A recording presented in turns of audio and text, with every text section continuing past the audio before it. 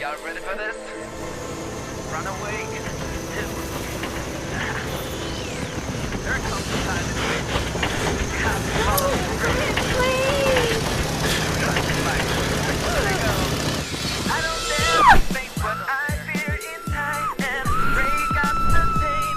Yes, to do this just tonight now. My inner me is needing a change far from being insane. I will do what pleases me. For once in your life, be real. These are the words that it takes. What's that it said? I long to be free again. I just wanna be free. Now I'm waiting for you. Why do you stay? One time. I don't know from where this feeling grows. Am I bound to leave? What's between each other? I don't care about what the world may say. That's the way it goes. And I want to run away. If I wanna go, I will go. No way.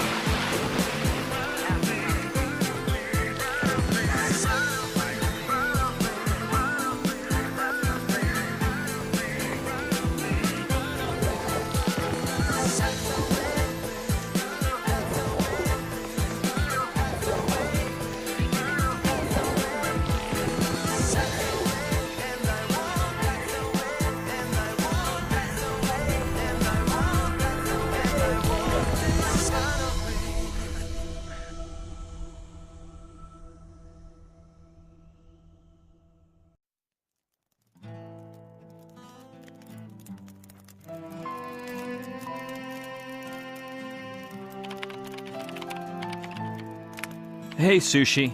Are you there?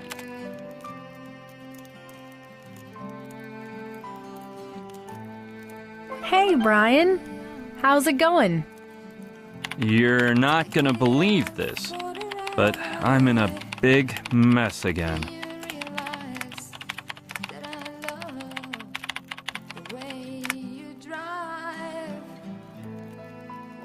LOL.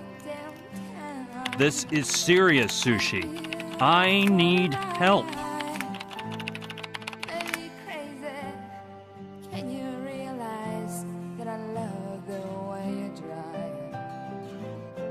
Okay, calm down. You can count on me. What's happening? Well, I guess I should start from the top.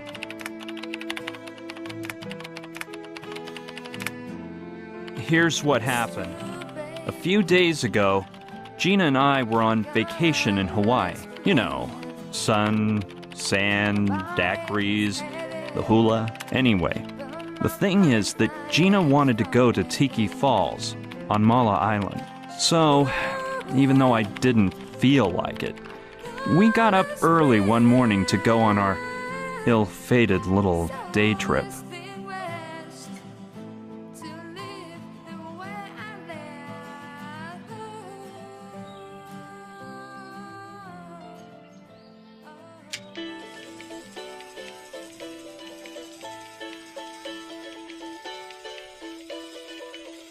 Brian, the alarm clock.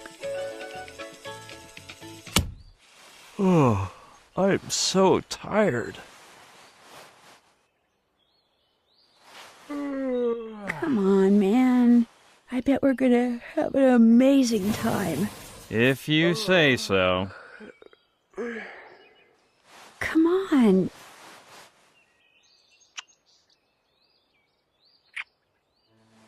It'll be awesome. Come on, don't tell me you've never dreamed of seeing the waterfalls and the Tiki Temple. Platypus Tours, huh? Couldn't you find a more upscale agency? I called a few others, but they all told me their flights to Mala Island were temporarily canceled for some reason. That's weird. Oh, don't be such a worrywart. A really kind old man at Platypus told me there was no problem. We better get moving. The pilot is expecting us on the beach at 8 o'clock sharp.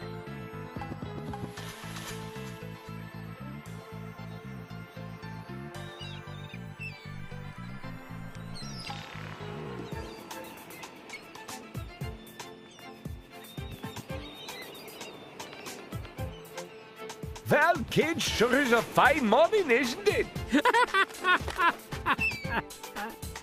Just perfect for flying over Zamala Island. I'm telling you, you're just gonna love them Tiki Falls and Temple.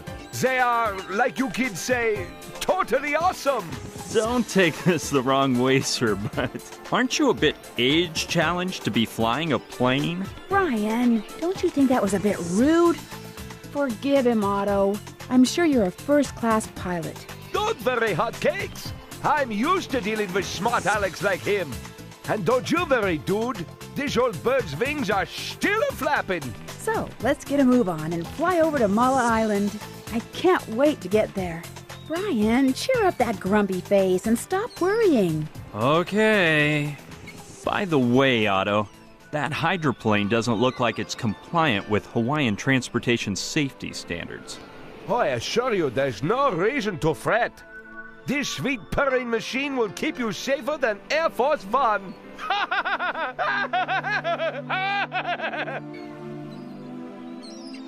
Here comes Oh, the God. Somehow I knew this wouldn't have a I happy will ending. do what pleases Come on, me. hurry! You have to jump! There must be some other way. Are you sure Otto kicked the bucket? He's flown to bluer skies, no doubt about it. And there's only one parachute. So get the thing on, because I'm opening the door. Well, let's jump together. I am not leaving you here in a crashing plane.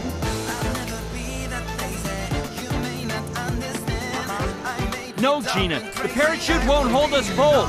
I can manage to land this contraption, but it's silly for both of us to risk our lives. No, I'd never jump without you. Hurry up, Gina. We'll see each other on the ground soon. I promise. No, Brian, please.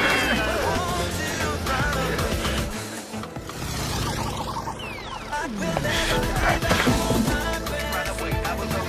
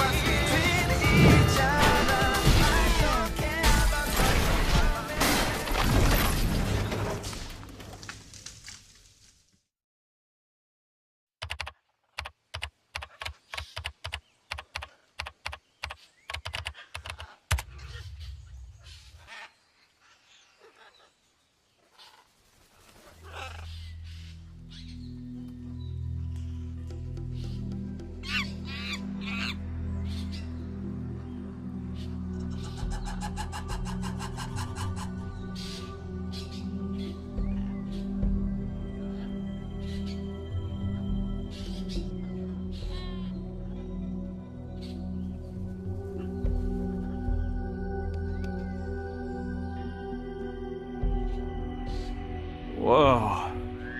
What happened? Where am I? The hydroplane. We were about to crash. Man, I can't believe I saved my skin this time. My poor body aches, but I don't think anything's broken. Just a few scratches.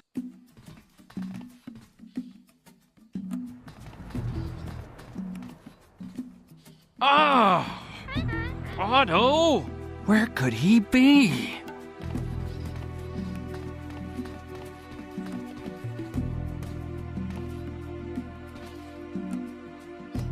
How weird. Otto is gone. I don't know. Maybe he was thrown from the plane when we crashed. Poor little devil. I feel awful for him. But he could have chosen some other time to fly the coop. I really get irked by people who make drastic decisions without consulting anyone else.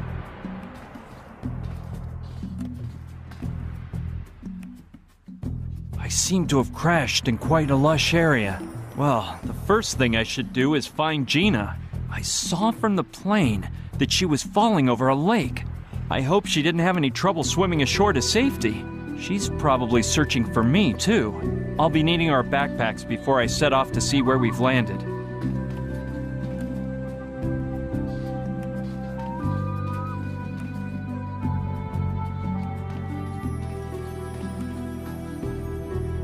Oh man, they're not here either.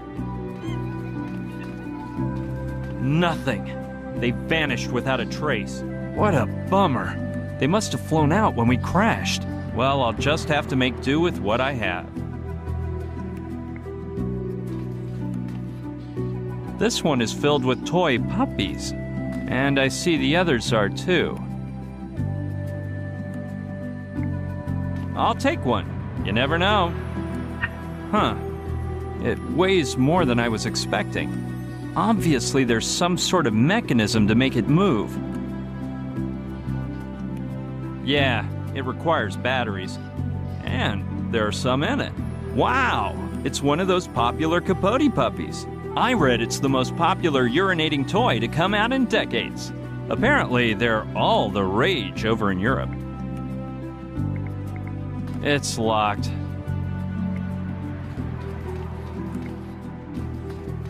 Some newspapers, bottles, cans, and Otto's old Walkman with Muzak.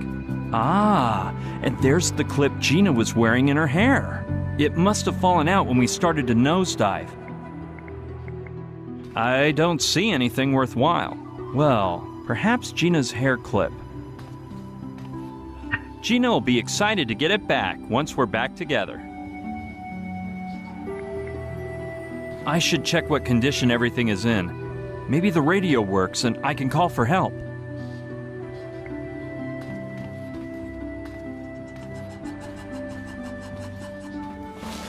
Anyway, I don't know much about planes, but this looks pretty banged up. It doesn't seem to be locked. Just some old binoculars and a pint of scotch. Seems as if Otto liked to travel well prepared. Jeez, they aren't exactly pocket-sized. However, they may be my ticket out of this jungle. 12-year-old scotch. Otto sure knew how to take care of himself. Yeah, I know this is no time for a drink, but it may come in handy later.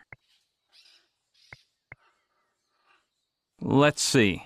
Maps and flight plans. And what's that down there? A magnifying glass. I'm taking that. I might need to use it. That looks familiar from the movies, but I haven't a clue what it's for. They're synchronized with the controls over here, the ones that belong to the pilot. There's just a filthy old thermos inside. Yuck! It's gross, and I'd rather not touch it. If I need it at some point, I know right where to find it.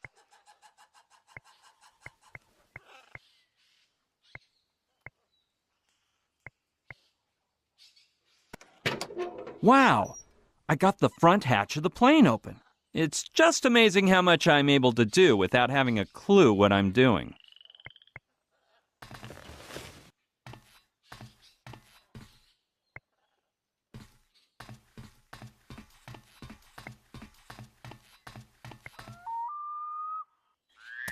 It's hard to be sure, but I must have passed out hours ago.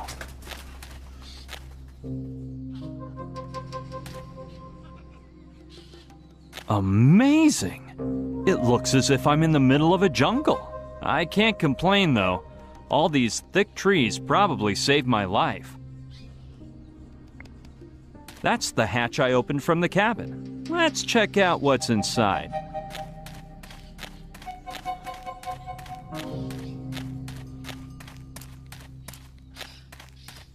Darn!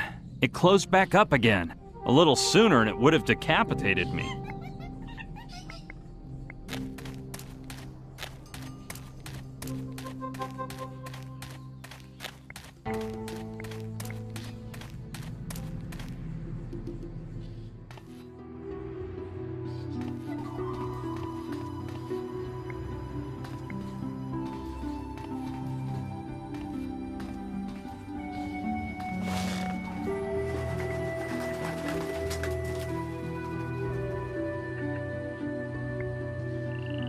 It must be used to open and close the front hatch of the hydroplane. Let's see whether the lever holds a little longer without moving. Good plan. Let's see if it's the right size. Perfect. With the lever blocked in place, there's no more worry about that hatch slamming shut.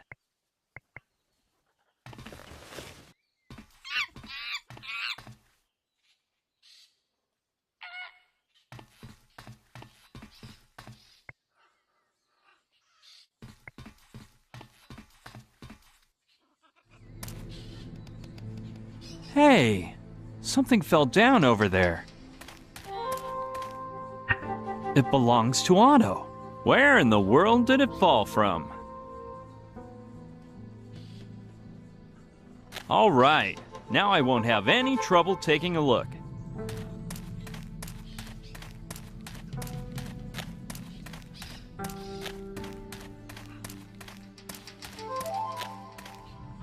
A tank of water is always useful.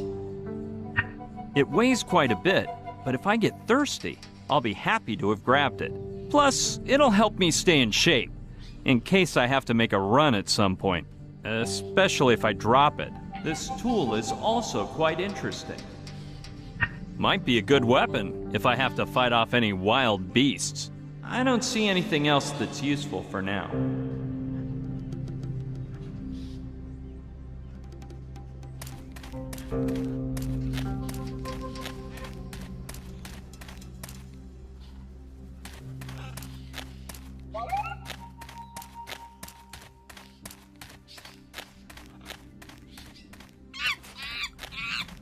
Well, I'll be a monkey's uncle. I think it's a lemur. Now, isn't that something special? It's getting more sparse up ahead. There are fewer trees and it looks like the jungle is ending. The bad part is over here.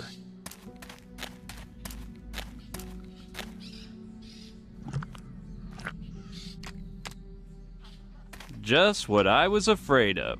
Quicksand. I'll have to be extremely careful.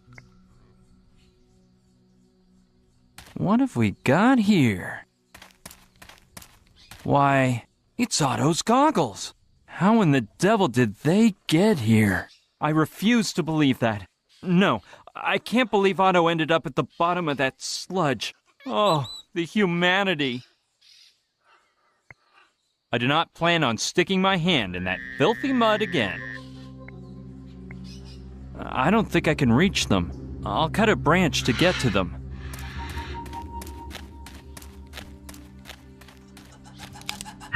This one should do.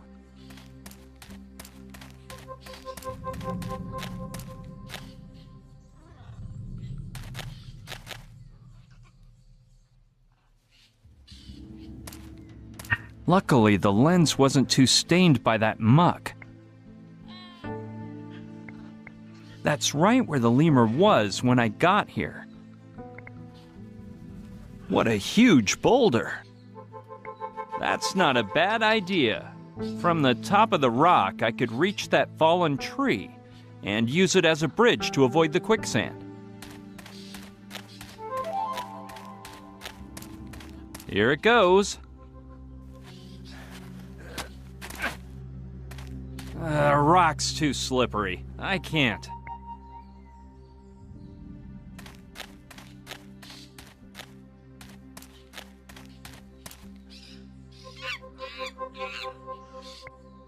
Okay, let's take a peek in there again.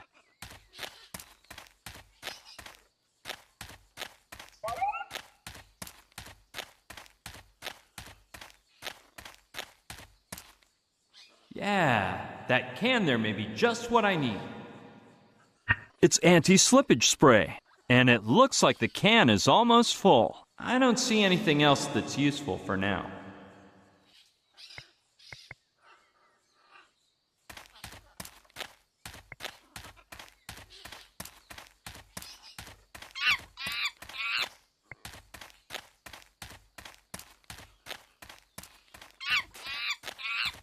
Hey, there's that friendly little lemur.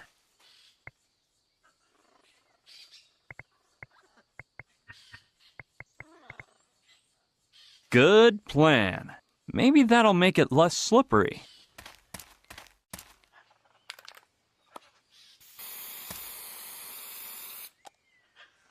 Presto. I think that'll be enough. Okay, let's see if I can make it now.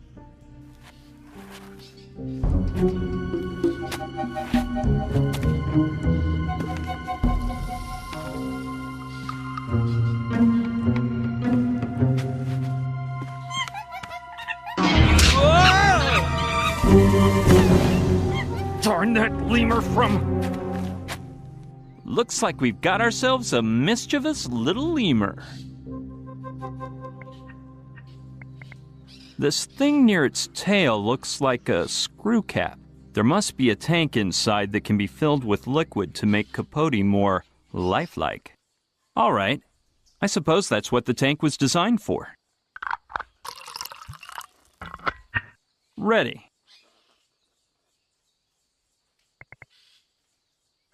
Hey, that does sound like an interesting idea. Maybe that lemur will be distracted by playing with Capote and leave me alone. This is the perfect spot. I can hide behind the rock, and while the lemur is scampering amid the trees, it won't see me putting Capote in place. I don't want him to think Capote's a trap. Ready.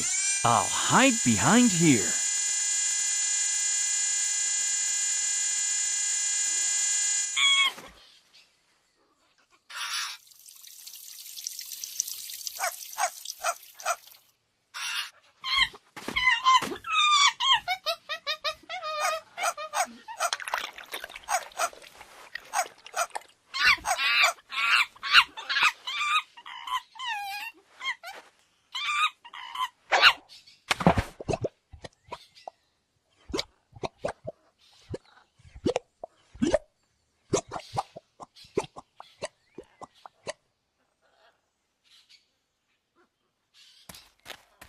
Man, that is one vicious little beast. It's not going to be easy to fool him.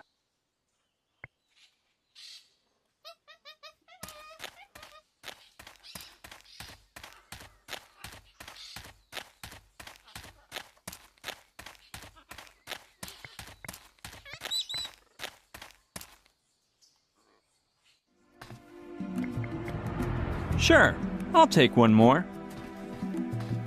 Let's hope this one doesn't end up drowning in the mud like the last one.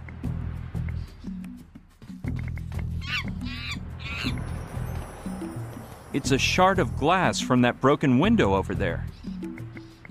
I'm not too big on the idea of carrying a sharp piece of glass around. On the other hand, it may be useful. I'll have to be careful not to get cut.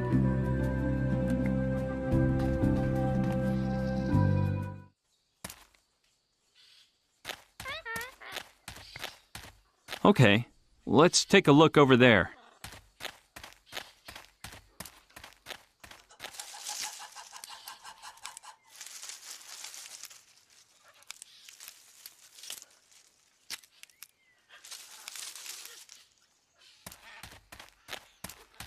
There's no way out over here. The plants just get thicker, and the jungle seems limitless. It looks like it broke off when it hit that tree. Luckily, the pilot's cabin didn't smash directly into any trees. If it had, I wouldn't be celebrating Arbor Day next year, let me tell you.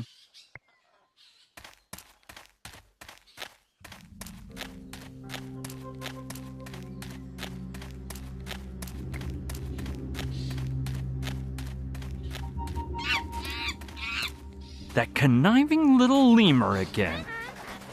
Hey, you filthy monkey! If I get my hands on you, you're gonna regret it. Yeah, that might be a clever idea.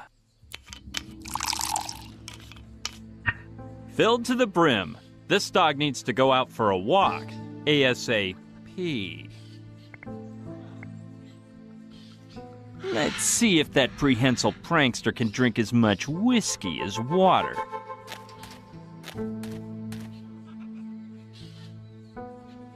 Ready. I'll hide behind here.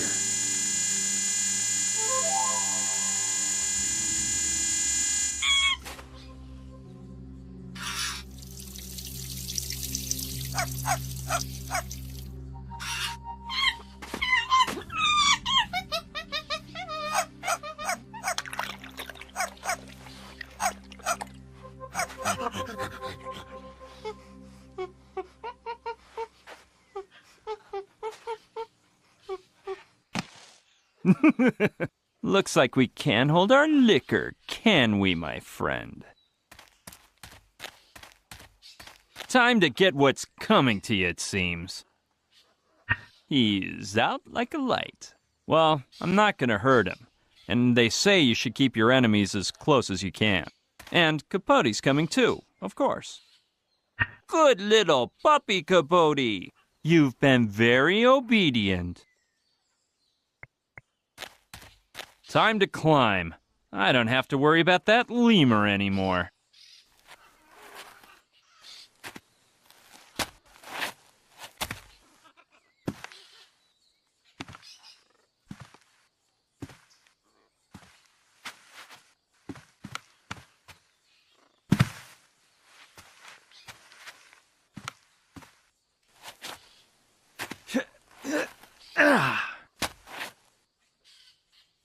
Finally, I made it up.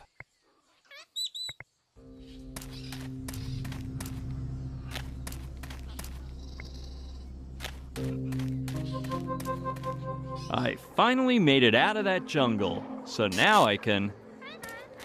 Oh, great. The jungle's ended, but not my problems. Look at that hanging bridge. It's scary just looking at that rickety thing.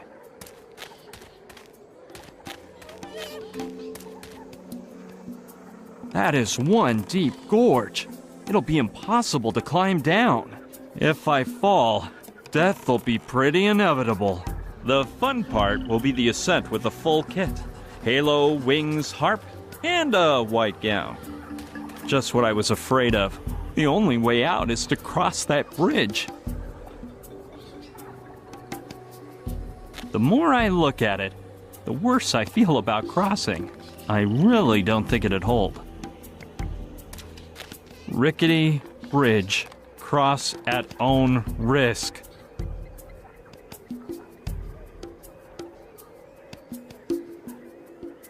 After reading that sign, I wouldn't cross it if I were on a reality TV show.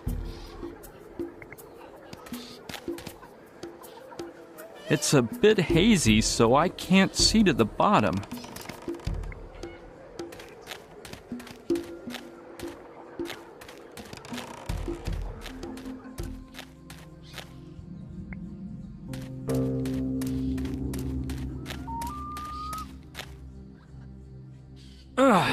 Climbing up here was already a bear, and going down bodes even worse. Call me insane, but I think I'd rather jump down instead of climbing. My horoscope for today must have mentioned leaping, jumping, or falling.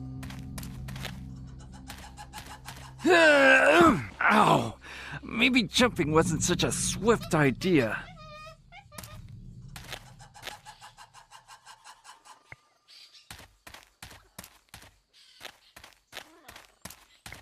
It's filtering in through the tree branches.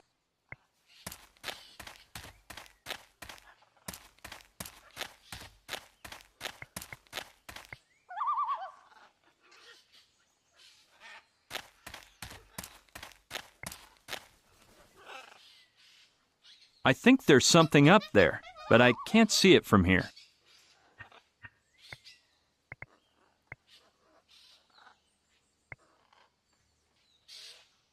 All right, let's see if I can find something up there.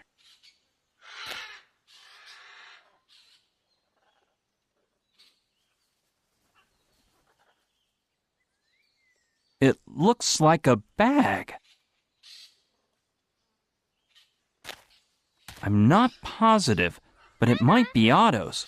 That would explain where his pilot's license dropped from. Well, as long as Otto doesn't fall down onto me at some point. That won't do any good. Yeah, I get the idea. Let's hop to it. There we go. I made it as long as I could. That's a good idea, but it would work better if I cut the branch first to give it the ideal shape. Yep, I just need to change the shape a bit. Bingo! It's just the way I wanted it. Yeah, I think I did this on a field trip once. Done. I've made the perfect slingshot. Yeah, let's see how good my aim is. I wonder if I can knock the bag down. This rock should work.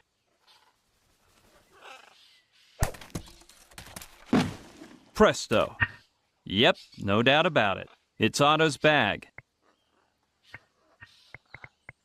All right, I'll take a little peek. This key could come in handy. I think I know what lock it opens. The problem is that it's split in two. It must have broken when the bag fell from the treetop.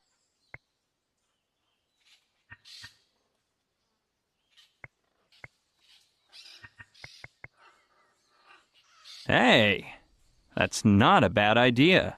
If I guide it through the magnifying glass, the sun will be turned into a super strong beam of light. But in order to be of any use, I'd have to aim the magnifying glass at something. And I don't see how I'd do that right now. Good idea. That way I can use the magnifying glass wherever I need it. The hard part will be fitting the handle in, so let's cross our fingers. There we go. I made it as long as I could.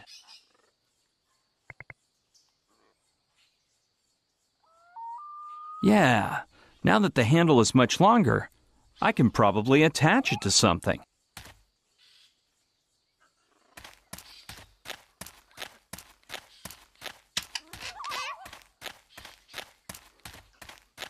This looks like the perfect spot.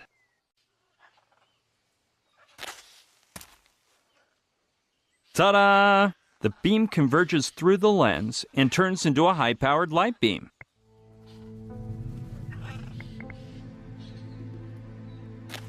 Yeah, if the light beam produces enough heat, maybe I can weld the key together.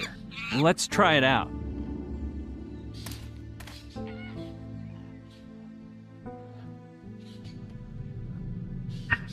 Yes, I deserve the Locksmith Merit Badge. And it seems to be pretty darn sturdy.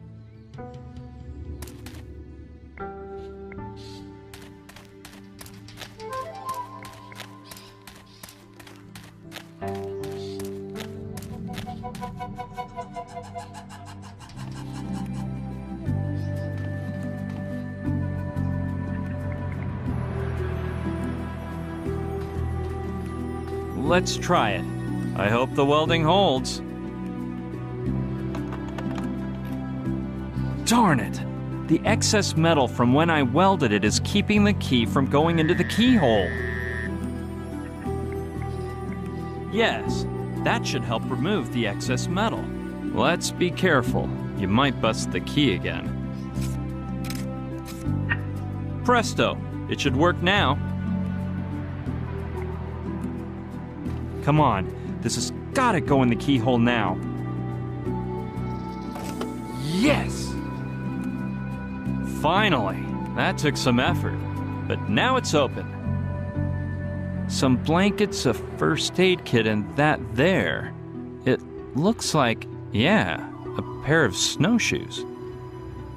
I'm not interested in blankets. I don't even think they have a winter around here.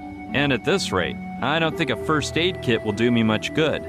However, yeah, those snowshoes may be just what I'm looking for. They remind me of a Neanderthals, but hey, Neanderthals knew their snow.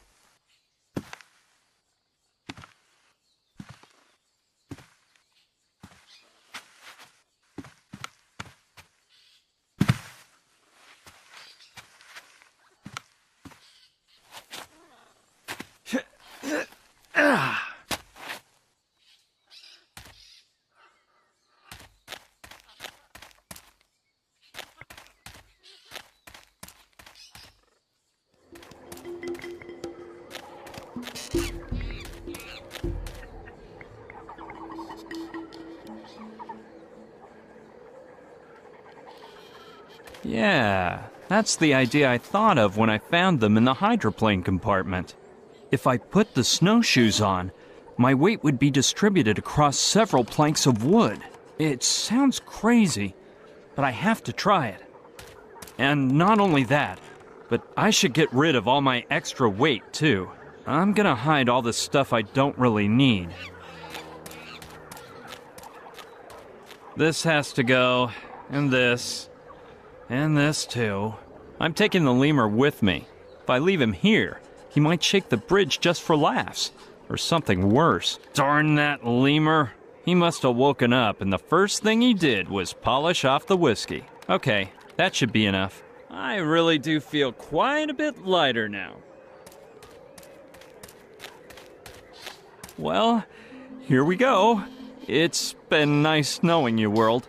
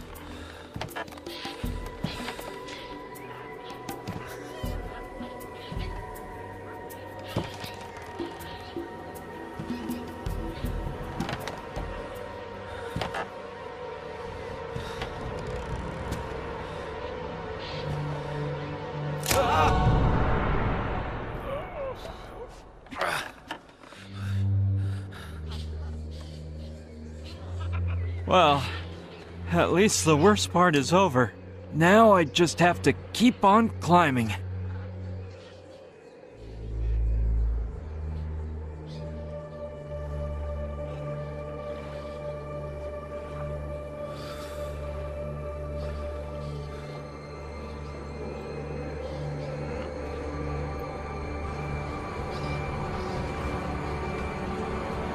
Wait. What is this doing on a lost island?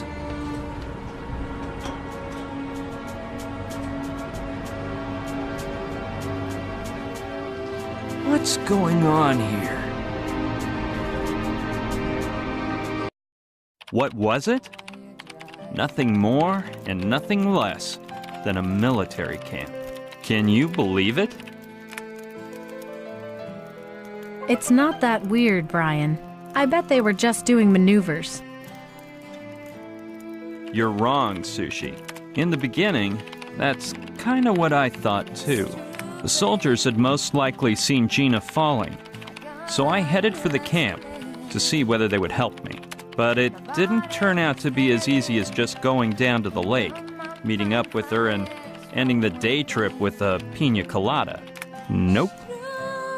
The accident turned out to be nothing compared to what was in store for me. Things were about to get worse. Much worse.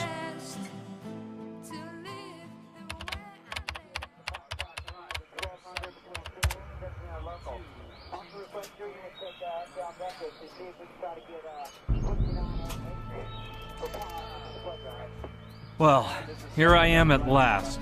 I never thought I'd make it. I hope the hike was worth it, and those soldiers know something about Gina. Freeze! Hands behind your head! But I said hands up, mister! Okay. All right, man, keep it cool. Listen, pal, it's nothing personal, but you can never be too careful. This is not necessary. I'm unarmed.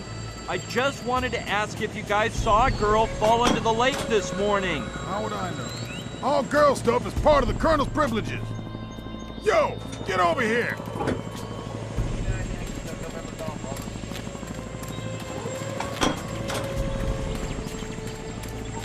Could I speak with the Colonel then? I don't know why I should help you, dude, but you caught me in a good mood.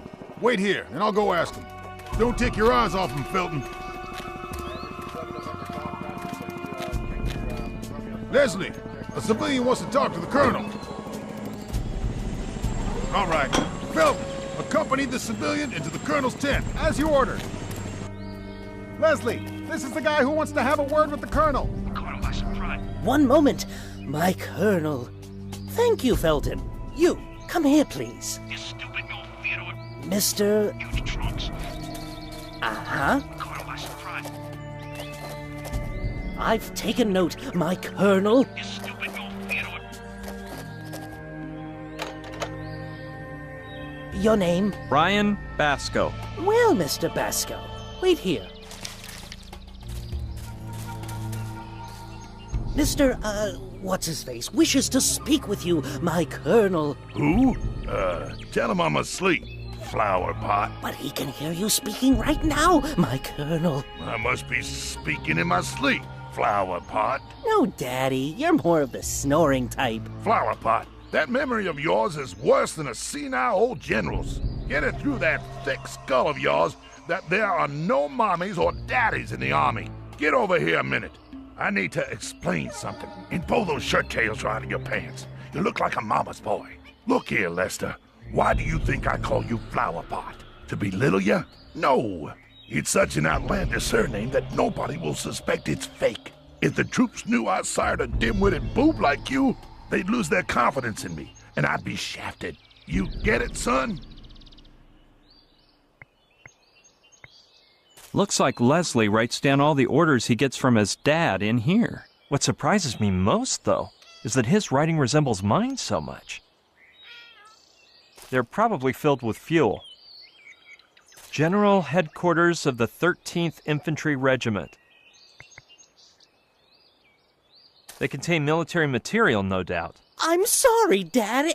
I mean, my Colonel. Oh, by the way, the satellite has located that shipment of cigars you were being sent from Cuba, my Colonel. It's about time, Flower Pot. Coordinates? I didn't memorize them, my Colonel, but I'll ask for them again right away. God damn it, Flower Pot. Aren't you using that planner I gave you for Christmas? Do it now, and send a couple of men to the area. I want those cigars brought to me, as of yesterday. Out of my sight, Flower Pot. You can come in, Mr. whatever you're called. Thanks.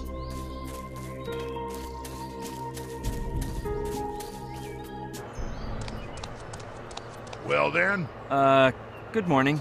My name is... is that what you came to tell me, civilian? Or did you have something interesting to say? Well, I'd like to ask you about... Negative. I'm the one asking questions here. Yeah, but I was just wondering whether... What do you think this is? A Q&A in the Pentagon press room? I'm warning you. Nobody interrogates me. It's really just a quick... Look here, civvy boy. Are you dumb or am I explaining this all wrong? If you ask me one more question, you're gonna spend the next 15 days in my refrigerator. Got that? In the refrigerator? Well, if you give me a baseball to toss around... Okay then. Now, answer this. What in Sam Hill are you doing on my island? Actually, I didn't even want to come here. It was this girlfriend of mine. Well, well. It turns out the smart aleck civilian is just a boy in love. Son, if you were a soldier, no woman would be playing around with you. Why don't you enlist? I can't picture myself in a uniform. Green doesn't go with my skin tone, and helmets give me a headache. So this is what goddamn civil society has made us sink to? You keep in mind, boy, that I only tolerate 3 kinds of civilians: women, kids, and the cripple. The rest of y'all should be under military command, killing for your homeland and dying in combat. But those dang politicians and scientists back in D.C. are all fooled with their welfare state, human rights, and atomic weaponry systems. They're trying to do away with the real army and values that make men men. It sounds truly exciting, but I don't want to have to kill anyone. So you're that kind of folks. You say that because you never tried. But once you acquire a taste for it, you kill to try again. Enlist? Me? Do I look like a fool? What kind of sissy are you, boy? When the winds of change blow through, and they will, you're gonna have to fight. Then I'd like to see what you use your pretty face for. I told you, I won't tolerate the 3rd degree. So answer me or suffer the consequences. I don't know. I've never held a weapon. Hey, where'd you go to grammar school, boy? Didn't you get an education? Man, that's not what I meant. I must have wigged out. Oh, yeah?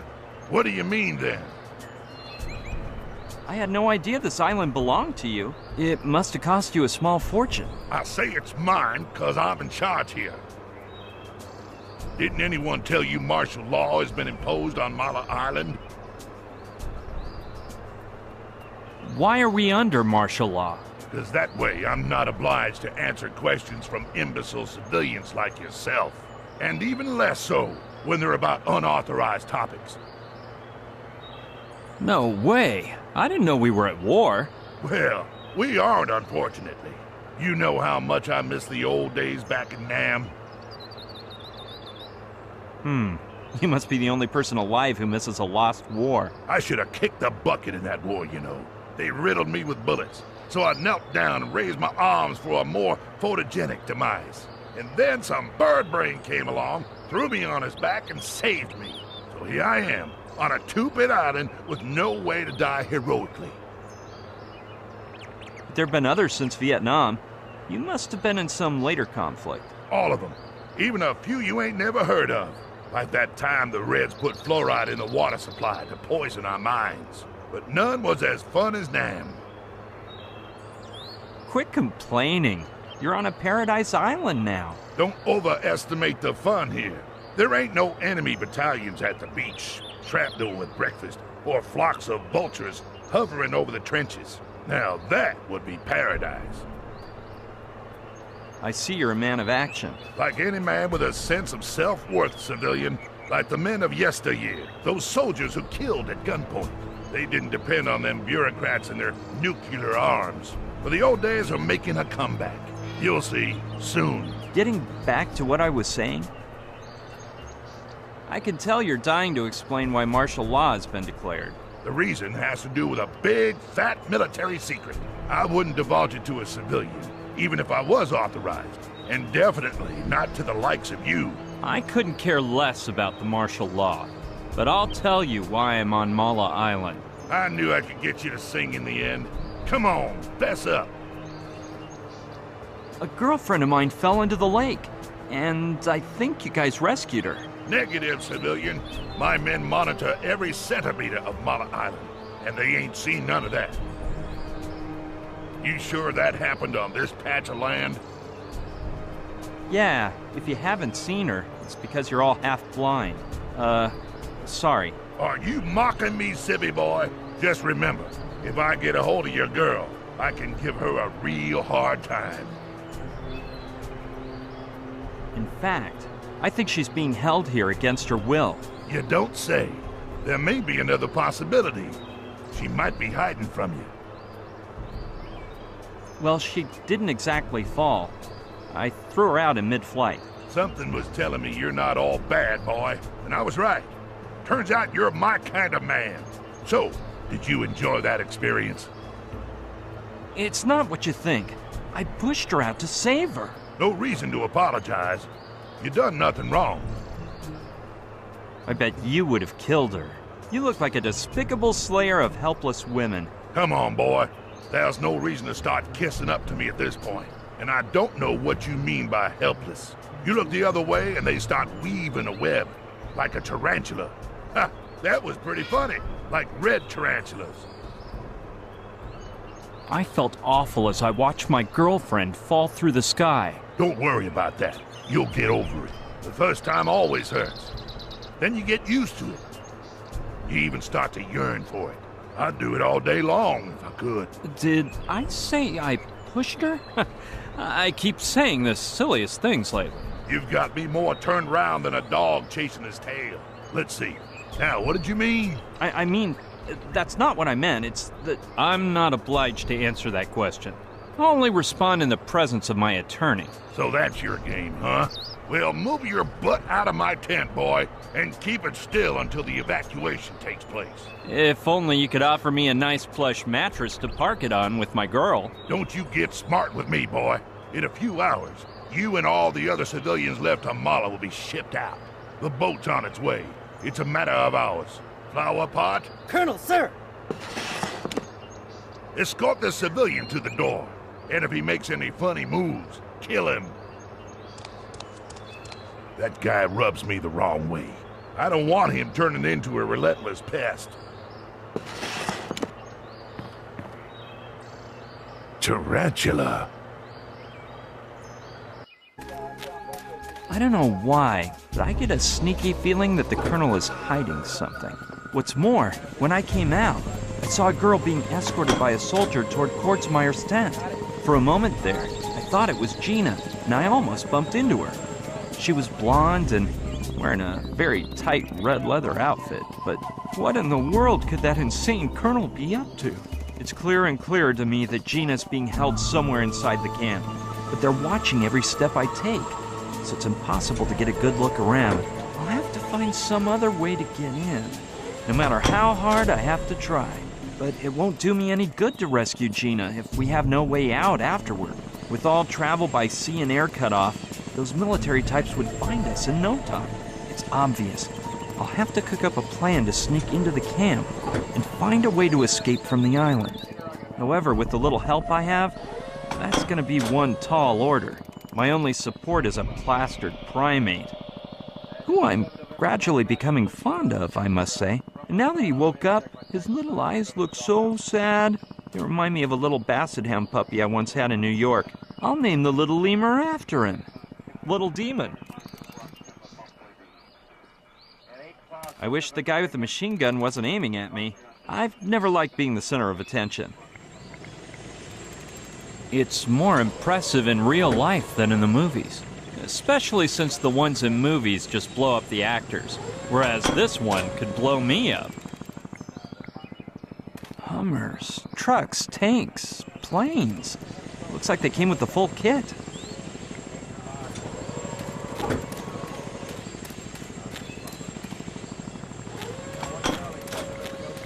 Looks like it leads to a crossroad. I'll go see what I find.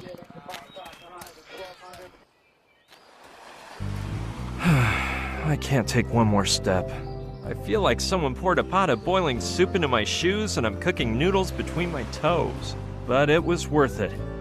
Finally, some contact with civilization. There's another soldier with a car. I hope this one doesn't give me any flack. Let's see what the area has to offer.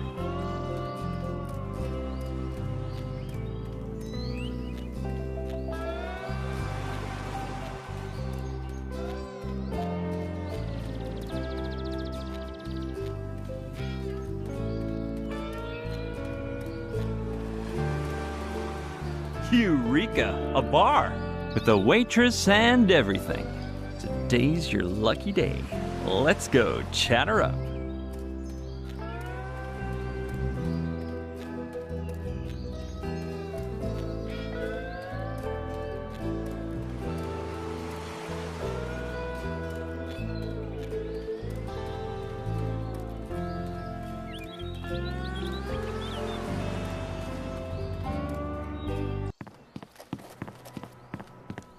Hi there.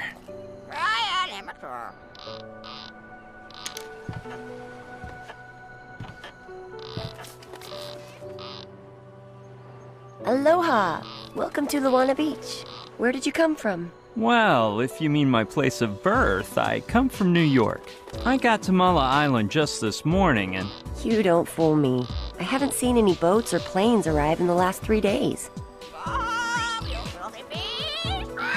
The thing is, I landed on the other side of the island, in a biplane that looks worse than a World War II relic. Did you fly in with Otto? No way! You guys know each other? Yeah, we're old pals, and I adore his cool plane. I met my ex-boyfriend Charlie in it. Where is old Otto, by the way? I think he went to Kauai. Yeah, he left full speed ahead to deliver a shipment of Capote dogs. Oh, I love those little puppies, and they have such a cute name. Mine is Lokelani, stranger, which means heavenly rose. Nice to meet you, Lokelani. I'm Brian.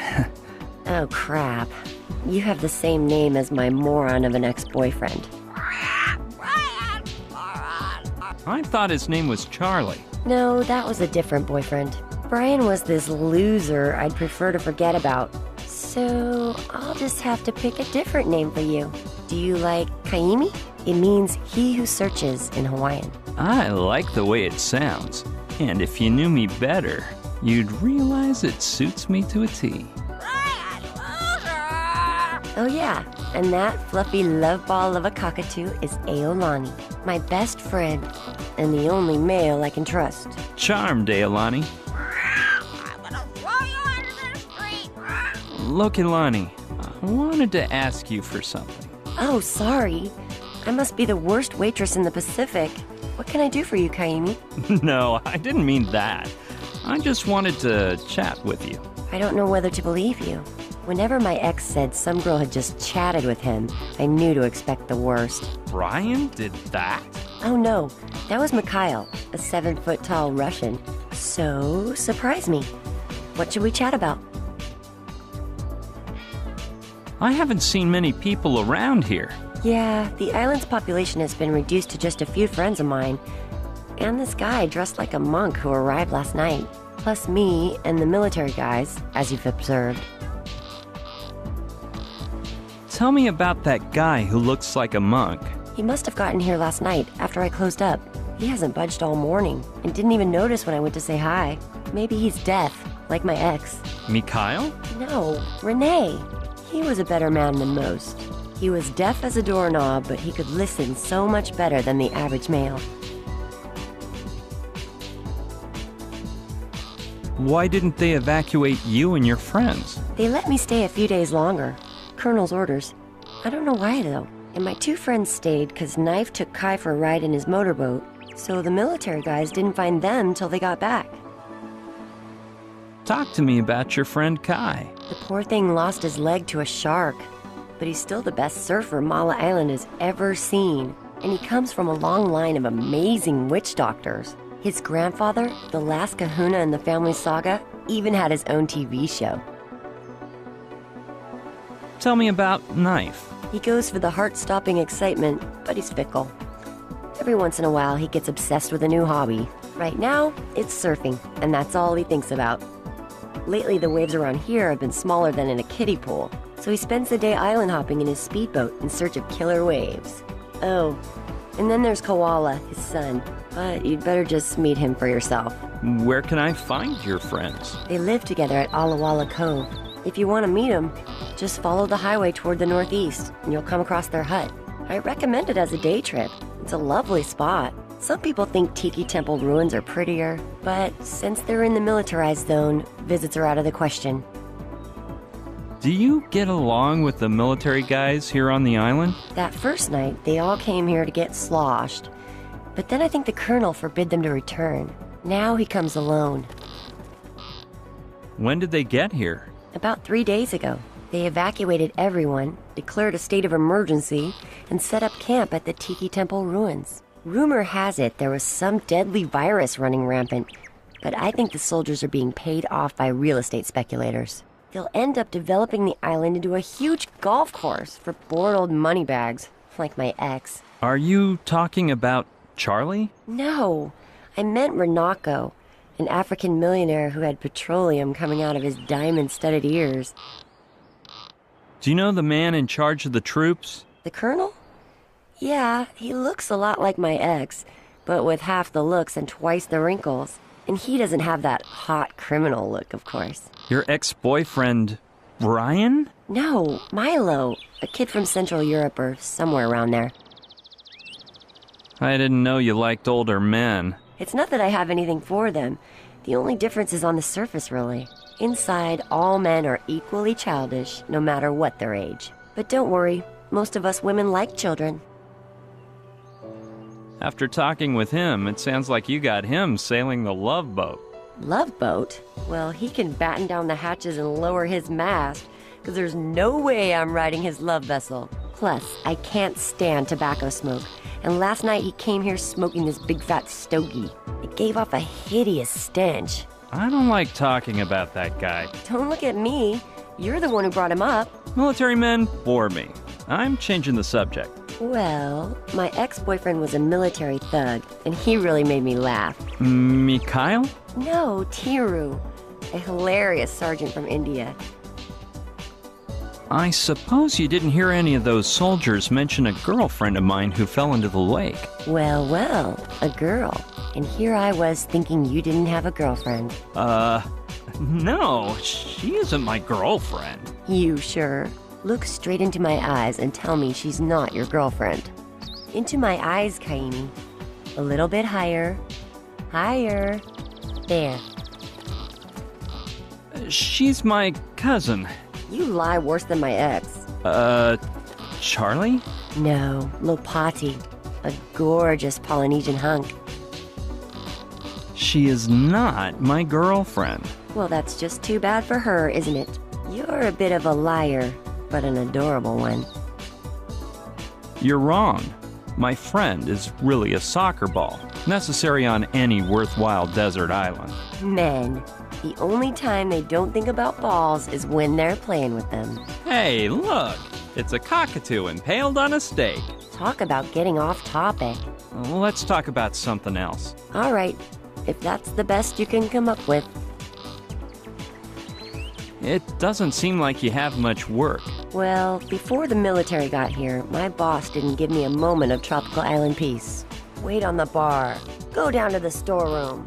Clean up the photo stand. Shoo those lemurs off the bucking bronco. Put on a skimpier outfit. Sounds like you have a great boss. Huh. If only you knew. Once I thought it might be nice to set out some trays of fresh coconut. And he said, I don't pay you to think. If I get so bold as to give a free drink to a customer, he threatens to fire me, because he's the biggest skinflint in the Pacific. And on top of that, when the soldiers came, he ran off like a sissy, but told me that if I closed up shop, he'd fire me. What was it you said about a bunch of lemurs? I know it sounds weird, but a few years ago, a Japanese boat full of giant lemurs sunk nearby. It was headed for New York. Anyway, the lemurs swam to shore and took over the beach. You can't imagine what lushes they were. If I turned my back for a second, they'd rip off all the booze. They were bombed day and night, destroying everything they got their little prehensile paws on, until we managed to run them into the jungle on the other side of the island. Well, I suppose this bar isn't exactly the workplace of your dreams, is it? Don't be so sure. I've had worse jobs. I even worked in Hollywood as a makeup artist. It sounds all glamorous at first, but when you have to turn 3,000 midgets into extraterrestrials, all the glitz and bling bling starts to fade. So, how did you manage to find work in Hollywood? You know, the same way everyone gets a break in the movie world. Maybe you should save it for another time. There may be minors reading this. What a dirty little mind you have. I got my break thanks to my mom, who was a makeup artist.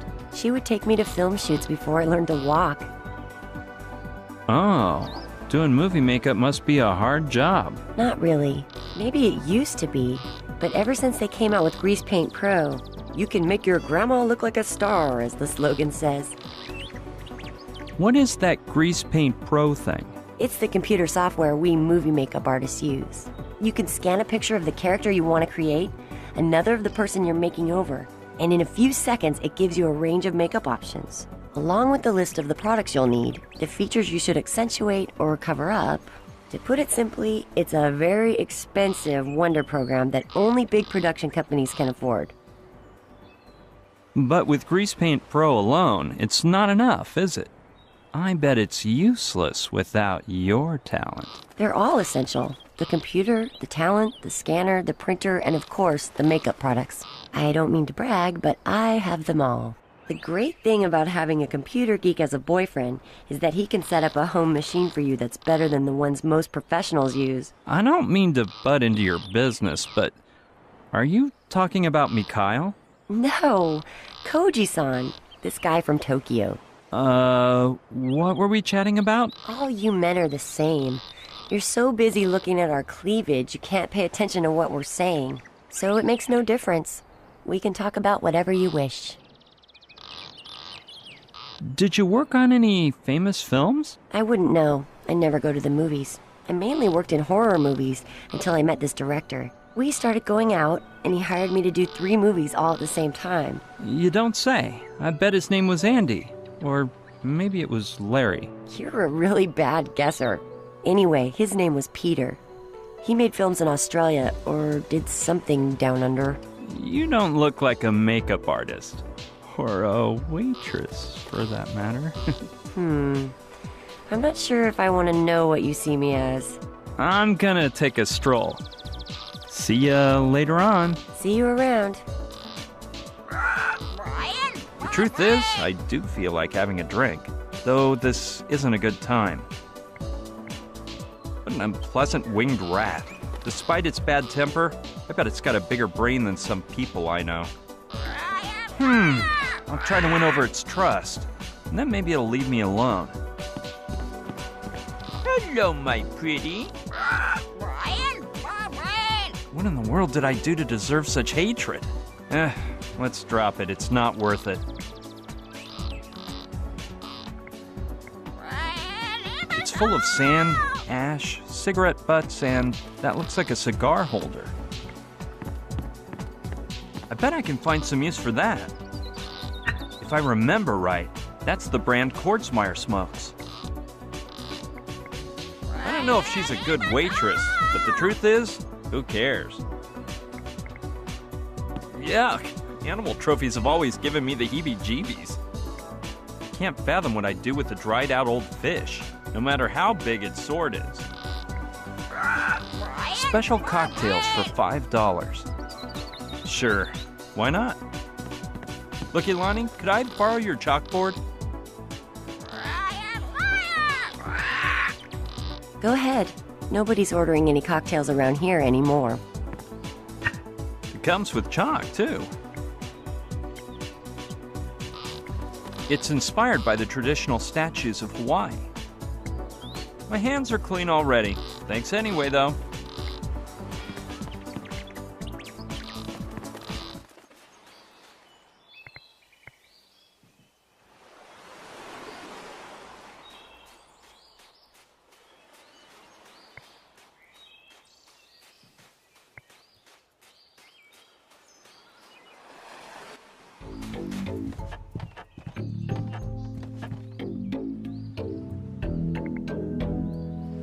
He looks like a character from The Name of the Rose.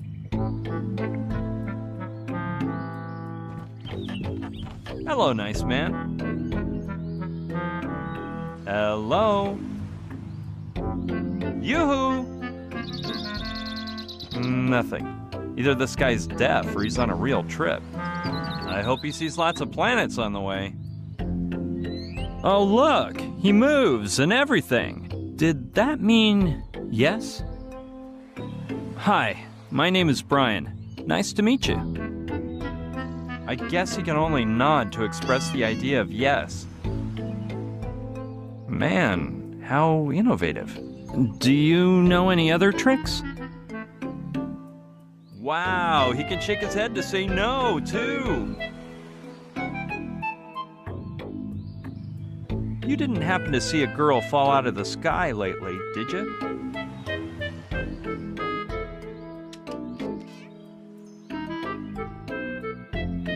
Maybe a monk isn't the person to ask about a woman, so I'll rephrase the question. Have you seen a man with no hair on his face fall out of the sky? Maybe you saw her fall and thought it was a miracle. I have a hunch you're not going to be much help, so I'll just drop the subject.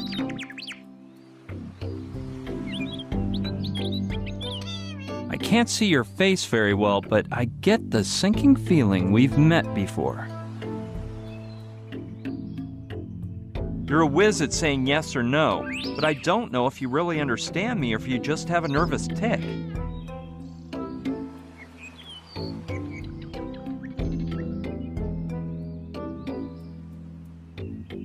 I think I've gotten a bit mixed up, so let's change the subject.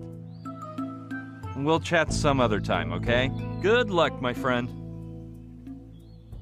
This guy may know something, but if he keeps talking that way, it'll be hard to discern the important part. Besides the fact that, luckily, he isn't deaf. Okie doke, let's see if he knows how to write. Hey guy, I found a chalkboard for you. If I give it to you, you can write on it, and you won't be stuck just saying yes and no. Do you mean yes, you'll still answer yes and no, or yes, you won't? It doesn't matter. Here, take it.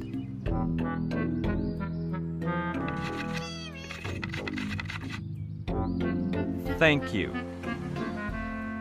You're welcome, ma'am. You see, I wanted to ask you a few questions.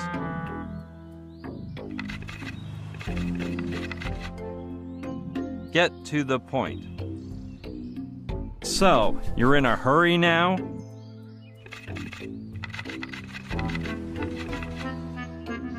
No. Running out of chalk. A girlfriend of mine fell into the lake. Are you sure you haven't seen her?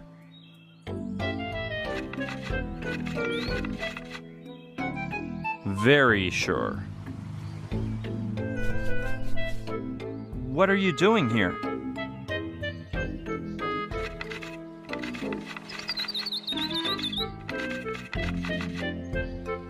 I have a mission to accomplish.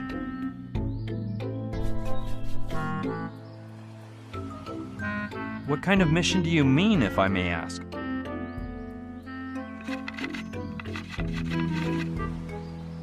You may not. If you have a mission, then you're not a monk, you're a missionary.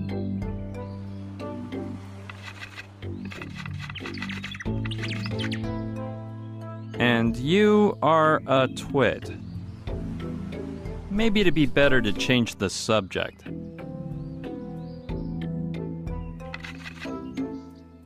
Okay.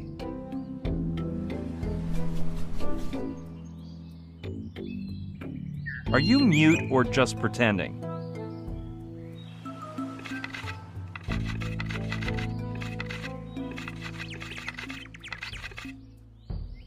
Long time since I used earthling speech organs. And what speech organs do you use then? Gills?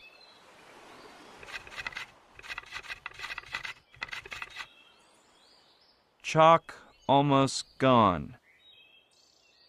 So soon? Well, it did last quite a while.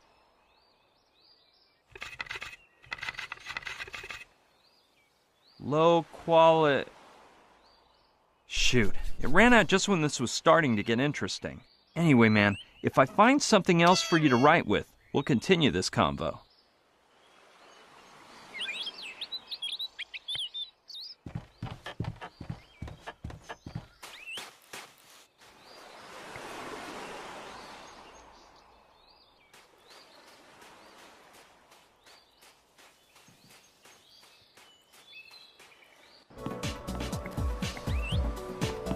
Hey, Lokelani.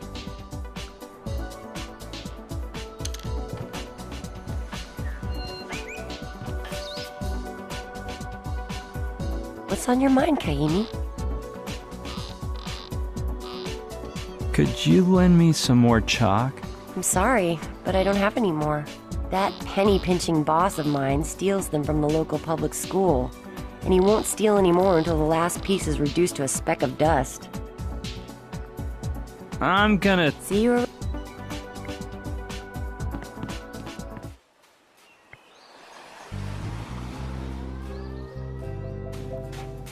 My goodness, the collateral damage of tourism. If you ask me, rodeos and, of course, bucking broncos are about as Hawaiian as koalas, just to give an example. It's not exactly in tip-top shape, but I guess it might pass a safety inspection, if the inspector survived, that is. No, it's such a wreck something might happen to me. Plus, it probably doesn't even work.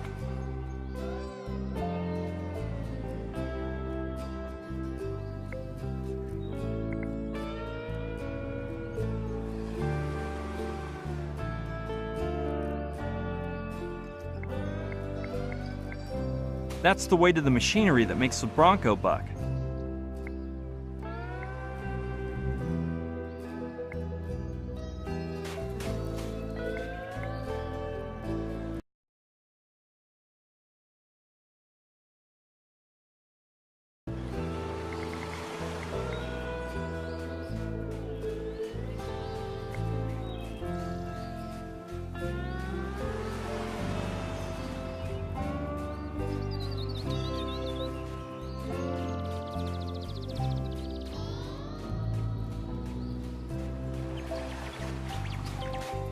Ooh, it's one of those stands where you can get a souvenir photo taken. I always thought they were a little cheesy, though. I just don't get the humor.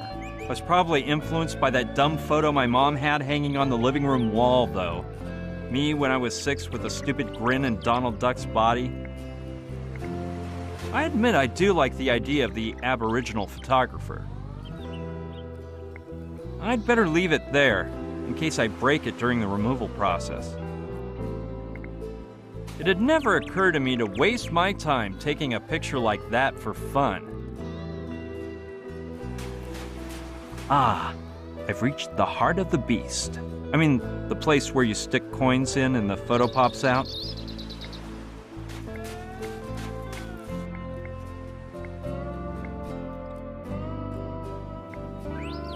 No, even though the wood is worn out, it's well anchored from behind. Plus, why would I want to knock it down?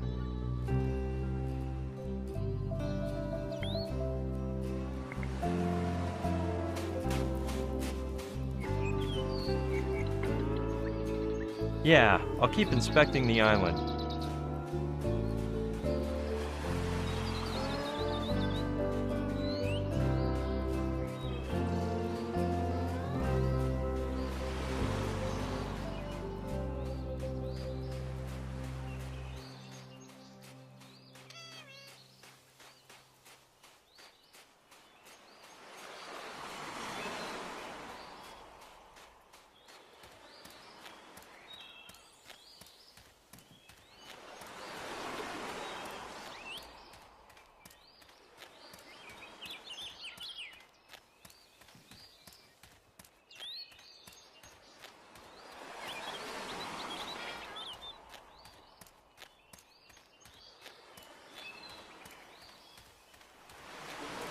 I'll try to find that cove Lokilani told me about.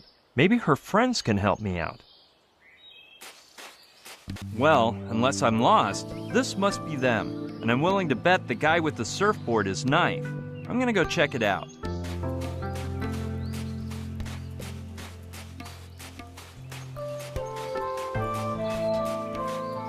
Hey, you're Knife, right? Sure am, mate. Have we met? Actually, I haven't, but I've heard about you. Gnarly, mate. My fame back at the University of California remains. I'm not surprised, though. After 70 years trying to finish school, even the professors know me. No, Lokilani's the one who mentioned you. Lokilani's one hot babe, eh? She's like totally for my bones, mate. But don't tell Kai or he'll go aggro. Okay. Hey, I haven't introduced myself. My name is... I heard that, bro. You just told Brian that Lokelani thinks you're the kind. And no one's gonna swallow that, bro. He is like totally full of himself sometimes. He thinks the fact that some shark chowed down on his paw is enough to impress a Betty like, wait, what did Lokelani say about me? Not much. She just said you're crazy about surfing. How could I not? I was born in Byron Bay. Where? Byron Bay, in Australia, mate. The place with the bitchinest airs on the planet, buddy boy. Thing is, when I was a kid, I didn't like surfing. I was all into underwater diving. California's where I got all hyped on surfing, but crikey, over there in Cali, it's majorly packed. You know you gotta reserve a wave at least 2 days in advance? No, I didn't. Hard to believe. I'm telling you, and don't think that means you get to ride it alone. Nah, they rent it out to so many mates at once you feel like you're surfing in a public toilet. So of course you decided to come here for the peace and quiet. For Kai, too. When I was a freshman in Surfing Sciences, I saw him do a demo in a video, and it was so gnarly that I dropped out of college to become a student. Kai rules, mate. People say he's a bum just because he spends 16 hours a day resting, but all the masters have to meditate. I guess that video was recorded before he lost his leg, right? Negative, mate. The most awesome thing is that his mastery's greater with that iron leg than most people with... Hey, you're not trying to get him to give you classes, are you? Don't worry. Surfing's not my thing. You're not into surfing? Whoa, what's up with that? I knew there were some freaks out there, but... So, what brings you to Mola, then? Before, you said you studied surfing at the university. Full on, mate. Since people spent all day on the beach and the classrooms were empty, the uni decided to dream up some more interesting majors and the students were majorly stoked. It was mythical, mate. I, for instance, signed up for 14 different majors. From skating sciences to applied Tai Chi, plus adventure sports theory and practicum and California punk aesthetics. I didn't go to class much, but it was cool to say your major was one of those rad subjects. What's the meaning of those movements you were making before? Tai Chi, mate. Since I can't surf, I have to do something to keep in shape. It seems weird to me that you have a son. Koala? He is even weirder. I'm not sure whether he'll turn out to be a criminal or an artist. You look too young to have a son. I'm telling you, mate, it just happened once, kinda by chance. I met this hot, amazing, mythical babe who digs adventure sports and the Red Hot Chili Peppers. We were kindred souls, but hers was in a bikini. The thing is, when Koala was born, she got the chance to climb Mount Everest on a tightrope. So of course she bailed. Then she did this round-the-world hydro bike tour, then some other expedition, then another. So, I guess she'll come back someday, but I try not to let it get to me. There's too much stuff to keep me busy, and freaking out is for nerds. Did you say your kid's name is Koala? No, mate. Actually, his name is... It's... Mike. Well, eventually I'll remember. I call him Koala because of this cartoon movie he's watched like 10 bazillion times. One of the characters is this blue alien, but the kid kept yapping, "Look at the koala!" Since he saw one when he went to visit his grandparents that summer, it was koala this and koala that. So now, he's stuck with Koala. Why do you think he'll be a criminal when he grows up? 'Cause he's killing me, mate. Me and everyone else, 'cause he can't sit still for a second. He doesn't actually speak, but his actions speak loud enough. This morning, while we were having breakfast at Lokilani's, he started raging on this military mate, who almost whacked him to the other side of the island. And he's one fast little bugger too. If you turn the other way for a second, he'll totally whip your butt. By the way, that Lokilani's a hot babe, eh? What makes you think he'll be an artist? Didn't you see the sand turtle the little tyke built? I'm like totally amazed at the way he works with his hands. He made it in like 2 seconds, mate, right before going out for breakfast. But ever since he got his hands on that console, he's locked himself in the house and it's goodbye, turtle. Let's leave your son be. Yeah, mate, if he gets bored with that game Power Station or whatever it's called, you're gonna freak. Lokilani told me you have a motorboat. Lokilani's a sweet babe, ain't she? So what about the motorboat? I think you used the motorboat to look for waves on the nearby islands. No, that was before. The guys in green told me they'll whip out their guns and shoot me if I use it. They must hate surfing so much that one of them says he wants to fly over the beach in a helicopter while I'm surfing, and use me for target practice. People are just totally wacko.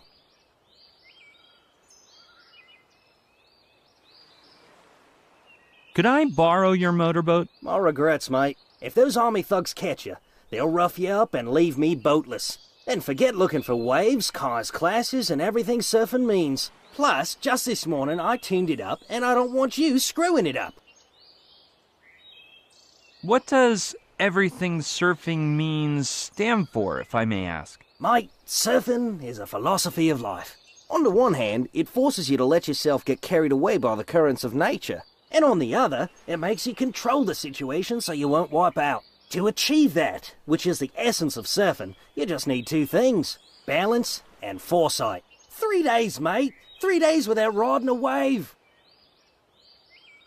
Is surfing your only pastime? No, mate, normally I work as a tourist guide. I take 'em down to get all stoked over the lake, the falls, the temple, and fishing, but right now, I'm on a required vacation. And not a single pathetic wave to ride.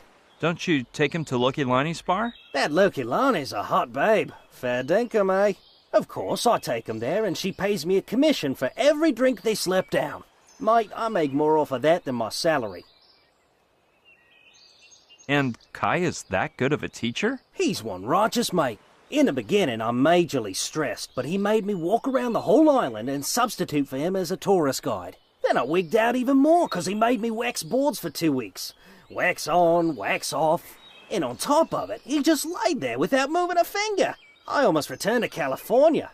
Or Australia, that is. But then he started to teach me for real, and you gotta admit, the mate's better than the whole surfing university faculty put together. Plus, I realized he's no bum. He's just meditating. Let's talk about your motorboat again. Isn't that, like, totally rad? What were we talking about before? I don't know, about surfing maybe? I'll just leave you alone here, Knife. Later, mate. Hey, do me a favor. Don't go into my hut, 'cause my kid's in there flipping out with a console I picked up while we were having breakfast at Lokilani's. And now that he's quiet for once, we better just leave him alone, in case he decides to come out and ruin this peaceful moment. I have to get him to lend me his motorboat. It's hard to imagine 3 people living in there.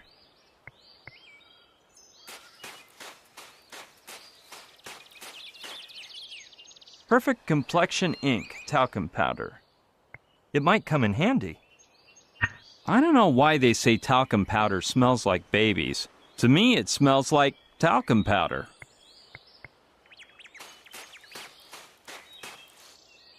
It must be left over from when Knife set up the sawhorse that the board is resting on. Sure, I doubt Knife would mind. It's a good rope. Seems strong.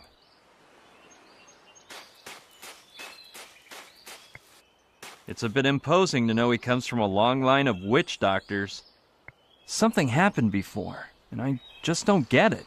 While I was talking with Knife, Kai called me by my name, but I'd swear I'd never mentioned it. I'll go ask him about it. Excuse me for bothering you, Kai. Aloha, Brian. But how do you know my name? You mean you never mentioned it? Not as I remember. Well, I must have heard it around town, brah. That's funny, because I just got to this island. Welcome, then. Do you plan on sticking around, brah? No way. I'm just passing through. Or more like I just dropped in by chance. No. Stay as long as you want, brah. I like it when you Malihini come to live here. As long as you don't make noise and you let me meditate in peace. There's fewer and fewer of us who speak Hawaiian, though. And it's sad to see the traditions disappear. I bet you don't even know that Mala, the name of the island, means garden. I'd love to learn Hawaiian, but I have no time to waste. Hang loose, brah. Nothing in life is worth running away. First, you have to ask yourself about the Mana'o and things. What they truly mean. And the best way to do that is to lay down and take a load off for a while. Darn, the main reason I came was to ask you a few questions. Whatever you want, brah. Do you know if there's any way into the military camp without being seen? Not a one, brah. Those soldiers are as wa'awa'iki as they seem. They set up around the Tiki Temple, and that place is practically impenetrable. I've heard you're a surfing hero, even though you're missing a leg. No big deal, brah. People who don't think exaggerate all the time. Lots of talking, lots of hurrying, and little meditating. People should spend more time lying in a hammock. Plus, if that shark hadn't gnawed my leg off, nobody would talk about me.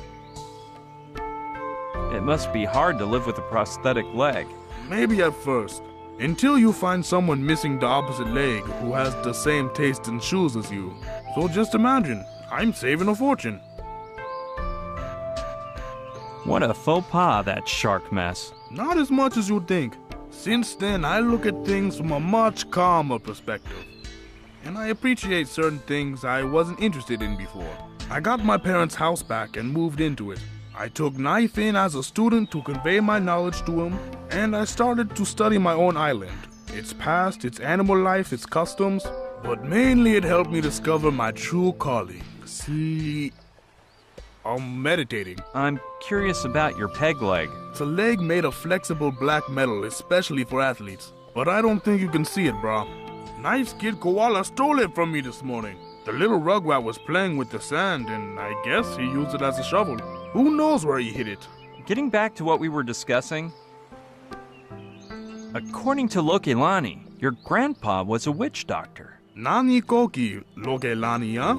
Yeah, my grandpa and my great-grandpa before him was the island's official kahuna and official witch doctor of the poultry god. His specialty was bringing poultry shop chickens back to life. Is it true that if a bird dropped dead, your grandpa could revive it? That was his specialty as a kahuna. He was called Kini Papamoa, which means something like King of the Sick Poultry.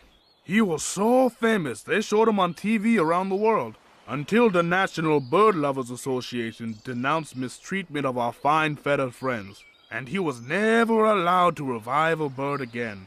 Then he started learning Reiki to use as a hangover remedy, but he never seemed to be very good at it. Maybe it's 'cause he only had one hand. I guess you must know a thing or two about witch doctoring. My grandfather would always take me to his Hawaii, his ritual hut, which is where he would teach me everything a good kahuna should know. Sharks are the spirits of our ancestors.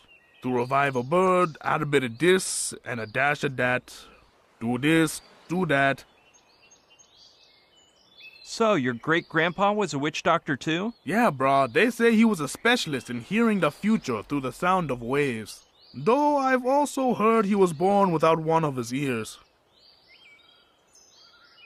What does Nani Koki mean, referring to Lokelani? Pretty much the same as Hilu Hilu.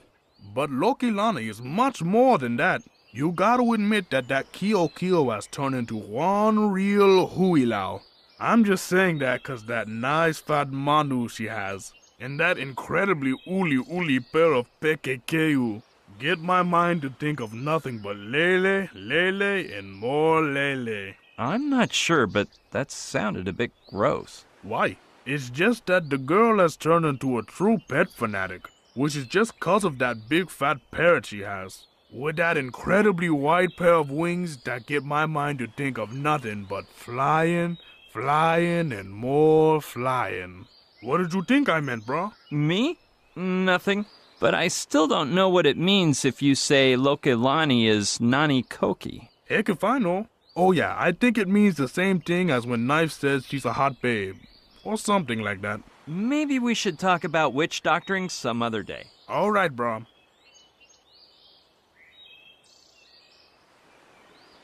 What does that word bra mean that you say so often? I wouldn't know how to translate it, bro.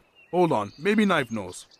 Listen, bro. What do you want, mate? Hey, how would you translate bra, bro? I don't know, mate. Think harder, bro. Hey, the one who speaks the Hawaiian lingo is you, mate. Yeah, but I want to know how to say bra in your language. No, mate, I don't know what bra means. You sure, bro? Don't go aggro on me, mate. I can't stand the way that bra's always saying mate all the time.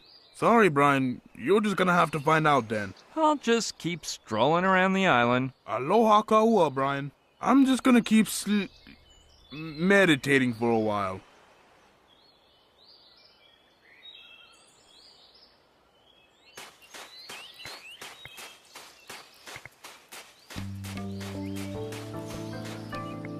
There's a cute little miniature-sized dog in a motorboat which, of course, must be the one that belongs to Knife.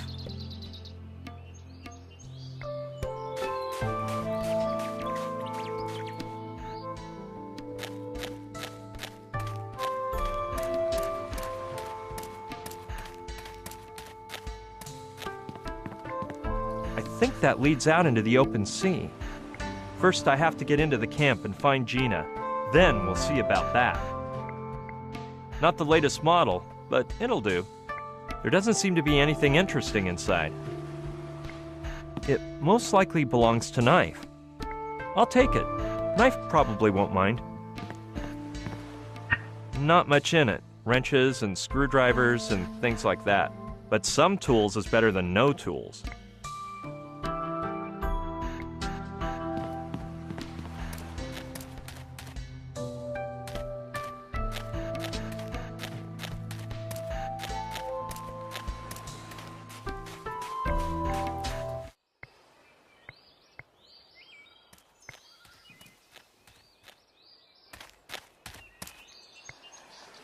From the look of those stains, it must form part of more than one dog's territory. I'm not exactly dying to open it, but let's see what's inside. I hope it smells better inside than outside. Bags of trash, old newspapers. Ooh, this could be totally usable. Almost a whole stick of butter. And no, nothing else in there looks recyclable, at least for now.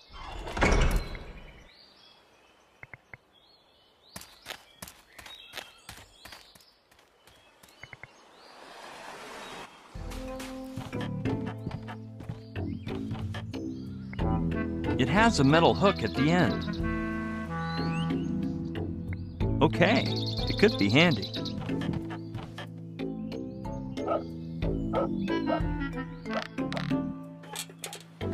Huh, it looks like the other end of the cable is hooked onto something down there. Sure, I'll take a glance under the shack. It's pretty dark. I'll get a little closer. I knew it! The cable is caught up in the roots of a palm tree. He must have been stuck here for ages, and I can't get it untied.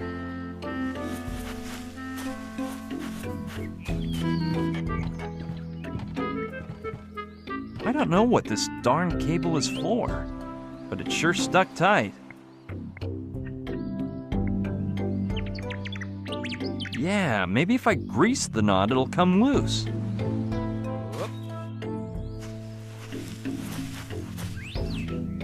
Presto, it's untied. With all that effort to untie it, I'm not leaving it there.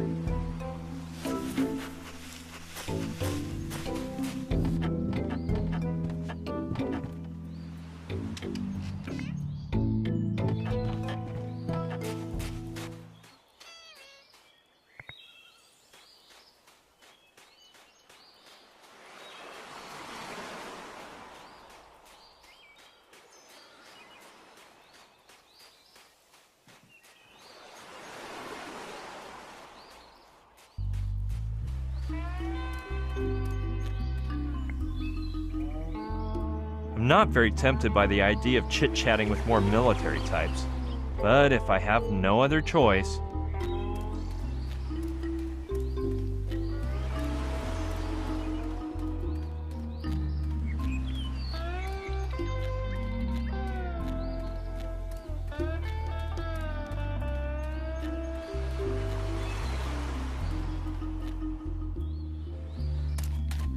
Huh. This guy's reading.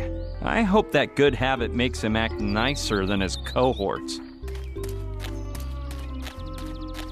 Hello there. Marine Zachariah O'Connor, at your orders, sir. What do you mean, at my orders? Pardon my indiscretion, sir, but I know a superior officer when I see one, even if he's disguised in plain clothes, sir. Jeez, how funny. Why do you think that? Because you wear flashy colors to draw attention to yourself, sir. And that is precisely what nobody would expect of a soldier going incognito, sir.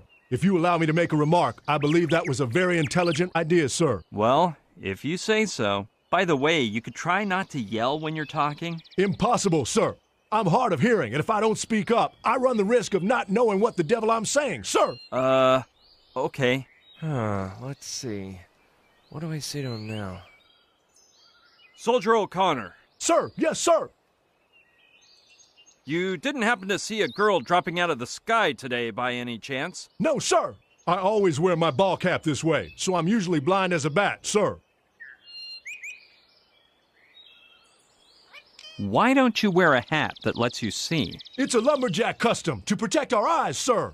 Keeps the sawdust out on the one hand, and on the other, it keeps the bird doo-doo away when you climb a tree, sir. What in the good Lord's name can you do for your army if you're half deaf and blind as a bat? My main task is as a lookout, sir. I used to work as a lumberjack before enlisting, and there's no one in this regiment who can climb a tree as fast as me, sir. So you climb trees to spy on people? When I see the colonel, I'll have you tried for treason. You are hilarious, sir. A deaf spy, sir. High treason. Your lady friend must bust her gut with you, sir. My lady friend? I meant that girl disguised as a waitress, whose body I couldn't describe without making an indecent comment or two, sir. I'm sure that she's actually an MP, with the mission to weed out soldiers who hit the booze too much, sir. I'd like to see you climb a tree. With pleasure. But I need rope to do that, and I don't have any here, sir. Take me to the camp. Shoot, sir. I can't. People would be surprised to see a civilian snooping around. Someone would recognize you, and it would mess up your plans, sir. Well, whether I'm recognized or not is my problem. I know you're testing me, and I'll end up with my butt in jail if I fall into your trap. So I'm forced to say, no, sir. I was told that nobody would bug me if I came in with Soldier O'Connor. No, sir. Only Professor Pignon is authorized to enter the camp with me, sir. Who's Professor Pignon? I've never seen him, sir. I only know that when he gets here, I'm supposed to drive him to the camp and remain at his orders as long as he's on the island, sir. Ah, and I was given a photo. Look. Which one is he? The monobrow with the wart? No, sir. The old one is Professor James Simon. Good guy. He retired a year ago, more or less. So, Pignon is the young one. Gee, sir. You are sharp tack. I never would have guessed that in my life. Have you considered I could have you drawn and quartered for giving away confidential info? You've got me between a rock and a hard place, sir. I'm damned if I lie, and I'm damned if I tell the truth. I'm just a foot soldier who can't compete with your devilish West Point logic, sir.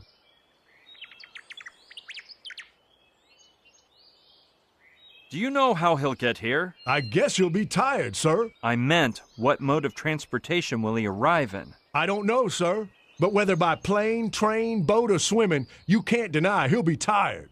Especially if he comes swimming, sir. Let's talk about something else. As you order, sir. Got a piece of chalk on you? No, sir, but at school, I learned to make them.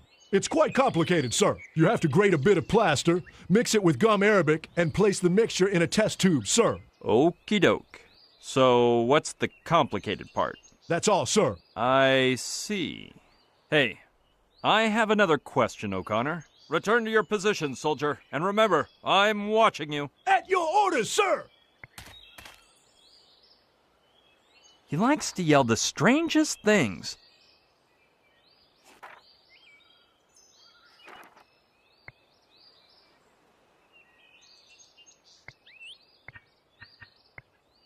Hey, that might actually work. Now I just need to mix this properly.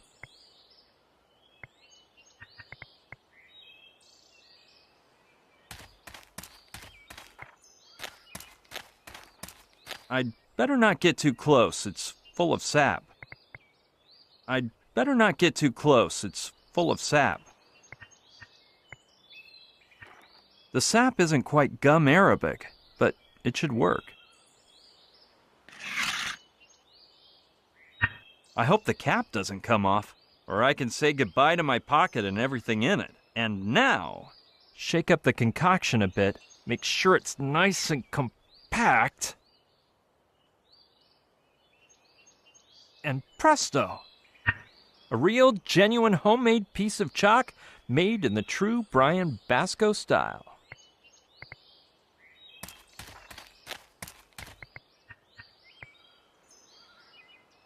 Yes, that way he can climb up the trees and I can get rid of him. Just watch how riled up he gets. O'Connor, I have something for you.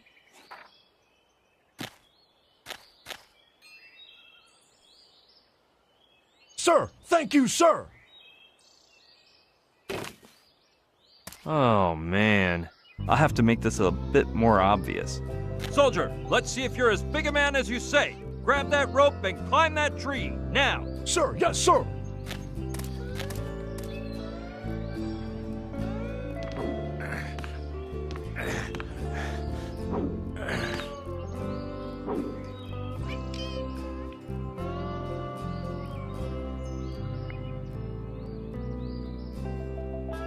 I believe it's a weapons manual.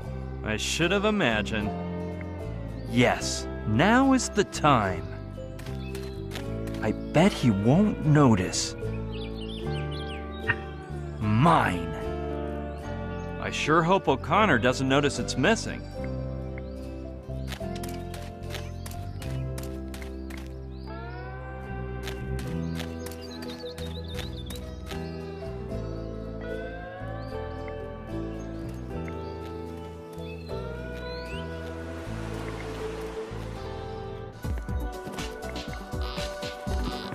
Hey, Loki Lenny.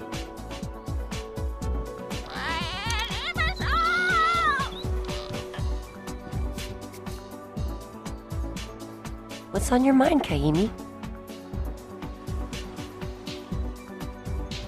What do you know about that photo stand over there? Oh, it's just another money pit for tourists that my boss set up. And why isn't it working? No, it actually works fine. It's probably just not plugged in. Where can I get my hands on some photo stand tokens? Do you sell them? No, they normally sell them in the souvenir shop, but since it's closed, if you had a tow truck, you could lift the photo stand platform, because lots of tourists drop coins in the cracks between them, and there they stay until my money-grubbing boss does a full sweep to gather them up. You know, I've never ridden a bucking bronco before. Well, unfortunately, you won't be riding this one either. It's been broken for a long time. I think the last guy to ride it was my ex. That was Brian, for sure. No, that was Georgios. He would saddle up and scream, "Hit it, Loki, this one's for you, baby." I would activate the button underneath the bar, and he'd buck back and forth until his perfect little behind was sore. Then I'd turn it off. When did that bucking bronco stop working? Let me calculate. Since Georgios returned to Greece, let's see. Georgios was the one before Atahualpa. Atahualpa came before Vincenzo. Vincenzo was right before Nanook. And a bit later there was Joao. Then Victor. Then Abbas. Wolf. Lars. Sean. Yeah, so I guess it was about 12 or 13 X's ago. Your ex was such a lummox that he busted the bucking bronco? No, but he came from an island where people jump onto bulls. He would hop on and start doing handstands and backflips. He said it was all a matter of balance and foresight. But it didn't seem that simple. Balance and... Wait a minute, Loki Lonnie. We'll have to talk later. Okay, guy. See you around. Balance and foresight. Those are exactly the same words Knife used to describe the essence of surfing. If I could convince him to practice surfing on top of the bucking bronco, then maybe he'd let me borrow his motorboat. The bad thing is, I'd have to fix it first. And my mechanical skills are so bad I can't even screw in a light bulb.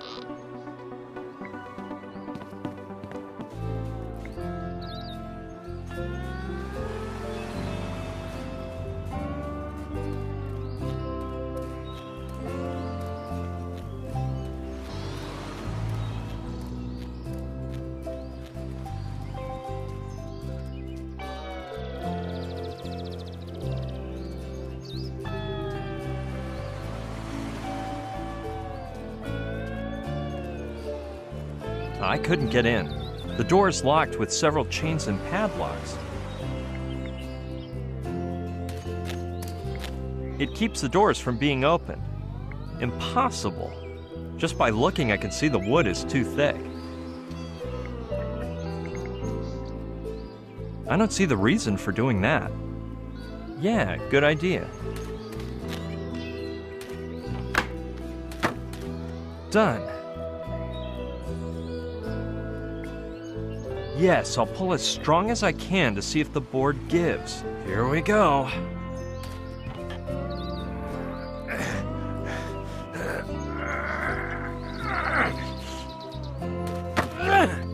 think I'll need to pump some iron at the gym if I want to break that board.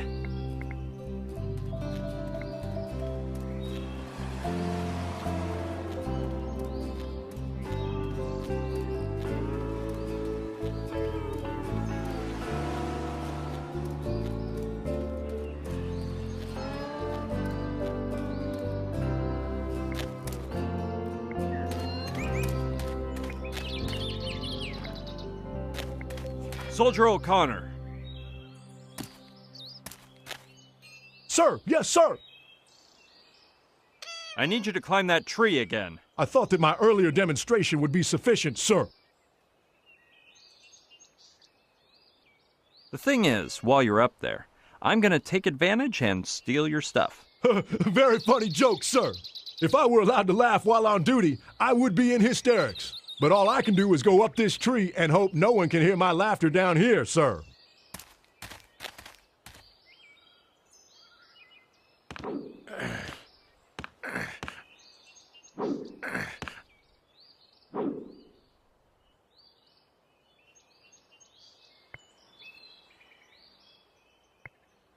Now's my chance. It has all the power I need, and then some. I'll just use it for a sec, and he probably won't notice.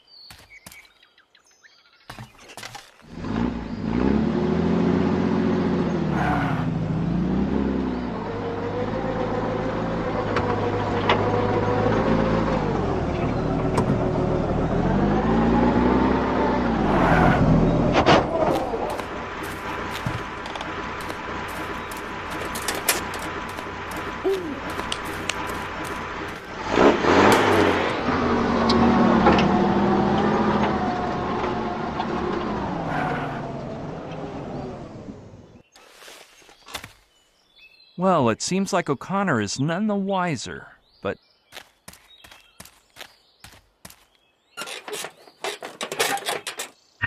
That way I'll tie up all my loose ends, 'cause you never know, I may use it again. Just in time, O'Connor's coming back. I'll just pretend I never went anywhere.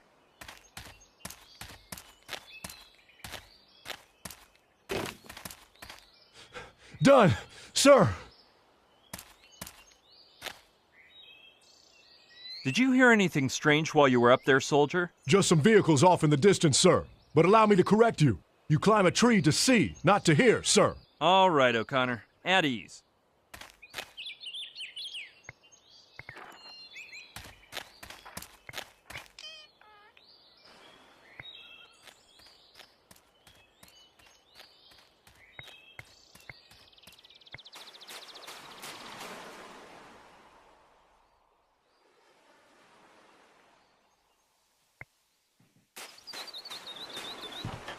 Oh, the lights are turned off. That means the photo stand is either unplugged or, even worse, out of order.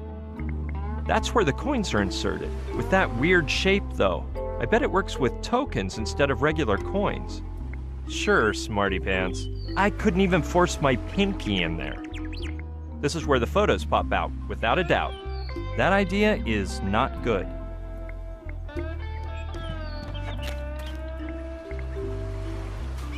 Yeah, let's see if Lokilani is right. Man, it's dark. Who knows what's crawling around down there? There might be a token under the boards, but it's pitch black underneath. There was nothing as far as my arm could stretch anyway.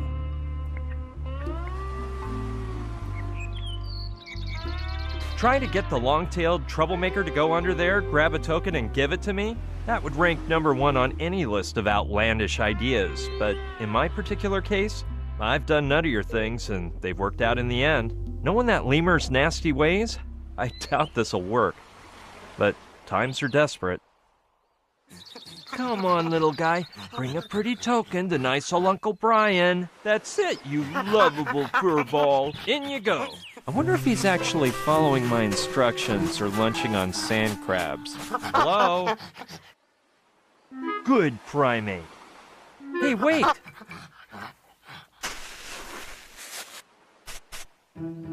More whiskey, you sauced little scamp?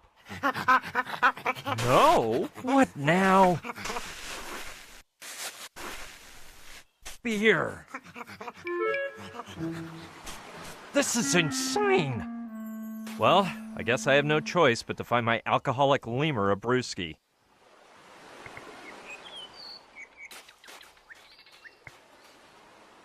I'm enslaved to a boozed-up simian. He's pretty darn good at drawing, though. Lokilani, I wanted to ask you for something.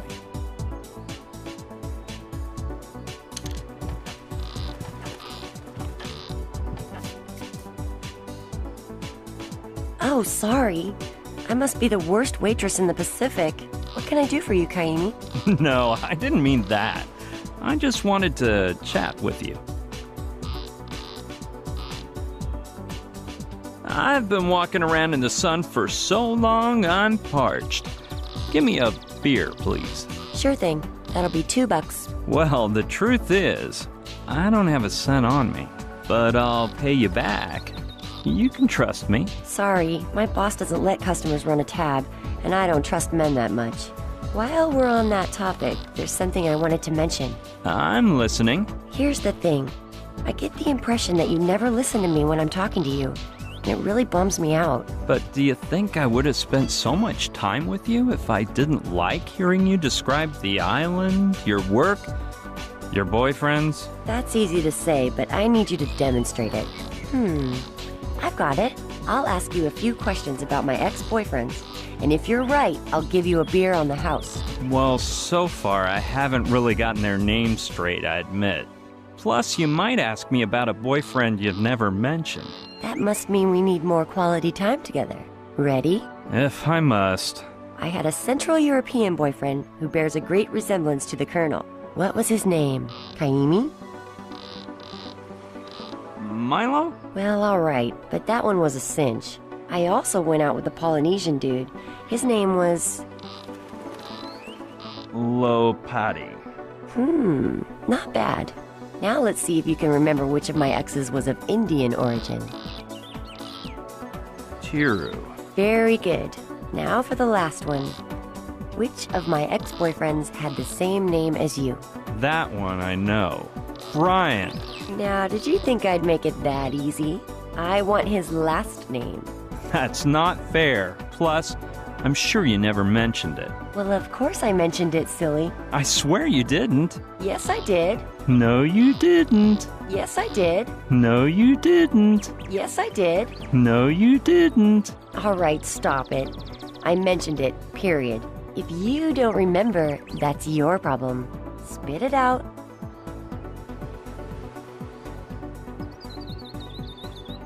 Russell. Oh, Kaimi. Finally a guy who knows how to listen to a girl. Come here, you've earned a free beer. Though I don't know if I have any left after Kai and Knife's daily 7-beer brunch.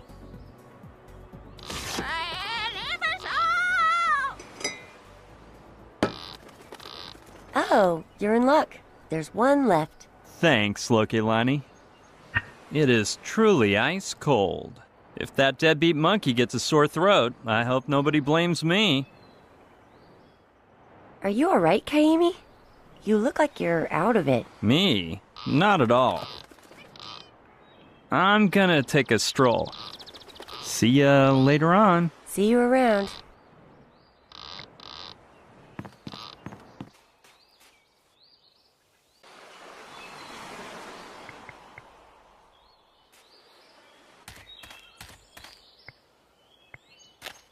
They don't look like they weigh too much.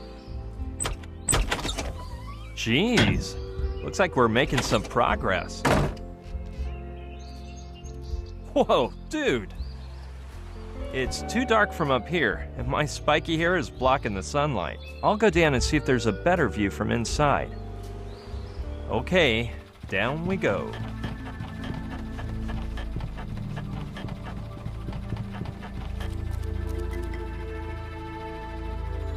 As expected, I can't see a thing, but I guess my eyes will slowly adjust. It's empty.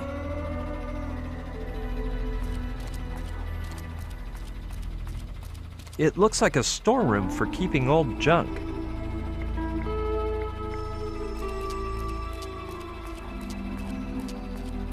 It looks like you can turn the electricity on and off for several places on the beach from here.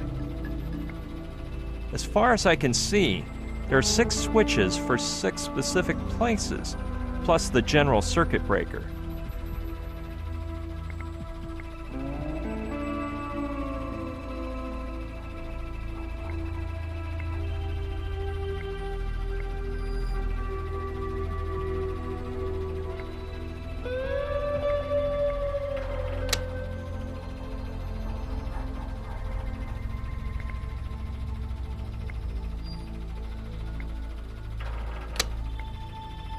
Hey, what was that?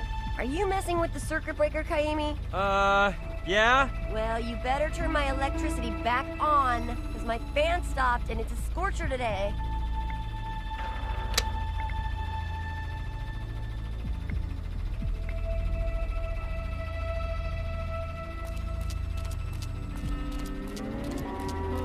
I can hardly see my hand in front of my face, but let's take a look.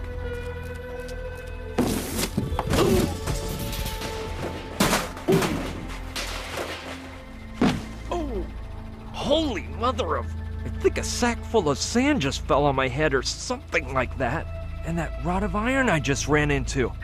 Hey, it's a metal detector. I'm definitely holding on to that for later use. Plus, I'll avoid having it fly into my face again. Ouch, that hurt! The worst thing about these tumbles is you get struck by all the objects you're carrying. And I don't exactly walk around empty-handed. It's running. And producing power. It's probably providing electricity to everyone on the beach.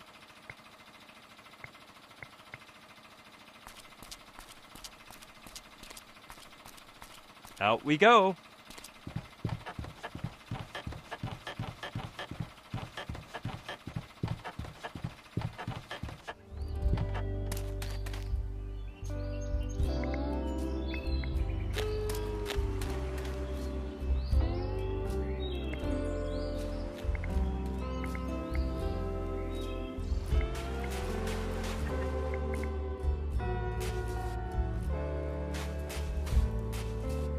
Little demon, look what your slave brought. I hope he doesn't pass out down there. Little demon? Why, you... That's better. It's so much easier to get tokens back on Coney Island. Well, kid, nice to have met you, but I think it's time to go our separate... Okay. Oh, jeez, he's hitting the bottle again. Where would he end up if I wasn't taking care of him?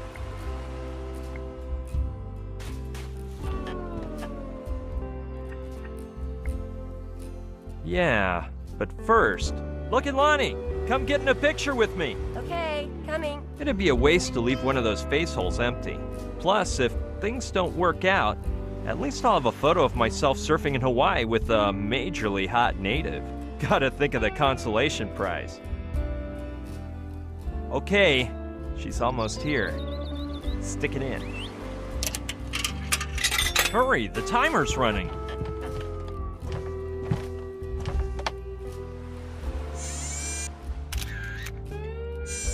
Well, wasn't that fun? Sure.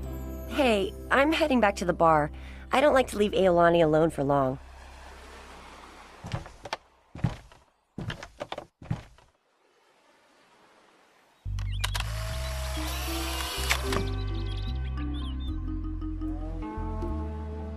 Looks like it came out nice. Perfect. You can tell from a mile away that those bodies are fake, but I like it anyway.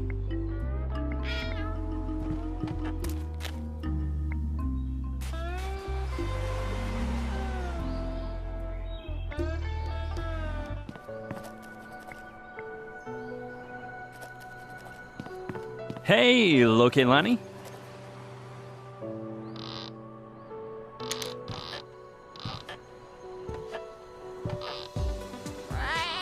What's on your mind, Kaimi? Tell me about that movie magic makeover software again. Grease Paint Pro? Isn't it unbelievable? Could you use Grease Paint Pro to make me look like somebody else? Yeah, but you'd have to bring me a picture of the person you want to look like, and one of yourself. Why don't you take my picture? I bet you have the latest state-of-the-art digital camera. Had is the word. That's the only trouble when your boyfriend is a professional thief. All you men are the same, so it makes no difference. See you around. Here you go, Loki Lanny. The first of the photos you asked me for. I'm afraid you made the trip for nothing. Until I have them both, I can't start to work my makeup magic. Don't worry, I'll have the other one in a jiffy. Yes, Kaimi. I'll wait for you here. Loki Lanny, look at this. See? I brought you the other one in no time. Dude, you never cease to impress me. Well, anyway, I'm going to my hut to scan the pics. Depending on what Grease Paint Pro says, I'll know whether I have everything I need to do your makeover. Should I go with you? No, it'll just take a few minutes. You'd better stay here and keep an eye on Aolani.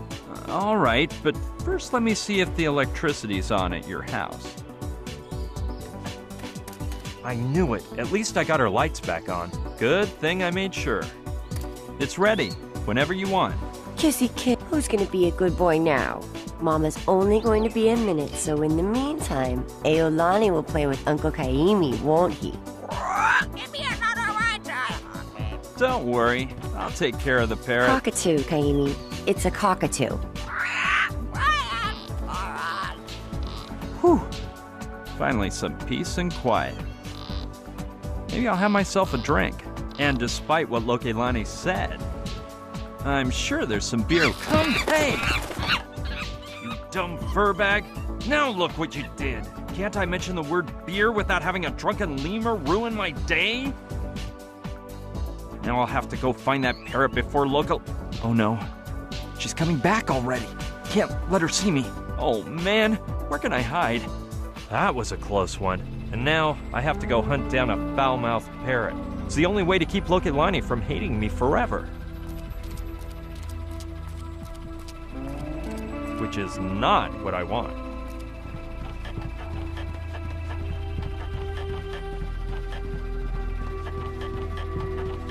Kaimi, where were you?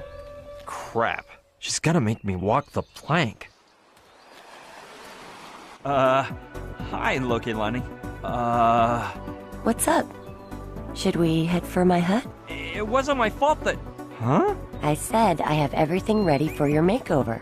Plus, I brought you a gift. Here. Wow. Is that what I'm gonna look like?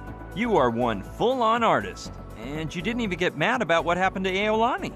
You're amazing. Aolani? What's the matter with my cute little... Hey, where's Aolani? My poor little birdie. Where in the world could he be? So, should we start heading for your hut then? I hope you have an explanation for this. Yeah, well, where to begin? You see, suddenly like 10 or 20 drunken lemurs showed up. So I jumped onto the bar, brandishing a bottle of scotch, and warned them, "Back, you filthy beasts, or you'll get a taste of my jagged-edged bottle." Then they said, "Blast it, this roguish fiend must be selling his grog for a hefty sum." I started swinging and hitting left and right until... Pushing back the invading hordes to the confines of the jungle, I finally managed to safeguard your fine establishment. However, upon my return, Aolani had vanished. Pretty freaky, huh?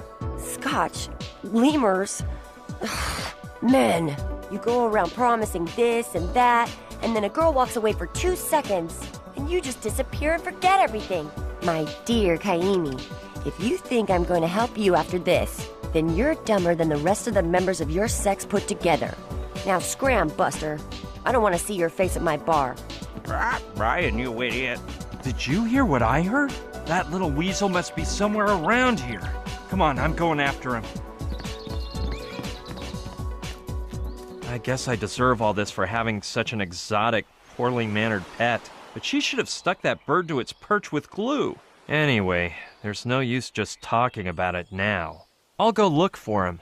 Maybe if I bring him back, I can get onto Lokilani's good side again.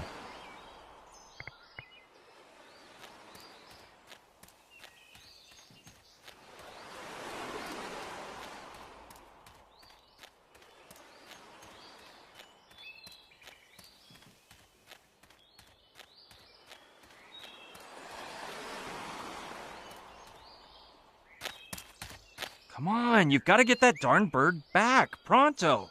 I'll tell O'Connor to climb up and get him, and in the meantime, I'll take the opportunity to slip the doctored photo into his book. That'll kill 2 birds with 1 stone. Hey, O'Connor, there's a parrot up in that palm tree. Use that training of yours to get it down here, ASAP. Sir, yes, sir.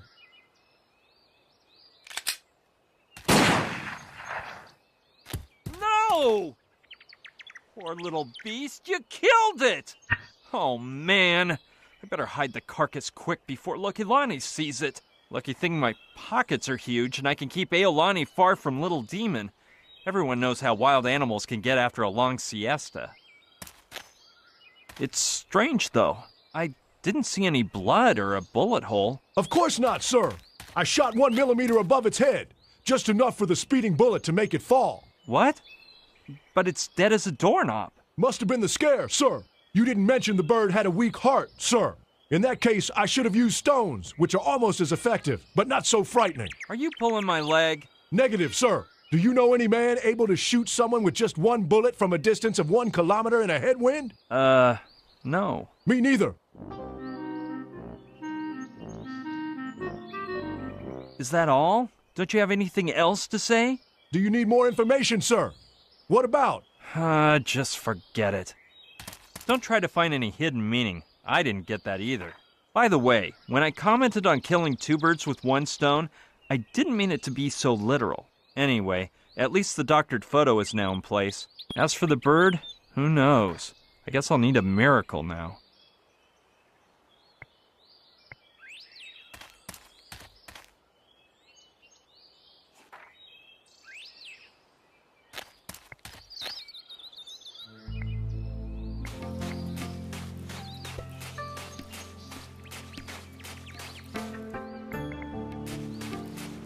It's probably a waste of time, but I've been helped out in stranger ways.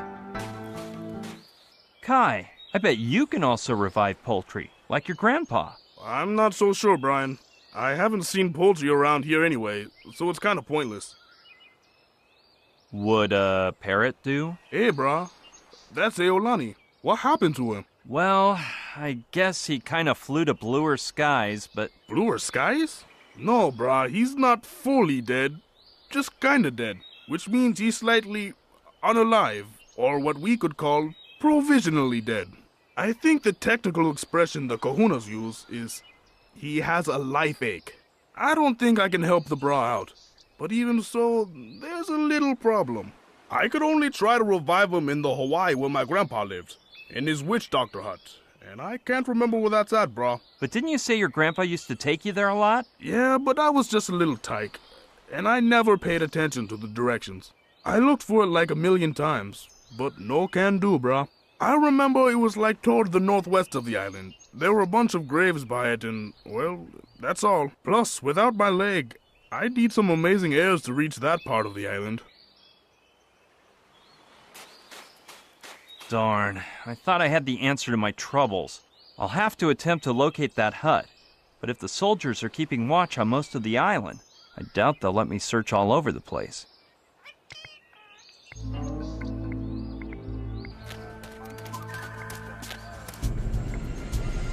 It seems like a bit much for this place. Where on earth do they think we're at? Pearl Harbor? Seems pretty difficult. My checkpoint pals don't look like an understanding crowd. The machine gun guys should be grateful. Just aiming at me is giving the poor guy some entertainment.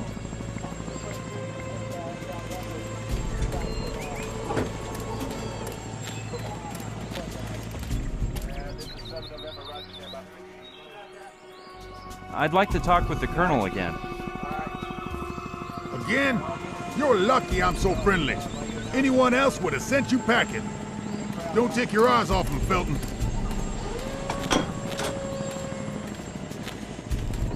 Leslie, that civilian from before wants to talk to the Colonel again. All right, Felton, accompany the civilian into the Colonel's tent. As you order. Leslie, this is the guy who wants... One moment, my Colonel. Thank you. You, come here. The gun as usual. Mr. Huge trunks. Uh-huh. The gun as usual. I've... You stupid old Theodore.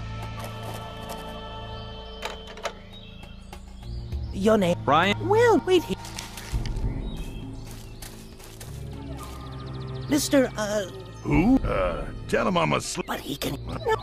Get off. Look to be lit. No, it's that you get it. Why the heck not? My writing is so similar to Leslie's that I could get him to believe he wrote it himself, following his father's orders. If I do it carefully, nobody will see me. What should I put?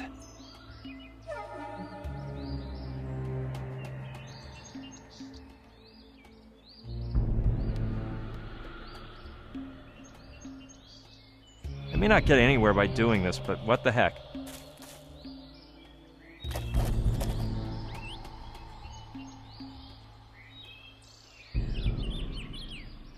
They contain military material, no doubt.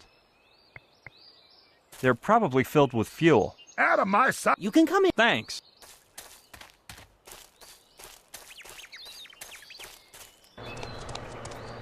I see you enjoy ticking me off. Answer. What are you doing on my island? The truth is, I came to see whether I could pick up that waitress at Luana Beach. That's a lost war, son. From the lieutenant colonel to the latrine scrubber, all my men have tried. But that lady is the toughest coconut to crack in the Pacific. What about you? Have you tried? Well, of course I tried to pick her up. And she's a good kisser, by the way. Some flunky civilian gallivanting around right in front of my troops? Go tell that story to someone who'll believe it. I tried, but she's in love with some one-eyed soldier. Won't even pay attention to me. I can't believe it. Another man. Well, just follow my orders. Tell her I'm the sensitive type. That I like to take strolls in the evening, candlelit dinners at night, and the sweet smell of napalm in the morning. All right, I'll talk with the waitress, if you tell me where you're keeping my friend. You like a nice and dirty war, I see. Well, careful with me, boy. You see this cigar? It causes plenty of pain if stuck in the wrong orifice. I'll tell her, but I think you better forget the napalm and use a nice compliment instead. You're right. She may be too young to heard of napalm. Tell her I fell in love with her. The minute I laid eyes on that great pair of... Nah, that won't work either. I'll come up with something else. There's something else I wanted to tell you about that waitress. You don't mean to tell me you've hit a home run with her, do you? Well, if you tried, she probably used her don't ask, don't tell policy on you. You're getting a little cocky, civilian. Don't you think I was rejected? I'm just following a long-term strategy. Laying siege on her rear guard without taking my eyes off her front lines. I don't want to talk about that girl. I don't even think she's attractive. Either you're lying or you're dumber than I thought. Anyway, I still don't know what you're doing on my island. I'm waiting for Professor Pierre Pignon. The professor's arrival is a military secret. How the heck did you find out? I saw a sign that said, "Today welcoming party for new Frenchie in the barracks." They'll make up any excuse to whip up a party, those lazy boys. The ingrates didn't even invite me. Actually, he told me himself, 'cause we're cousins. He just called me on the phone. You sure about that? What'd you say your name was? Pignon. Francois Pignon. At your service. Your cousin didn't tell you about his mission here, did he? Yeah, but I forgot what he said. Could you refresh my memory? I'm the High Commander here, so I can do whatever wets my whistle. And it just so happens, I don't feel like refreshing your memory. Yeah, he told me something about this, that, and the other, and this thing with this guy, and something or other about some whatchamacallit, and those thingamajigs hanging around this something or other, and with what's his name? I see. A master bluffer. I suggest you keep away from the poker table. Hey, there's something else besides my cousin Pierre. Well, spill your guts. I don't feel like talking to you anymore. Just for the record, you're not leaving because you want it. You're leaving because I threw you out. Mosey along, civilian.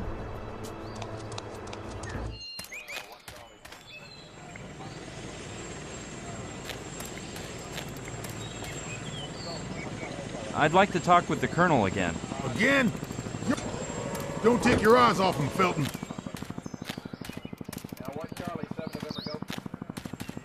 Leslie, that's a... All right, Phil, as you order. Leslie, this is the guy... One moment, my Colonel. Thank you. You, come here, please. The gun as usual. Mr. You stupid no Theodore. Uh-huh. The gun as usual. Huge trunks. Your name? Brian? Well, wait here. Mr. What's-his-face wishes to speak with you, my Colonel. Who? But he can hear... I must be... No, Daddy, you're... Flower pot, get it through that thick. Get over here a minute. And pull those shirt tails out of your pants. Look here, less to be little. No, it's the truth. They'd lose their... You get it? Lucky thing Leslie writes down all the orders in there. Oh, forget it. Better not go too far, or they'll catch me.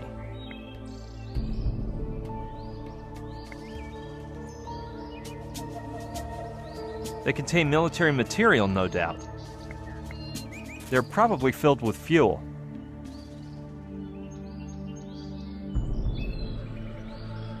Just one more thing, sir. The coordinates of the uninhabited hut are 24 minutes, 38.1 seconds north, and 157 degrees, 2 minutes, and 10 seconds west. I better jot that down before I forget. And why in blue blazes would I care about that? Pull those shirt tails out of your breeches. You're not in grammar school anymore.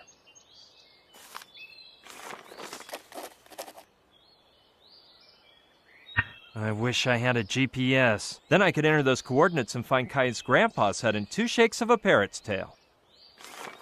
Out of my sight, flower pot. You can come in, Mr. whatever you're called. Thanks.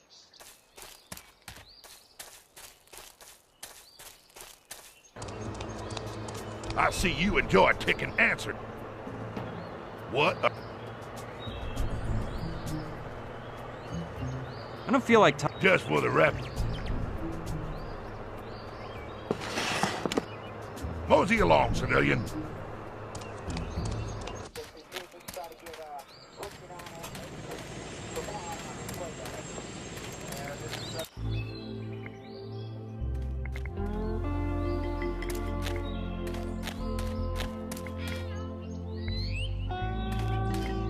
Soldier O'Connor. Sir, yes, sir.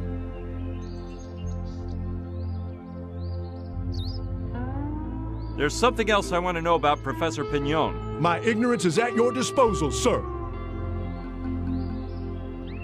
Have you considered I could have you drawn and quartered for giving away confidential info? You've got me between a rock and a hard place, sir. I'm damned if I lie, and I'm damned if I tell the truth. I'm just a foot soldier who can't compete. Let's talk. As you... You weren't equipped with a GPS device by any chance, were you? Shoot, sir. I knew you'd find me out in the end. Excuse me? I've been a fool, sir.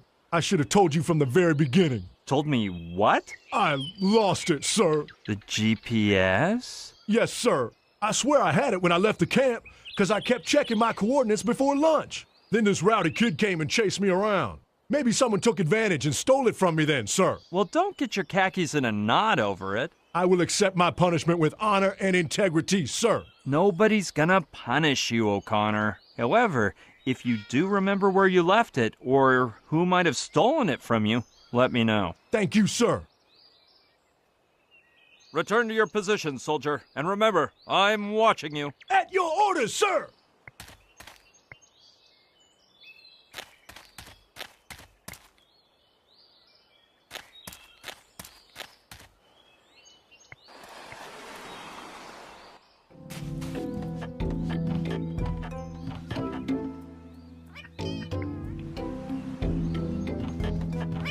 Here you go, mister. Now we can continue our little chat. Now, where were we? Father, I have sinned.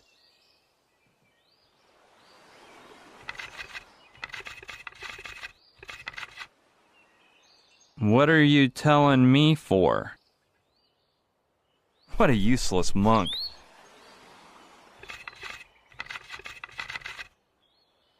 I am no monk. Are you mute?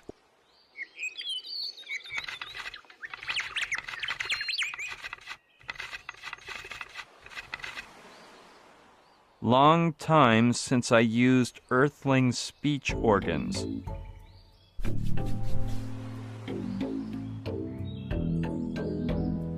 And what speech organs do you use then? Gills?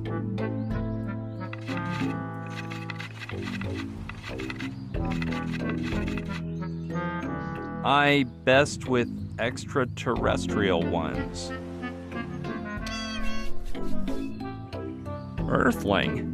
Don't tell me you come from another planet.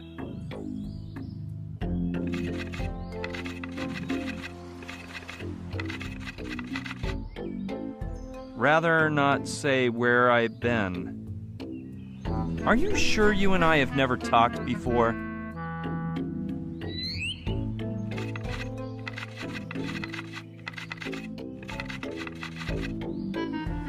Lately, I only use telepathy. Boggles the mind, huh? Where have I heard that phrase before? Wait a sec. Boggles the mind. Hey, I got it! You're Joshua!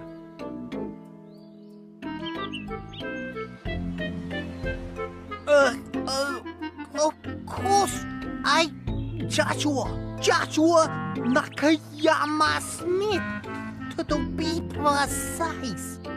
Do I know you? Hey, but you could talk.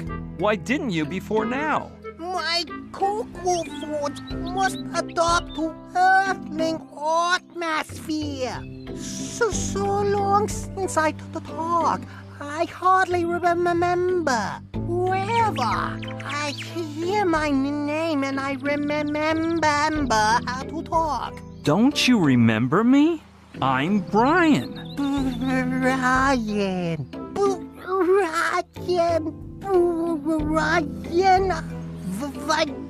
famous UFOologist. No, I'm Brian. Brian Scolari, that retarded anti-UFO moron. No, Brian Basco. Don't you remember me? I don't know. You score, you not surely? Cause you look like really retarded moron. Sure, Joshua. Hey, about those extraterrestrials and telepathy, that was just your imagination, right? I knew it. Typical skeptical lies from moron like Scullery. Give it up already. That's not me. You and I are pals. Oh, yeah? I don't know if I believe you. Give me a full explanation about this other planet now. As if I were going to explain it to you, you moron. I'll help you get in contact with the extraterrestrials. Oh, yeah? Tell me how.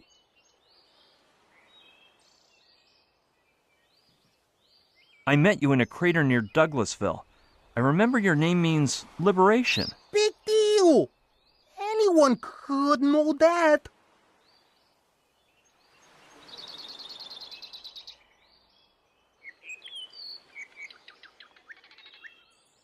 I helped you fix your contacting machine with a bicycle chain and a 10-gauge wrench. Yeah, I think I remember you. You sure that was you?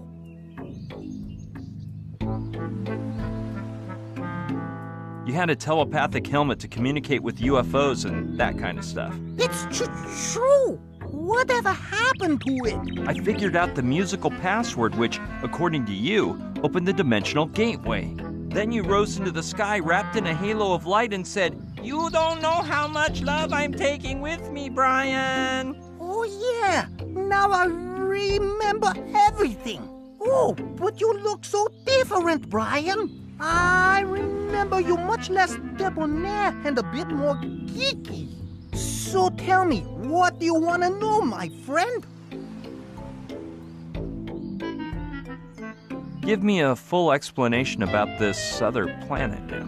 I probably shouldn't explain it to you, but I guess I wouldn't have gotten there without your help. The Trantorians abducted me and took me to their planet where they opened my mind, sublimated my spirit, and taught me to communicate by telepathy without using my contacting helmet. My preliminary attempts, more than telepathic, seemed as telepathic as the summertime TV schedule. But now I have a good command of the skill. I don't believe in telepathy too much, but you could do a little demo. Prepare me some wine tasting with cheese and crackers. Isn't that what you are going to say?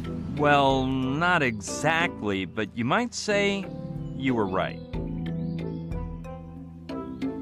That telepathy gimmick is just a trick to get gullible people to give you their money. This is just a shtick to get more people to say you're funny. Isn't that what you were thinking? Basically, yes.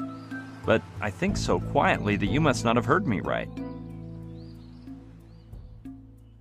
If you're so good at telepathy, you must be the envy of gamblers and politicians. You must see the entrails of lawyers and beauticians. Ha! 100 points for Joshua. I'm not criticizing you, but let's leave it at 50. Joshua, I don't like it when people guess my thoughts. Dracula, I won't bite their wounds when they are gushing. I am such a good telepathographer.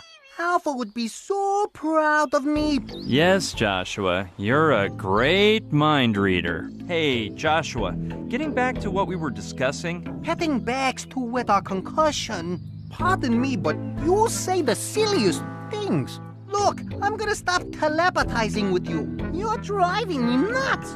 Okay, changing subjects. Let's see if you can focus here. So, why did you return to Earth? I came along with a team of scientists from the planet Trantor on a routine mission. But it looks like things have taken a bizarre turn and, well, I'm not sure what's going on. But Alpha, the big mucky muck on the ship, has given me a mission of vital importance to mankind.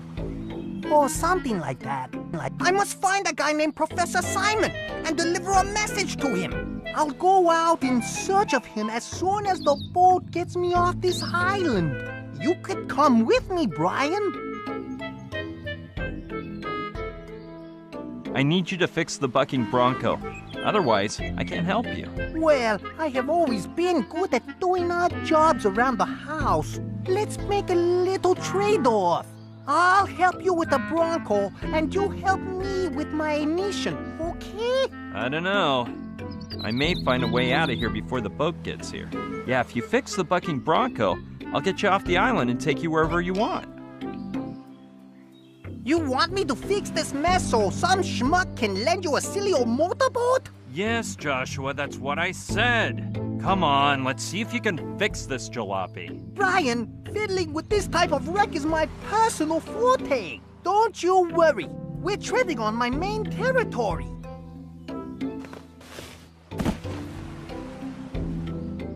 Are you okay? Yeah, I broke the fall with my own skull. Yeah, just got a little bump on the noggin. You think you'll be able to fix it? I didn't break anything, but thanks. I was talking about the Bronco. That old antique is practically from the Wild West. But give me a while and I'll figure out why it's not bucking. For now, just find me a 10-gauge wrench and some oil to grease the machinery. 'Cause it's drier than Scullery Spring. This guy's totally obsessed with 10-gauge wrenches. I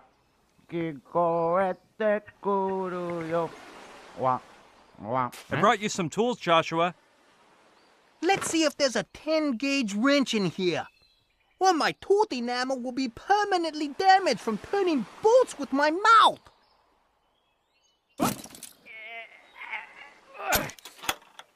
Well, there's no 10-gauge.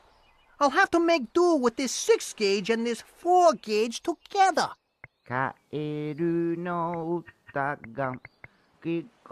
Joshua, take this lubricant I brought you.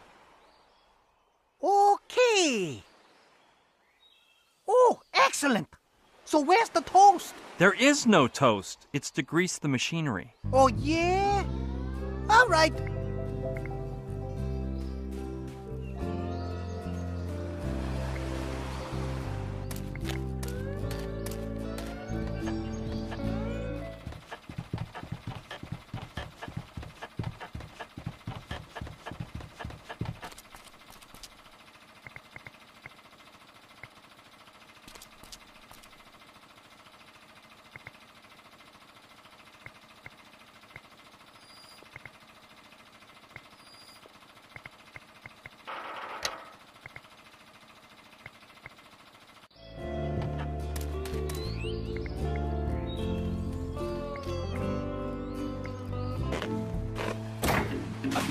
So, Brian, you feel like taking a ride on an automatic cow? Don't tell me you fixed the bucking Bronco. I just finished up my little handiwork. And stop fooling yourself. It's definitely a cow. I've seen it from underneath. And I know whereof I speak. Whatever, a cow. Yes, siree, whatever you say. But does it work? Of course. Then let's get moving. Hey, where are you going? To find Professor Simon. Come on, we're in a hurry. You'll have to wait just a tiny bit longer. I still have to run a few errands before we can leave. Okay. I'll wait for you in my hut. Try and get the move on. Remember, you've got a whole race of aliens waiting for you to finish running your little errands. My goodness, I'm gonna need to see a shrink if I keep talking with that nutcase. Not that I don't trust Joshua, but I'd better try it out. Loki Lonnie! Can you hit the bucking Bronco button, please? I'm not moving a finger for you. Well, on second thought, maybe I'll enjoy watching that bull thrash you around. Man, this thing is already moving.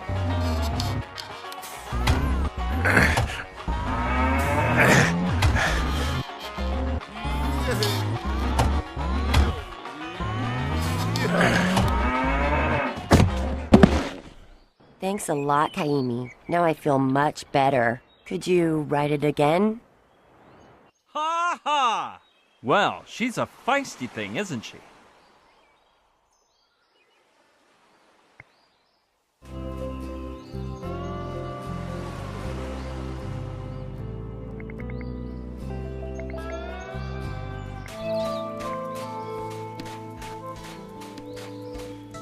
How's it hanging, Knife? Just what you see, Bri. What about you? How's it hanging?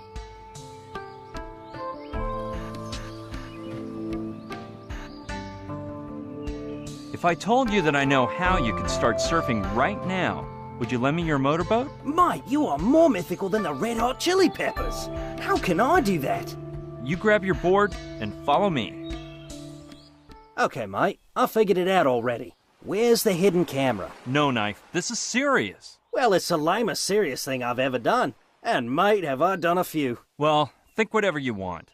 Look at Lonnie. Could you hit it again? Okay, but just for the record, I'm doing it for knife.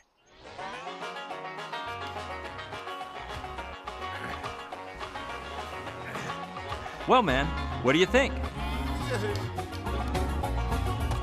Awesome, mate. So, is it a deal? Can I use your motorboat? Like, totally, mate. It's all yours. Yes. The first part of my plan is complete. Now I have to concentrate on the rest. Sneaking into that camp.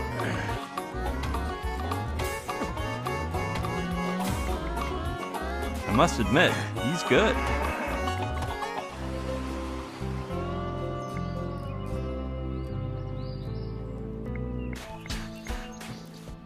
It's hard to imagine 3 people living in there.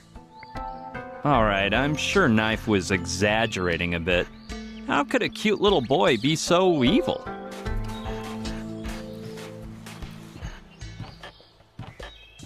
Look at him. Just an innocent child playing with his console.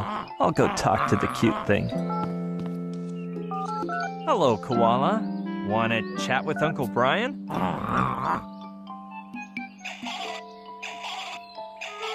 Well, I'll take that as a yes. Don't you know how to talk yet? Well, this is just what I needed. Getting this kid to speak is gonna cause more blood, sweat, and tears than it did with Joshua. He doesn't seem to have anything I need anyway, though. I'd say people exaggerate when they say what a troublemaker he is. He looks quiet to me. That toy looks like a superhero from the comics. Brown Lantern? No, it was Green Lamp. Well, it was some light with some color. Steal a toy from a child? You will not see me doing that. It'd be odd for any House of Kaiser Knives not to have a poster like that. We had one just like it back in 2nd grade. Actually, there was a whole collection, with one animal representing each letter of the alphabet. Kai's probably not into mountain climbing, so that must be Knives. I can't see the screen, but from the sound. Wait a minute. O'Connor said he lost his GPS when he was chasing after some rowdy kid. Of course, it all adds up. Kai and Knife went to have their beer brunch at Lokilani's bar, and in the meantime, Koala was driving O'Connor nuts and stole the GPS, thinking it was a video game console.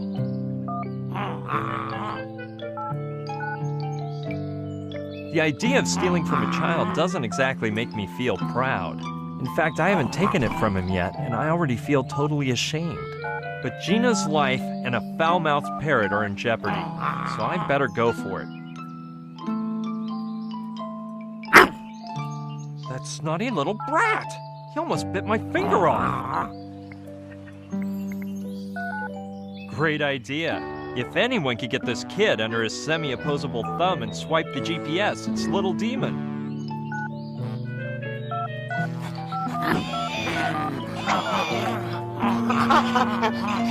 This could get ugly. I'd better be moving along. Something tells me those two are gonna get along just great. I hope it didn't break when it hit the ground. Nope, I guess the sand broke the fall and it's still as good as new.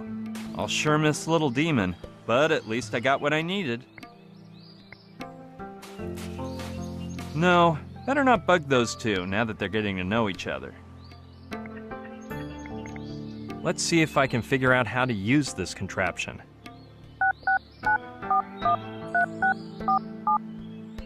Excellent. Now, I just have to follow the instructions the GPS gives me, and sooner or later I'll find the hut. Let's see. I turn that way. I climb those rocks, then to the right. Now I go straight. Bingo! No doubt about it. This must be the hut. I knew I'd end up finding it. It seems less angry than most of the tikis I've seen. The truth is, it's awe-inspiring.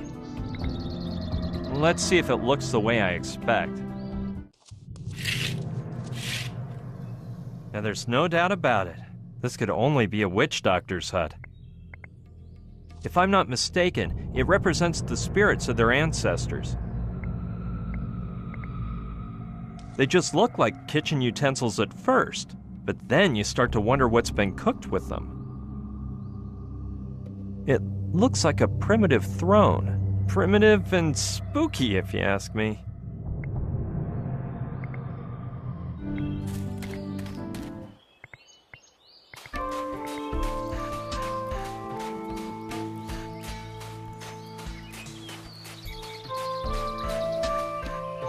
Hi, Genkai. Aloha, Brian. What's up? Hey, I know where your grandpa's hut is now. You're pulling my leg, brah. How'd you find it? I remember it was practically impossible to reach. Hey, I've never been that bad an explorer, and you must admit my sense of direction is pretty darn good. On the basis of the data you gave me, I began to walk northeast, paying proper attention to the direction of the sun's rays and using the reflections of the sunlight off the dewdrops as a guide. Little by little, the plant life differed. So I knew I was on the right path, thanks to the undulations the Pacific nor'easter causes in the leaves. At one specific location, I saw that the spider webs shifted their concentric patterns for others more hexagonal, an unmistakable sign that I was approaching some sort of human settlement. In the end, I followed the flight path of the native crow because you said there were some graves by the hut, and voila! There was the hut. You're one awesome bra. And to think that any other poser would have needed a GPS to find it. Oh yeah, there are some real dimwits out there. The hut is located a few hours away, so let's get hopping. You'll have to hop on your own, brah. Without my prosthetic leg, I doubt I could get that far. Aloha. I'm just gonna keep... I find it hard to believe the evil brat in that hut is the same person who sculpted this piece of art. Why didn't I think of that before? If the rugrat has been using the prosthetic leg as a shovel, it may be buried near the turtle.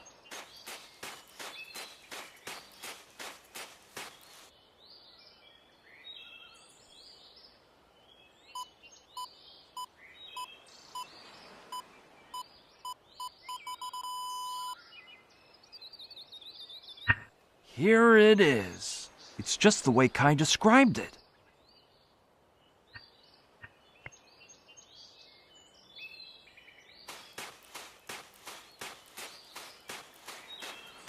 I found your prosthetic leg. Cowabunga, brah. Now you can get up from that hammock. Your butt must have a nasty hammock imprint by now. Well, yeah. Actually, my other leg is totally asleep too. Maybe I should keep meditating for a while, brah, to see if it wakes up. But hey, I owe you one. Actually, why don't we go to your grandpa's hut to revive the parrot? Alright, brah, but keep it cool. Hurrying is for the weak of bladder and bad burglars. You can't imagine how many memories this brings back, brah. The throne, the tikis, the turtle shells. By the way, did I tell you that my kapuna discovered an underwater tunnel that goes beneath the island? Turns out the sea turtles pass through it to reach the lake and enjoy mating season, cause... Kai, could you explain this to me some other day? If we wait too long, poor Aolani may end up with a terminal case of life ache. Maybe you're right. Wait a sec. I'm gonna put on my working gear. Okay.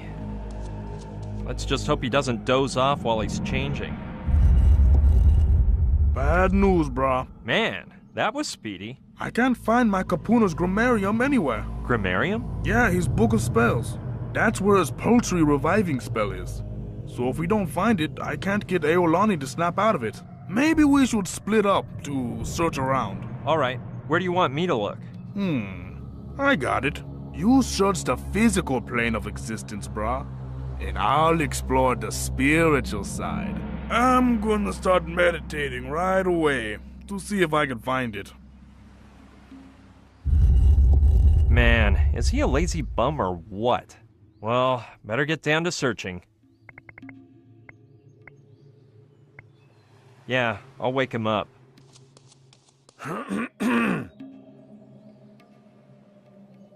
Kai? Kai? Kai? Yikes! Hey, brah. How's it hanging? Were you meditating or did you just zonk out? Both, brah. Being unconscious is meditation, and dreams are wisdom. In fact, I was on the verge of merging my Wailua with the spectral image of the grammarium, and... If you hadn't interrupted me, what were you saying, brah? Could you tell me about your grandpa's book of spells? Sorry, I'm a bit shaky on the waves today, brah. But that always happens when I get back from the astral plane. Just now I was gazing at the statue of the poultry god, standing in the Tiki temple. It's awful that those soldiers took over a site that was so sacred to my people. What do you want to know about the grammariums? Could you describe your average grammarium for me? There's not like a general rule, brah. Every kahuna makes and decorates his grammarium whatever way he wants. However, the more it weighs, the better, because that means it's got lots of spells inside. My kapunas was pretty lightweight, but he won several intra-insular design competitions thanks to those metal book covers. There's no special place where grammaria are usually stored? You never store grammarium, brah. A good kahuna is always supposed to keep it on him, until death and beyond. So it's probably inside your grandpa's coffin. Well, yeah, now that you say so, that would explain why it's not sitting around. Well, getting back to our previous topic, see ya. Sorry for disturbing your spiritual search. Don't sweat it, brah. I can shift between the material and metaphysical planes faster than a tidal wave. And anyway...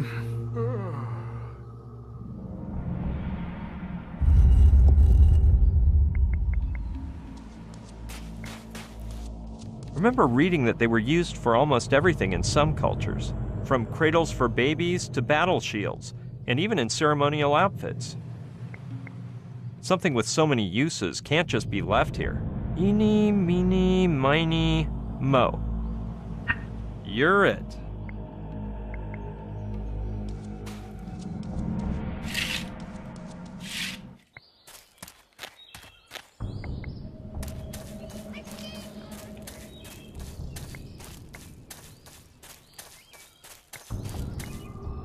Looks like a primitive cemetery. It doesn't even have a refreshment stand. Yeah, the grammarium must be buried in one of these. But I don't want to have to dig up a whole dynasty of witch doctors. Kai said the book covers were made of metal, and what better place than a grave to store it?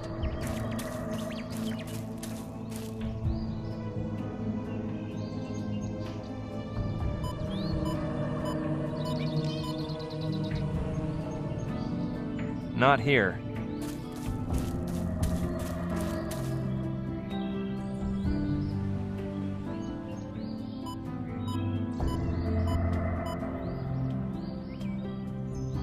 Here neither.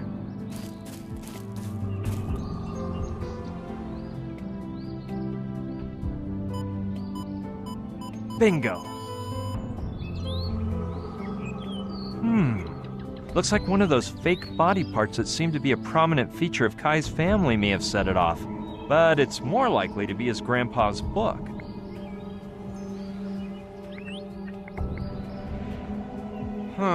This isn't exactly the handiest shovel, but it'll do the trick for digging.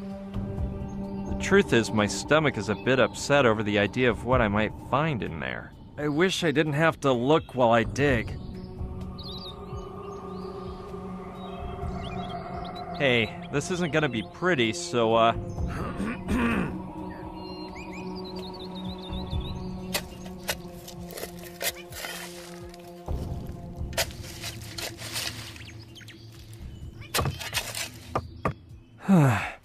finally made it to the coffin. Let's open the lid Respectfully.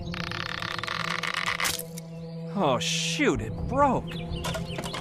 Whoa, this guy sure got hit with the ugly stick. And he's missing an arm, just like Kai mentioned. So where's the book? I'm not seeing it.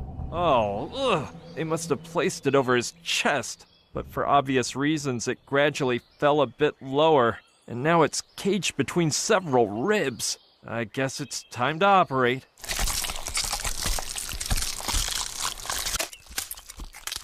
Ooh, don't hit the funny bone. Take out his spare rib for $0. Well, the real prize here is getting Keeney's grammarium. Ugh, it's covered with maggots. Down, you beast!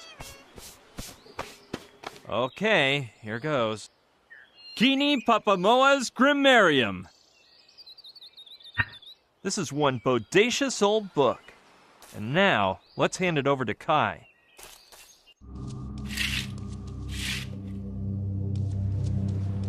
Wait a minute. If I don't give it to him, the parrot will die all the way. But if I do give it to him, he'll know I opened his grandpa's grave, and then I'll be in yet another mess. Well, I'll just have to risk it. Brah, I was just about to go looking for ya. My Kapuna talked to me in my dreams and told me something majorly bad. His grave has been robbed and they took the book. We have to find the thief ASAP and give him what he deserves. Huh? Oh yeah, of course. I guess there must be some clue about who could have committed such an atrocity, isn't there? Yeah, sure. And I'm not surprised you're afraid. It was one of those lame soldiers. A soldier? Yeah, brah. The only thing my Gramps could see was the criminal's clothing. It was green camouflage, like the color of a turtle shell. And on top of everything, they swiped the grammarium. Why are you smirking, brah? Something funny? No, of course not. Well, yeah, 'cause a minute ago I managed to get the grammarium back from that soldier. I surprised him when he was running away, and I was so appalled that I really smacked him up good. What pigs. They don't even respect graves. Amazing, brah. You are stoked with so much luck. Thank you so much. My family and I are indebted to you. We have to take the grammarium to my grandfather as soon as possible. Wait, Kai. I'm sure your grandfather would be proud if you used his grammarium one last time. You're right, brah. There's some sick poultry in need. Come on, give me the grammarium and go put Eolani in the basin. I thought I'd never see it again. Let's see if I could find the spell. Voila! Kini Papamoa's poultry reviving spell. Hold bird carefully and remove feathers. Take 2 lemons, 1 mango, 3 coconuts, and a millstone. And stick them up the bird's wazoo. Firmly grip a sharp knife and dice the bird into small pieces, as if preparing a chicken salad sandwich. Then bring to a slow boil until bird bursts back to life. Stay still, birdie. Did it work? I did it. Man, Kai, unbelievable. I'm taking it straight to Lokilani in case it has a relapse. I'm a true kahuna. Knife's gonna freak. See you later, pal. Okay, brah. Ipili mau na pomaika I meoe. I was wrong about you, Kaimi. You are a dear. Well, like I said, those drunken lemurs had taken over the sea cliff, but I got the courage.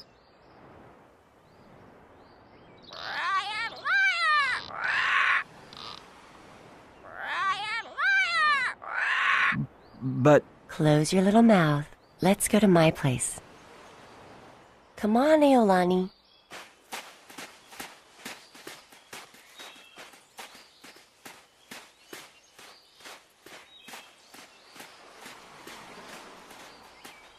Nice hut. Weren't you in a hurry?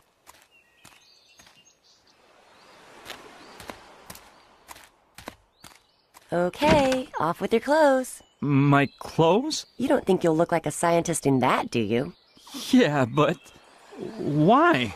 Are you taking off yours? Shut up, silly, and come here. What are you gonna do? No, I'm not sure if this is necessary. First rule of movie makeup artistry. The actor's face must be completely relaxed. And you are really tense. I know how to loosen you up, though.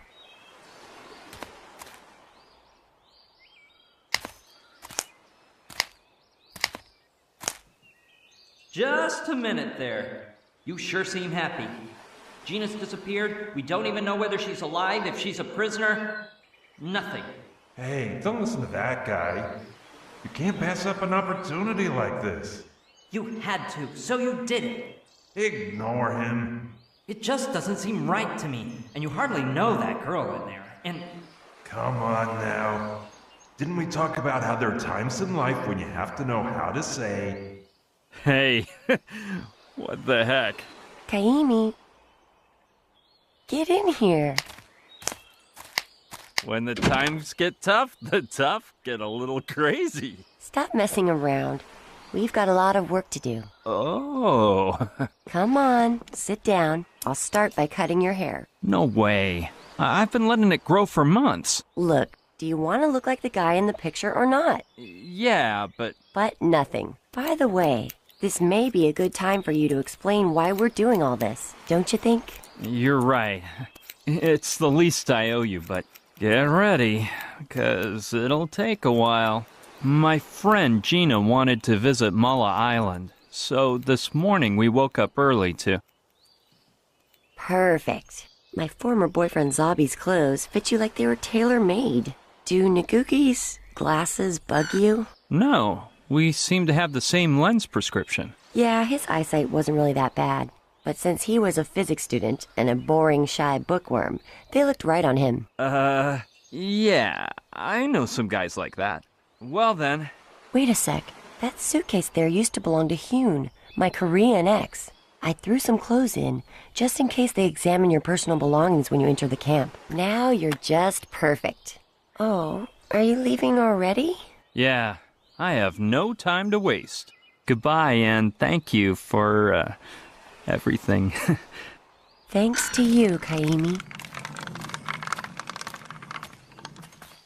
By the way, don't forget to tell Joshua to wait for me at Alawala Cove. And remember, when the real Pignon gets here... Don't worry.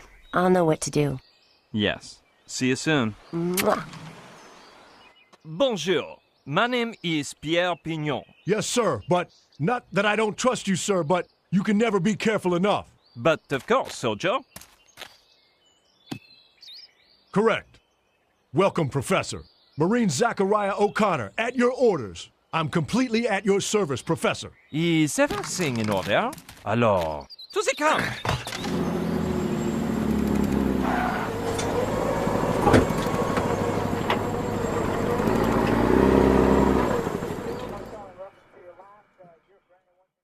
So, I finally managed to infiltrate the military camp. In other words, the girl did a nice job on you. How do you know that? I mean, what job are you referring to?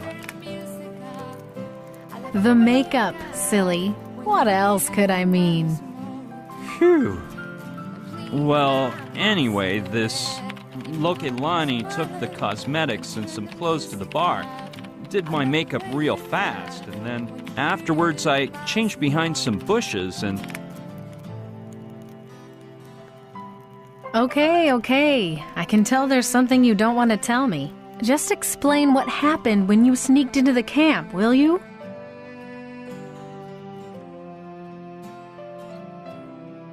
All right, it's a miracle I'm alive, Sushi. The whole thing made a 180-degree turn, and nothing had prepared me for what was waiting inside. What I did figure out fast was that they were desperately awaiting Pignon's arrival. No sooner did I set down the suitcase in my tent than O'Connor told me the colonel was requesting to meet with him immediately. I tried not to get nervous. If Kortsmeyer recognized me, my fate could be sealed. And when I got to his tent...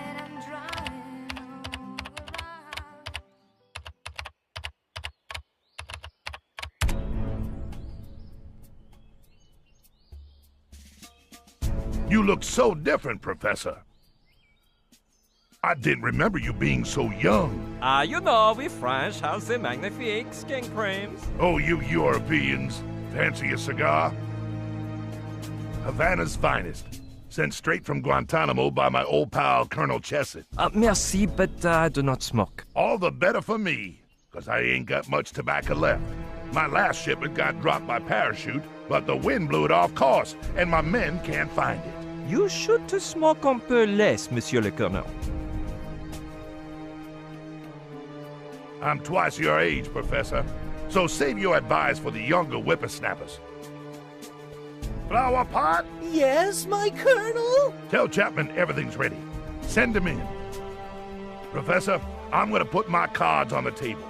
They say you're the best contractor around since Simon retired. And if I remember right, you were his right-hand man in Operation Platypus Dream. Oui, now I remember. That was so funny. A jolly good old time you had, huh? Ha! Who could have known there'd be a rock slide right during the exchange? If they hadn't whipped out that amazing weapon. Simon already christened it as... what was it again? Oui. I began to remember. Truly magnifique. The NG-0. It vaporized those rocks instantaneously. That's what I call a weapon of mass destruction. Damn, we need one of those. Well, I do not know if I have one chez moi. Don't be silly, Professor. You're looking a bit too relaxed. I don't want you getting comfy. Like I said, I need you to activate the amoeba. And yes, I know Simon is the only man to achieve that from our side, but the old guy is MIA. In summation, we lost all contact with our guests, which makes us believe there have been technical difficulties. I don't want to spook you, but if we don't activate the amoeba soon, we could lose them forever. I assume you understand how serious this matter is. Sacre bleu, I imagine something like this.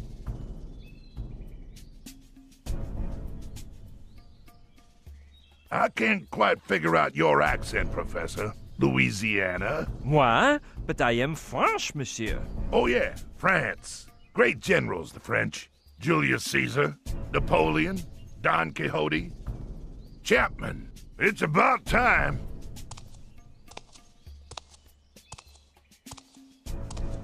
Sir. Professor Pignon, this is Lieutenant Colonel Chapman, my second in command. He'll take you to your workspace and give you the procedural briefcase. You'll start working immediately, and I'll let you do so by yourself, as your damn agency's rules ordain. However, I'll be watching your progress up close, and I hope you bring me some good news soon. Open the amoeba, and everything will go just fine.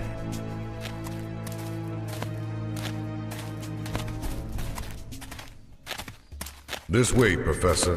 Careful with the stairs.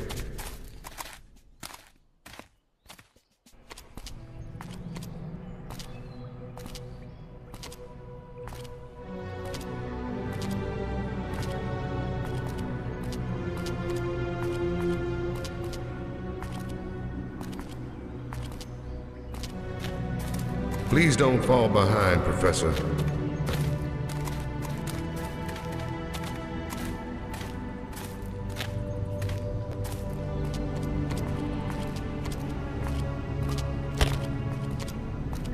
Okay, Professor, here you are. Ooh la la, c'est magnifique. This was the first room the archaeologists excavated. The public only had access to the Tiki Temple room, and they made this room into their center of operations. It's shameful the way we evacuated them out of there, and with no prior warning or reasonable explanations. We used to act with decency and honor. Ah oui, I remember. With the major decency. I'll leave the procedural briefcase here for you. Inside the computer on that desk is all the information gathered about the amoeba by Simon in the past few years, before his sudden departure. Anyway, I know you're aware of this, but let me insist about the catalyzing glove. As you know, the original was accidentally broken during the dream of the hippocampus, and the budget to make this replica was more than all the lunar missions combined. So don't forget, protect that glove with your life. Do not worry, Monsieur Chapman. Merci for reminding me. Don't thank me. As you know, I merely obey orders I disapprove of. Well, Professor, I'll let you work. God help you. Au revoir.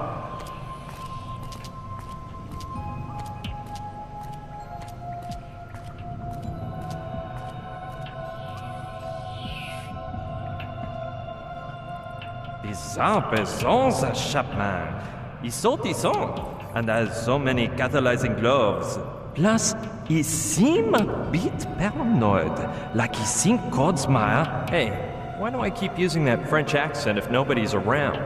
Anyway, Codsmire's got another thing coming to him if he thinks I'm gonna sit here and open up amoebas. As if I had time for games.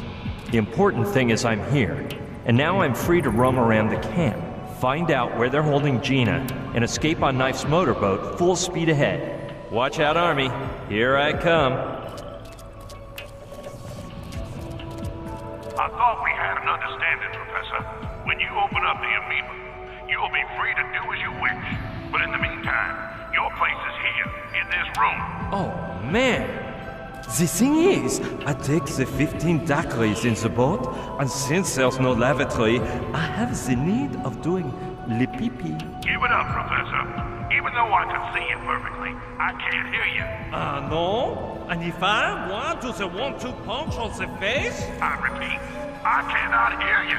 So please shut your mouth and get down to work. Well, I guess this means he can't hear me.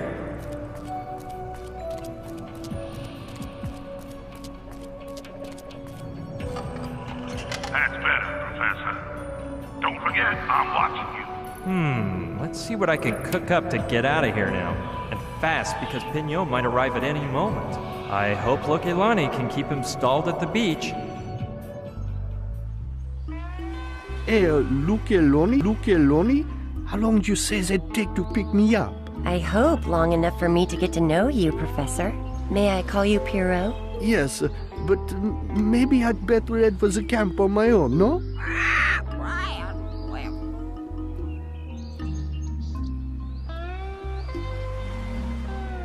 You could wait in my hut and change out of those sweaty clothes. That's a tempting offer, but... Oh, I'm in a bit of an hurry, and I... Silence. Oui, madame. I have confidence in her, abilities. So, let's get down to work.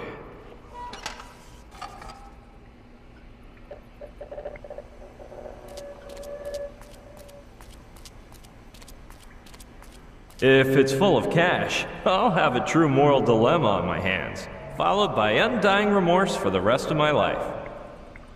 It's locked shut, but I don't see a keyhole.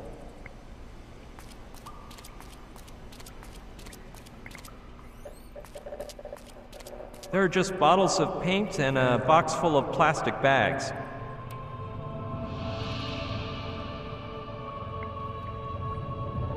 The bottles are of no interest to me, but I'll take a bag. They look strong. 4-ply is my guess.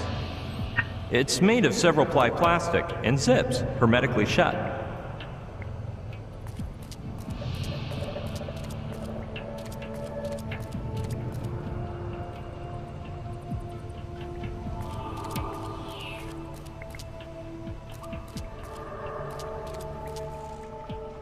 They're full of packaging material, but at the bottom I can see something else.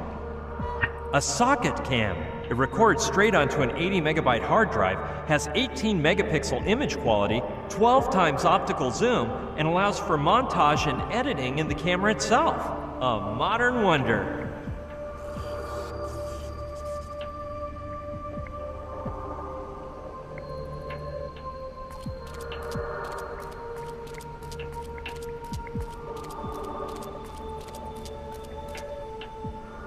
It looks pretty safe and sturdy.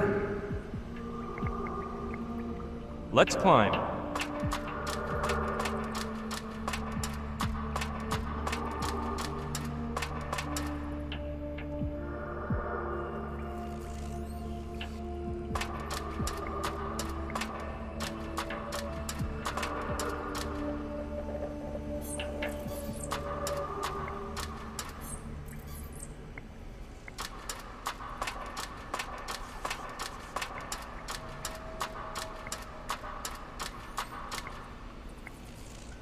Too bad I can't think of a way to use it. I can't think of a better way to set off Kordsmeyer's alarm bells. Where are you, Professor? Don't make me play hide and seek. If he comes in, the jig is up for me. So...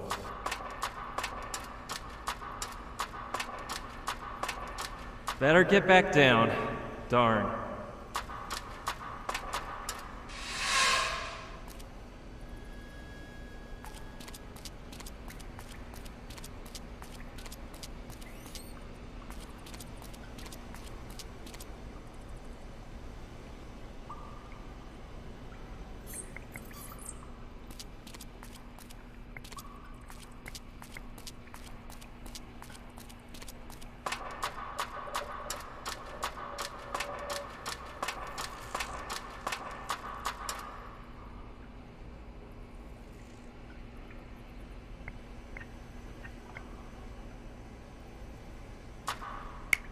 Let's see.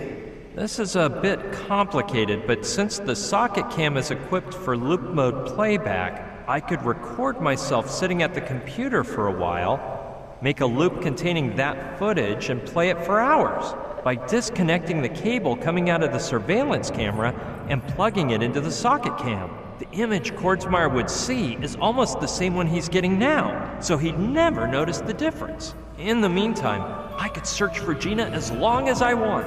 But now that I think of it, there's one tiny problem. The socket cam could fall down while the surveillance camera is moving, and my plan would end up thrown for a loop. Well, I'll keep the plan on the back burner until I find a way to solve this.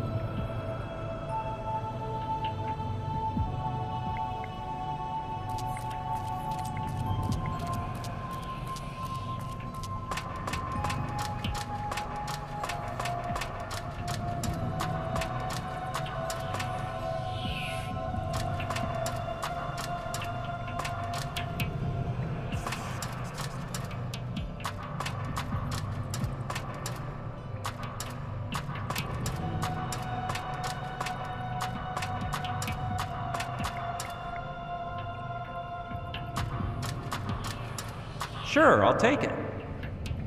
I think I know what I could use it for now. I don't think that's a good plan.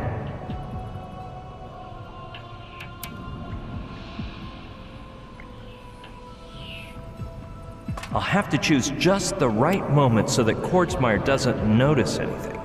Here we go. I'll put the camera in place using the tape and start my performance.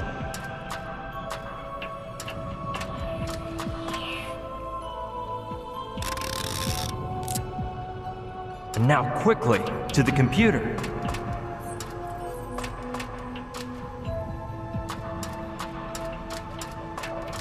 I think this 5-minute recording should do the trick. Now I just have to put it in loop mode so that the recording plays for hours, and then plug the surveillance camera wire into the socket cam.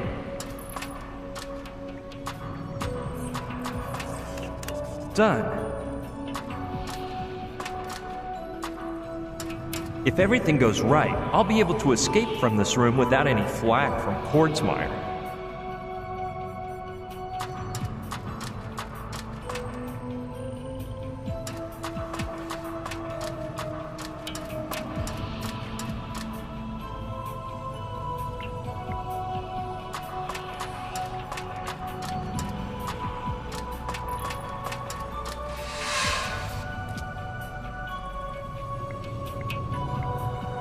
It leads to a small room that hooks up with the outside of the ruins.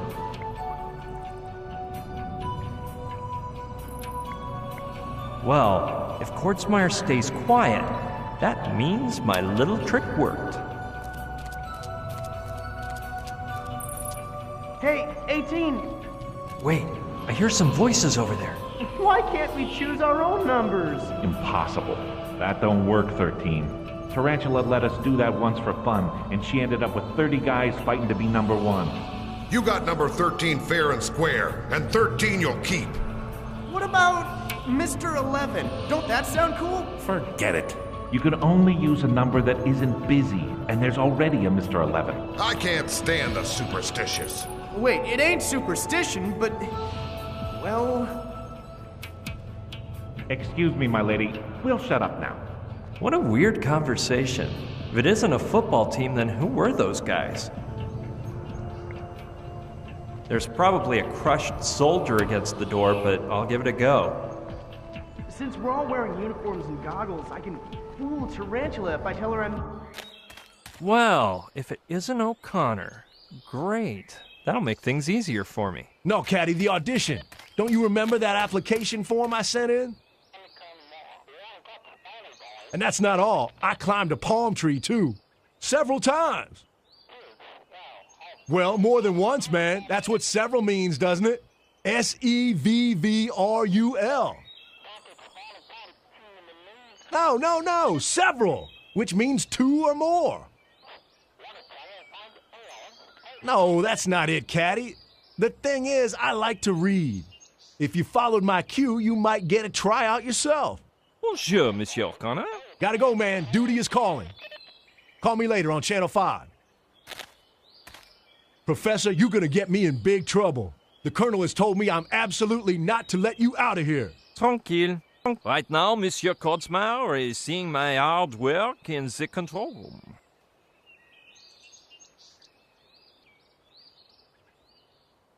You got me on that one, sir. I don't even want an explanation. I've had quite a mixed-up day today, sir. Pardon? Why have you called me Monsieur? Shoot, sir. Sometimes I mix people up, sir. You'll get to know me better and see, sir. Hey, Professor. It's the same. Call me Monsieur if you wish. Whatever you order, Professor. Sir. With who were you speaking on the walkie? With Private Cadwallader, sir. He's an utter fool, but he's my best buddy, and I'm teaching him to add up numbers. It ain't easy for him, because his fingers are all twisty, and he can't stretch them out right. What do you know about this place? The same thing I know about almost everything, Professor, sir. A bit more than nothing. Have you ever heard of CIA 2? No, sir. I had no idea they'd open branch offices. But I think it would be a grand workplace for a nice soldier/lumberjack who you and me both know. So tell me about those ruins and that temple inside. No soldier in the regiment is authorized to go in there, sir. I was only there the day we arrived, to throw out the archers and put up a big steel outpost. Archers? Yeah, but they'd left, sir. The ones who were there were those guys in white robes who were looking around for broken things in old places. Archaeologists? Dang, sir. I just sounded like a complete idiot. Do you know what the amoeba is? No, sir, but I'm sure it's not that complicated. My grade school teacher always said, Zachariah O'Connor, you are simpler than an amoeba. You haven't heard of the Operation Platypus Dream, have you? Not a thing, sir. And I'll be a furry duck if I know what a platypus is used for. If you don't know anything, I probably shouldn't ask. My teacher used to say that too, sir. Dang, I messed up already. What do you use that big head for, O'Connor? Well, it makes the rest of me more attractive, wouldn't you say? We speak after, O'Connor. Sir, yes, sir! I was supposed to deliver a message to you when you came out of the temple, but I forgot. And why you not give it to me now? Sir, you are devilishly sly. You seem to figure out everything, don't you? For Professor Pierre Pignon. How did you get this? The boys over at Highway Patrol warned me a while back. The waitress at the beach told them to give it to O'Connor and nobody but. Merci, O'Connor. After, I return and we chat for a while. I wouldn't do that if I were you, Professor, sir. Why alone? We got orders to intercept you and take you to the Colonel if you exit the temple, sir. But you have not done this. Because where we're at, nobody can see us, sir. But if you walk just a ways from the temple and get into the guard's line of vision, you're in for a nice thrashing. Très bien, O'Connor. Merci for the warning. Sir, you're welcome, sir.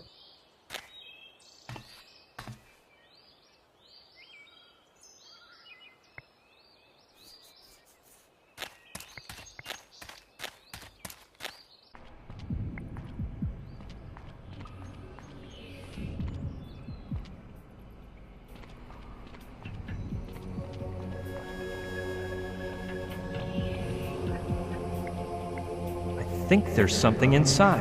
I'll just open it up.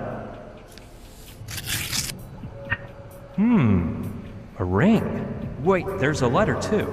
Dear Kaimi, the strange object I'm sending you belongs to the real Pignon. I noticed he refused to be separated from it for a single moment, so I assumed it was something important. He's asleep right now, but when he wakes up, he'll want to go toward the camp, so hurry up. Your friend always, Lokelani. P.S. Don't even ask how I got it off of him. This girl's amazing. I'd give anything to know how she's keeping Pignon there.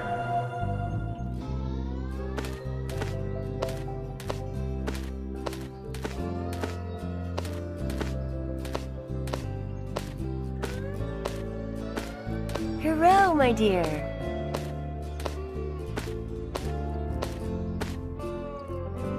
I can only imagine. Though knowing Lokelani, she probably just started talking about her ex-boyfriends, and he fell asleep out of sheer boredom.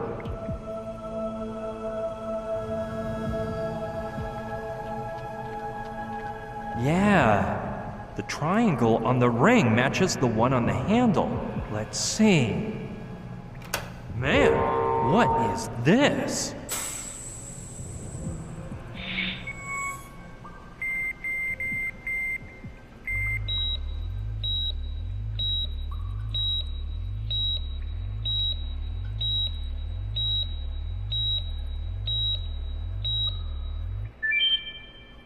What a neato briefcase. I'd have to be low on street smarts not to ransack this baby. A pair of sunglasses, a card that was just activated, a glove made of, I'm not sure, it's like glass, but it's soft at the same time. No doubt about it. That must be the highly valuable catalyzing glove Chapman told me about. And hold your horses, man. This has got to be a neuralizer. I saw one in a movie and they used it to change people's memories. I heard they actually existed, but they never sold any at the mall. Well, that seems to be everything. 13.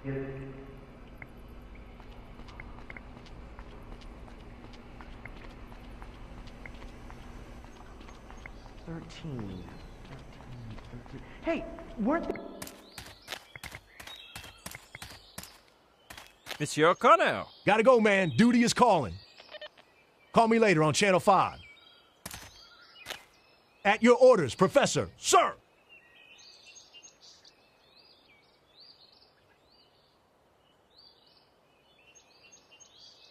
You haven't shown anyone the envelope you gave me, right? Sir, no, sir. The girl said to give it to you and you alone, and that's what I did.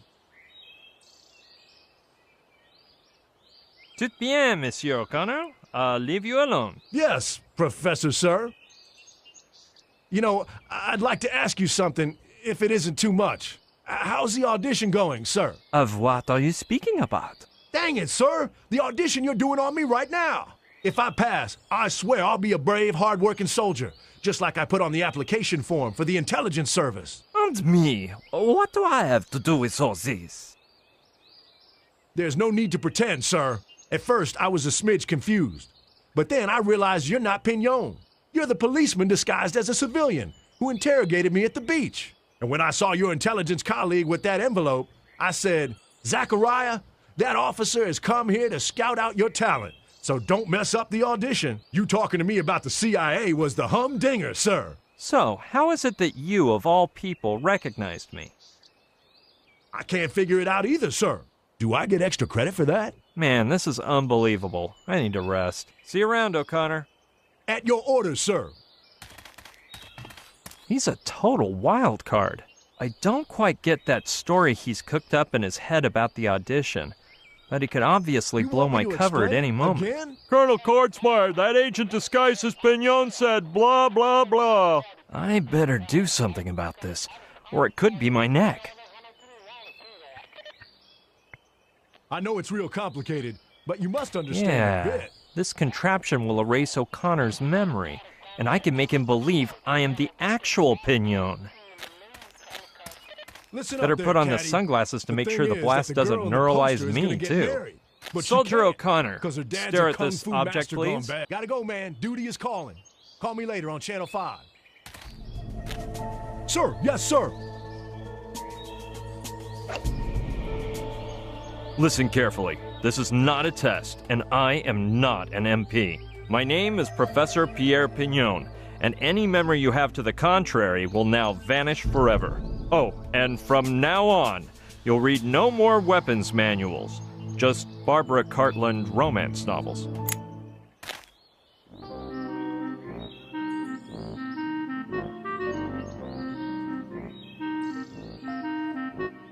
Whoa, sir, careful. Marble's falling at 6:30, sir. Now, that was unexpected. Anyway, is it clear who I am or not? Sir, yes, sir. But I'm not sure if I passed the test. Oh, man, it didn't work. Dang it, sir. I thought I was up to muster. Now what do I do with you, O'Connor? I'm all out of ideas. Do what you will, sir. I shall accept my punishment with honor and valor, sir. Wait a minute. Soldier, I'll give you one more chance to pass. Your task is to keep your mouth closed tight, and not to tell my true occupation to anyone, not even Kordsmeyer himself. Sir, thank you, sir. On my honor as a Marine, I will not let you down. Just my luck. For once I get to use a neuralizer and it turns out to be a worthless model. I guess these marbles are what make the neuralizer work.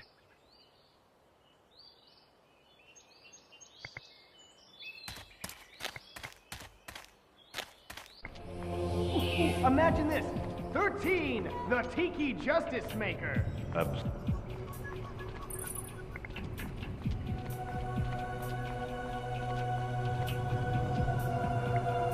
There's not much light in there.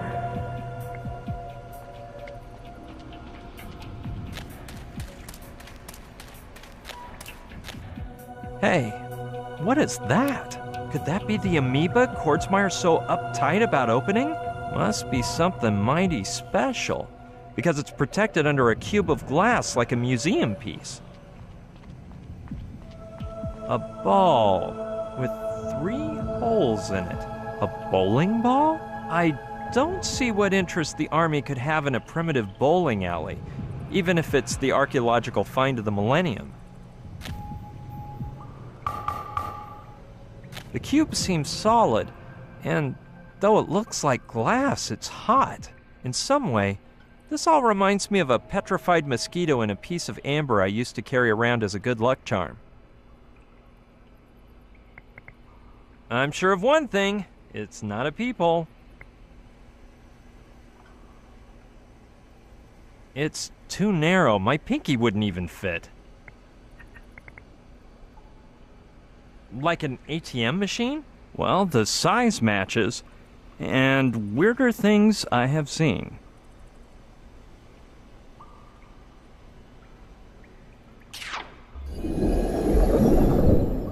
Did I just see that? Or am I imagining things? Yep, the cube vanished.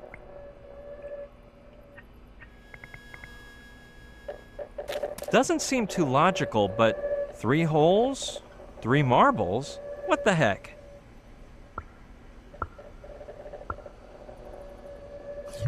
What? Holy mackerel! Amazing! It's just floating there in midair. I wonder what that handprint-like imprint is for. Well, I can try. This doesn't seem to be working.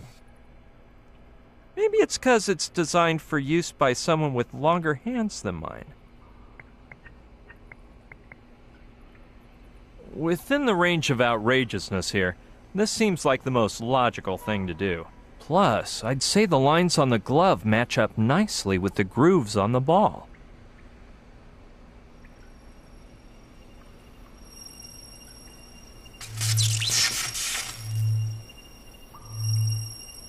What the heck? It's as if two things had formed. I don't know how to describe them. This sounds crazy, but they look like twin black holes. Let's see. Man. If I stick my arm through one hole, it shows up 3 feet away in the other. Either I've been drugged or this is candid camera. Anything's possible. Whatever this is, it almost scared the catalyzing glove right off my hand. And it looks so fragile, it probably would have shattered to pieces.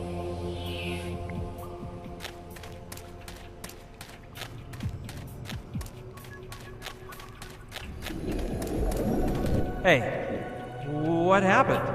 How could that be? The glass cube came back again. This island is outrageous. Pass. Move on to the next player.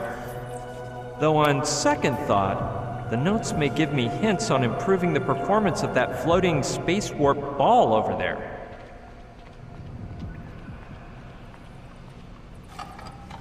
Each of these docks is longer than the Baroque trilogy. I guess I'll have to tap into my speed reading skills.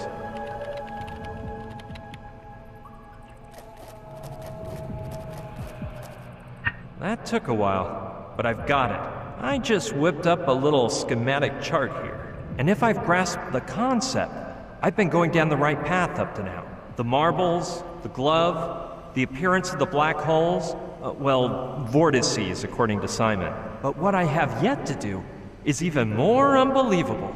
When the points appear, I have to concentrate on a specific location in space so that point B will travel to it. Then you're supposed to enter point A, and you appear wherever you sent point B. Sounds like your average beam me up gizmo, as seen on millions of sci-fi shows.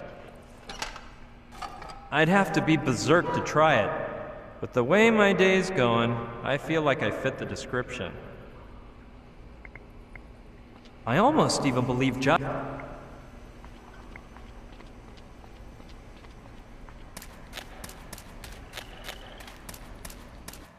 Damn, that lame cube again.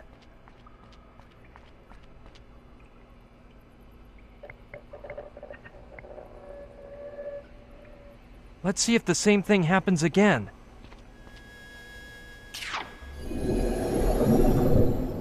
Hey, I knew that once I figured out that trick, life would be simpler.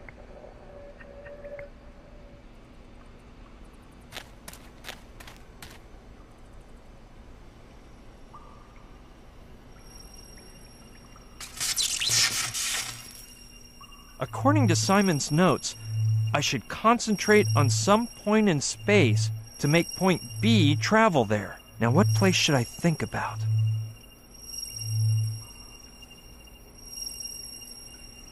Yeah, it wouldn't be a bad idea to check whether the motorboat is still there and make sure Joshua isn't up to any shenanigans. Well, at least not up to anything that's highly damaging. Neato! I can feel something. I think it's working.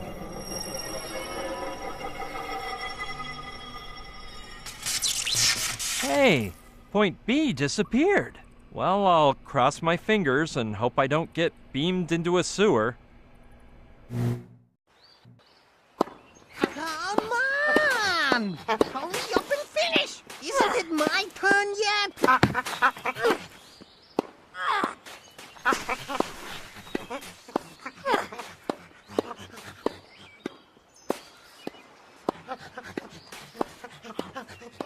Ooh, that must hurt.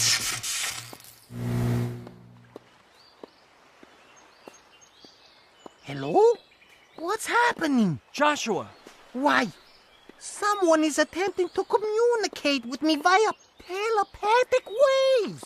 I can sense you wherever you are, oh unknown being. I'm over here. Look back for a second. No, I'd lose my concentration, and then the telepathic connection would go on the fritz. From what planet, nebula, or cosmic dust bunny do you speak to me, old being? Oh no, here we go again. It's me, Brian. Brian? Since when are you into telepathizing? Actually, I don't know. And if you look back... I thought I noticed something in you. You're not bad for a novice, but your signal is weak. There's a lot of static, as if someone were wringing your neck. Whatever you say, but please, do me a favor and don't move, because I'll be back for you at any moment, and we'll zoom out of here on the motorboat. Oh, and one more thing. Do you know what an amoeba is? Hey, that's what the Trantorians used to pull me out of the ship on the slide. Alpha told me that's the name the Earthling contactors used to call the Trantorian jalopy that drives around space. The initials come from anticellular matter e-nuclear bilocator apparatus. Though I don't really get the apparatus part. It's more like being beamed up, but cool and without getting mosquitoes in your teeth. The bad thing is you can only go to places where there's Trantonite, an ultra-powerful material found only in energy stones and Trantorian belts. The trick lies in putting all your body cells in a single file line, so that they can jettison through space really fast. And then they get put back in order, right where they were. Boggles the mind, huh? Anyway, its inventor, a shifty but intelligent little alien, based his ideas on enucleation theory and the anticellular Pitokius, the monogloth of which, on the shimmy scale, is... Amazing, but true. If I'm not wigging, I think I've got the ideal escape plan for when I find Gina. God, I couldn't take one more second of Joshua's nonsense. But I doubt he'll take my sudden departure the wrong way. He'll just think the telepathic network blew a fuse.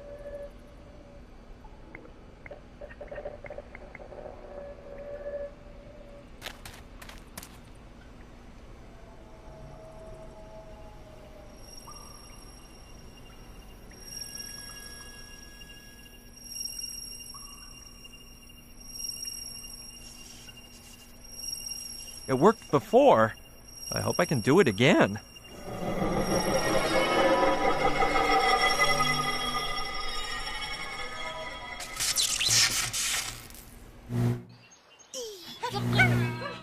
Joshua, what's going on here?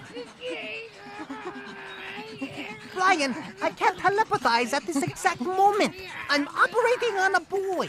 Boy? Little demon is a lemur. A lemur? I knew such a smart guy could never be human. Well, it turns out the paddle slipped out of the other guy's hands, flew off, and got stuck in this poor thing's teeth. It was a tragic scene, but luckily, I was on hand. This kid brought me a couple of packages filled with molar repair gadgets, so here I am trying to remove the paddle. Oh, you're familiar with dentistry? Not a thing. But we geniuses take advantage of our inquiring minds. Listen, you go out in the neighborhood and play, and let us pros get down to work. He needs to be banned from entering any wildlife preserves.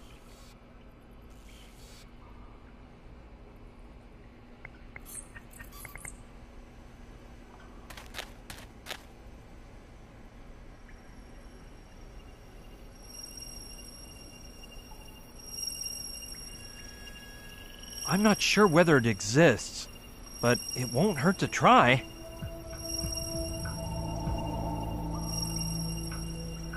Huh, it doesn't work. Yeah, here we go.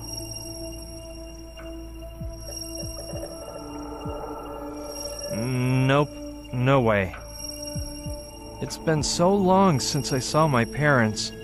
I think I can hold out a while longer. I can't think of any place worthwhile.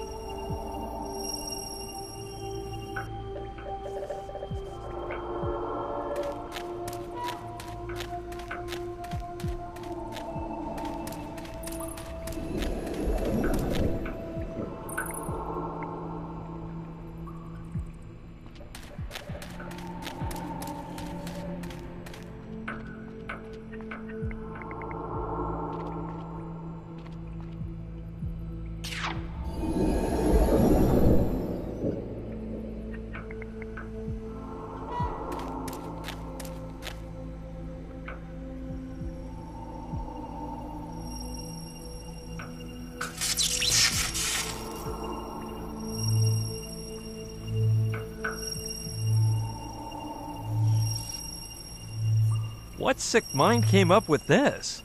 It wasn't me, that's for sure. Now, how would I know where that is?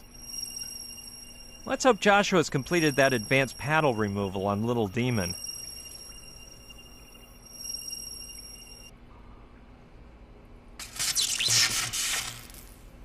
And it may sound gross, but it saved my life when the toilet was busy, 'cause I placed my derriere through the amoeba and into the next toilet over. Unless... Joshua. Jeez, don't rush me! I'm finishing already! So anyway, Alpha says that... Wait, just answer one question. Okay! What a pain in the neck! If we're communicating by telepathy, why are you talking out loud?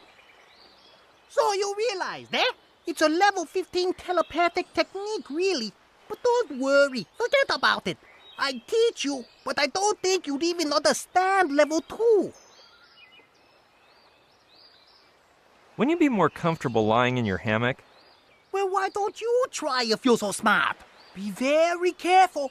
If you sit down wrong, the apparatus will turn inside out. And so will your body parts. Hey, how do you know I'm near a hammock? Well, 'cause I telepathically connected with your retinas, that is. Oh, and that's so difficult, too. They say fools are lucky. Have you heard of the CIA, too?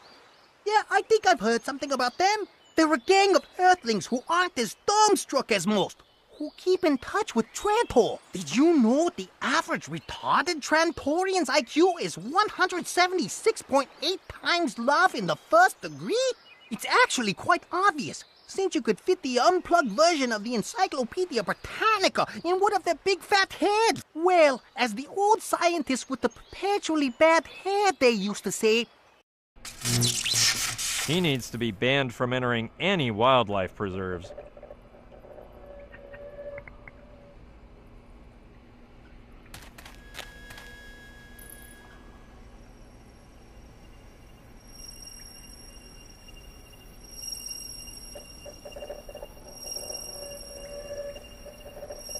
Yeah, I could try to speak with the real Pignon and convince him to help me.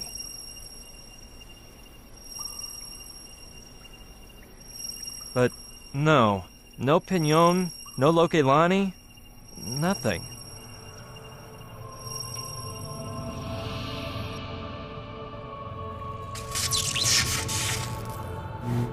your head swells like a balloon. But according to another Trantorian's hypothesis, the quarks move onto the plane and shoot out the... Joshua.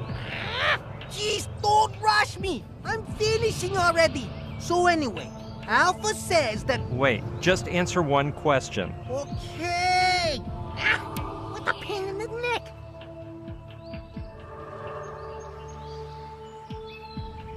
How did Little Demon's operation go? Joshua never messes up, Brian! The paddle removal was a major success. Actually, I hardly even used the molar repair instruments. But I implemented the 5-stage batch-up technique and pulled in his silver cord before it snapped.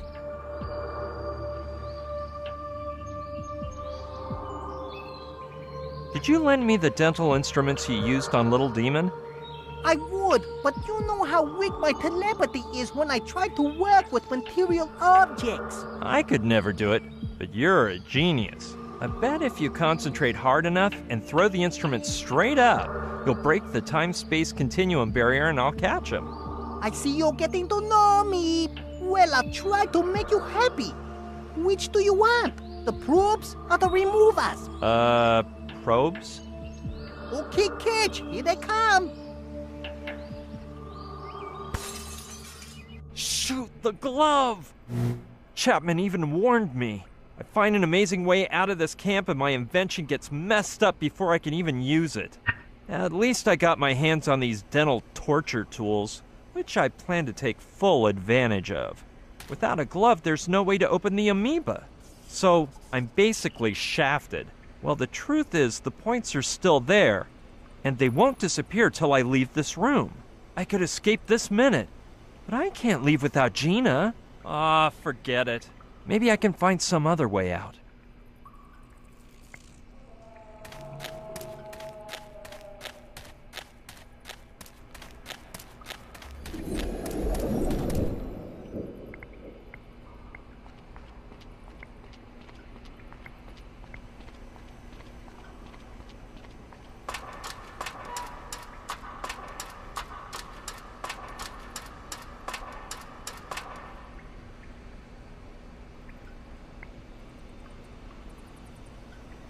That is the largest tiki I've ever seen.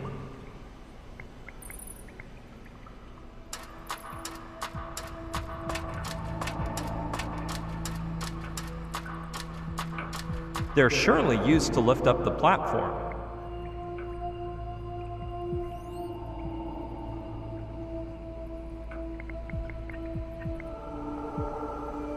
That doesn't sound like a bright idea to me.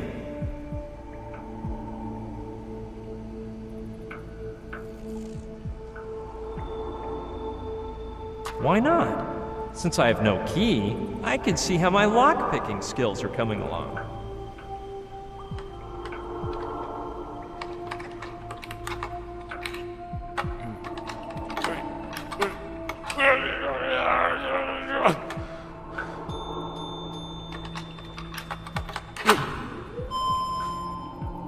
Bingo!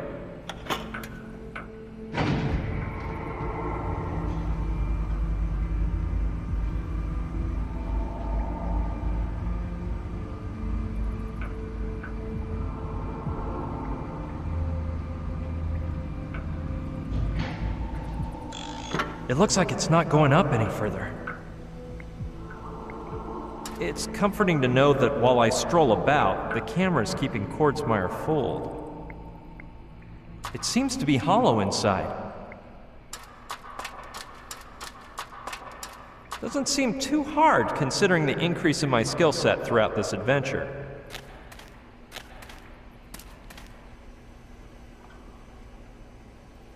Huh. Seems like the archaeologist's budget ran out for lighting in here. Or maybe they just installed the motorized platform right before the soldiers got here, and they didn't even have time to take a trip up here.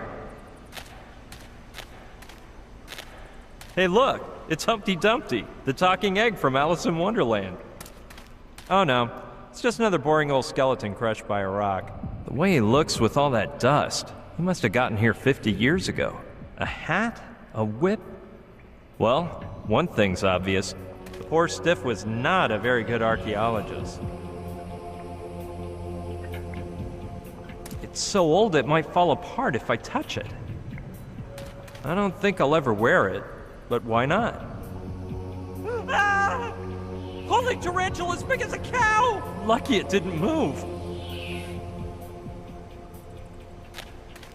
Yeah, getting stung by that tarantula underneath sounds like a real knee slapper. So much so that I won't do it.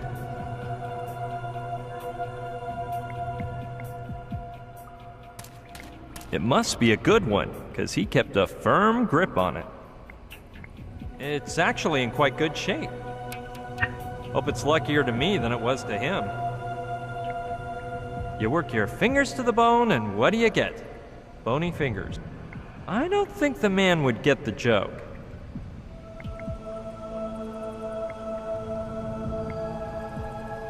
Couldn't I look at something more pleasant? What would I need 3 legs for?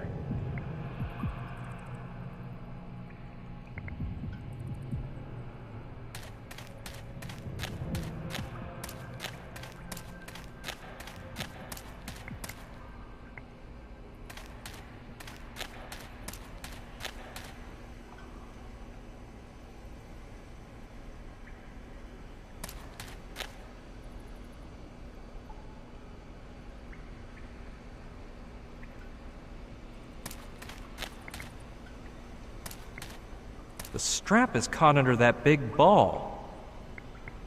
I don't know if I could get it out of there, but it's such an antique, it's probably useless anyway. What I will do is search inside to find something special. A bottle full of dust. Let's read the pretty label. Stenchazole, 'cause everybody hates snakes. Sounds like a home consumer club special.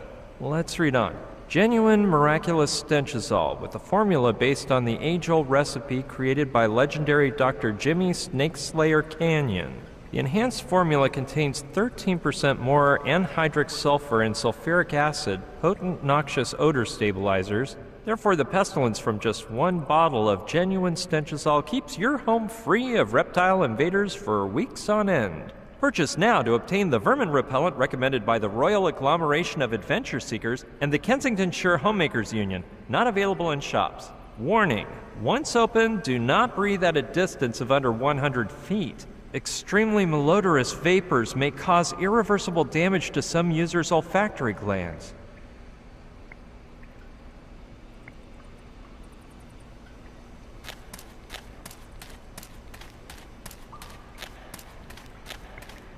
Sure, let's see where it leads to. I can't wait for one of those huge rolling balls to appear and smash me up against my hat-wearing friend. I'll have to take it slow. It's pitch black in here.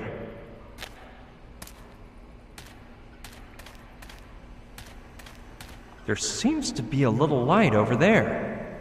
Well, only an optimist would be excited about this much light, so I guess I'll pretend I am one. Tarantula! I hear voices.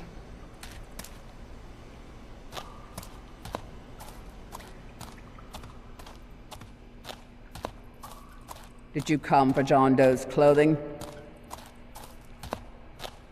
No, I'll send someone later to take it to the lab. Right now, the scientists are too busy with the Trantonites he brought us. Have those dumb items he ordered been delivered? A while ago. As soon as they were taken to him, he put on the soccer uniform, drank 2 cans of onion soup, and lay down to watch a TV movie. It was quite a disgusting scene. What about Pignon?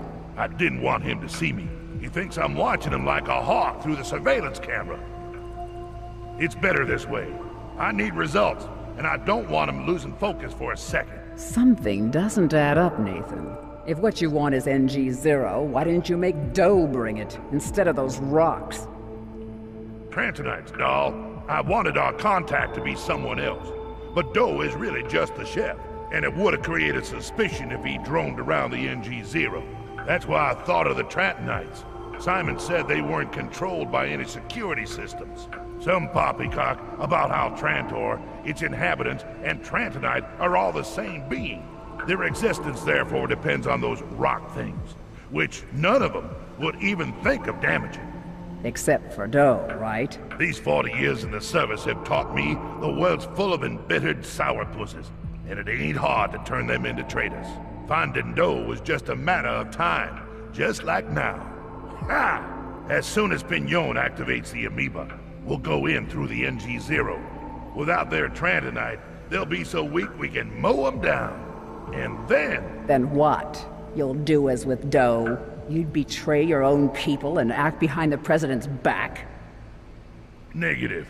I'll protect him from himself. I'll clean things up and get rid of the sissies who are using him. Wimpy hamburger-devouring civilians who don't have the balls to grab a machete and cut the bull's head off. What the heck?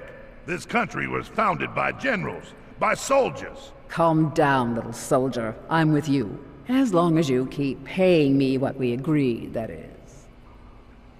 Tarantula, I've got some news. We think that spy is around here, in the camp. The signal ain't clear, but we're trying to zero in on him. Damn that 2-bit civilian. Mobilize everyone. Let no one sleep until we catch him. Ha! He's walked into the wolf's den. No doubt about it. He's in cahoots with that parachute girl. Gina! So don't repeat the same mistake as this morning. She jumped out over the lake. She had to be eliminated. She should have been captured and interrogated. Well, you can just forget about her. The underwater camera recorded footage of the girl sinking to the lake bottom. She's not talking to anyone anymore. No, it can't be. Gina can't be dead.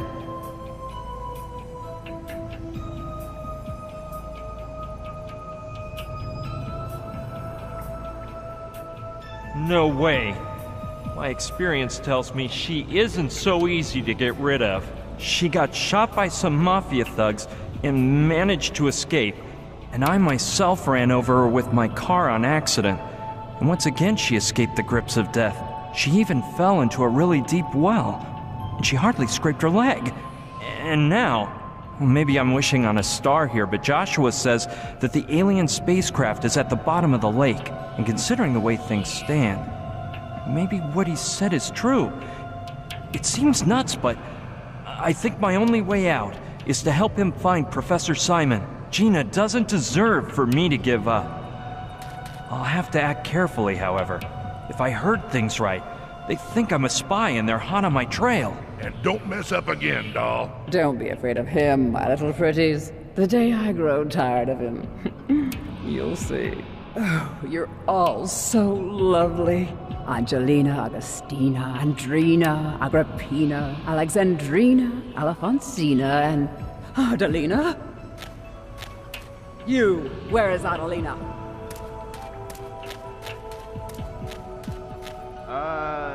I don't know anyone named Adelina. Amateurs. I stop for 1 second to speak with a colonel and you lose a 20-inch long tarantula.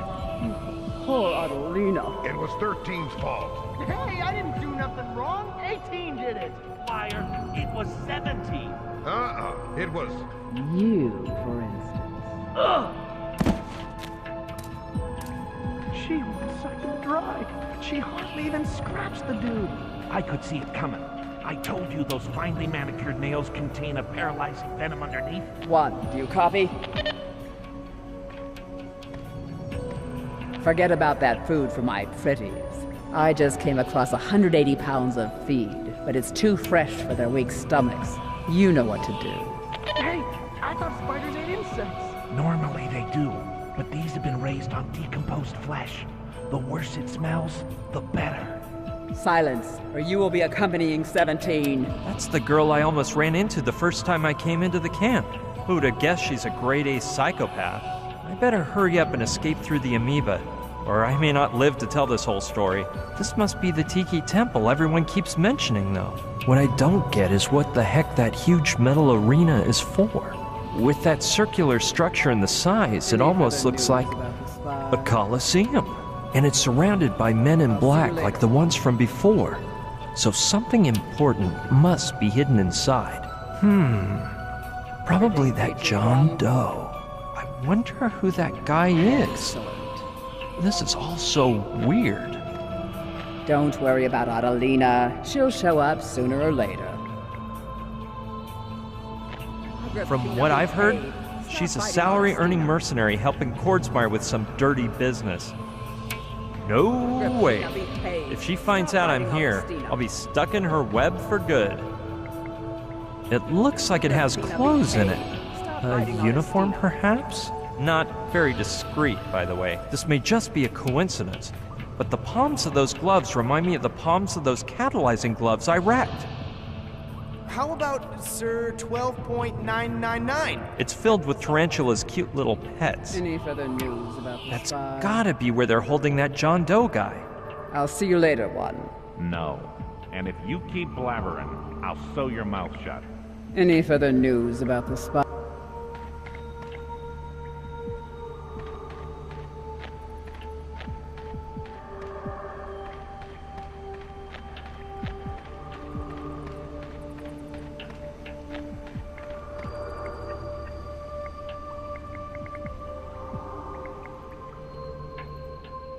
This bag is so strong, I'd be surprised if the tarantula could gnaw its way out. Well, if I do this right, it won't even come in contact with my fingers. Let's hope she's still asleep. Got her! Those holes I made with the probe should keep Adelina from suffocating.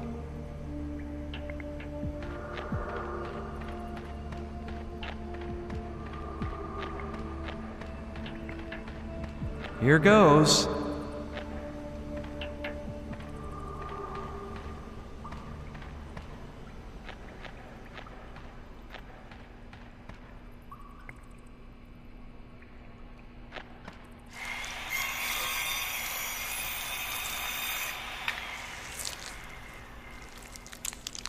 Have you finished, number one? Yes, Tarantula. I'll take the bits and pieces up to the roof.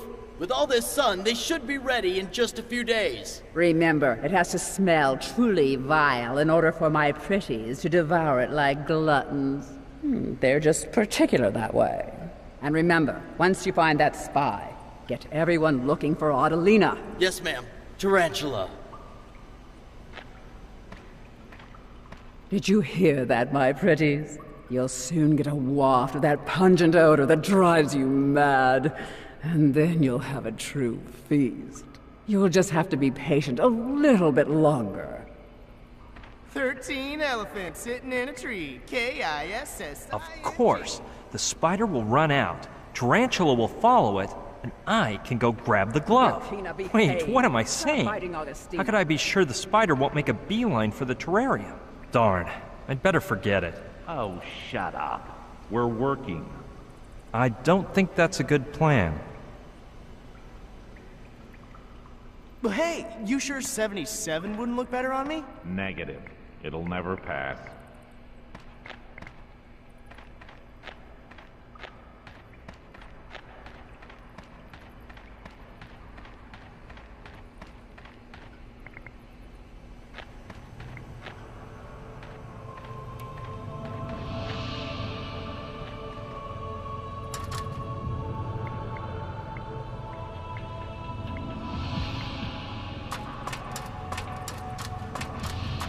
Let's hope the old rule that everything that goes up must come down works as always.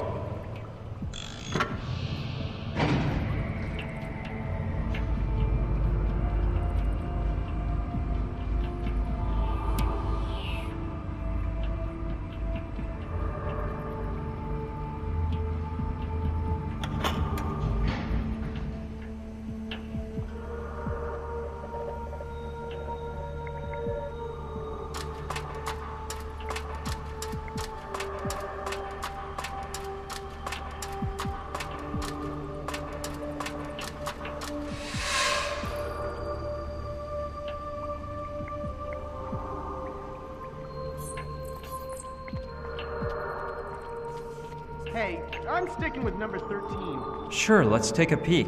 Screw superstitions. Cool, but it's funny. Did you know you're the 13th nice guy to be stairwell. called 13? Wonder where it leads. There's a couple guys up there. What about 88? Oh, it sounds so forceful and... Who goes there? Bonjour, messieurs. It is moi, the professor. I can't stand professors. Exactly. Whoever you are, where do you think you're going? I was just stretching a bit the legs on the... Listen up. You go up one more step and you won't have any legs. D'accord. I will be leaving. Hey, we really spooked him, huh? And, what happened to the other 12, if I may ask? Damn soldiers. That black uniform strikes me as odd, too. It doesn't look anything like the ones I've seen before. I don't know. Maybe they aren't soldiers, but they're sure watching that entrance like hawks. So there must be something interesting inside. Guess. You saw what happened to 17.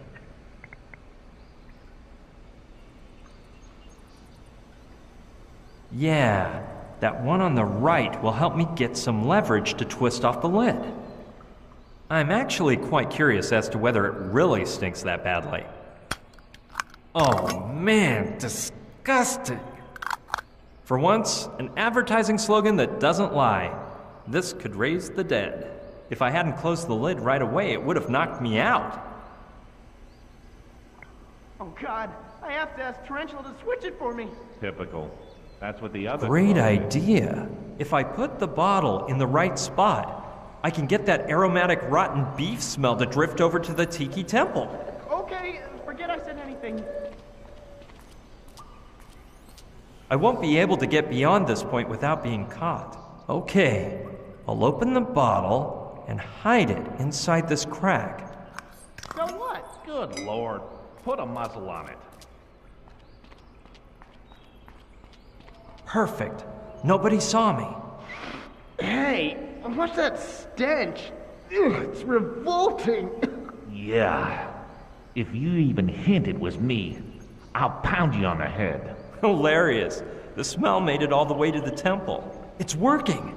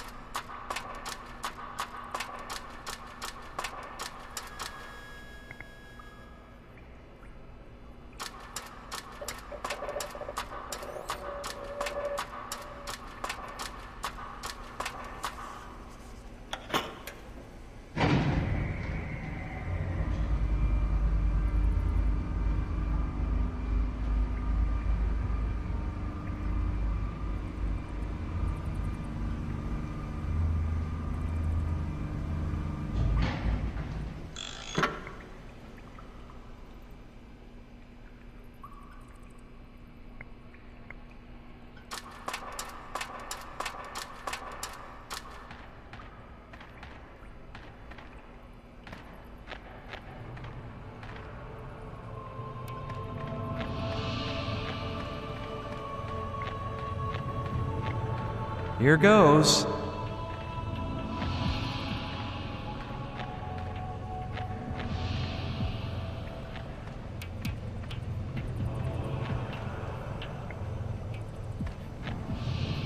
Don't worry about Adelina. She'll show up sooner or later. Sure, that plan should work, and Adelina will run in the right direction. Even I can smell where that icky stench is all emanating from. Let's just cross our fingers and hope everything works out. Come on, Adelina. Use that keen sense of smell and head for that aromatic delight. Hey, a spider! Adelina! Stop her! Yikes! She crawled into that hole. Move out of my way, you amateurs! Now's the time. I better hurry if I don't want those goons to catch me down there. Adelina, my lovely...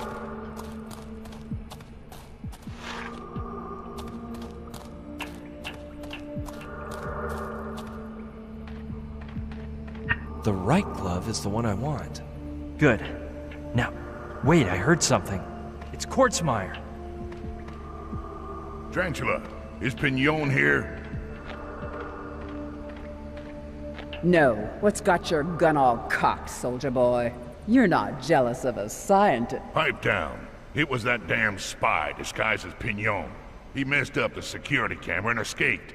What spy? I thought his face looked familiar. Of course. Now it makes sense. A while back, my men told me that the spy was here inside the ruins, according to the signal. I couldn't imagine such a system breach, so I told him to fix the locator system. So, if he's not in here, he must be in the other room. Come on, doll. Let's go swat him. Damn, they caught me.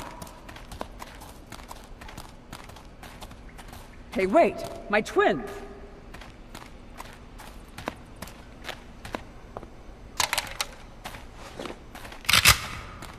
Action! Finally, I get a piece of the action! Talk about bad luck. Right when I get the glove to escape, they find me out. If only I knew what that locator was made of, and how they managed to find me. Anyway, I have to get my neck out of here before it's wrung.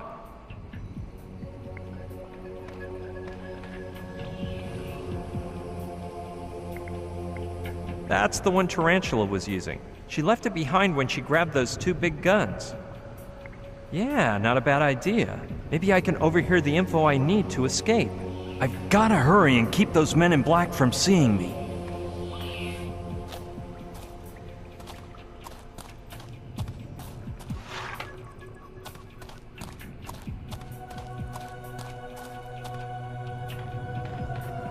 I think that wheel-like thing next to the antenna is used to change the channel. Unless it's a walkie canteen, which I've also seen on the market.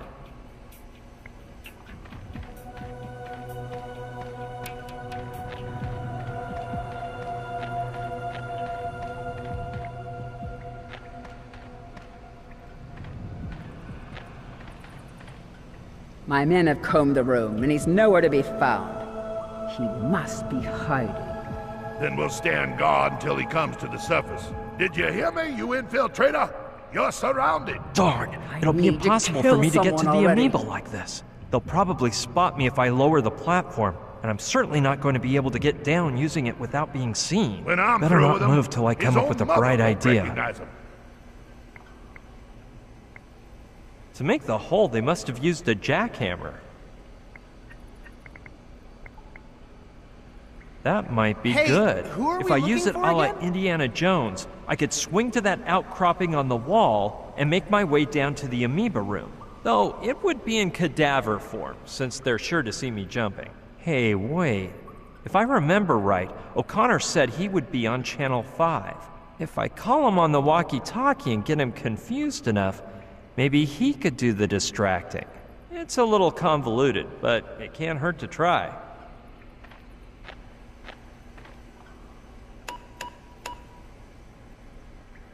O'Connor, do you copy? Gosh, Caddy, you are one royal pain. Soldier O'Connor, it's me, Colonel Basco, your intelligence service examiner. Oh, sorry, sir. I thought you were a moron. Whatever. I just wanted to say you've passed all of the test stages satisfactorily, except the most important one. Oh, man, I meant this moron friend of mine, sir. Just listen. You are to enter into the ruins screaming, "My colonel, Professor Pignon, has run off toward the lake." I'll hop to it, my colonel. Run, soldier, run! Where in tarnation's he gone? Calm down, Nathan. He'll turn up sooner or later. Pignon has run to the lake, my colonel. Follow me. Down we go.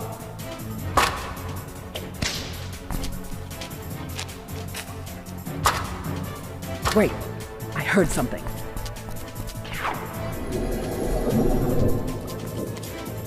Come on, come on, come on!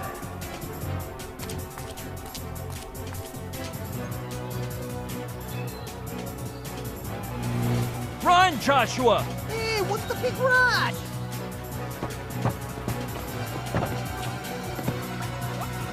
Joshua! Hold on tight!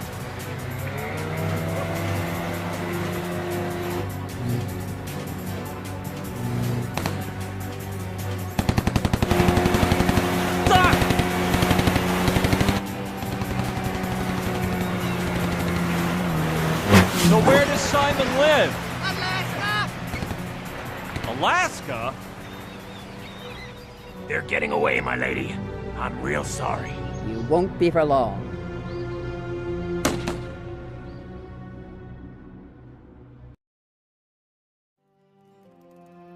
Brian, if anyone else were telling me this, I'd never believe it. Me neither, Sushi. The whole part about the amoeba is astounding. No, I was talking about Joshua.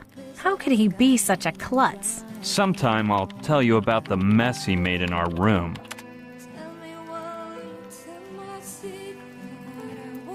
In your room? Yeah, when we left Mala, we passed by the hut I'd rented with Gina. I didn't have a cent on me since the plane crash, and I needed to pick up some money and clothes for the trip to Alaska. By plane again, I suppose? Only as far as Anchorage. Then we hopped on a train to Fairbanks, and after that a bus to Sicily, where this nice man offered to take us as close to our final destination as he could on his snowplow. And you finally met Professor Simon. We still had to walk a ways through a snowy no-man's land. But that wasn't our final challenge. Even worse was that Joshua was starving. His voracious appetite almost put an end to our little adventure. We were looking at the doors of Simon's house when...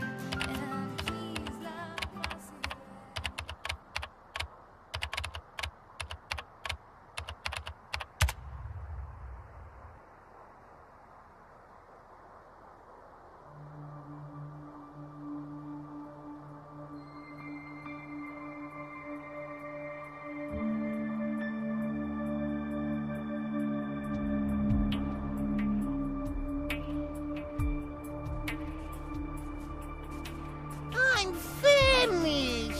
We're almost there. Professor Simon will give us something to eat.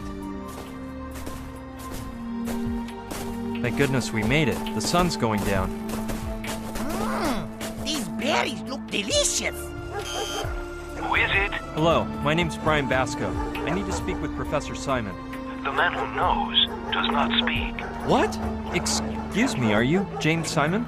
Please, listen. I have a very important message for you. Not interested. Hey! I think I forgot to mention, you have to say a password before I let you in. A password? Of course you didn't say anything. Let's see. What could that darn password be? And quit eating those berries. They could be poisonous. Hey, leave that alone and tell me the password once and for all. You see, Professor Simon will say who knows what about the man who knows. And you have to answer him. Yes, you must tell him.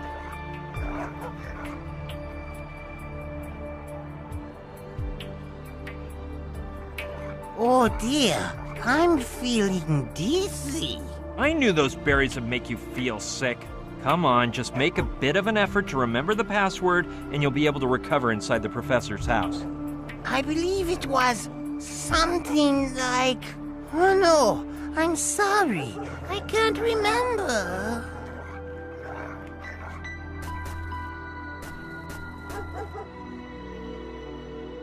It's all right, calm down. When we were coming up here, I saw a shelter by a lake. We'll go up there, and I'm sure you'll remember that password after a bit of rest. Come on, I'll help you. Joshua, the fire is already lit. You rest and try to get over this as fast as possible. You've got to remember that darn password. Maybe you should try to do something about this. Who knows how long it'll take Joshua to recover. If I insist, maybe Professor Simon will let me into his house. By the way, when we were walking down to the shelter, we saw a pretty strange guy. He was wearing this humongous fur coat and taking pictures or something. It has a unique style all its own, though it's a bit run down.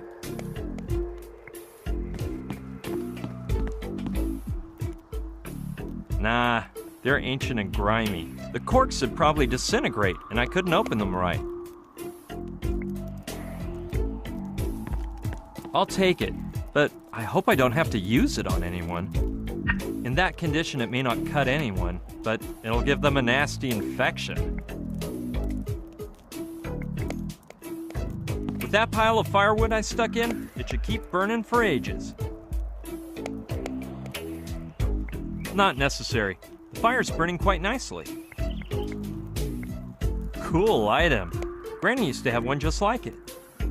Okay, if there's any oil inside, I might be able to use it. Looks like it's not full, but there's a little bit inside. I'll take it. It looks like the ideal log.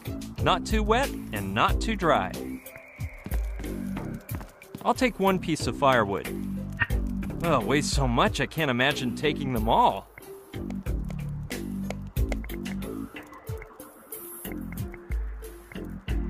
I'm not surprised he communicates with aliens.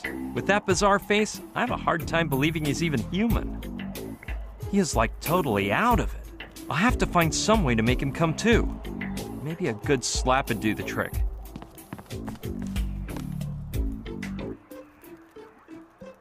Man, your zipper's open. I can see your Woody.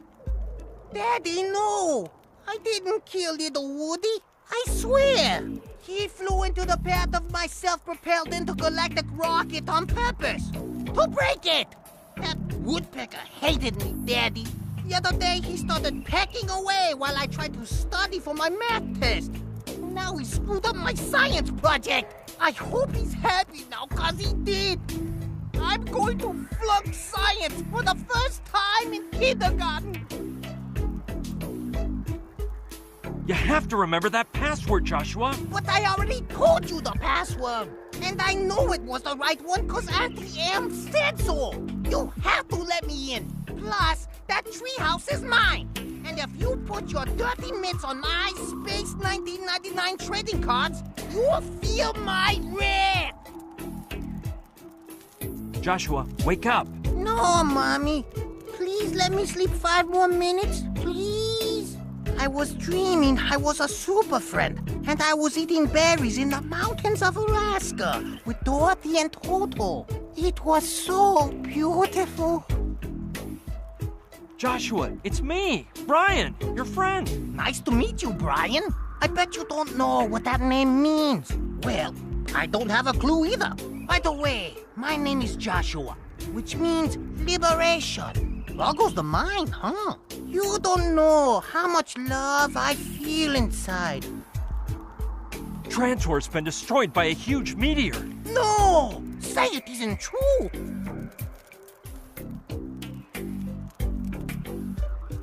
Yeah, and the berries contain trantonite, which took away your superpowers. Brian, what you are saying is scientifically impossible.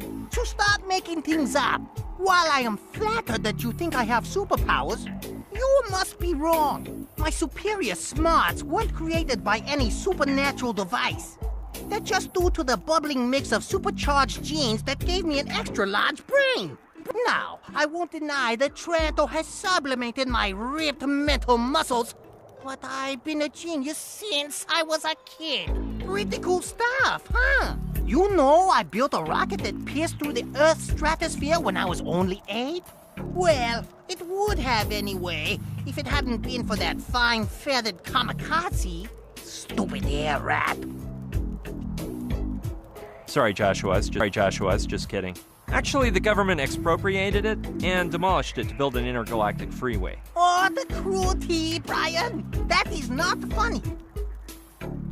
Okay, so I was lying. The truth is that Trantor was chosen worst dressed planet of the millennium, but I didn't know how to tell you. But where do those 2-bit critics get their taste? For your information, Trantor has been exporting its stylish garments to hundreds of planets, including Earth. Who do you think designed Boney M's outfits anyway? And what about the Power Rangers? The human species would still be wearing loincloths if it weren't for Trantorian designers, I'm telling ya. Of course not, homie. You take it easy, and we'll chat later on. Okay, but cut it out with the scary stories. You're creeping me out. Darn. He seems to have... I'll have to shake him up a...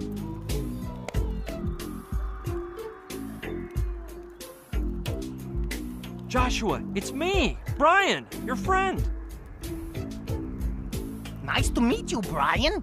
I bet you don't know what that name means. Well, I don't have a clue either. By the way, my name is Boggle.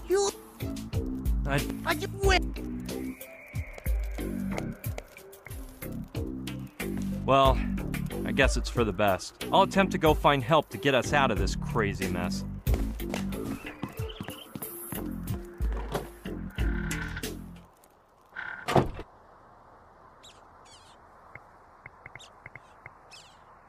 She's a beaut. As soon as this mess is over, I'm gonna buy a pickup just like it.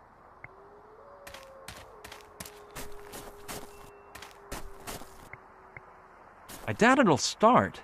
Plus, in this condition, there's no way it's gonna budge. It's the mascot of a pizzeria. How appropriate for this region. Make me some pizza, Bullwinkle. My stomach's growling. It's a handmade wooden bench.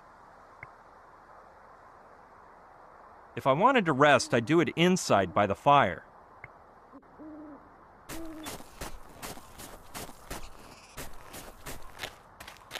I'll go see if I can find the guy I saw coming toward here.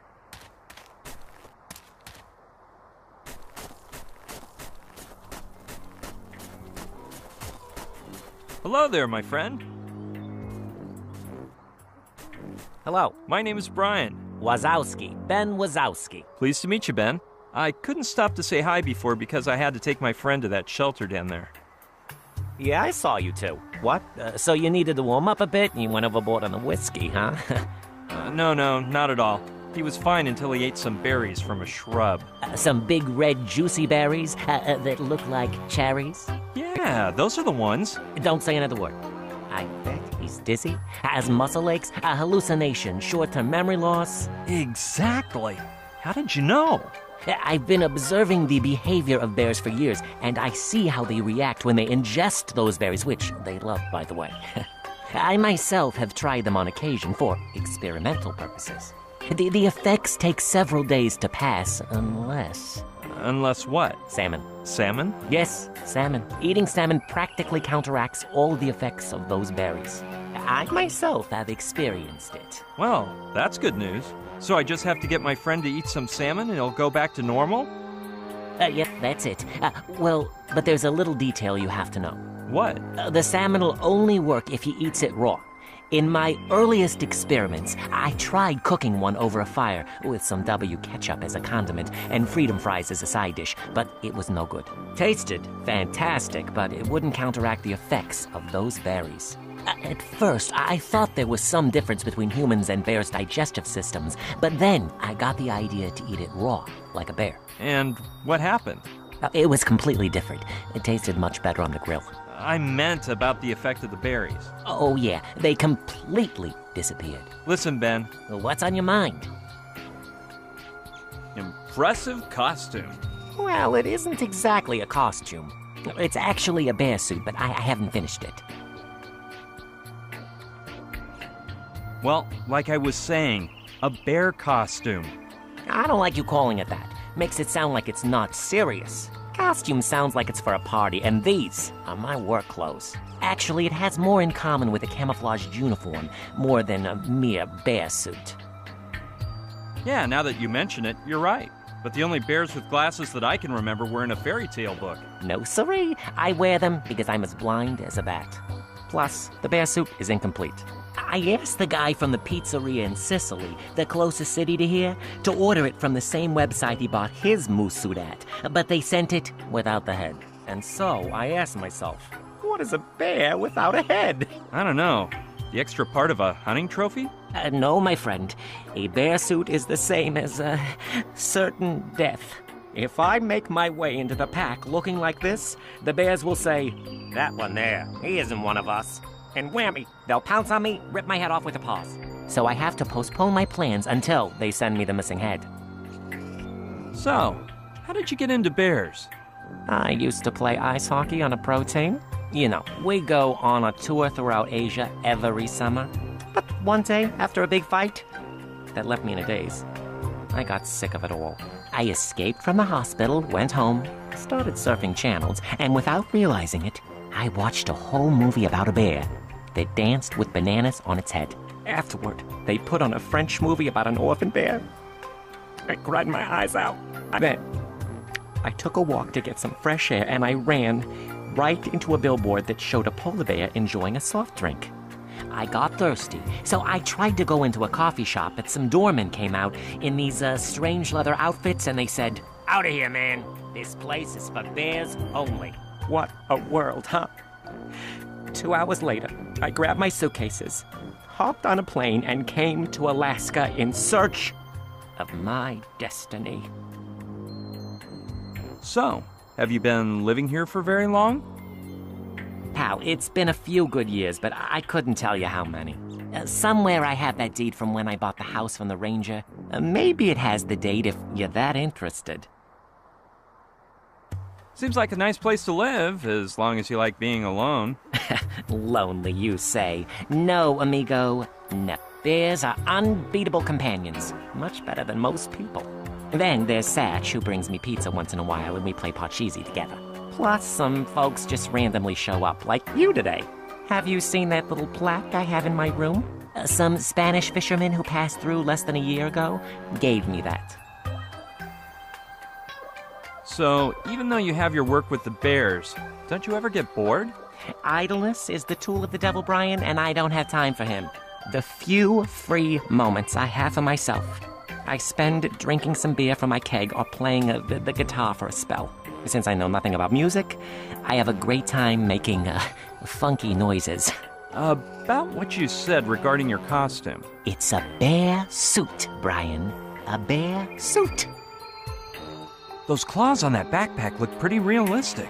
Ah, but the claws are the most important part of the bear. They are used for defense and for fishing salmon during the season when they swim upstream. Well, that's what my book says anyway. I want to prove a revolutionary theory, though. What is that theory, you ask? Well, sorry, but I can't tell you. You look like a nice guy, but who knows if you'll go sell the story to National Geographic afterward. Nope, my friend, I'm sorry, but I can't. Could you show me how to fish like a bear? I'd be delighted to, but I'm way too busy. Plus, I only understand it on a theoretical level, like I said. Practice makes perfect, they say, but my schedule is full. Could I borrow a fishing pole? I could if I had one. But the last time I went fishing, I accidentally pricked a cub in his private parts with a fishhook. I don't think it did him much harm, but boy was he mad. He chased after me till he wore out. We ran in circles for hours around Professor Simon's house. When I got back to the river, my fishing pole was gone. I never saw it again. What really shocks me is your bear costume. There you go again. Didn't I tell you it isn't a costume?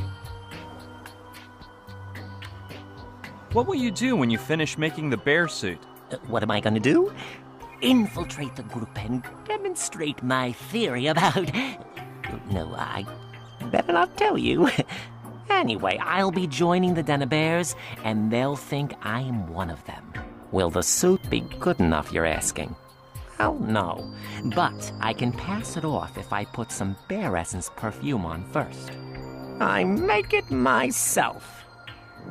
Bear essence? Don't tell me you liquefy bears to make perfume. No, pal. I make the essences using bear droppings. I won't be so rude as to explain all of their bodily fluids, hairs, and the solid waste they produce. But I will tell you, I need gloves and my hockey mask to gather it all up. How many kinds of bear essences do you have? I have essences of newborn cub, she-bear in heat, Republican bear, ferocious bear, Buddhist bear, myopic bear, honey-loving bear, papa bear, the bear by the strawberry tree, an ant-eating bear, a bear with a gastric disorder.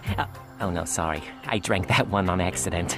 Intellectual bear, and who knows how many more. More than the essences? What I like is your costume. But will you never learn to call my suit by its proper name? I have nothing against bears, Ben, but your lecture about them was a little over my head. No, man, don't you worry.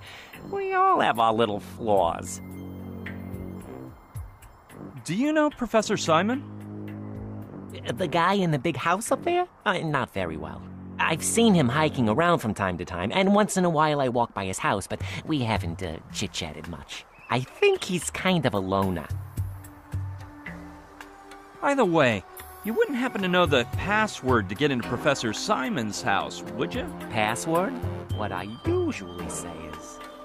Hey, Chow, I've come for my weekly package. Then I go in, grab the package of bear food the cook makes me, and hasta la vista. You may be asking yourself now, sure, it's for the bears and not for good old Ben himself? Well, it is. It's for the bears, and I can't believe you think that of me. Did you tell me if there's more than one door leading into his house? I can assure you it's not true. The wall goes around the perimeter of the house, and the only gate is the one by the intercom. I'm telling you, I went all the way around it with a mad bear in hot pursuit. Behind me. You think they'd open up if I pretended I was you? Since there's a camera as well as the intercom, and it wouldn't be good enough just to say you're me, I get the idea you're asking yourself. Will Ben lend me his bear suit so I can pass for him? Well, let me make things clear.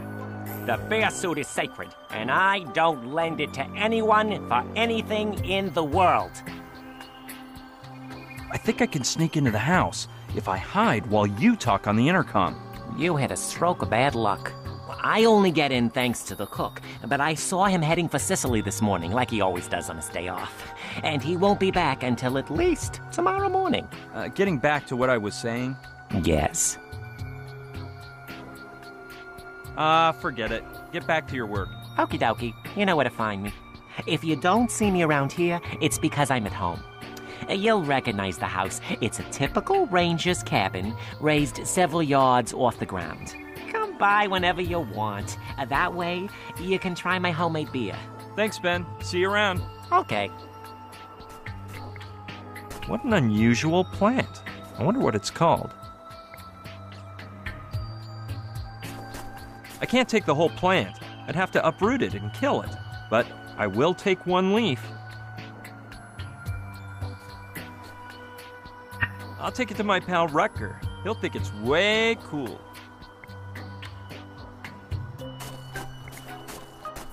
Yeah, I'll take a look over there. Wow, I've never seen a completely frozen river before. I'll try not to walk across it just in case the ice breaks. That must be the cabin that Wazowski was talking about. I'll go take a look.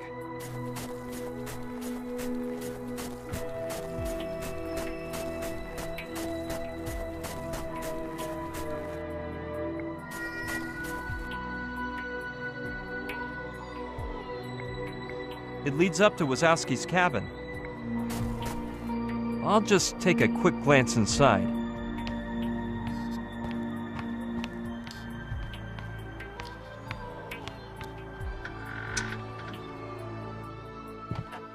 It'd be better to leave the trapdoor open. Well, so this is what Wazowski's hidden den is like. Let's see what we can find around here.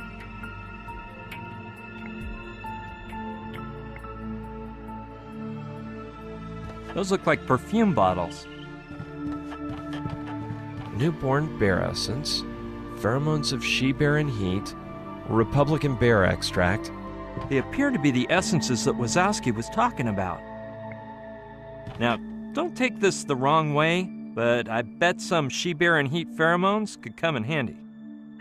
I'll have to make sure not to spill a single solitary drop. Smelling like that goop with wild bears roaming around is the last thing I need. If I keep staring, I'll get a contagious yawn.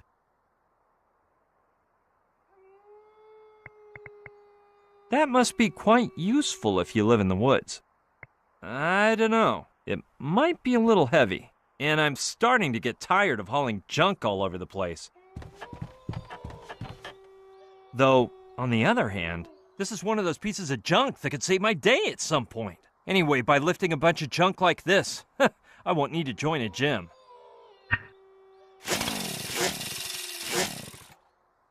Wow, man. As far as I can see, the fuel gauge is at 0. Well, I'll grab the thing.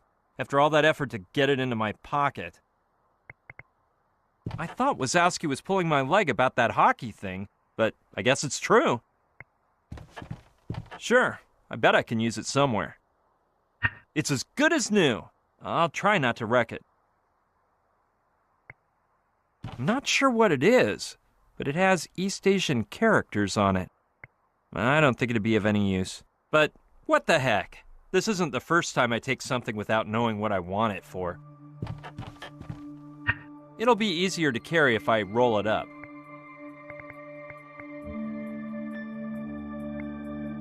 Old and dingy utensils, but they could be used. I'd need them if I had to cook Joshua's salmon, but he has to eat it raw. A guitar! Too bad I have no idea how to play. I have no idea how to play, but why not try?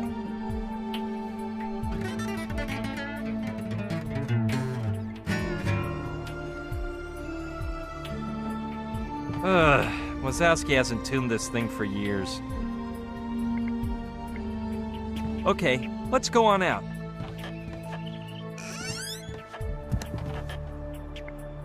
I think that's an oil lamp. I don't know. I think the cold temperatures have broken it, but let's try anyway. Hey, it does work.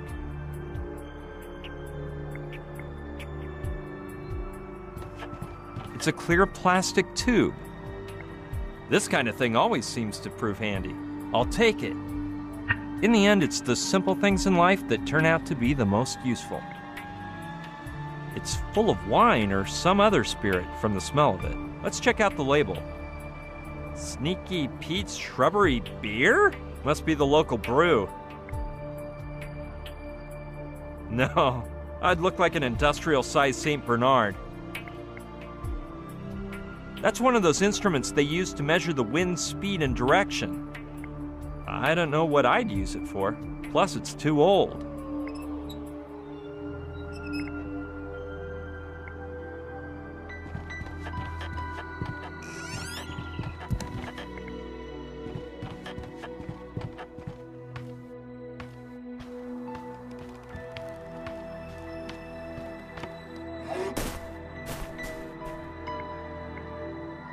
It looks like Wazowski cuts his timber the old-fashioned way.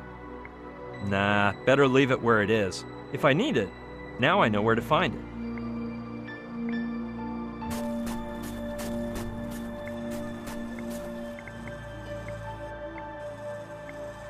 Give up?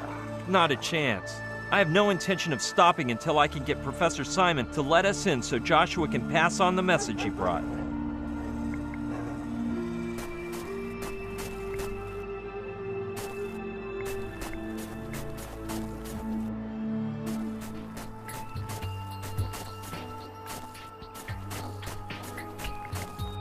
I'm gonna go check on Joshua.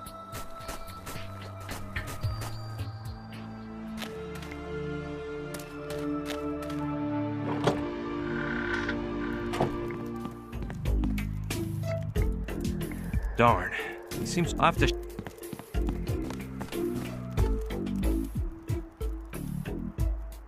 Trantor's been destroyed by a huge meteor! No! Nothing's happened to Trantor. You just need to eat some raw salmon to remember the password. Raw salmon? A lunatic wouldn't eat that. Is there no way to convince you? No, Brian. I am a civilized person. A decent Tranto-Japanese American. And I don't eat raw animals. You think I'm some sort of polar bear? Japanese? So you do have some Japanese blood in you? Of course. What do you think? My ancestors were samurais. I believe my grandpa's the one who came to the States. But I haven't really studied the family tree. Well, if you're Japanese whatever, you must love sushi, right? Oh, hi, Brianson.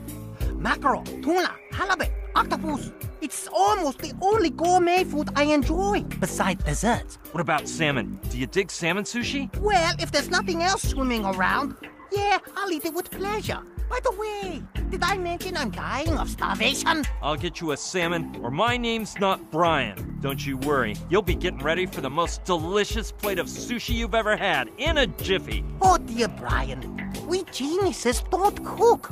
If nobody's around to make our meals, we just order out for pizza or bite our nails. But under no circumstances would we waste any time on something as mundane as cooking. Wow, he was hard to convince, but this is better than nothing. I have no choice but to look for someone who will teach me to make salmon sushi.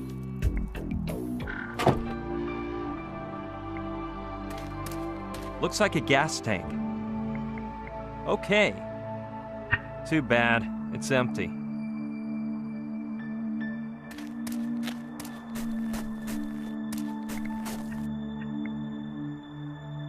This is gonna leave a gross aftertaste, but oh well.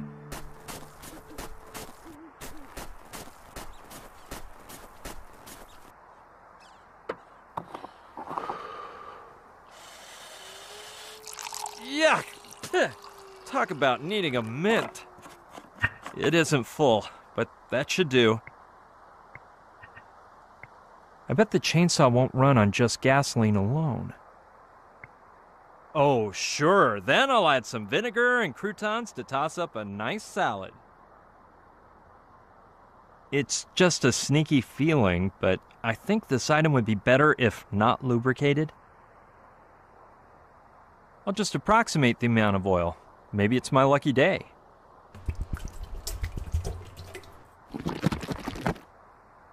Well, now my little mixture is all ready. Well, let's hope I made the mixture with the right proportions.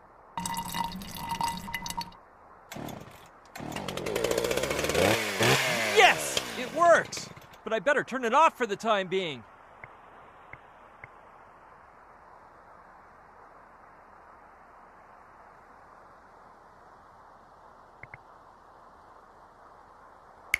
Hey, that might be a good idea.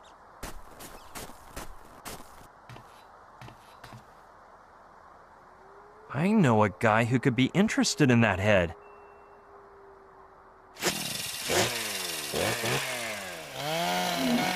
It's not exactly a bear head, but anyway. Now that I think of it, if I took off the antlers, it would look pretty much the same, wouldn't it? Okay, let's flex that muscle.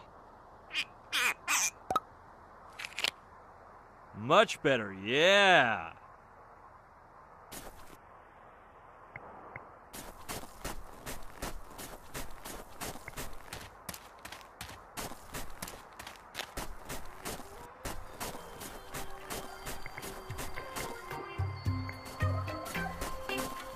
Listen, Ben. Well, what's on your mind? You wouldn't happen to know how to make sushi, would you? Well, as you guessed, I don't know how. And go figure, because I've been to Japan a couple of times, but I know nothing beyond traditional cooking. In steak with mashed potatoes, I have eyes for nothing more. And I'm assuming you don't have a book with the recipe for salmon sushi? For sushi? Not as I recall. But, if you want, I have a great one for grilled salmon.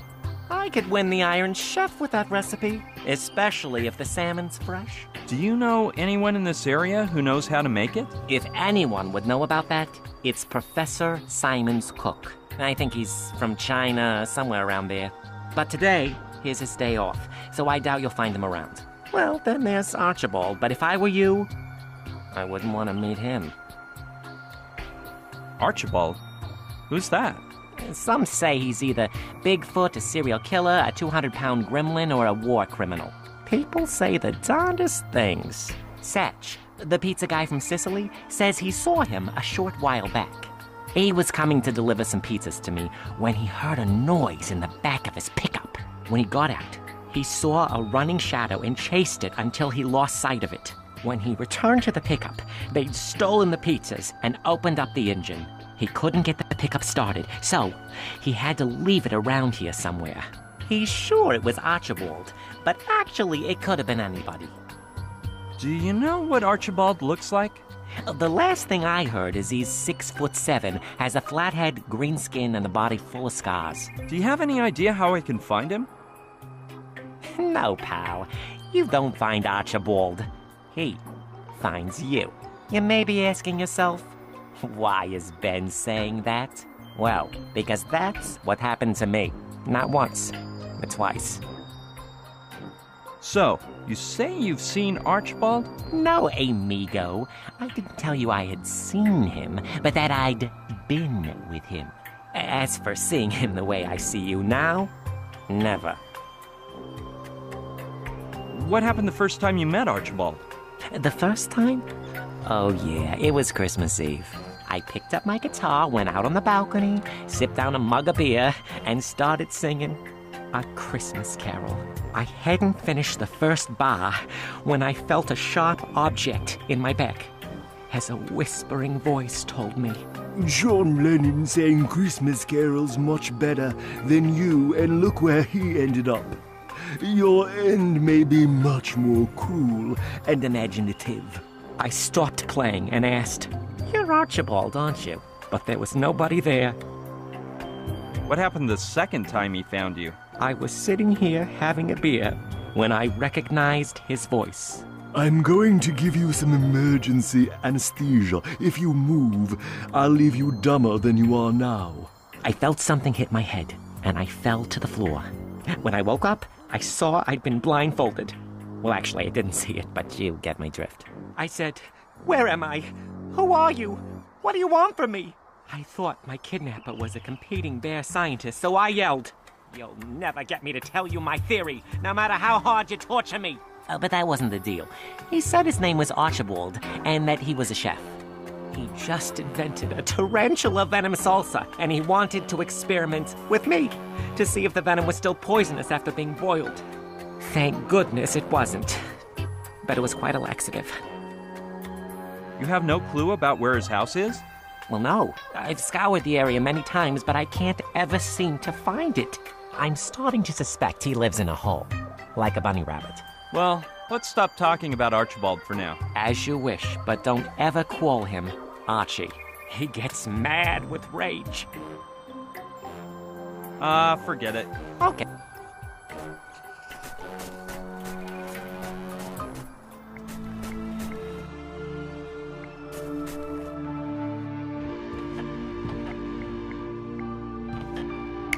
Man, that's a great idea. If I play the right song, maybe I can get that Archibald guy to show up. I better go outside so he can hear me all right.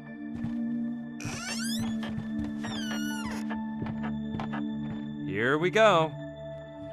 Jingle bells, jingle all the way. Oh, what fun is it to ride on a one-horse open sleigh. Jingle bells, jingle all the way. Oh, what fun is it to ride on a one-horse open sleigh. Hey, you! Darn. Wait for me to get down. That's too bad. His nose didn't even bleed. Can you tell me why you just tried to do me bodily harm? Forget it. I don't feel like arguing. You must be Archibald from what I've heard. Well, you must be a moron. And from what I've heard, a worse guitar player than your father. So, how is it you met my father? From hearing him play on that very balcony there. Or isn't your pop that bird brain with the bears? No, I believe you're mistaken. Wazowski's not my dad. I'd swear you guys were family. I find it hard to believe backward evolution is widespread among humans. Hey, he doesn't look like... The same ape-like expression on your face, the same lack of musical knowledge, and bad taste from the look of your clothing. No, there are just too many coincidences. Listen, Archibald, I'm warning you that... All right then, let's look at it from a more entertaining perspective. I know a game called Give Me One Reason Why You Shouldn't Die at this very moment. You'd like it. The end's supposed to be a killer. You have to help me. My friend got sick from some wild berries, and you're the only one who can whip up the antidote. You got the wrong idea about me, mister. Even though I'm smarter than most of them, I'm not a doctor.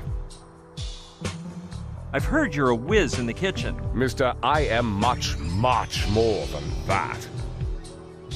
Where'd you learn to cook? By cooking. How else do you think people learn? But of course, I studied at the finest schools in Paris with the greatest chefs. All I can say is, though, they learn more from me than me from them. You must have worked in the finest restaurants, I'm sure. Yes, all the ones they won't let the likes of you into. But I grew tired of half-baked cooks stealing my recipes and using them to get the best reviews in the Guide Michelin. The truth is, looking at you here, it's hard to picture you in a white apron and a chef's hat. Hey kid, I can easily picture you in a shroud lying in your coffin. Anyway, getting back to what I was saying... Good lord, what an annoying person. If I'd known, I would have acted like a sane individual and made you swallow that bleach. I need you to tell me how to make sushi. I don't have to explain anything to you. Did you explain to me about the expired syrup they gave you when you were born? Do you know Professor Simon? The best thing I can say about him is, I hardly know him. He doesn't bother me with nonsense, and he doesn't make a bunch of noise with a guitar. The guy is nice and quiet in his mansion. Doesn't bug anyone or show his face. Now that I think about it, I kinda like him. I have money. If you help me out, I'll pay whatever you want. Well, obviously there had to be something good about you. But I'm warning you, I don't come cheap. And I don't work for scraps. Are you sure you can't teach me to make sushi? I've mastered the art of cuisine, but I hate the world of education. You want to learn a trade, commit a crime, and sign up for a vocational course in prison. When they let you out, you'll know something useful other than fishing soap chips out of urinals, and you'll no longer be a parasite to society. You charge that much for your services? Price is a relative concept, kid. It depends who asks me, what they want, when they need it, and more than anything, what side of the bed I woke up on. Are you familiar with making salmon sushi? Does the Pope pray? Kid, you stand before the former chef of Japan's Imperial Palace, the man who introduced the West to sushi, tempura, and sake. And if that's the dish you want, it won't cost you a cent. Oh, thanks a lot. Yeah, because I can refuse to make it for you. I only work my cooking magic when I'm given each and every one of the proper ingredients, and I'm missing some essentials for sushi. What ingredients go in sushi? I don't see why I should tell you, but okay. It contains rice, nori algae, soy sauce, wasabi, ginger, a touch of sugar, a dash of salt, and in this case, salmon. Which ingredients are you missing? The salmon to start with. The nori, the wasabi... No, I guess I could achieve a similar effect if I mixed Dijon mustard with apple vinegar and some mint toothpaste. I think I have some soy sauce and ginger around here, so that would be it. Well, I don't have any chopsticks either, or a bamboo mat for rolling up the maki sushi. I'm not 100% sure of all the ingredients that you're missing, but I could try to find them somewhere around here. You don't know what the salmon nori chopsticks and bamboo mat look like? Your lack of culinary culture is at par with your IQ. Look around if you want, but I doubt you'll find them all. Getting back to what you were saying? You really like to analyze things in depth. If we were to get all the ingredients, how much would you charge me to make one dish of sushi? That depends, kid. How much have you got? My first thought is I have nothing. Will that be enough? Hey, did you hear me? I said I don't have anything on me. If you have nothing to offer, I have nothing to say. And of course nothing to make for you. Can't you get that into your head? Well, I do have a state-of-the-art cell phone with a 3CCD camera. It also hooks up to the net by WAP, has an MP3 player, a hairdryer, a GPS tracker, and a C3PO universal translator. A phone? Who would I want to talk to? Plus, the cameras in cell phones can be activated by remote control, and the CIA guys are no dummies. I'd rather keep an eye on you, just in case one day your idiocy grows to dangerous levels. It's not about what I have on me, but rather what you'll be taking away with you. I will make you the recipient of my eternal gratitude, my lifelong friendship, and my unconditional love. Save it for when you try to hook up at AA or the Salvation Army or wherever you end up rotting. I only want money, or you can take your god-awful music elsewhere. I think I've got about $1,000. Is 50 okay? No, 1,000 will do for me. It's a done deal, kid. You get the salmon, the mat for rolling up the sushi, the chopsticks, and the algae. And I'll take care of the rest. Are you ready? My questions are somewhat personal. Well, in that case, we could start playing our old game again. But backward. Every time you open your mouth, you give me another reason to feel sorry for your pathetic self and put an end to your sorry, meaningless existence. Considering the vegetative state of your brain, it would be a true act of euthanasia. Are you barefoot because you don't own any shoes? Or did you make some sort of vow? Is that what you think? Well then, let's just say I made a promise never to reveal why I go barefoot. Go figure that one out, kid. It looks like your shower isn't working right.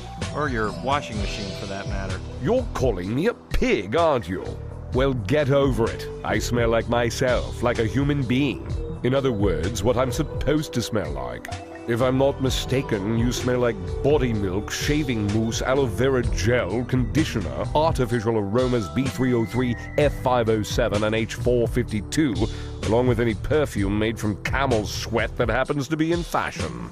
Conclusion, the only dirty pig here is you, and you spent a fortune to get that way on top of it.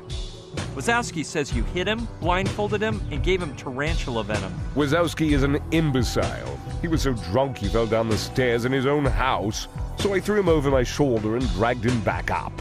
I put a wet rag on his forehead and eyes to lower his fever, but the guy started to get delirious and spewed a bunch of nonsense about his theory on bears. Then I made him a nice broth out of Terra Brachula, a harmless brachiopod, and left him sleeping. The rest is a product of his moronic imagination. Do you know Wazowski's theory about why bears scratch themselves? I'm not just familiar with it. The theory is actually mine. I'm the one who discovered that female bears in heat scratch birch trees to get the sap out. It's as sweet as honey and can be used to make syrup. I noticed that right afterward, they rub their back against the tree to get all covered in it. Then a bear comes along, smells her back, gets on top of her to enjoy the delicacy, and well, nature takes care of the rest. But I don't care about Wazowski stealing the theory from me. I'm used to that kind of thing. Plus, the poor devil has to get some kind of enjoyment. I think we should talk about more important things, Archibald. I shudder to think what type of things are important to you. Thanks, Archibald. I'll be seeing you. That's a true threat, coming from you. But how will I find you? Just whistle, if you know how. But Thanks. You'd better not bother me without a good reason. This feels like one of those old movies. If I whistle, he'll come running. What a nut! Great. The important thing is to focus on getting the ingredients this guy needs to make the sushi for me. It's occurred to me that Yes, I bet I can use that Chinese sign I grabbed at Wazowski's as a makeshift mat. What a relief. One less thing to worry about. And this leaf I picked up for Rutger could be used as nori. It's always nice to know you've got half the things you need without moving a finger.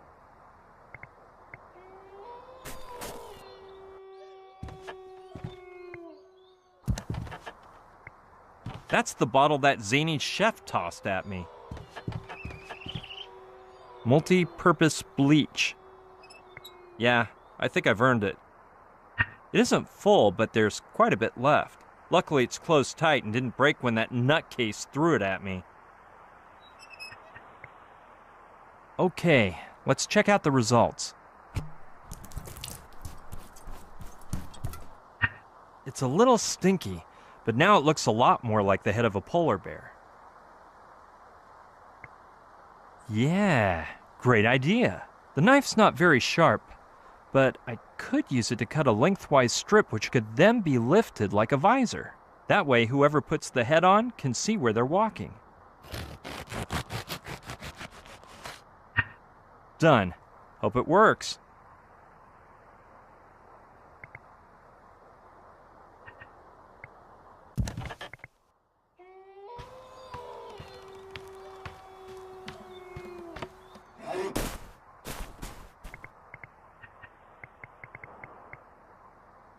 It's not the most ideal tool, but if I cut it in just the right spot, maybe I could carve something resembling chopsticks.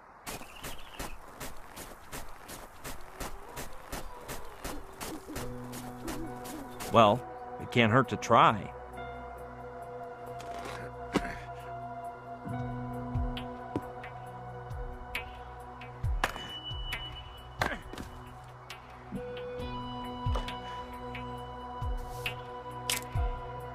Look at that. I did a pretty good job.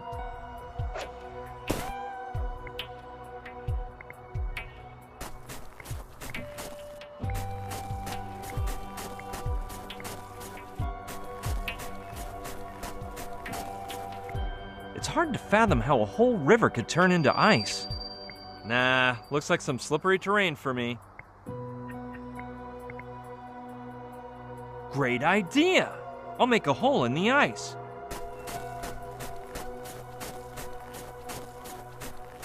Let's get to work.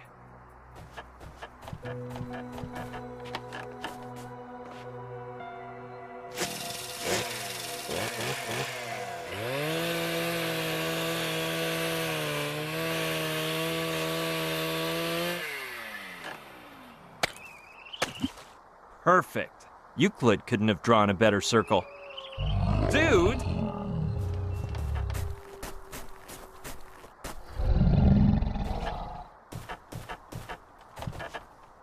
Whew!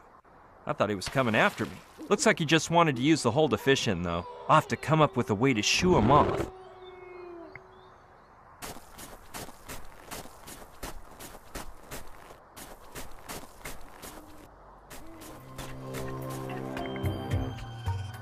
All right, I'll leave it on top of his backpack to give him a surprise. There we go. Ben! What's up, amigo? Surprise, my friend. Look what you've got in your backpack. The head of a bear? Very well done, but what variety of polar bears does that head belong to? I can't seem to place it. Well, it's actually from a moose. A moose polar bear? Not familiar with that species, but I've never been to a moose myself. Where's that located? Anyway, I don't think there's much of a difference between polar bear species anyway. Of course not. Time has come, Ben. Now that your disguise is complete, you can totally infiltrate the inner core of the bear community without a fear. What better way to begin than by trying to fraternize with that bear down there, fishing in the frozen river? Yeah, why not? I've been observing that specimen for some time, and it may be a good contact to start with. It's a youthful cub whose growth isn't complete. Though, you can never trust them. They can rip your head off with one swipe of the claw. Well then, the moment of truth has arrived. Come on, buddy. I know you can do it. Here we go. A touch of ferocious bear essence will help too.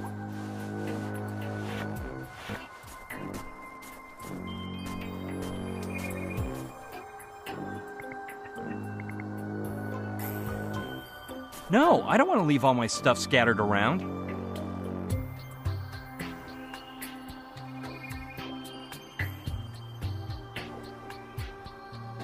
Yes, now that Wazowski is gone, I can do it without getting caught.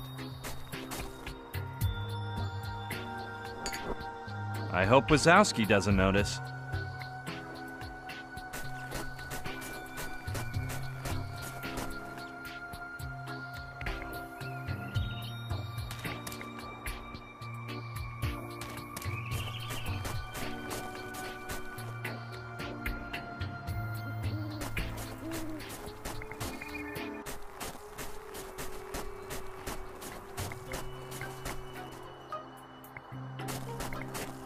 Listen, Ben.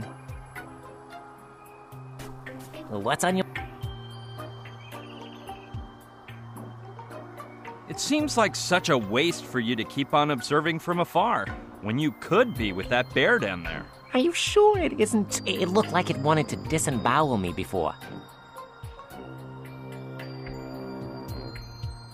No, man. The thing is, he got scared because you were standing up. Now that you mention it, of course. He must have thought I wanted to fight, so he got angry. I'm sure there wouldn't be any problem if you got on all fours. You think so? Well, I'll try again. That's the spirit, Ben. My pod friend, here comes Benjamin Wazowski. Come on, buddy. I know you can do it. Here we go. A touch of ferocious bear essence will help too.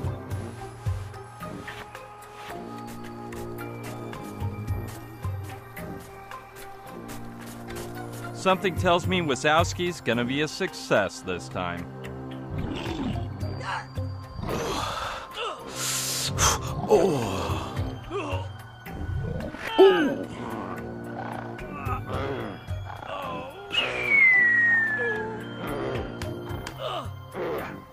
They vanished into the woods.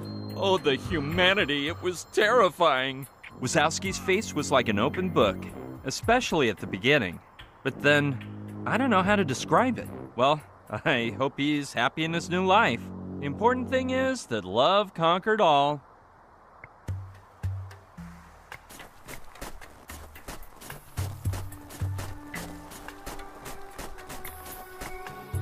I hope that doesn't freeze back over.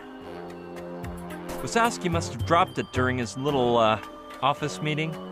It's too far from the shore in the trunk to be able to reach it. This isn't the time for a hockey match. Yeah, I think I can reach it. Let me see if I can.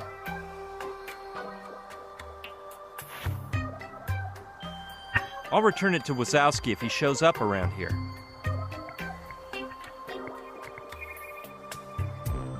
Hey, good idea. I'll try to copy the bear. Let's see if I can do it as well as he does.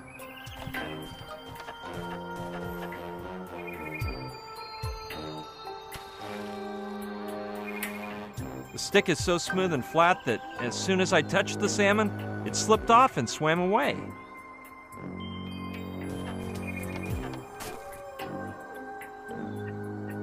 Yeah, that looks like a good imitation bear claw. Quite promising.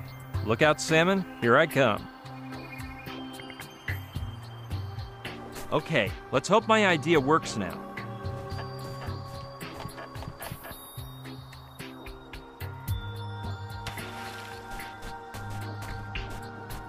Unbelievable! I never would have imagined it to be so easy.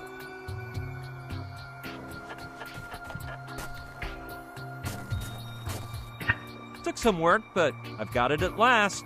One perfect specimen of an Alaskan salmon.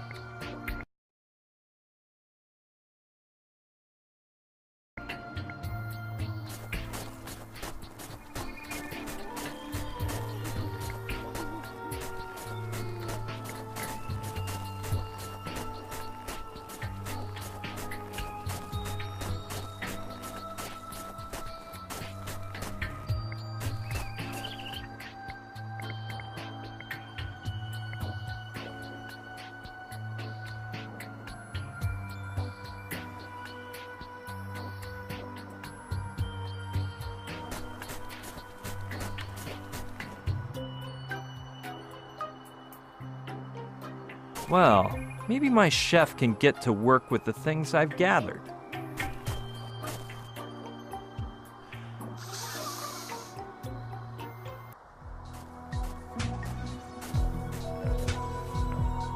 Look, I brought everything you wanted to make the sushi. And I have the cash, too.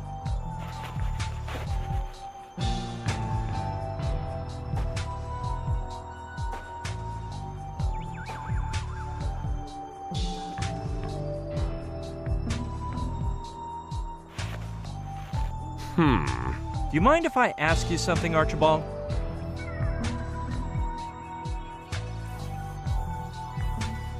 Will you take long to prepare the sushi? Where will you leave it? How long is it going to take you to learn not to stick your nose into other people's work? It'll be ready when it's ready, mister. I doubt you'll understand, but let me try to explain. If you come here and the sushi's nowhere to be seen, then it's not ready.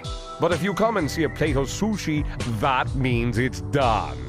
Did you comprehend that? Yeah, but if you leave it out here, some animal might come by and eat it. Maybe you could leave it upstairs, inside the house. Never. That house stinks like bear pee, which would ruin the sushi's aroma.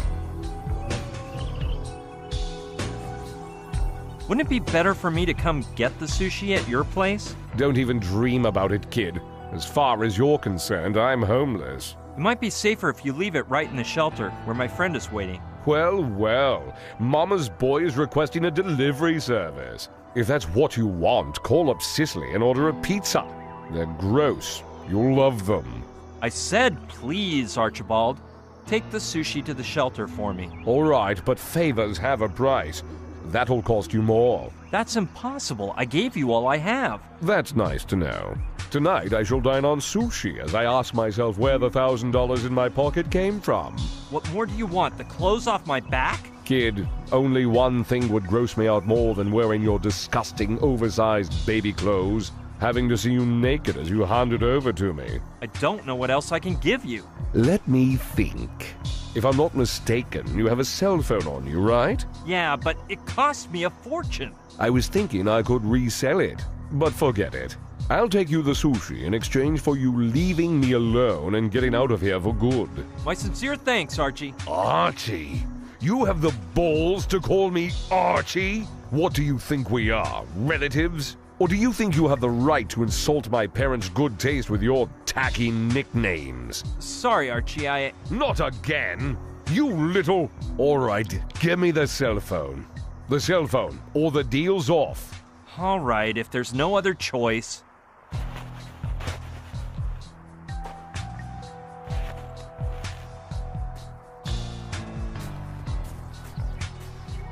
At the shelter, okay? If I'd known you were trying to feed the village people's blind cousin, I'd be preparing, making the sushi with your eyeballs. And if you bug me again, kid, I'll make some with your family jewels. No, man. That won't be necessary. You'd make some great sausage, too. See you later. Good riddance, kid. Why, you... Oh! Come on, Joshua. Here, boy.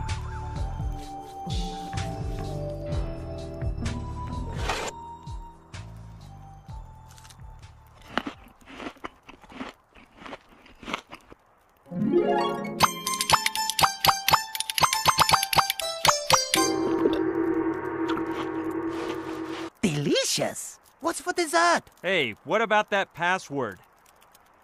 Yes. Yes. I remember. Where are you going? Yahoo!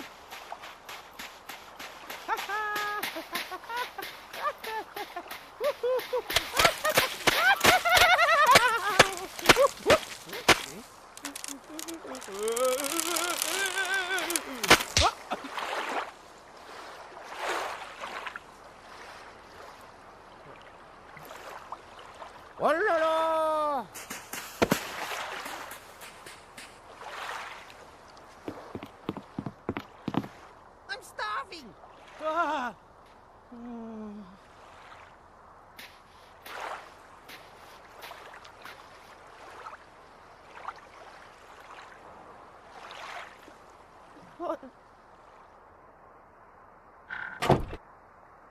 Look at the mess this wacko got us into!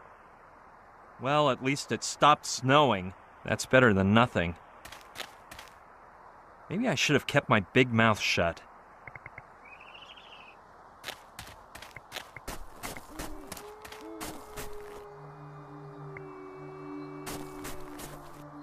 That's one of those doohickeys they use to drag heavy things with.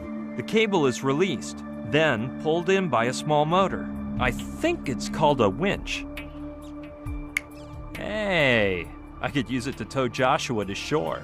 I hope I can get it to work. I was afraid of this. The battery is dead. It won't work unless I get the pickup truck started first.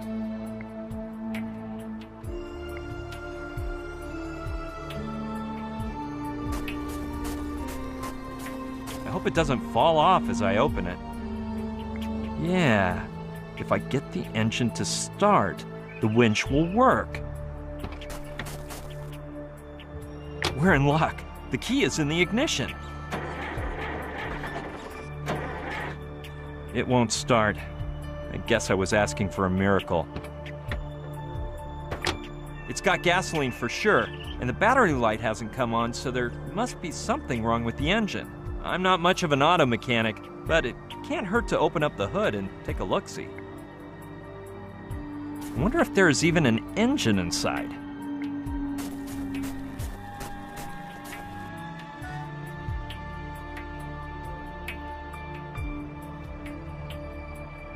How weird.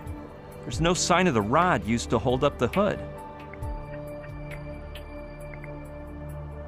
The hockey stick may be too long, but it could work, though it would be better if I take off the bear claw first. Perfect. Now I can take a good look at the engine. Okay, let's see if I can figure out why it won't start. One thing's for sure, it doesn't have any spark plugs. I'm not very good at these things, but I'll take a look. One thing's for sure.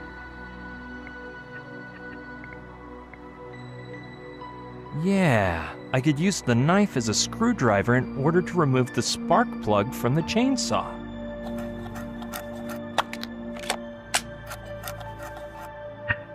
Presto! Now I've got a spark plug. Let's see if I can put it in right.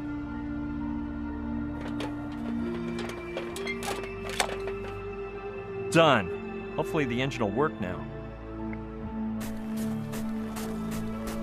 Cross your fingers. Sweet! Let's hope the winch will work. Yes! Let's get this nightmare over with.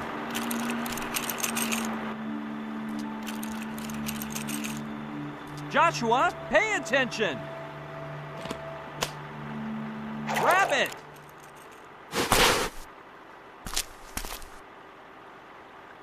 I've got to get that nutcase off the icy lake.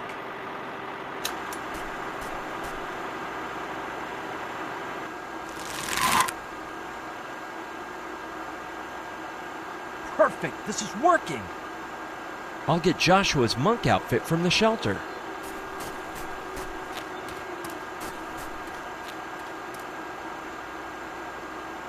He should be wearing it when we go to Professor Simon's house. If they see him in his regular clothes, they won't let us in, even with the password.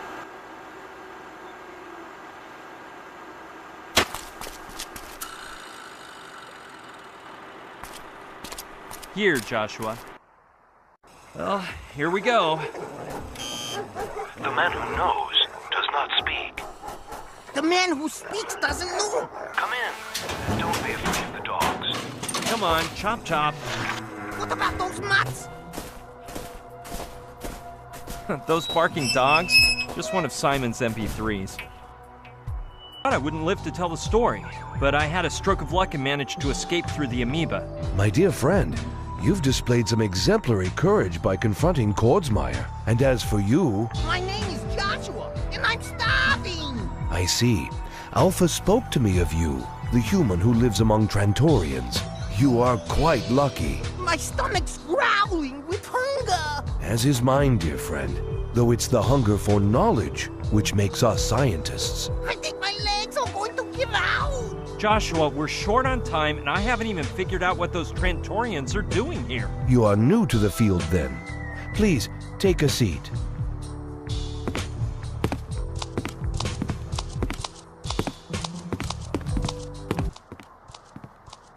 Trantor, an ancient and distinguished planet, more than 60 light eons from our own.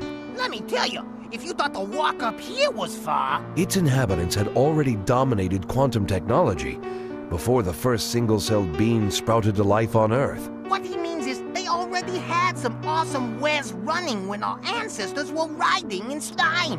They learned to model the space-time continuum at their whim, to leap from galaxy to galaxy, to alight onto dimensional vortices in a purely tangential manner.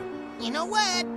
Their travel budget was out of this world! Their telepathic mastery is such that they could dispense with their mere physical presence, should that be their whim. Dude, not even Scullery thought of that!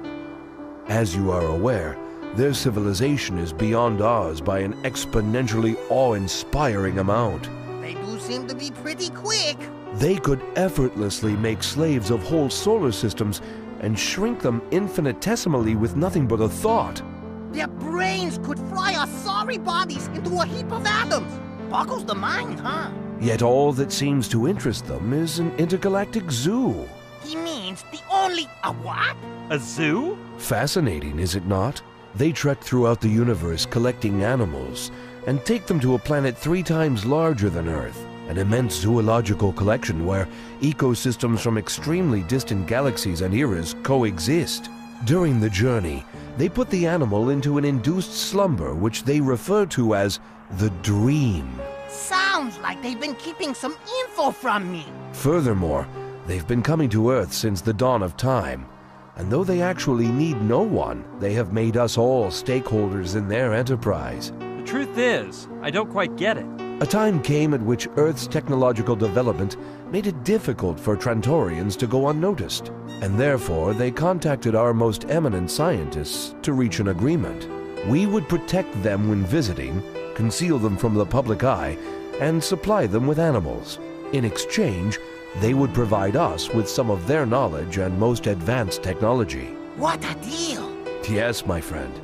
Don't you find it unbelievable that mankind has carried out the technological revolution of the 20th century with no help?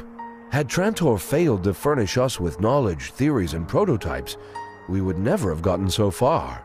Think of heretofore unconceivable vaccines, the space race, or even the vacuum tubes in the first computer. And you are thinking of Trantor. I knew that, and the first jelly-filled donut. They told me so. Astounding, isn't it? As I was saying, we trade animals for wisdom. The Earthling entity responsible for coordinating these efforts is the Contactors International Agency, of which I myself was a member until recently. Until Kordsmeyer appeared, I suppose. Precisely, during the dream of the platypus. We were waiting for the Trantorians in a cave in Kubapedi, Australia, when the rocks in the ceiling started raining down on us. It looked like our days were numbered. Right at that moment, a Trantorian appeared through an amoeba point carrying a small sphere in his hand. The NG-0, an antiparticle generator that reduces all sorts of matter to nothing. He raised it up and aimed it at the rocks, and they disappeared instantaneously, as if they'd never existed. Since then, Kordsmeyer has been awfully interested in the NG-0. He even ordered me to ask the Trantorians for it. When I refused, he tried to have me eliminated. So I was forced to leave my position and flee to this dull hideout, surrounded by safety measures with passwords known only by Alpha, Trantor's High Commissioner for Earthling Affairs, and now you, of course. So what we know is that Kordsmeyer has managed to get a Trantorian spaceship into trouble, at least enough for it to risk sending a message through Joshua. Whoops! With all this chit-chat, I forgot about the message. Yes, Simon? What is that? Let us join hands. and then you will see. Joshua put a lid on it. Man! Silence.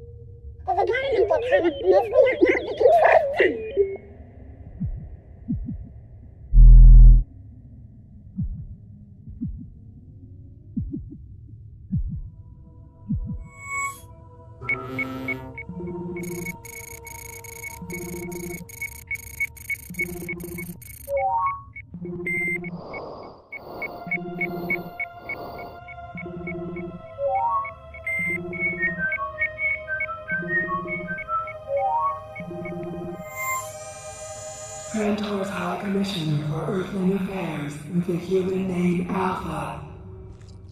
Scientific Craft 317, Milky Way 2801. Mission, The Dream of the Turtle. Date, 389-728-24, Onion 14-7. Hello. Professor James Simon, we require your help once again. Our head chef has stolen the Trentonite from our ship, both the current and spare Trentonite stones, and has given it to the military. Colonel Nathaniel H. Kurtzmeyer will only return them to us if we exchange it for something you call the NG0. We do not want to give it up, but as you know, Trentonite forms part of our very essence, and we cannot survive far from it. As you know, we cannot even breathe long without it. And as if that were not enough, yesterday we found a seriously injured human at the bottom of Tiki Lake, where our ship is located.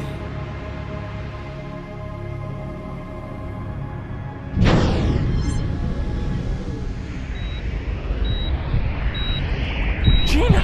She's alive!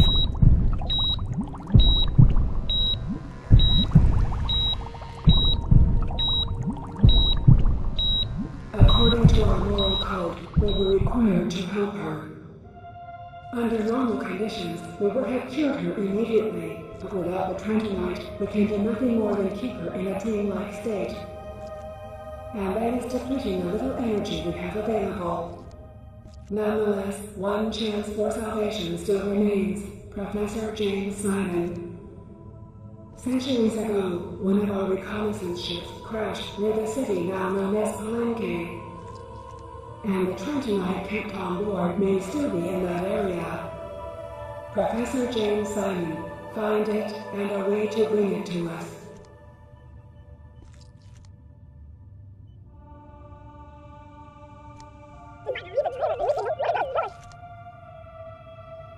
And some of the local onion soup. Every can of senior onion you can muster. Please.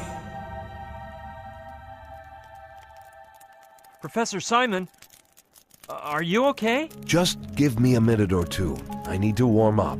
Aren't you hungry too? Holy smokes! We have to keep the Trantorians from giving the NG0 to Kordsmeyer for sure. In the wrong hands, that weapon could destroy a city the size of Los Angeles in tenths of a second. Dear friends, we must travel to Palenque to find the Trentonite immediately, or we can begin to say farewell to the world as we know it. You can count on me, Professor. And on Joshua, of course. I bet you're just real hungry, Professor Simon. Hey, why don't we call that sushi guy? Good thinking.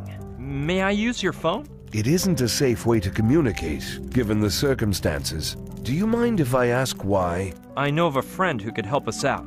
Someone we fully trust. Magnificent. Then I recommend you sit at my laptop computer and use the impenetrable ultra-safe crypto chat. Provided that your friend is online at this very moment, that is. Don't worry.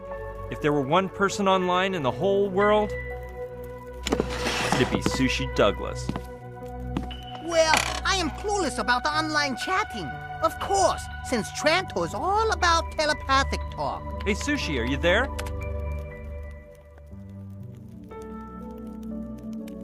Do you mean that the Trantorians don't have the internet? How do you think Alpha informs us of trading dates, if not by email?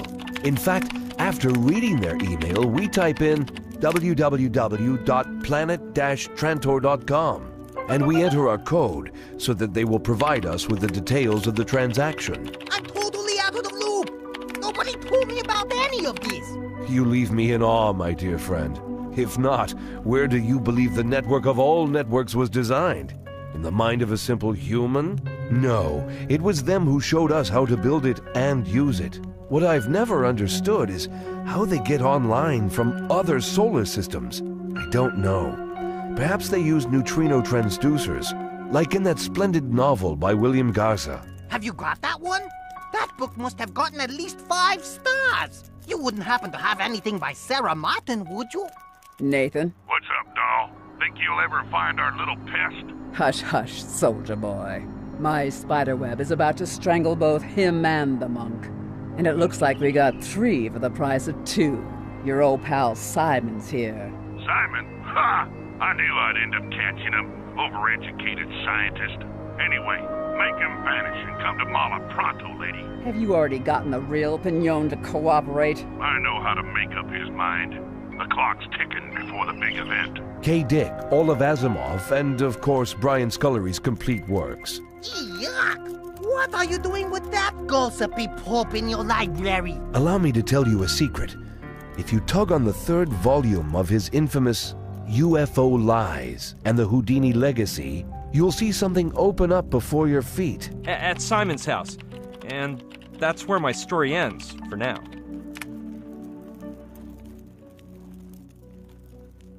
Sounds like quite an adventure, but you can count on me. What do you want me to do? Think about it, shrimp. While you pull the trigger, I'll stick my finger up the barrel. My fingers get blown off, but the force of the opposite reaction will make the bullet shoot backwards, at a speed 9 times faster. It'll blow up the gun and your face will get erased. Seriously? I knew you were an idiot. I'm gonna kill him! No one ordered you to do it, 13. They're not paying you for this one. It's the ones inside they want. Well, get a move on before my Christmas shopping begins. Did that spy from Hawaii turn up yet? Not yet, Tarantula. This is getting a bit tiresome. They've been in there for hours. All right, 18. Finish off the other 2. Then we'll go in and get the spy. Which one should I take out first? The clown? No, the old geezer's more important.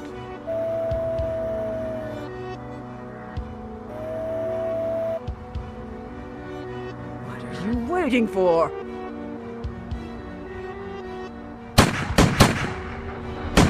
Houdini's legacy, Joshua. Brian, go after him. What about you? I'll be fine. Everything depends on you now. Run! But jump for Pete's sake! Find that stone! Find it!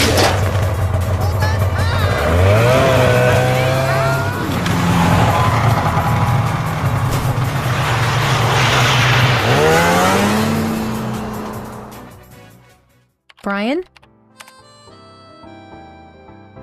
Are you there?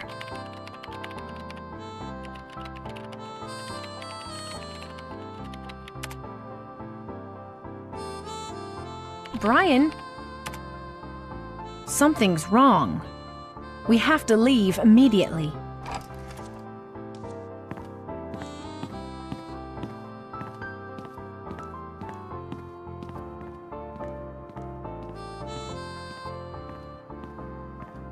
Saturn, we're going on a trip. Brian's in trouble. BB in trouble? Give me 5 minutes. You're not leaving me here, are you, man? And bring your best equipment. We may need it. 4 minutes. I'll go grab some equipment too, but the good stuff. You're gonna fly when you see it, man.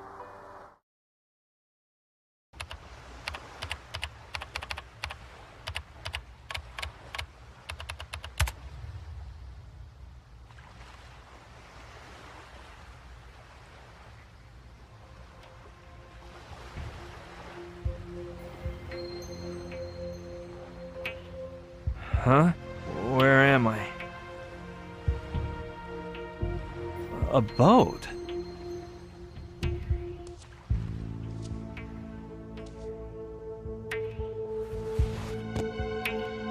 Man, I ache all over. And that light. Just a sec. Hold on. Give me a minute here.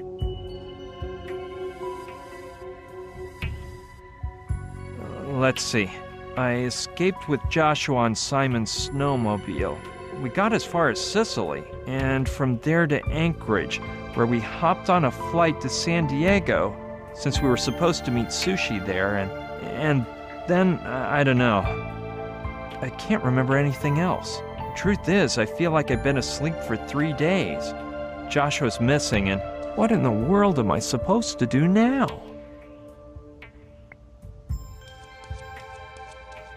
The realism in the clouds is evocative and surprising. Jules Verne's Mystery Island by Frankie Spoonover. Man, whoever designed this room must have been a big Jules Verne fan, because if I'm not mistaken, that boat over there is Captain Nemo's Nautilus.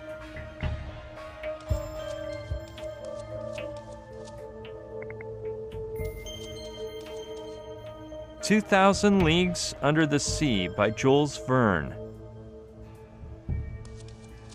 I wonder if it's some sort of elevator. Let's see what happens when I press this button.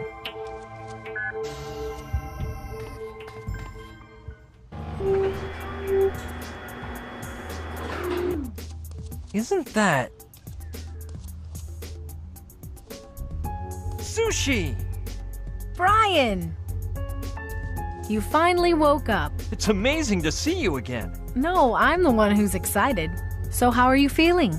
Well, a bit nervous, because besides the whole Gina problem, the soldiers and the Trantonite, I can't even remember how I got here. The truth is, I don't even know where we are. Ha ha ha. I got here this morning, but from what Rutger told me about last night, I'm not surprised your memory is shot. And as for the Trantonite, everything has been fixed. You don't have to worry about a thing. What? Let me explain. It turns out that a man flying in some bizarre device was painted inside a tomb within the ancient Mayan ruins of Palenque. It's so weird, it looks like a spaceship. So much so that people call it the astronaut of Palenque. As soon as I found out, I took off for Palenque. The stone has to be there. The first thing they told me when I got there is that the tomb was robbed more than 5 centuries ago. 5 centuries! Finding the stone was going to be impossible. Luckily, they gave me a hot contact, Paco, a Spanish student obsessed with the whole topic, and he just happened to be working at the temple ruins then.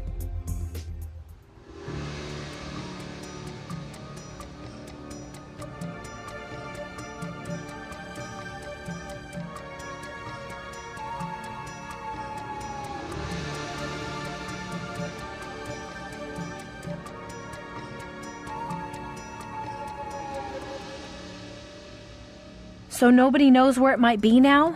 I mean, whatever was inside that tomb?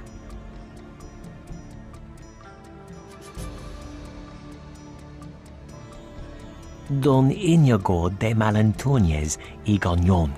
Search for him. Where can I find him?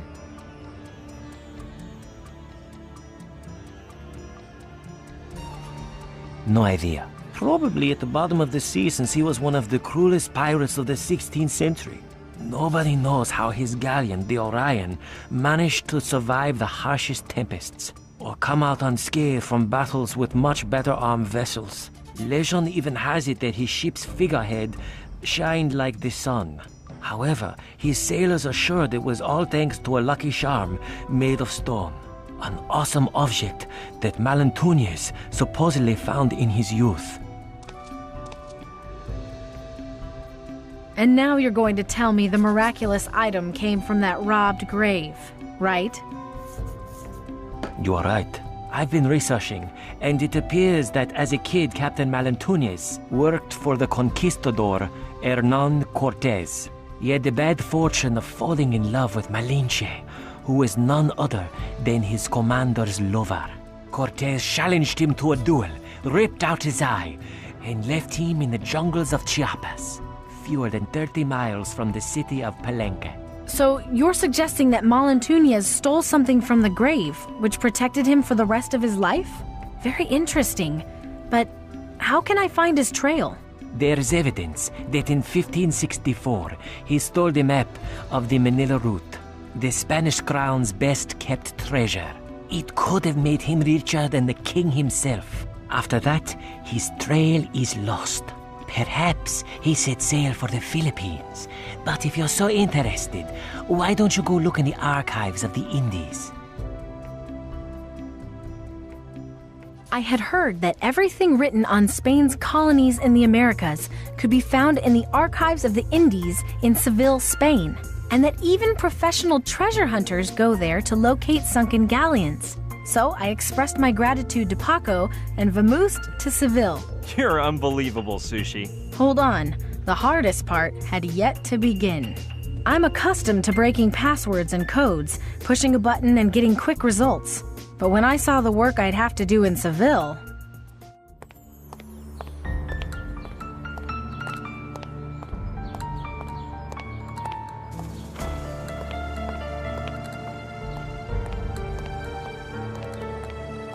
Here it is.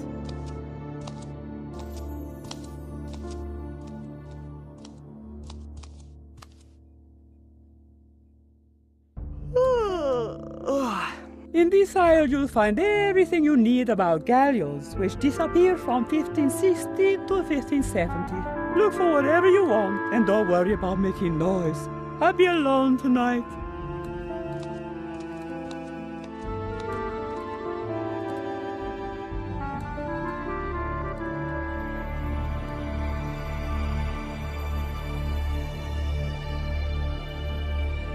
I searched through book after book, galleon after galleon, and pirate after pirate until... Captain Malintunez of the Orion. That was it. I found a short passage of what seemed to be Malintunez's memoirs, taken down by a female prisoner who was with him. On the last pages, his scribe wrote that an English boat had sunk the Orion, and after being rescued, this record keeper went on and on about what a scoundrel Malintunez was. Lucky for us, the date of the shipwreck is mentioned, March 6th, 1564, 6 days after the Orion set sail on a journey from Acapulco to Manila.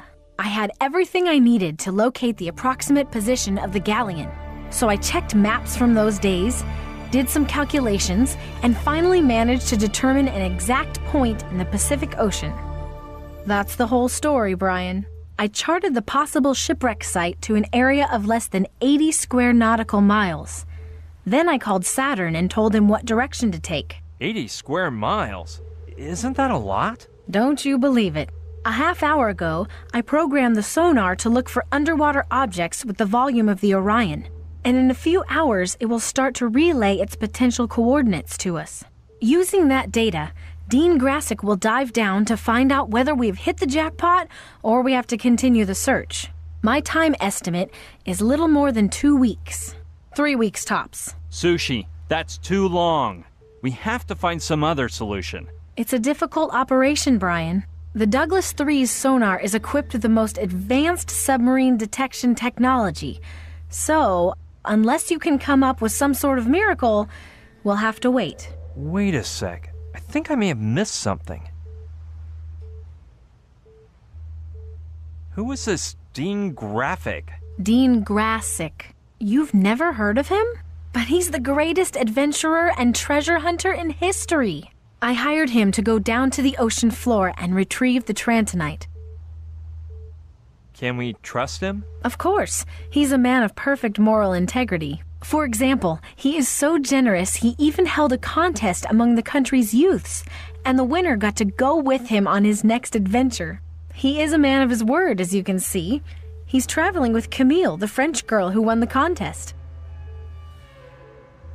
What part of the boat is he in now? A while ago, he told me he'd be in the sea lock room, tuning up the diving equipment.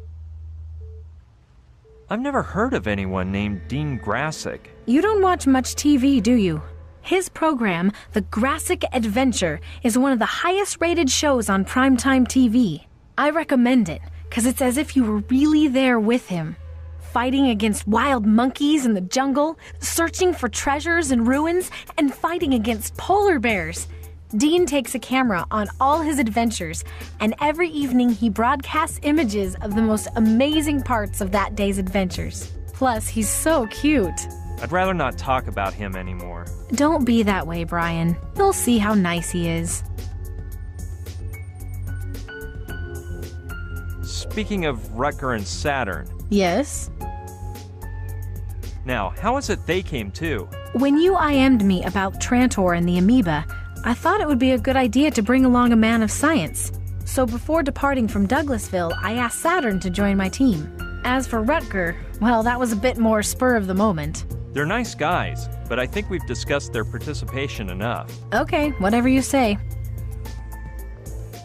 Let's continue this conversation later, okay? Whenever you wish, Brian.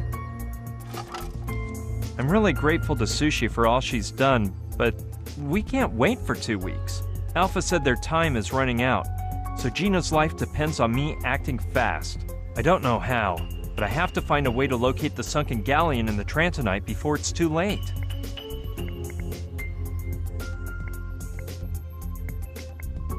Well, look who's here. I'm gonna go say hello. Rutger, long time no see. Yo, Brian! Feeling better than yesterday! This may seem weird to you, but I can't remember anything. Of course! That's the nice part of Herbidos. Actually, the last thing I remember is that I got to the port in San Diego with my friend Joshua and... Slow down, man! Slow down! That little amnesia you have is caused by the berries I put in Herbidos. Berries? The only way to remember what happened is... Oh, just my luck. Raw salmon again. Salmon? You are one crazy man. No, the only thing I can do is refresh your memory. Ugh, I was afraid of something like this. Come on now. Yesterday evening, I left the yacht to wander at the view and fill my lungs with clean ocean air.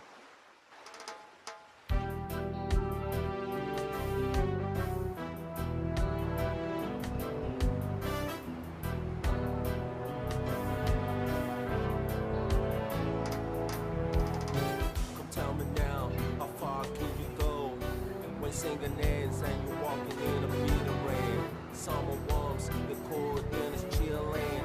In the wind, now I hear a voice ringing.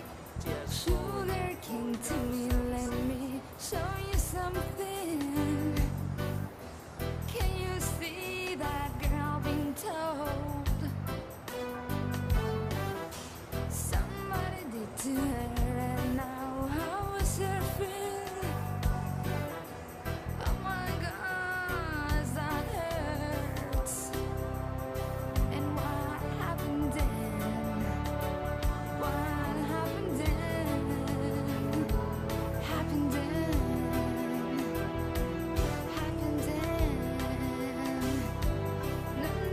I'm hungry! Are we Calm there down. Sushi's shop must be nearby. Oh no! A Tripatyrus fatocranium! The most perverse species in the universe! Run, Brian, or it will devour you with its brain-sucking head! Rutger! Hey, Brian. My friend, it's been so long. Is that bro doing okay? Hey, don't worry about Joshua. Where's Sushi? She said to take off upon your arrival, and that she's gonna catch up later by a helicopter. Oh, we arranged to meet up in Palenque when we were IMing. And yesterday she sent me a message at the Anchorage airport saying she's waiting here in San Diego. You wouldn't happen to know why? No. Come on, I'll finish the bong and we get down to navigating. You gonna help me finish it off? Go back to your 2-bit constellation! You coward! Fat-headed beast! Thanks, Rutger. But I haven't slept for days and I can hardly keep my eyes open. No problem, man. Just lie down in the stateroom and you're gonna come out fresh as an herb. Impossible. I can't sleep in trains, planes, or automobiles, so forget about boat naps. That's cause you never try my Herbidos. Don't trust that nut, Brian! It's probably some sort of perverse potion. It's a recipe based on herbs, mushrooms, wild berries, seeds, everything natural. Good stuff. It's refined to fight the insomnia. And you'll have some amazing dreams, better than with your wascal. I don't know, Rucker. Your recipes have always seemed a bit potent to me.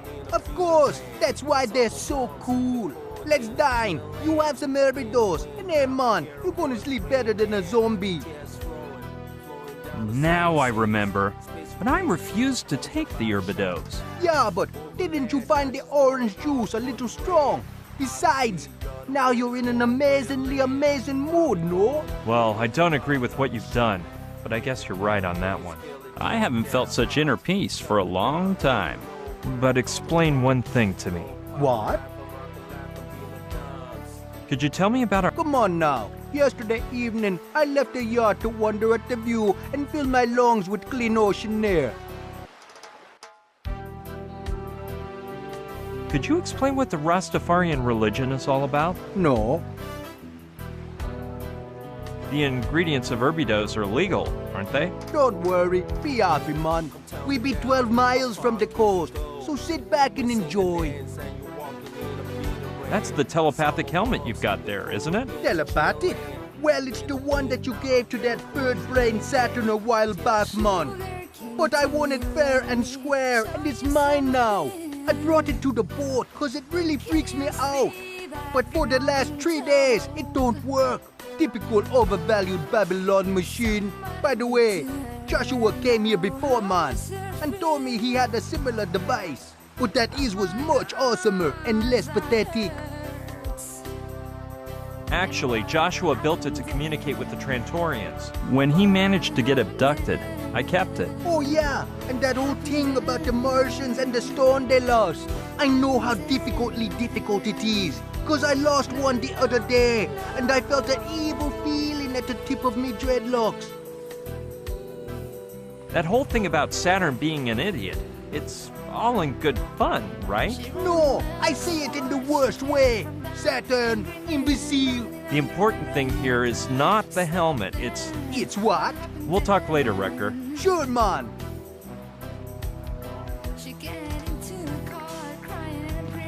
Pots, hose, insecticide, hoe. Darn, nothing I need. Take the sand, man. What? The sand in those sacks is so finely fine. I'm in awe. Please take one. Thanks, but I don't think I need any sand. You must be pulling my weed, man. Such fine sand. Please take the sand or I will lose my temper. Okay already, I'll take a sack. Great, now I have this thing to lug around all day. No, I don't have any time for gardening right now anyway. I don't think it belongs to Rucker. It's huge. Maybe I can use it for something. It's a hog bristle broom. Very durable. It's a sort of water pipe that allows you to inhale the fumes of the, well, I mean the aromatherapy things that Rucker uses. I doubt I could find any use for it. Any legal use, that is. That's the telepathic helmet Joshua made to communicate with Trantor, which I gave to Saturn as a gift. Okay, I'll grab it. No, man. What? Don't want to make you vex, man, but the element is mine, and it stays here. It's comforting to know that someone around here cares about nature.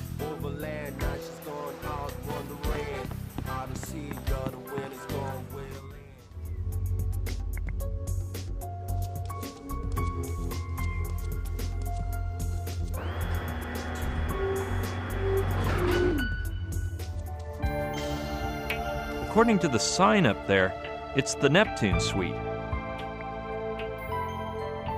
Yeah, let's see what's in there.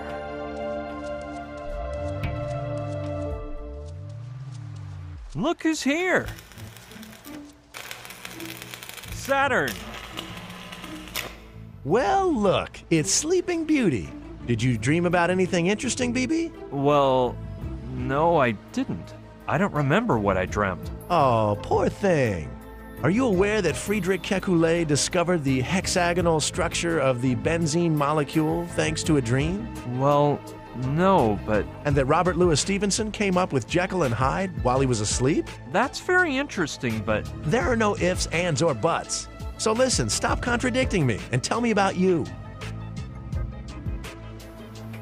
Hey, about that helmet I gave you. Yeah, I know you gave it to me, but now it belongs to that Jamaican joyrider. Why does Rutger have the helmet? Because he's a perfect idiot, that's why. Anyway, I've designed a better one.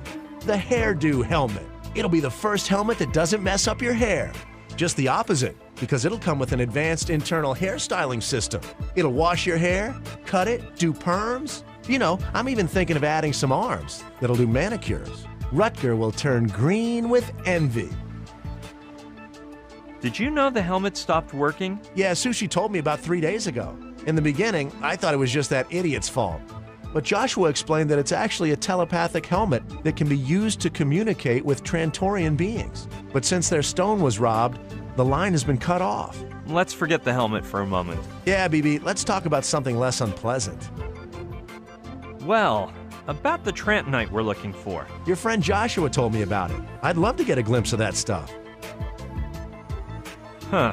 Joshua still hasn't explained anything to me about the Trantonite. He hasn't? Well, he says it gives off as many neutrinos as the sun, or even more. I don't know if you know, but neutrinos are particles with hardly any mass that can pass through any solid body without changing direction. Oh, yeah, of course. I studied physics at the university.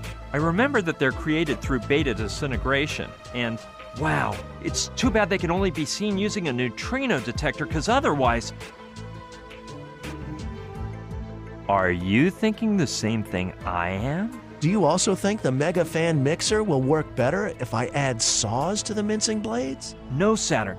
If we could build a neutrino detector, we could figure out where the Trantonite is, couldn't we?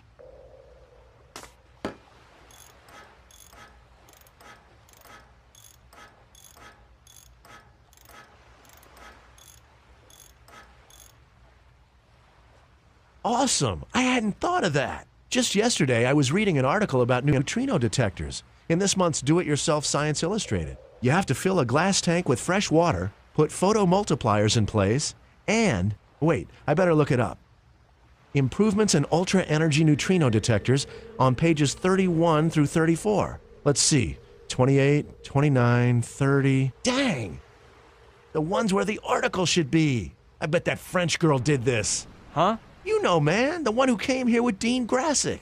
The poor girl was so bored, I lent her my magazine. She seems so nice. And then she goes and steals just the article we need. Don't worry, I'll try to get it back. Let's hope. And try to solve that fresh water problem as well. As for the photomultipliers, that's a piece of cake. We'll use the telepathic helmet sensors. Joshua told me they increase the neutrino's mass and turn it into photons, so it has to work. The only problem is that fool Rutger has the helmet. And I don't know if he's going to want to give it to you. As long as you're going, tell him he's got so much nerve it won't fit in his hat. If the planet is called Trantor, shouldn't it be called Trantorite instead of Trantonite? You really get bored, don't you? I'm sorry, but I don't think we have time to analyze the stone. Well, it's a shame, because I think it would be wicked as part of my two-mouth bottle. Getting back to our original topic, you haven't seen Joshua lately, have you? He just left a minute ago. I am amazed with his cultural knowledge. Joshua? What did he say? I'm hungry. Exactly the same words uttered by Mike the Melting Pot Orchard in 1935, right before demonstrating in the flesh that ingesting a set of chrome-plated horseshoes is lethal to human beings. What's that you're working on there? Oh, I knew the mini-sub would draw your interest. You don't see a work of techno art like this one every day. And it was a huge success at the last Burning Man Festival, the most advanced art event in the US of A. What exactly is the mini-sub? It's a state-of-the-art mutant vehicle, especially indicated for use in underwater explorations. You see, when Dean Grassick goes down to the Orion, it will light up his field of vision. And at the same time, it'll send the images to the command post in the yacht so that we can take action in the event of danger. Is it broken? No, but first I was trying it out in the simulation tank in the cargo hold. And it seemed to me that I could improve the sine wave function to make it more flexible in motion. Plus, I was thinking that if I stick on some electromagnets, I could recycle it to use for underwater skiing. What is the Burning Man Festival? Well, it's totally amazing, BB. Very interesting. But let's discuss more important affairs. Whatever you say, BB. I'm gonna see what else I can do around here, Saturn. Okay, BB. See you later. Alrighty, Saturn. Hey, wait. Since there's a glass tank in the cargo hold, we can build the neutrino detector in there. Right now, it contains salt water, so you'll have to empty it out and prepare everything so we can refill it with fresh water.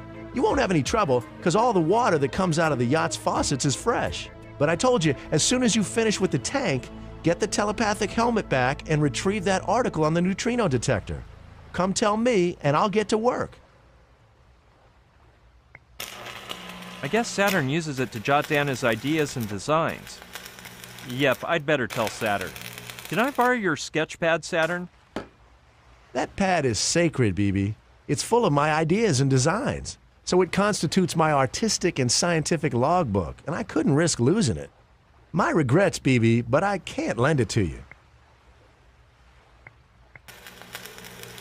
He's a true Renaissance man, equally devoted to the fine arts, science, and all types of inventions.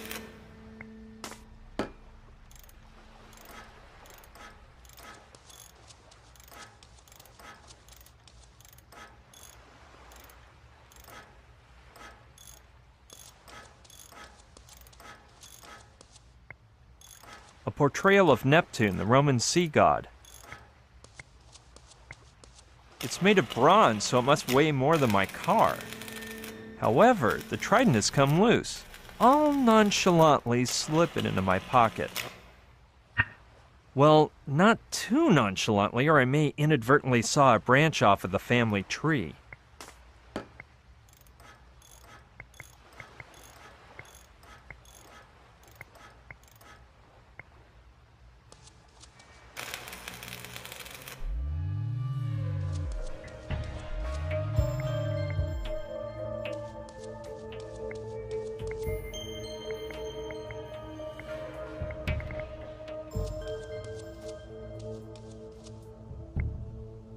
It's used to open the door, I bet. No, I have enough experience with these number pads to know you can't guess the password at random.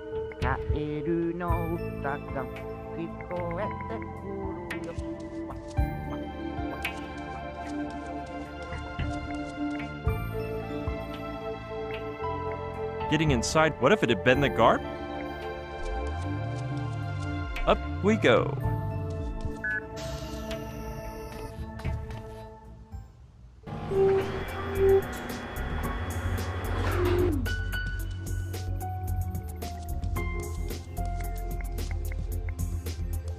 Listen, Sushi. Yes, Brian?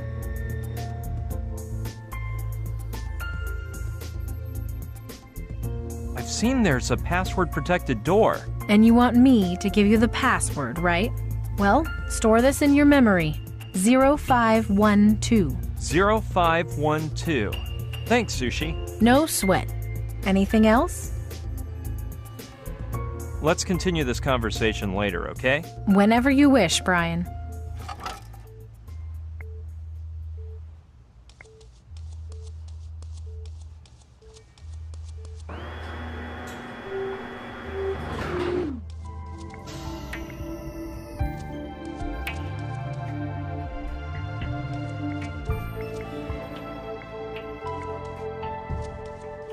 I believe Sushi said the password is 0512. Let's try. Got it!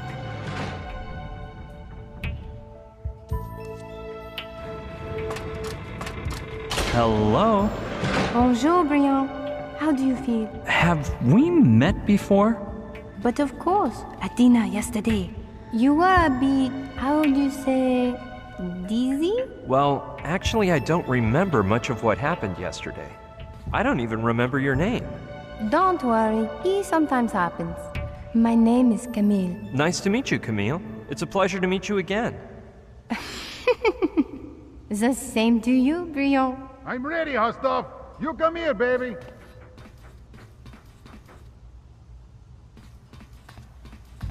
Hit it, you pretty woman. I'm dying for my lunch. And action. I am Dean Grasic, and let me say bienvenidos to the Grasic Adventure with Dean Grasic, your favorite show, broadcasting from Miami to the world, baby. You know why? Because I, Dean Grasic, promise tons of real adventure with money-back guarantee. You know why, amigo? Because I live tons of real adventures every day. You know why, amigo? Because I, Dean Grasic, am the greatest adventurer on the planet. The only one who can do the amazing stuff. You know why, amigo? Because I am oh, darn it. You sure you started up that recorder, Chiquita? Yes, but of course. Watch your mouth with me, baby. Don't worry. Be happy, mija. I'm sure you'll do better this time. Wow, Camille. I didn't know that. Hey, muchacho, don't bother my Chiquita. She's working. You're Dean, right? You guessed right. It's me, the one and only Dean Grasic. But don't be embarrassed to speak to me. Just treat me like an everyday guy. I'm your brother. Sure, Dean. I'm Brian.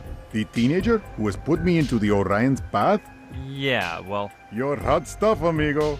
Despite your lack of experience, you have really helped me out. But your contribution is done with, brother. I'm going to the bottom of the seas to get back the amazing rock. 'Cause I'm the greatest adventurer you'll ever know. Dean Grasic, the answer to all your troubles. Thanks, but I'd like to finish this on my own. You are chilling, my brother. Courage is a great sign of the rookie adventure. But you shouldn't try to hop on a running bus. Just hold on un momento, 'cause I'm gonna do you a big favor.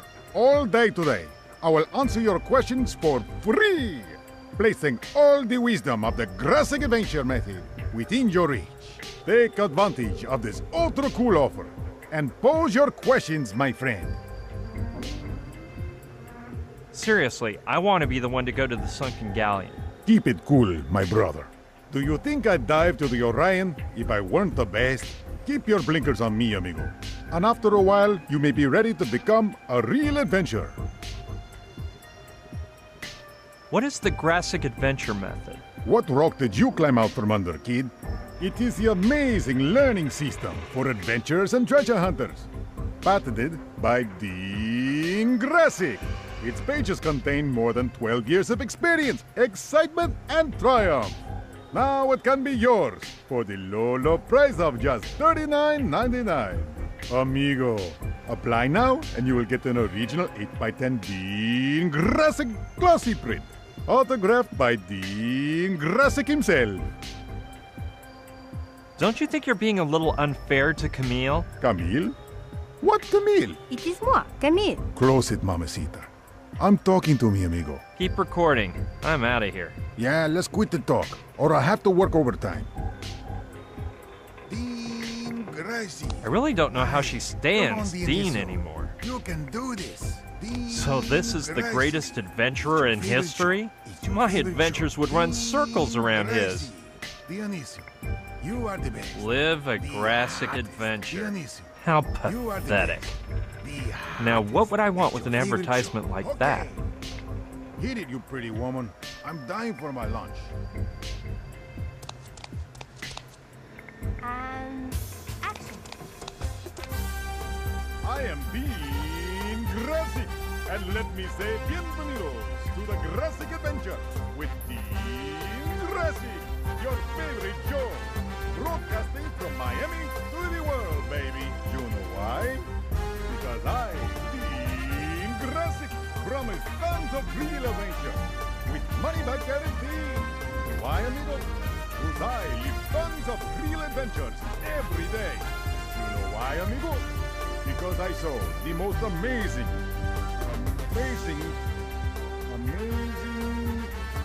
oh my God. Can't you keep that camera still? It does not move, Dean. Listen, baby. You just do your work. Don't worry. Be happy, mija. I'm sure you'll do better this time. Hey, amigo. You got a question? Keeper. There's no... Ay, come on, Dionisio. You can do this. There's a weird vehicle inside, like a jet ski with huge propellers. I wouldn't want to have to ride one, to be honest. It doesn't look like there's anything unusual inside besides that jet ski.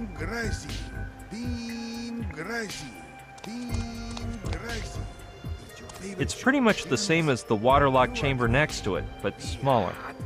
From what I've seen in movies, you don't open one of these capsules unless you want to scuba dive in the ocean. And I don't for the time being. Camera rolling. It holds several weights to help the diver swim deeper. It's full of plastic tubes. I don't know. They must be for diving. Sure, I'll take one. These things always come in handy, even if it's just to use as part of a practical joke. Well, I already have one, but two could be nice. Cool. I have two identical tubes to play with today. They don't seem to have been used much. No, this type of footwear is great for diving, or even for crossing rickety old bridges, but not for walking on the floors in this boat. You keep forgetting the script. Watch your mouth with me, baby. Anyway, you beauty. I'm going to concentrate, and we'll start over. Dean Gracie. Dionisio, you are the best. The hottest. Aye, come on, Dionisio. You can do this.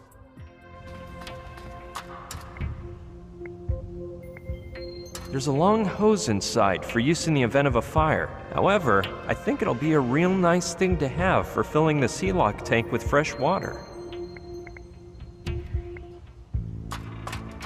I don't know where that goes.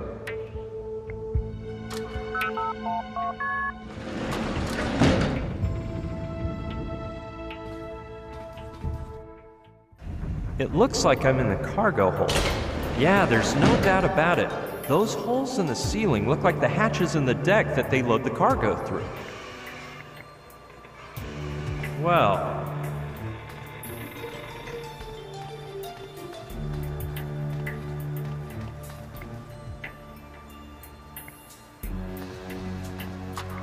It is one sturdy apparatus. Saturn said to empty it out because it's full of salt water, and we need fresh water. If I'm gonna get wet, I'd rather do so in the jacuzzi in my stateroom.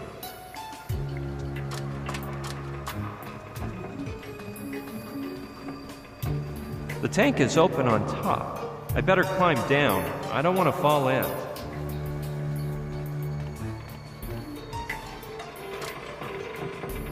I'd guess it's used to empty the tank.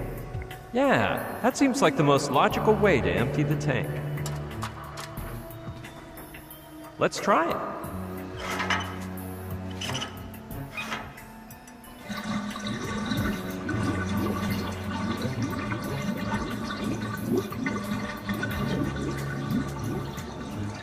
Huh. This seems to be connected to a suction pump, because otherwise I can't explain how it went so fast.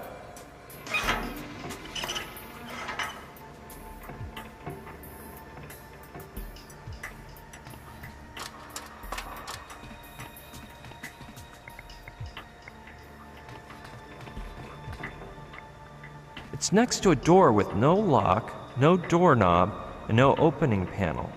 I don't know if I can figure out what it's for. It apparently leads to cargo hold 2. It doesn't seem to have a password, but obviously I can't open it with my bare hands either. Most likely it's opened by pushing the red button to the right. I don't know what it's connected to. Hey, let's see who answers. Hello? Anyone there? Ryan? Is that you? What do you want? Nothing, Sushi. See you later. Hatches to deck. No, I don't see why for the time being. It's next to a door with no lock, no doorknob, and no opening panel. I don't know if I can figure out what it's for. Well, open sesame. Whoa! It almost chopped my foot off. It must be broken, because it doesn't seem normal for it to close just because you release the button. Great idea.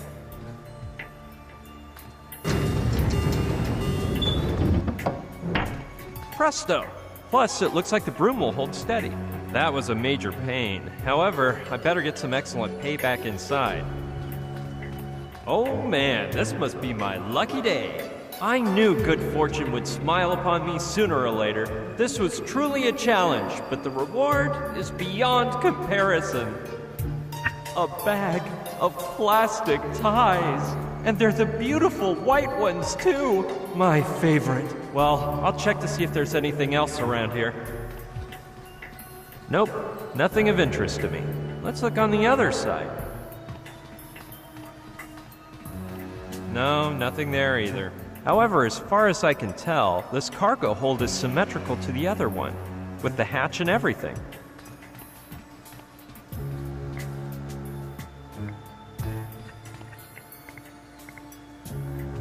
I'm not really in favor of wasting these excellent plastic ties, but if I must...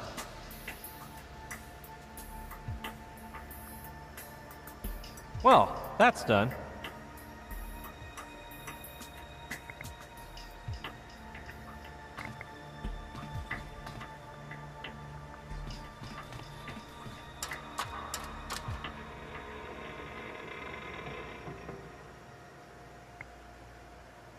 Alrighty.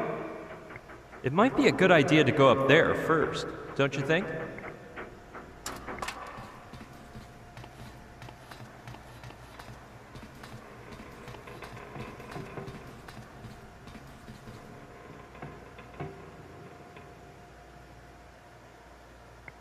I have a feeling this won't be easy, but I must. I can't.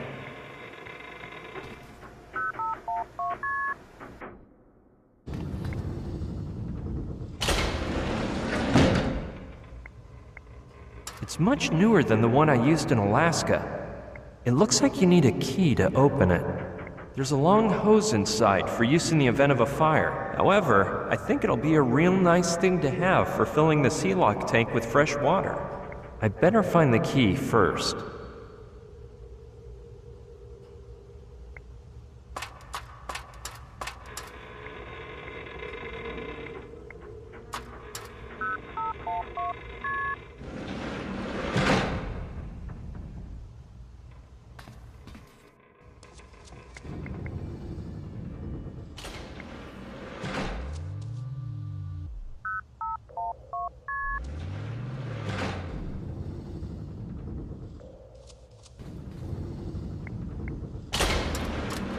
How are you, Camille? Très bien, as you can see. Where are you from? From France. Don't I have an accent? I was gonna say something as dumb as the Colonel would, but instead, I'll ask something else. I only know about France from the movies. Paris, the Can-Can, Les Mis. Alors, you know the France of last century? Through the American movies? Maybe you should travel there to see what France is like today, in person. Oh, and you have excellent wines there, don't you? Mais oui, precisely. I brought 2 bottles as a gift for Dean, but he says he is on the wagon or something. He refused them. Too bad. Because what do I do with them now? Well, I have a friend who would go wild over those 2 bottles. Ah, you know about wine? No. Little Demon is more into drinking it. The one who really knows his wine is my Uncle Albert. Ah, oui? He always says, water is for bathing, and some dirty folks drink it. Ha! I don't think I want to meet this uncle. The last time he drank any water was in October of 1947. when he got drunk and sang too long in a shower. And he's American? Well, actually, he's my great uncle by marriage from Schenectady. He has an 89-year-old ulcer collection. Well, you are lucky you do not take after him. Yeah, that's what I always say. Anyway, I'll tell you about Uncle Albert some other day. I'd love to keep talking about France, but... How is it you're working for Dean? No, I do not work for him. I won a contest, and the prize was to experience his next adventure with him. You do not know how many people would pay to be in my place. I had very much the luck.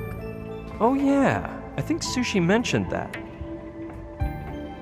What type of contest was it? It was an international contest in all the countries where they show the Grazik adventure. The winner was the person who found a golden coin in Dean's head.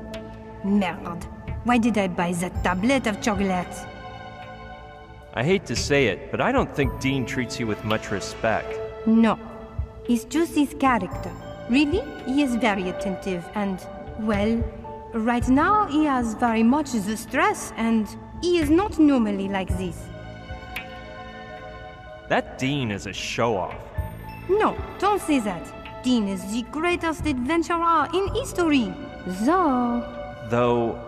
No, nothing. So why did you decide to take part in the contest? I have always loved the adventure, and this was my chance to live one for real. Dean always says that adventure has physical ability as a weapon against adversity. That's what he says? Well, no. What adventure puts to the test is improvisation as a weapon against confusion. You spend time going from one place to another without knowing exactly what you're supposed to do. And you have to make things up as you go along in order to move forward, because if you let the confusion get the best of you, you'll just get stuck somewhere, and you'll miss out on the best part of the adventure. Well, I never thought about it like that. Me neither, actually. I was just improvising. Let's drop the topic of Dean, or I'm a wretch. Okay, as you wish.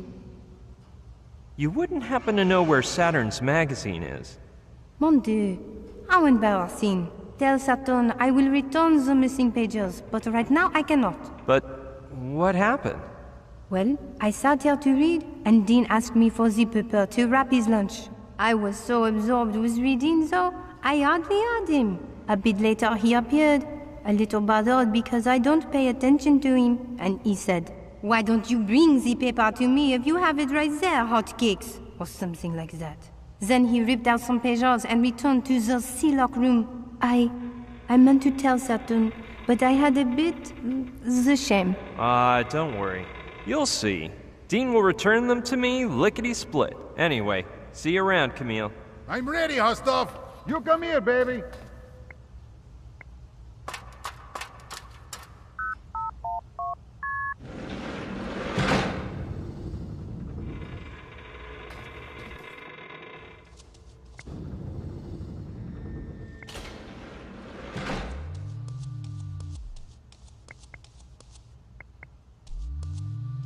Here we go.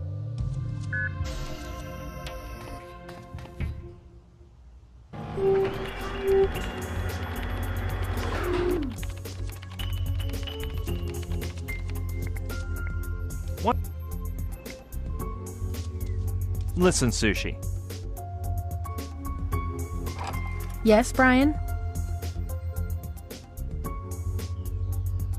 You wouldn't happen to have the key to the glass emergency cases, would you? What is the deal with you guys in these glass cases today? Joshua came to ask about the same thing just a while ago. Lucky thing I have another copy, otherwise... Thanks, Sushi. One other thing. Speaking of Rutger and Saturn. Yes?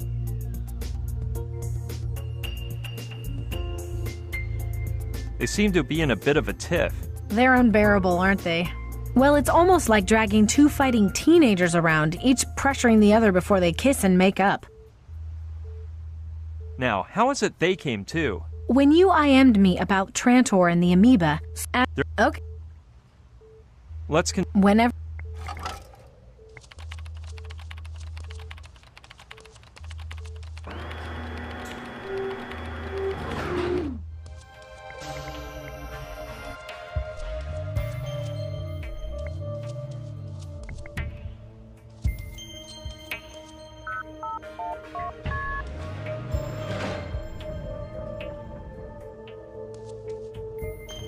How are you, Camille? Très bien, as you can see. What are those bottles doing there? Oh, they are for you. I thought you'd know how to appreciate them, n'est-ce pas? What do you mean? Wow, I'm speechless. Thanks a lot, Camille. Merci.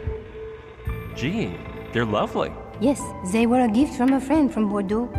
It's a limited edition, 100 units. The bottle, it has the shape of a Greek amphora, and because Dean's real name is Dionysus, and Dionysus was the Greek god of wine, I thought he'd like them. But I prefer you have them. Don't worry, I'll save them for a special occasion. Where'd you go, mamita? You don't work? I'm sure there was a hose in there before. I don't see the reason for doing that.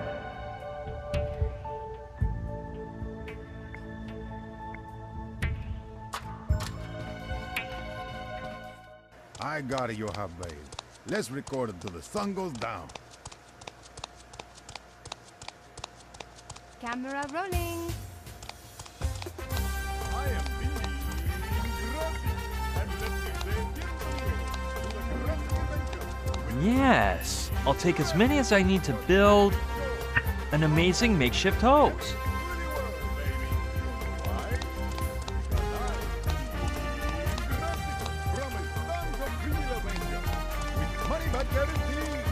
Why, amigo? Because I live tons of real adventures every day. You know why, amigo? Because adventure is my...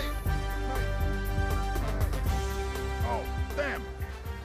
Can't you keep that camera still? It does not move, Dean. I don't know why I brought you here. Don't worry. Be happy, mija. I'm sure you'll do better this time. Hi, Dean. Dean Grassy! Amigo, what's flying?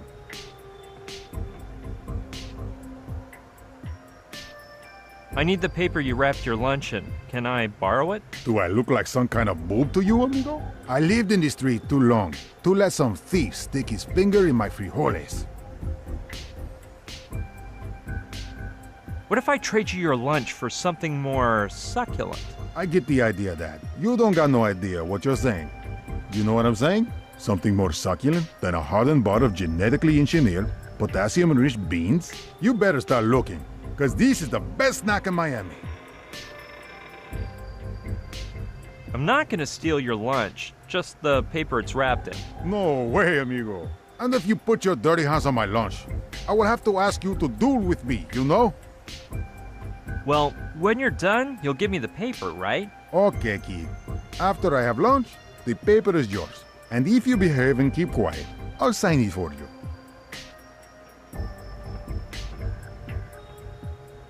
Will you be lunching soon? That depends how badly this French girl keeps working. If she keeps messing up the recording, we'll never finish. Because Dean Grassy never eats with business unfinished. Because without business, there's no dinero. And without dinero, there's no frijoles. You don't have to autograph the paper, just don't tear it, that's all. You're lost, amigo. For an amateur adventurer, there's no greater treasure than his idol's autograph. Like when I was a muchacho, and Mel Fisher, the greatest treasure hunter in pre-Grassy history, signed the napkin for me. Well, you look like you're starving, brother. No deal, amigo. My lunch is mine alone, and I'll eat it when I want. Oh, man. Just forget it. Good going, kid. You gotta know when to fold. That'll save you some big troubles. Well, let's just drop it for now. You finally got some common sense, kid. Keep recording. I'm out of here. Good work, amigo. No way, man. This loco says he won't give me the article until he finishes recording the scene. And of course, he must be used to having a teleprompter on stage, feeding him the text, so his memory's no good anymore. If things don't change around here, I won't get the article for days. You can do this. The most dazzling enigma. It's your favorite show. Dean Grassy. Okay. I got it, you're halfway. Let's record it till the sun goes down. Camera rolling. I am Dean Grassy, and let me say bienvenido.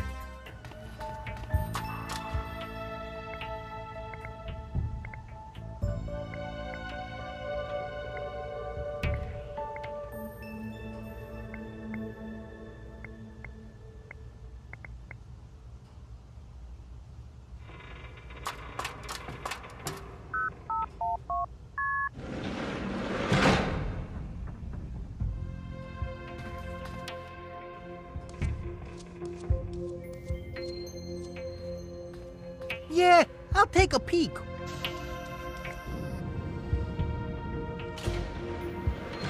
This way leads to the staterooms, which are nicer than the suites in any hotel. Mine even has a popcorn dispenser in the jacuzzi. Nah, there's nothing I need in there.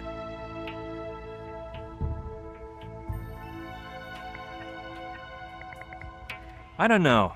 I'm considering keeping them until this is all over, to take them to my Uncle Albert.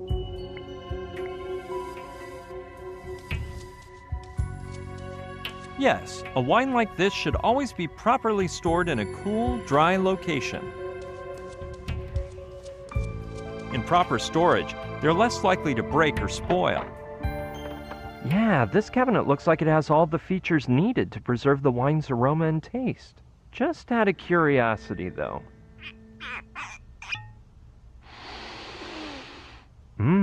Smells amazing. Wonder if it tastes amazing, too. Huh? Where am I? A boat?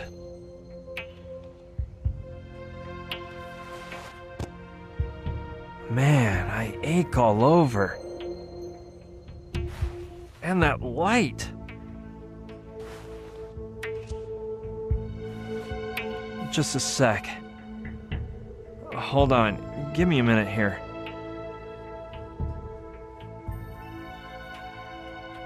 Let's see.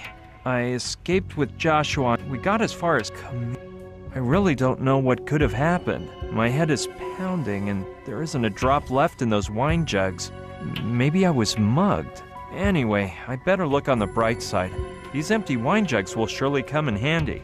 Yeah, I know it's not that comforting, but I need some encouragement here.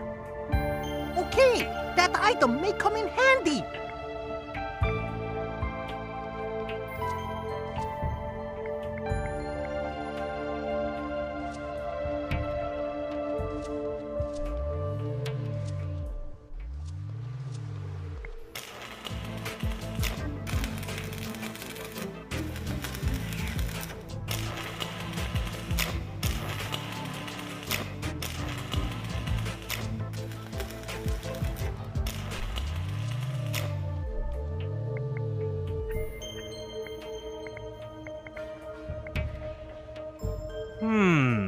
I'm getting another one of my brilliant ideas.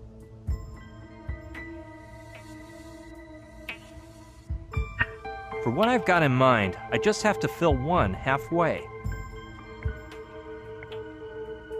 I'm not sure if this idea is ingenious or idiocy.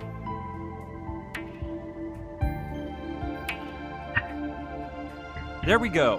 One family-sized hourglass. Yeah, through the awe-inspiring wonder of the plastic tie, my grandiose creation will be complete.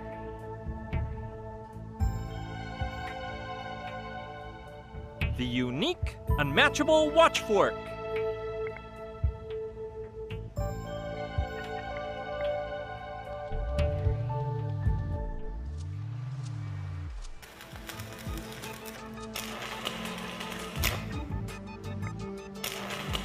I don't think he's interested in it. I don't think he's interested in it.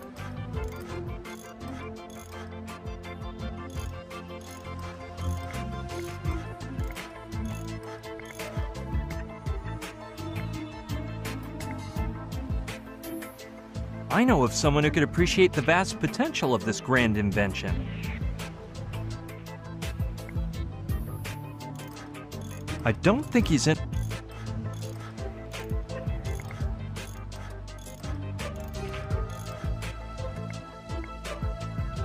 Just one thing. What's up with you, BB?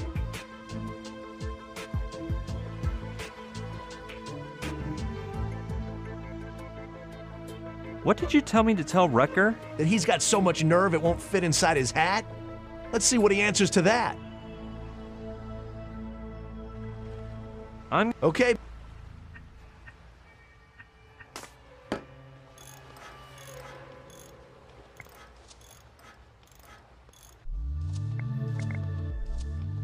Here we go.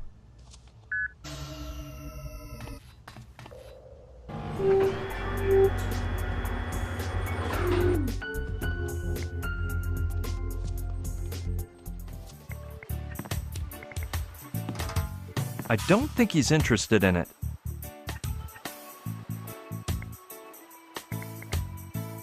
Now, you just can't reinforce something that's already attached using the finest fastening mechanism designed by man. The best reinforced concrete couldn't beat it in strength or beauty.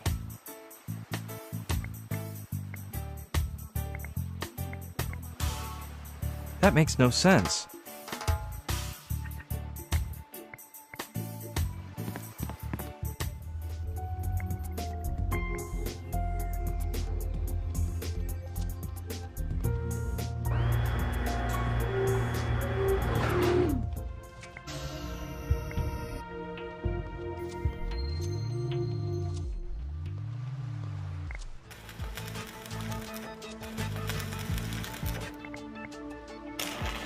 That won't do any good.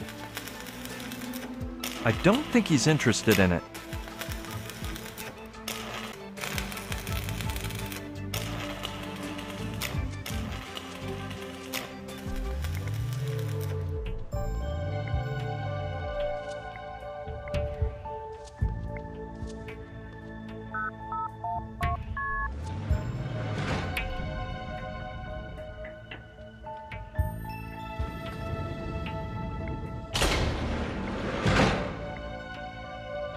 That won't do any good.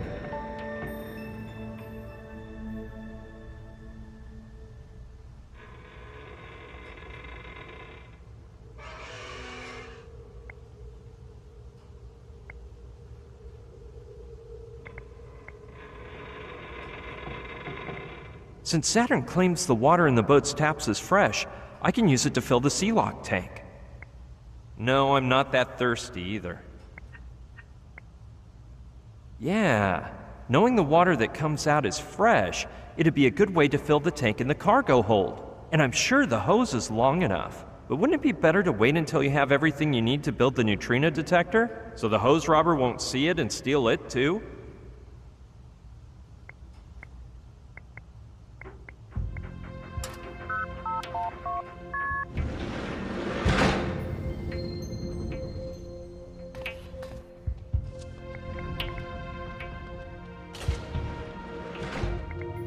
Getting inside. What if it had been a human? Getting in. What if? Up we go.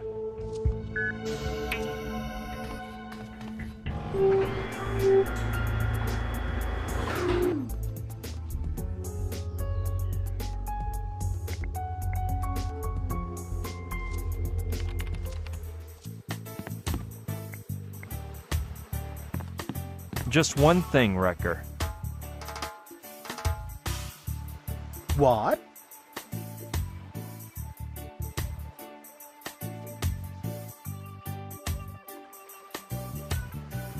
I bet you don't know what Saturn just said to me.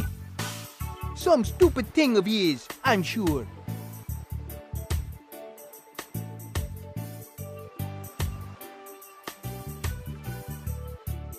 He says his hat's off to you, and not to pout. Is he piping down or pulling me leg? Come on, let's test him. Tell him his techno art is so sadly sad, it no be good enough to hang above a toilet. Okay, I'll go tell him right now. Shoot, now what am I supposed to tell Saturn?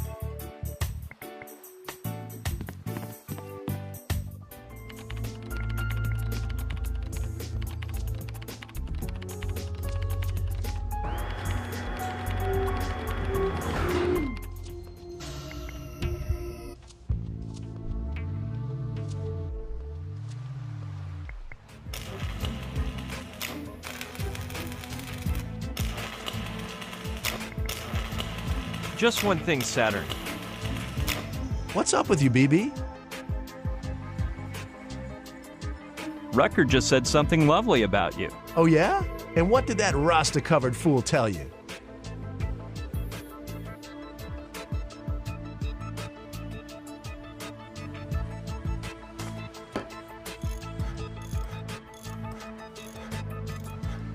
He says he's sad your techno art doesn't get more deserved airtime on TV. Is that so? Well, he's probably just saying it to get something out of me. Screw him. Remind him of what I said the other day. Then in order to like reggae, you have to be daffier than a duck and waddle like one too. Trust me, I'll tell him. Let's see how I can tell Rucker that.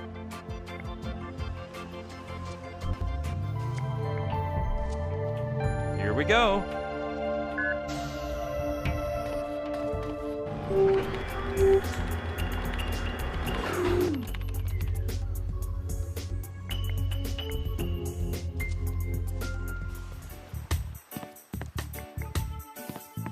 Just one thing, Wrecker.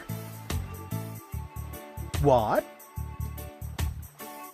I bet you don't know what Saturn just said to me. Some stupid thing of his, I'm sure. He says that when he listens to reggae, he gets so happy that he starts to flap his wings like duck. Oh, I guess I'm supposed to feel sorry for saying only jerks with blue hair go to the Burning Man Festival. Well, you repeat that to him and see what color he turns. Okay, I'll go tell him right now. Shoot, now what am I supposed to tell Saturn?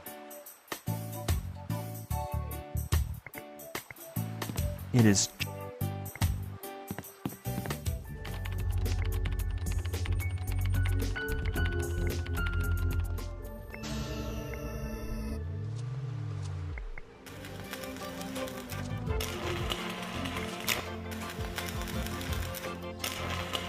Just one thing, Saturn. What's up with... Rucker just said something lovely about you. Oh yeah? And what did that Rasta-covered fool tell you?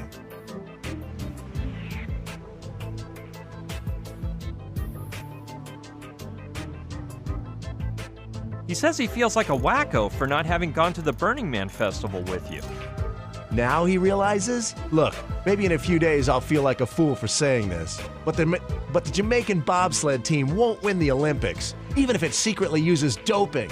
Go tell him that. Hey, the day you got mad, did you exchange any other words? Well, I don't know. Why?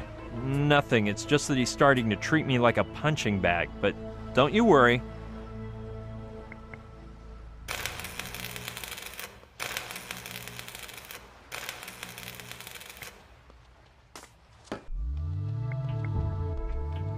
Up we go.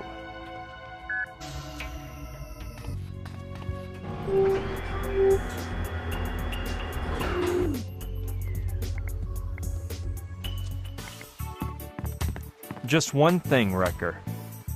What? I bet you don't know what... Some stupid thing of his, I'm sure.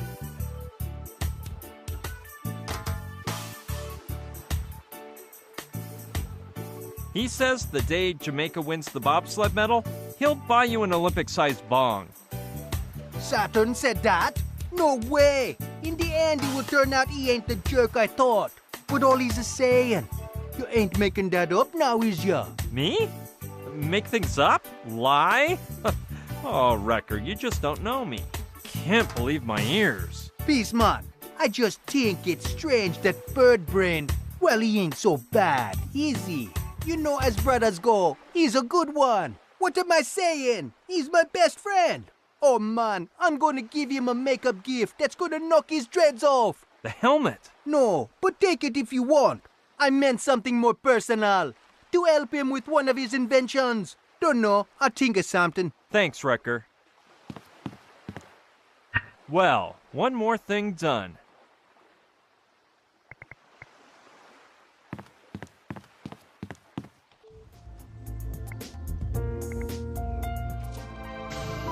According to the sign up there, if I pretty darn...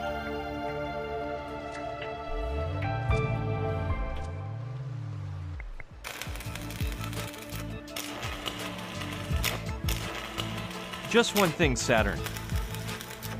What's up with you, Beep? Well... Your friend Joshua told... I'd love to get a glimpse of that. Getting back...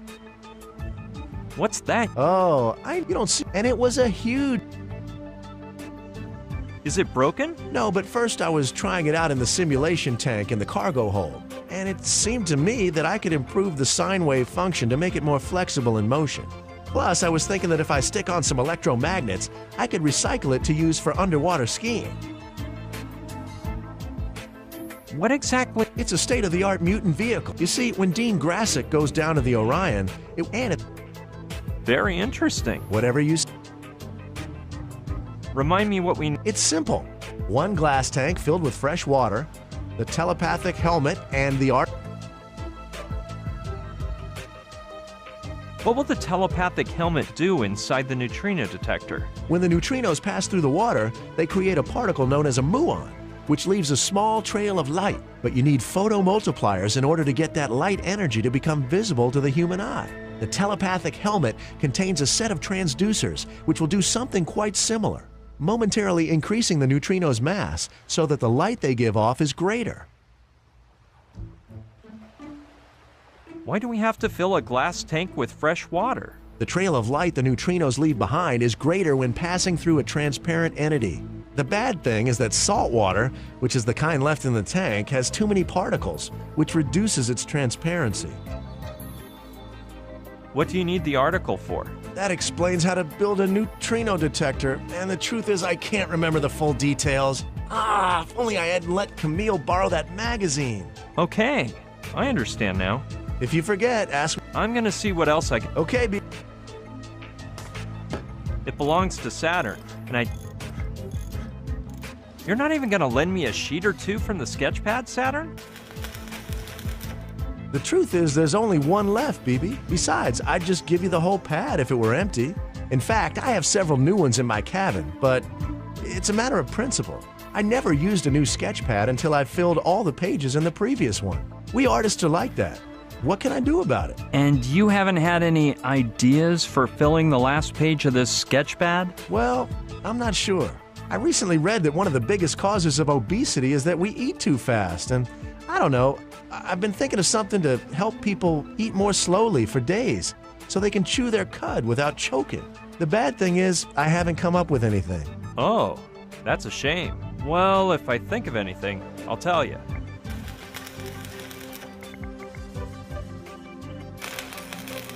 Yeah, maybe if I give a good sales pitch, he'll like it. Take a look at this, Saturn. What is that thing? It's an experimental primitive prototype of the Watchfork, based on your ideas about people eating slower. The actual size wouldn't be so big, but I thought you'd appreciate the detail this way. Watchfork? Yeah. Look closely. You pick up the food with your fork and patiently wait for all the sand to drop from the top of the hourglass to the bottom. Afterward, you turn it over, lift the fork to your mouth, and chew patiently until the sand goes back to the other side. Then, and only then, do you pick up another morsel of food and repeat the process. So, what do you think, Saturn? This is the most amazing invention I've ever laid my eyes on. Seriously? Watch out, Da Vinci. I'm going to start work on this immediately. I'm heading to my room, where I can clarify the mathematical concepts behind the Watchfork and draw some sketches for a while. Hey, Saturn, that sketchpad you brought back is brand new, isn't it? Yeah, I used the last page from that last pad on a couple of preliminary designs for the Watchfork. So, can I have it? You mean you want me to lend it to you? Well, I'm sorry, BB. I'm giving it to you. Well, at least I finally got it. Now let's hope I can truly put it to good use.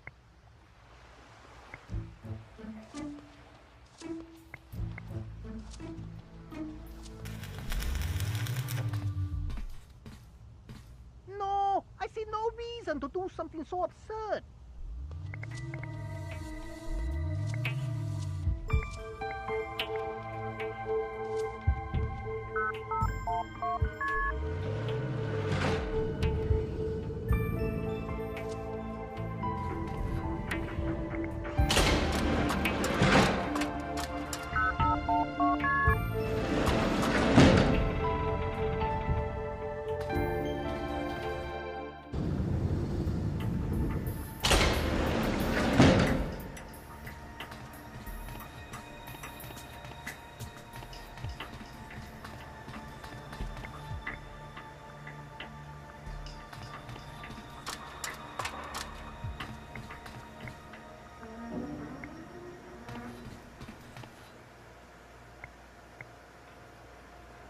Okay, I'll look around again to see if I missed anything the first time.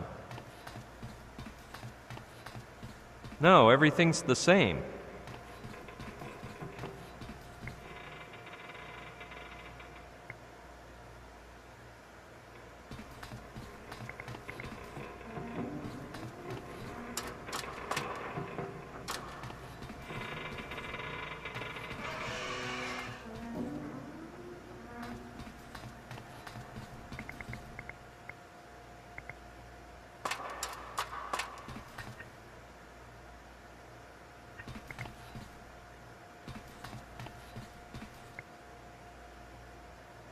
It's like the goon at a nightclub entrance, but backward. This one is used to let people in, not to keep people out.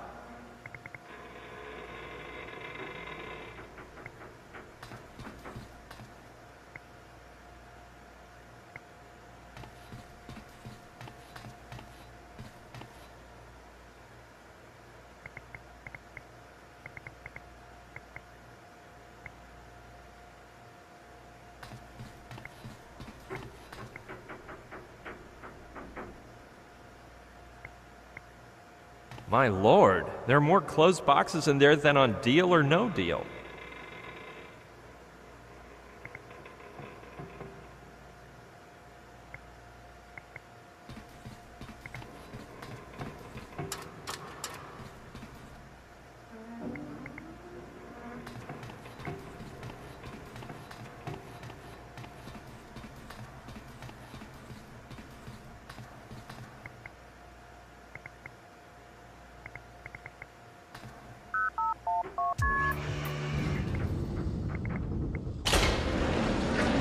It's used to break the glass in the event of an emergency.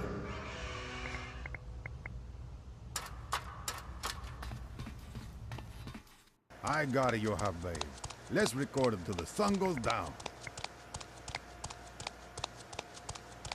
And action.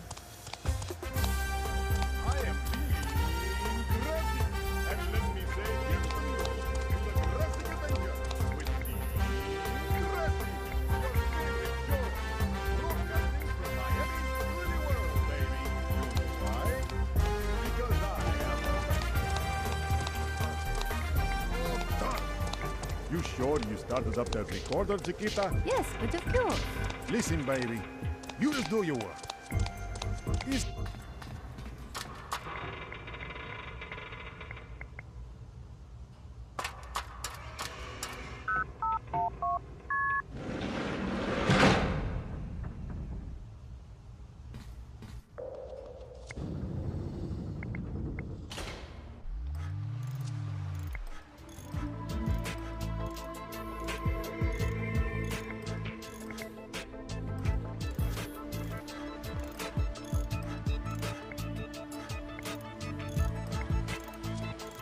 Well, as long as I can choose, I guess I'll take a pretty marking pen.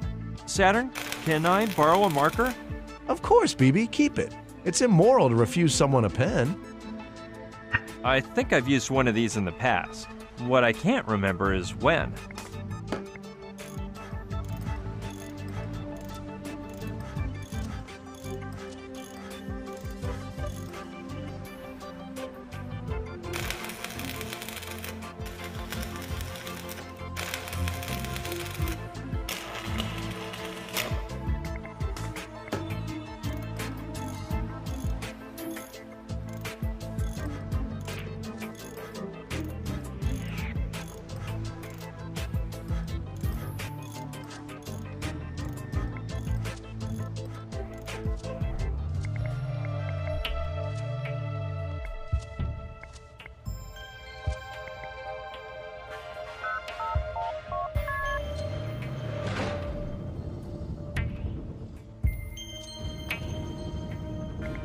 Yeah, I'll go see what Dean has to say. No, Brian, please. Dean is concentrating. And if he sees you, he will scream at me for letting you in. Okay, don't worry.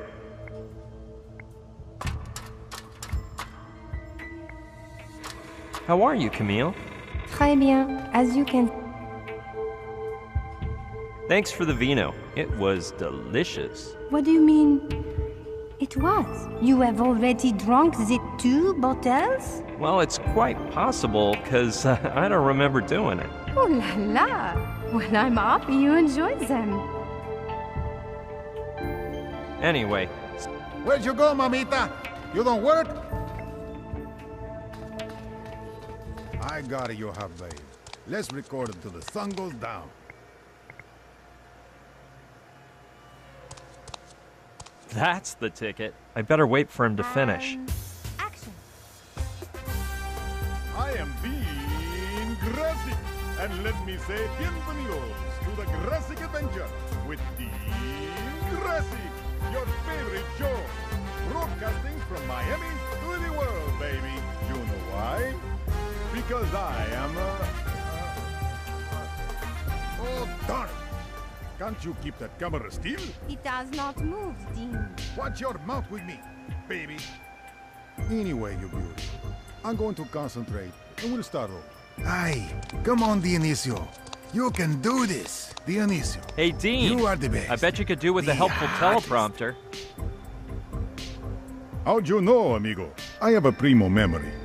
But if I had the words written down, I could concentrate better on my acting, you know? Well, let's get to work then. I'm gonna prepare an analogical teleprompter for you to watch. Recording. I am Dean Grassic, and let me say bienvenidos to the Grassic Adventure with Dean Grassic, your favorite show, broadcasting from Miami to the world, baby. You know why? 'Cause I live tons of real adventures every day. Do you know why, amigo? Because I, Dean Grassic, I am the greatest adventurer in the world. The only one who can lick his own elbow and jump onto his earlobes. So now, you can just give your remote control the day off, because our adventure is about to begin. Here we go. Roll that video. And cut. What did I tell you, kids? Dean Grassic is the biggest of them all. And now, I'm gonna get my lunch, because I deserve it.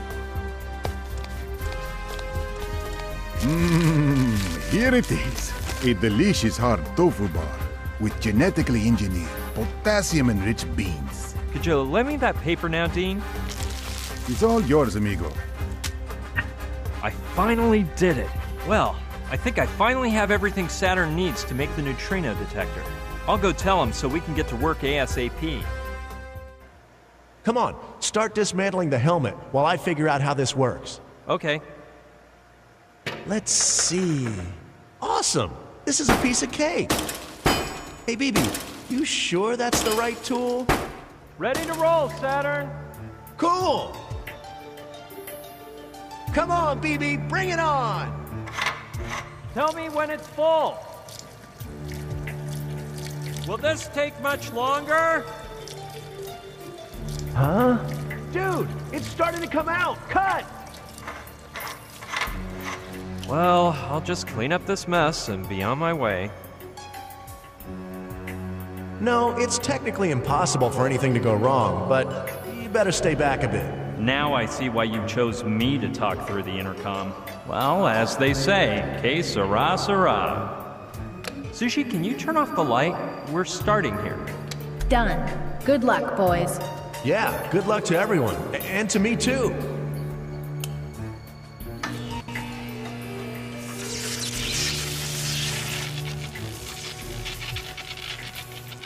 Look at them. There are the neutrinos. They're shooting up from down there to the left. Sushi, fire the engines and set our course to north-northwest. Okay, turn starboard just a few degrees. Look at that thing coming. Stay the course, Sushi. We're headed in the right direction.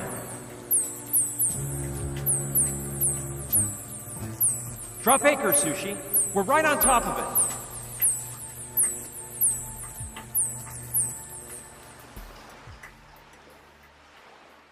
Sorry, Brian.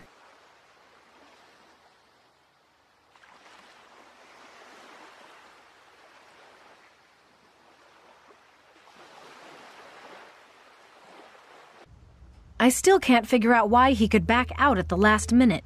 That's the job I hired him for in the first place. You see, I told you there was something fishy about Dean. Well, fortunately, Camille has offered to go down and get the Trantonite. No, tell her not to worry. I'll go. I understand that your endgame is to do this personally, but after what you went through to build the neutrino detector, shouldn't you take some downtime? Negative. The Trantonite is my mission. Plus, there's a couple things we need to discuss. The first is that we are no longer right above the galleon, so you'll have to swim a bit. Not far, though. The second thing is that before beginning to search for the Trantonite, a 3D scanner should be placed as close as possible to the middle of the galleon, so that you can provide me with a 3-dimensional image I can use to guide whoever goes down. You yourself do not have to be the diver. Come on, give me that contraption. I'll go down right now. Okay, do as you wish. After all, everything is in place. Saturn has installed a shortwave receiver in the diving suit, so you have a comm unit during the underwater ops, and the mini-sub is ready inside the Sea-Lock capsule. It took me a while to find it, because Rutger had taken it and... Well, you'll see. Ballast, regulator, ready. Be careful down there, Brian. Vamos, kid. Loco. I'll bet you do it almost as good as me. Wow. Well, thanks for the encouragement, Dean. De nada, brother. Good luck, Brian. Muchacho, amazing title you have come up with for this new Dean Grassic adventure. Blast to the past.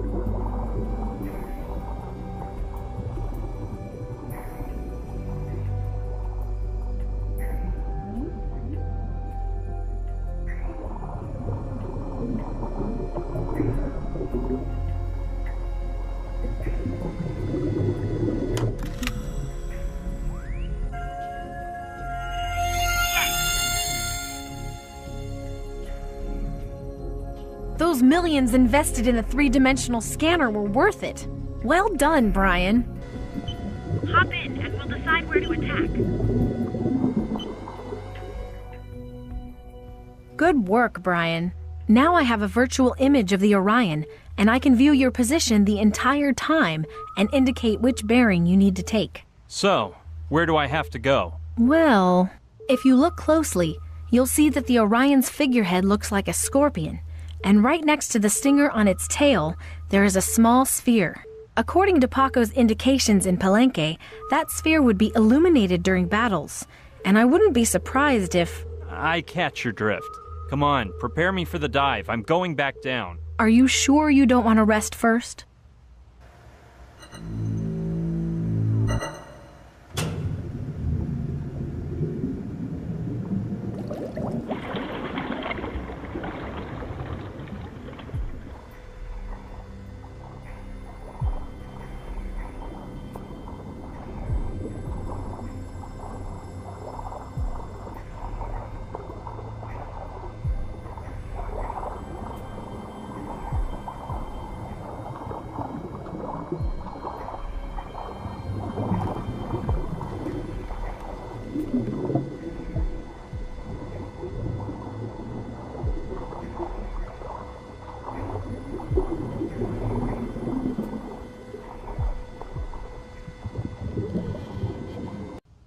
Lichens. Either we get rid of them and the moss, or we'll never get it open. You know what you have to do, right?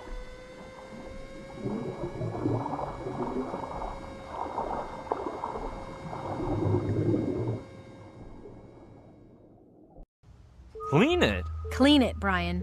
Remove the moss and lichens to see where it opens.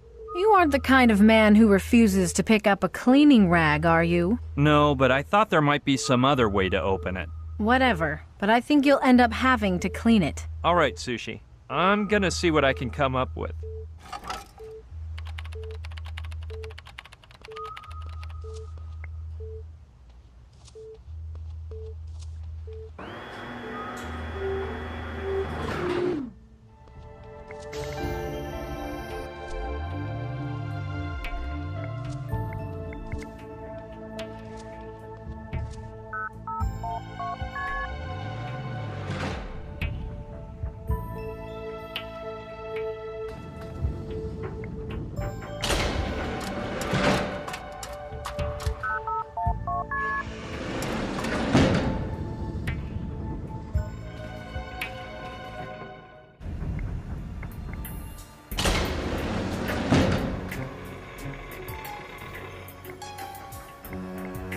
Saturn left it behind when we built the detector. No, I already toted one around on Mala Island, and it weighed a ton. Maybe there's something inside I can use, though. Man! I bet this saw will come in handy.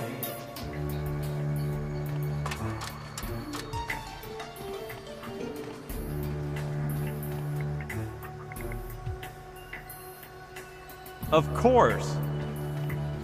Who but I could dream up such a cool plan? It's obvious I'm a genius. Here we have it.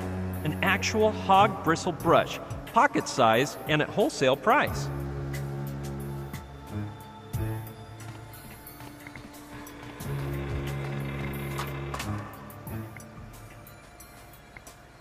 I don't know which I like more, this one or the one on the other side of the door.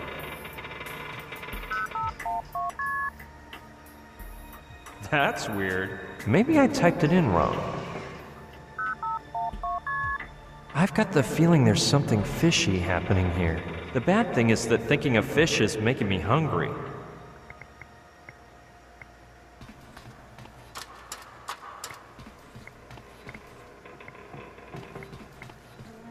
Yeah, I bet she knows what's going on. Sushi, are you there? What's the matter, Brian? Oh, nothing. I'm just trapped inside the cargo hold. And so tell me what 2-bit password I stick into this contraption on the... Joshua, stop it! Man! Brian, don't worry. Joshua just ruined the encryption system on the whole yacht and messed up the passwords on all the doors. But I'll have it fixed in a couple hours.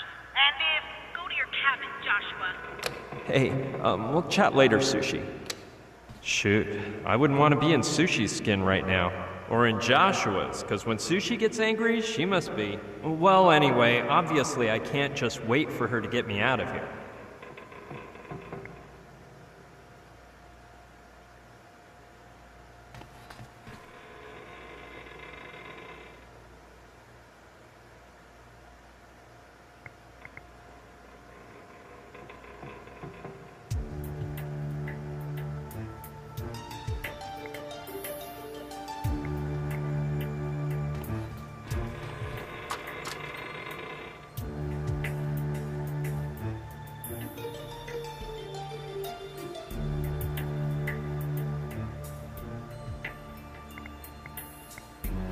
That's it.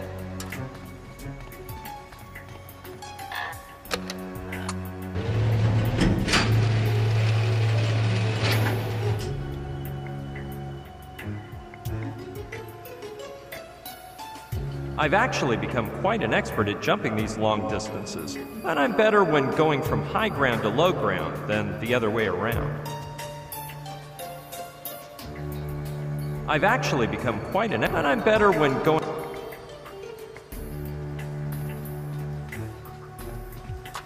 That's it. Now that I opened the hatches, I'm sure I can start from the edge of the tank. scamper up to the ceiling somehow, and reach the deck. Come on, let's get out of here.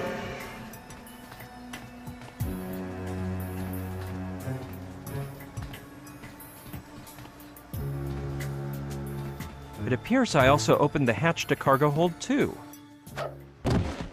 Holy smokes! Well, that wasn't easy, but at least I made it here. Brian, this is a disaster!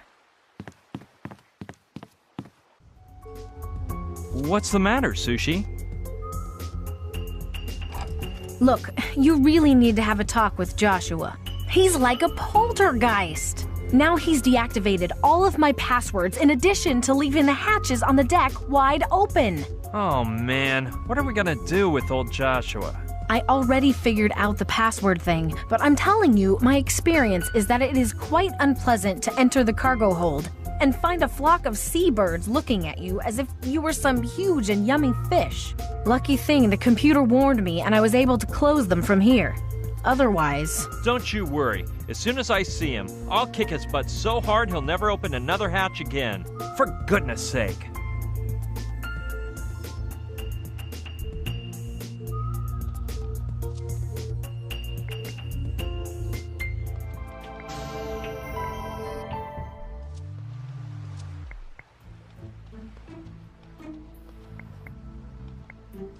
What are you working on, Saturn? Haven't I told you about the electromagnets? They're one of my latest creations, equipped with a device that magnetizes or demagnetizes things at will.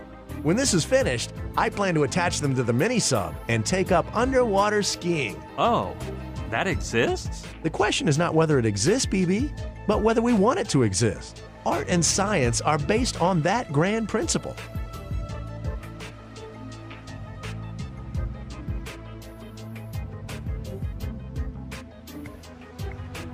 What did you say the electromagnets were for?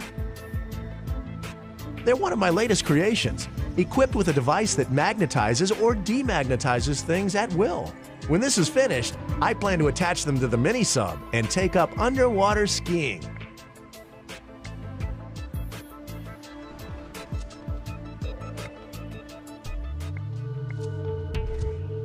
Up we go.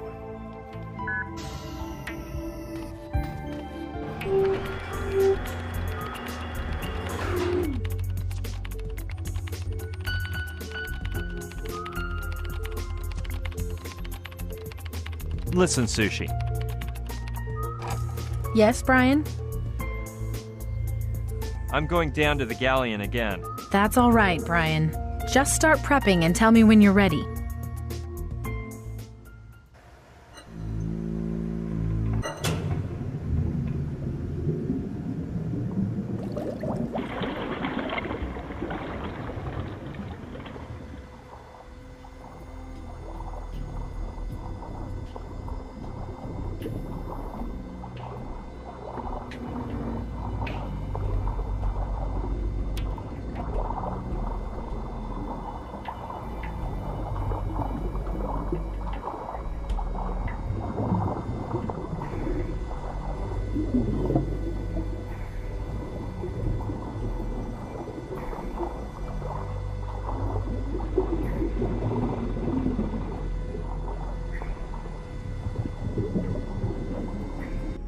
Is it that hard, Brian? You're not going to tell me the dirt is really stuck to the surface, are you?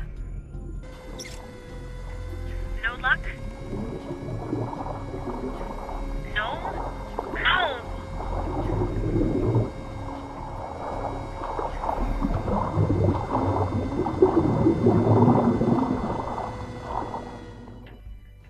Well, this really sucks, Brian. Someone may have robbed the Trantonite, which would explain why the Interceptor ended up sinking the Orion. Or Malantunya suspected something and put it in a different place. The truth is, I have no idea. Well, let's stay positive and assume it's still on the boat. Where could Malatunias have hidden it? Well, if I were him, I would like to keep it as close as possible.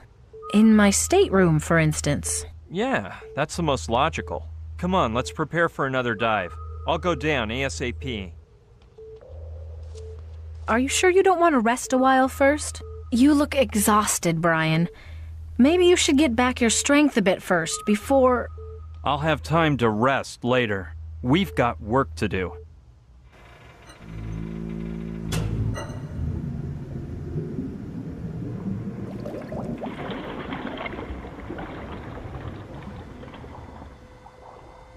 Try to go in through the middle hole, Brian.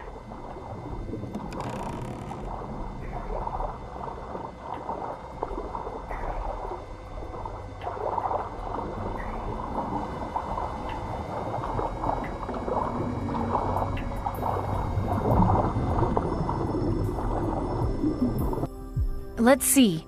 Go down into it as far as you can. Now, move toward the bow. At the end of the hall, you'll find some stairs. Go past them. Now stand facing aft. Do you see a trap door? Go up through it. Roger. You'll reach a passageway with several doors.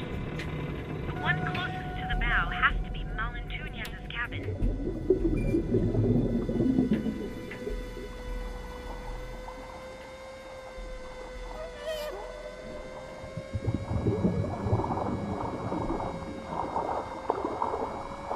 Where are you going? Oh crap, I meant the stern. The cabin is near the stern. That's the door, no doubt about it.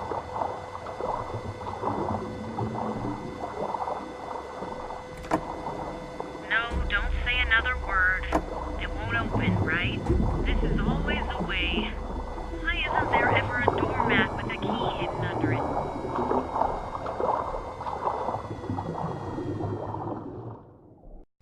Well, of course it sucks, but when the going gets tough, the tough get going. I'll take a stroll around the boat, and I bet I'll come up with an idea to get that door open. Okay, I'll just keep thinking up ideas. And if you see Joshua, tell him enough is enough. What did he do now? What did he do? While you were diving, he made a major mess out of the cargo hold. He found a crowbar and started opening boxes of things, spewing stuff all over the floor. Replacement parts, nails, packaging materials. What nerve! Don't you worry, that guy's gonna get what he deserves.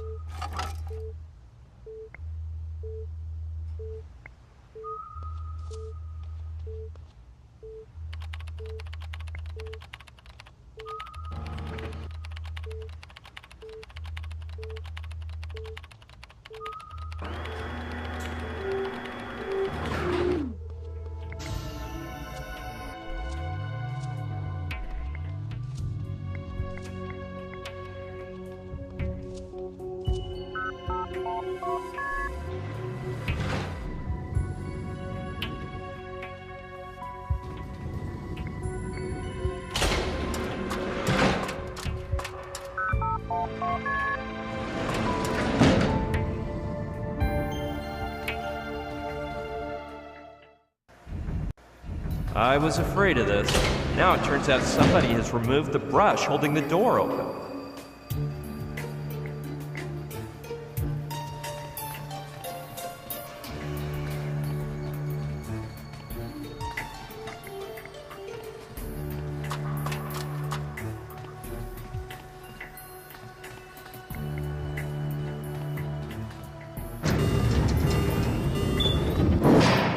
Nada. It would have been too easy for someone to come along and repair the door. On the positive side, the crowbar I need to get into Malentunez's cabin is there. On the negative side, I can't go in and get it, because when I release the button, the door will slam shut, and I don't want to sever off an arm trying to leap in. Let's see how I can think my way out of this one.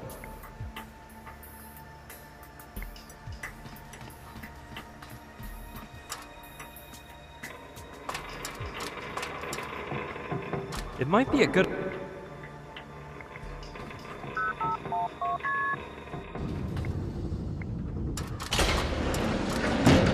Let's see.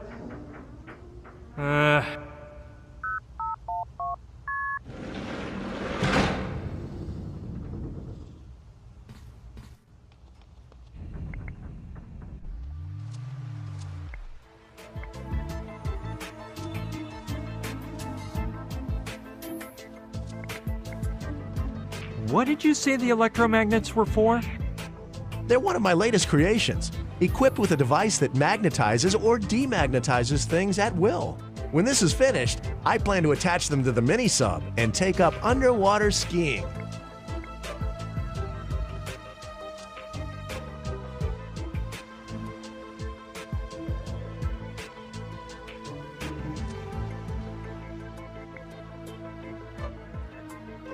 I am a witness to the...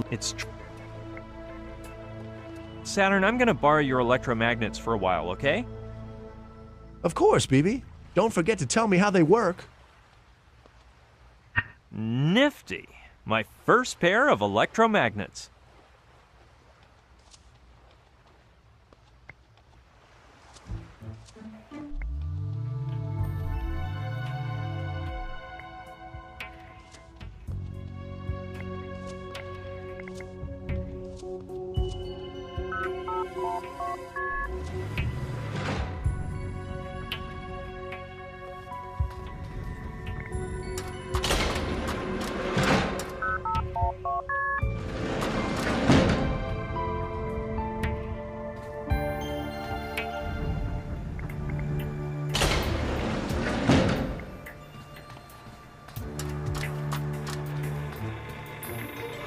That button open. That button.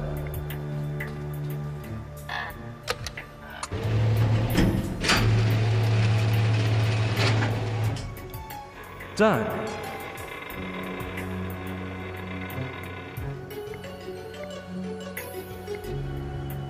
Without the ladder to climb up the tank, no can do.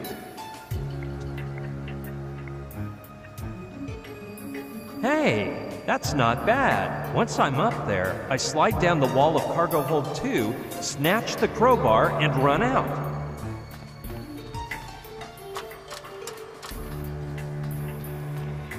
I don't know whether I can trust Saturn's little inventions, but what choice is there?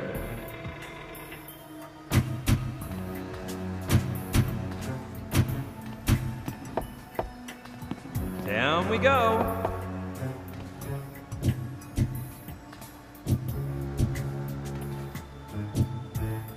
Yes, and now... it's mine. No door will be any match for me with this crowbar. The Transonite awaits me.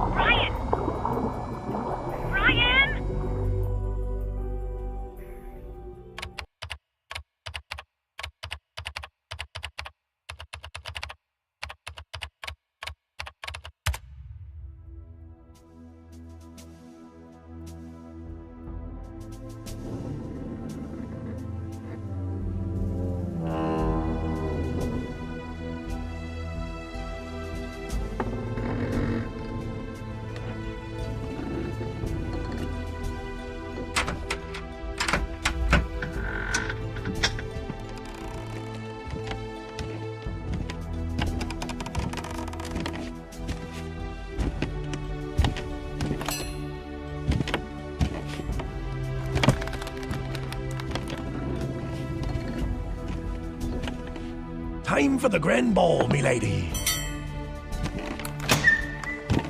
Wenches first. Are you gonna be making me walk the plank? Aye, aye, you sad mutt. But chin up. In recompense, you'll be meeting the bravest hidalgo who hath hoisted the Jolly Roger. Don Inigo de Malatuñez y Goñón.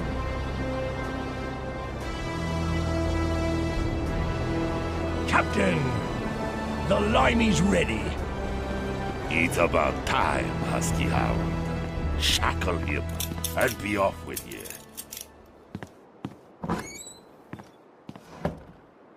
Despite appearances, you have the upper hand on me, lad. Being that I conceal neither name, nor rank, nor birthright, while I remain unaware of yours indeed. I want your name and your ship, you English swab, or I'll slide me sword through your bloody entrails. Oh, you should have mentioned that. My name is Brucian Barskoff, and I hark from York. From its newest boroughs, to be exact. 'Tis a pleasure, Sir Brucian. Now would you be so kind as to explain why you've attempted to board me illustrious galleon? On your strange and tiny red and white dinghy with a metal hook in the fashion of a flag. Board your ship, sir? I? Vast there, Captain. I merely wish to be press-ganged and become a pirate on your Orion. Kind gentlemen, allow me to place doubt on your most recent assertion. Ye wouldn't be the first spy sent in from your motherland of heretics. There even be a vessel by the name of Interfector, which the Spanish crown has chartered against my person. Arr! The Orion could sink that sloop in the splash of a wave. In London, I hear talk that nobody can match the power of Captain Malantuñas and his legendary hidden beacon of Avernus. Is that so? So tell me, lad, what other talk is there about me in them English pubs? Arr, a bit of everything. All good, of course. The monks are praying night and day, saying you're a devil fleeing from hellfire. The ladies sigh upon hearing about ye, as though an angel-winged prophet had passed, and their husbands extol the honorable set of horns they'd be wearing, were it Don Inigo de... Capitan! Unidentified floating object 3 miles from starboard. By Mephistopheles, it's a UFO. Pardon me lack of decorum, Sir Brucian, but I have a tidal wave of business to attend to. Make yourself at home and be so kind as to await me return, when I shall be more than pleased to hear your news from London. Yeah, I won't be jumping overboard, don't worry. Yea, Russian mongrel, guard the door. You'll answer for this prisoner with your worthless life. Aye, aye, mi capitan. Well, this is a most unfortunate situation. But at least I managed to board the Orion. If the Interfector's crew obeys my orders, they will besiege the Orion this very afternoon. So I have but a few hours to remove these shackles, find the hidden beacon of Avernus, and take advantage of the turmoil which will ensue when the first cannonballs hit, to abscond in a dinghy, return to the Interfector, and command the sinking of the Orion from there. I'll have to work smartly to finish the job in such a scant workday, so I'd best alight if I don't want to end up in Davy Jones' locker. Shut your trap, mutt. Hey, I've got him afeared now. Now I can get down to me business with Demon Dog.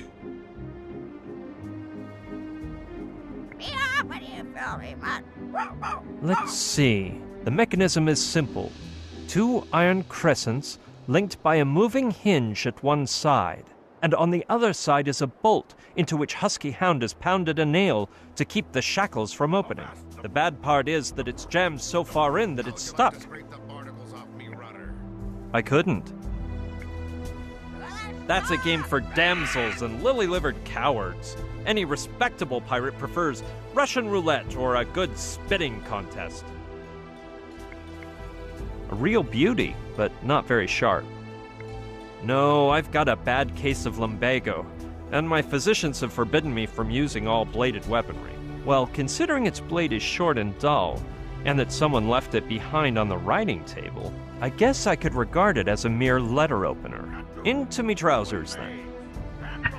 There 'tis, a fine letter opener, in the shape of a dagger, though. Must weigh half a dram, give or take a feather. It's gonna throw my back out of whack, but I will. I thought it would be made of precious metals, but I guess it's just a piece of souvenir merchant junk. I recall having seen a likeness of it in a sorceress's cave, but that story will have to wait another day. No going for the boy. To the shock. To the shock. Go home, boozer. It looks like it was put there to wound any and all passers-by. From hither? Throw overboard. What in the devil is she scribbling down so devoutly? She seems to be a prisoner too. With a bit of my fancy talk, maybe she'll help me. Noble lady, allow me to pay you my respects. Save them for the sharks, Monsieur Brusson. Soon thou shalt be kissing their keel, with need of their help more than mine. I doubt the sharks would make a banquet of my squalid flesh, but that is not the reason for my arrival on board. You're as imprisoned as myself here, and perhaps we can seek a manner to achieve safe and sound escape from the Orion together. Very apropos, Monsieur Brusson. Hast thou a plan? Well, I am now designing one. Sooner or later I shall have one. But in the meantime, lady... Camille. Mademoiselle Camille de Le Bouvier. I doubt Malentunias will throw me overboard. The poor sot is delighted with me. Believe what thou wilt, but thy bones will be gnawed by a Pacific kraken. They'll be left so clean and white that no maggot will find sustenance upon them. What if I show him a sad face and cry? That's what I did to get my helmsman's license. Monsieur Brusson, I know Malentunias too well to expect the slightest shred of humanity on his part. When he grows tired of thy whining, he will send thee to David Jones' locker, and thou wilt be fortunate if he does not torture thee beforehand. The man will at least allow me the last meal of my choice, won't he? I wouldn't hold my breath. Years ago, a prisoner requested transalpine dragonfly entrails in a wild capsicum souffle, and because his wishes could not be satisfied, he remains alive to this day. Henceforth, a basic meal has been established for plank walkers whose sole choice lies in the manner of ingestion. Because the meal consists of spicy swordfish, I recommend the oral method. I'd wager he'll allow me a last wish before feeding me to the sharks, I do. And which shall it be? I'm warning thee that I wish not to be thrown to the sharks or any similar act, and that the act performed unto me first be tested on the captain. Was abolished by the Tortuga Convention months ago. Well, that junk sunk my strategy. Hook, line, and sinker. This subject matter is too macabre to discuss with a lady. Speak for thyself. What are you doing on board? Upon mooring at Tortuga Island, where I spent my days learning English by reading old tales of overseas adventures, Malentunias held a contest to press Gang 1 lucky new deckhand, and guess who won?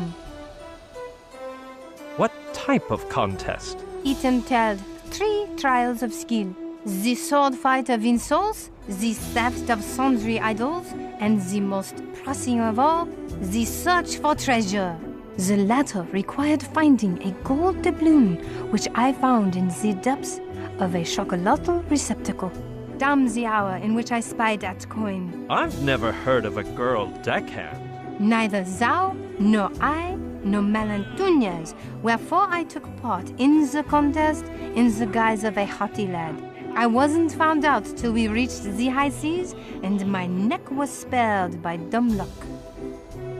May I ask how your womanhood came to be known on board, if it isn't too meddlesome? It is, but I shall respond in a manner concordant with proper breeding.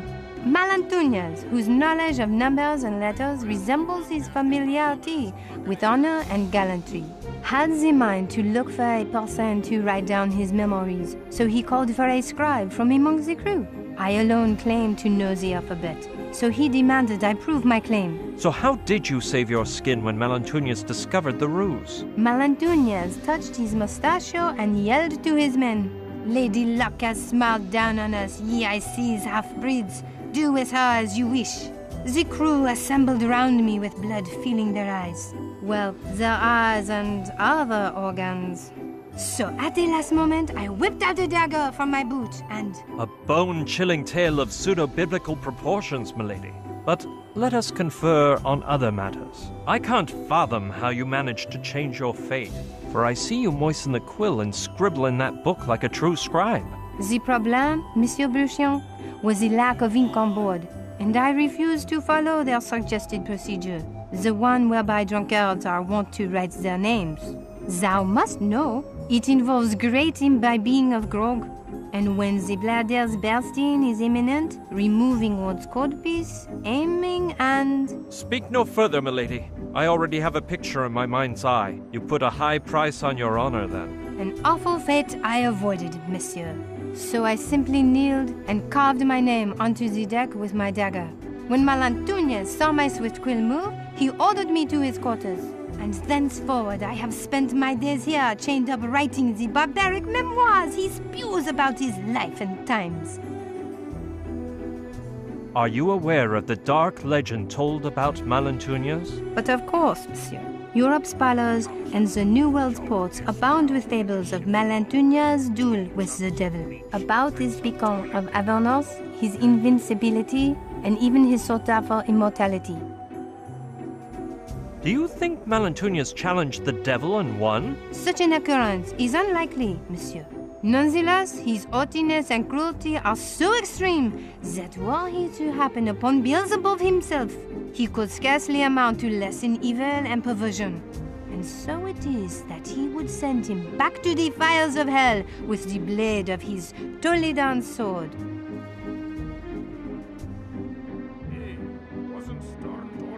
Is there any truth to the rumors about his immortality? A trifle, yes, but not much, because it is known that Malantuñez has already reached his 60th fall, though his face seems to reveal no more than 40. Down in the ship's log.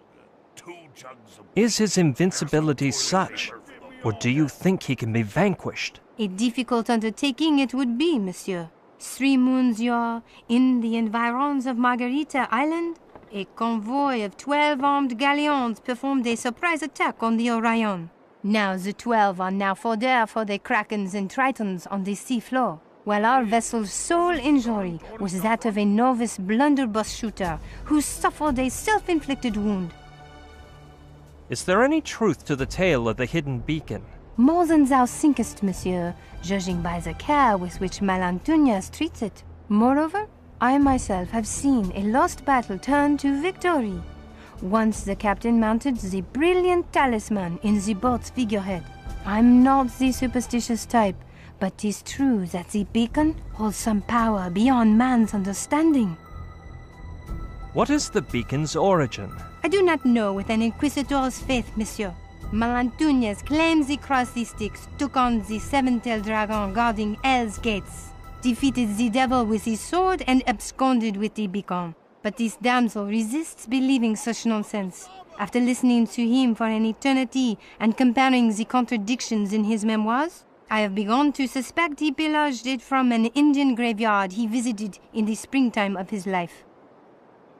Where do you say the beacon of Avernus might be? Were it not in this room, it is most likely in the treasure hold. As for the remaining Melatonesian lore, let's leave the superstitions to the dim Spaniards and talk facts. True, 'tis that dim-wittedness has found Spanish soil to be fertile, but no more than in your native England or my beloved France. We'll carry on later, Lady Camille. As thou wishest, Monsieur Brechon.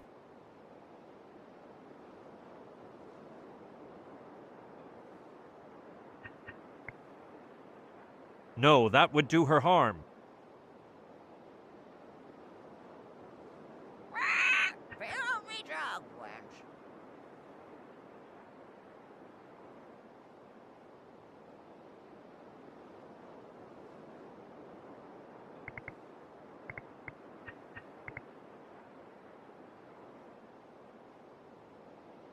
Send after the gallows! If the tip were thinner, maybe I could. It's too wide, though. box.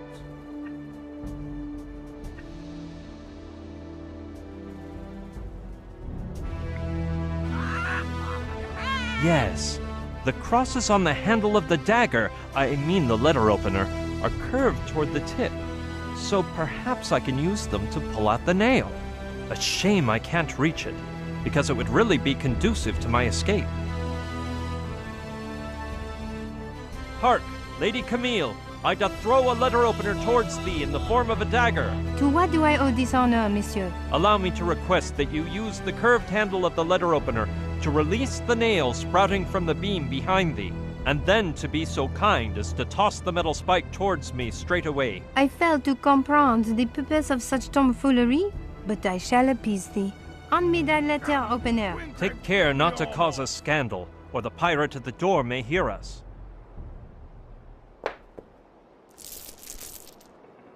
Chance? Alrighty then. A soft blow means yes, a hard blow means no. Chance means maybe. Can you? I think it's coming loose. So, Demon Dog, are you gonna let me in someday? Done. Catch.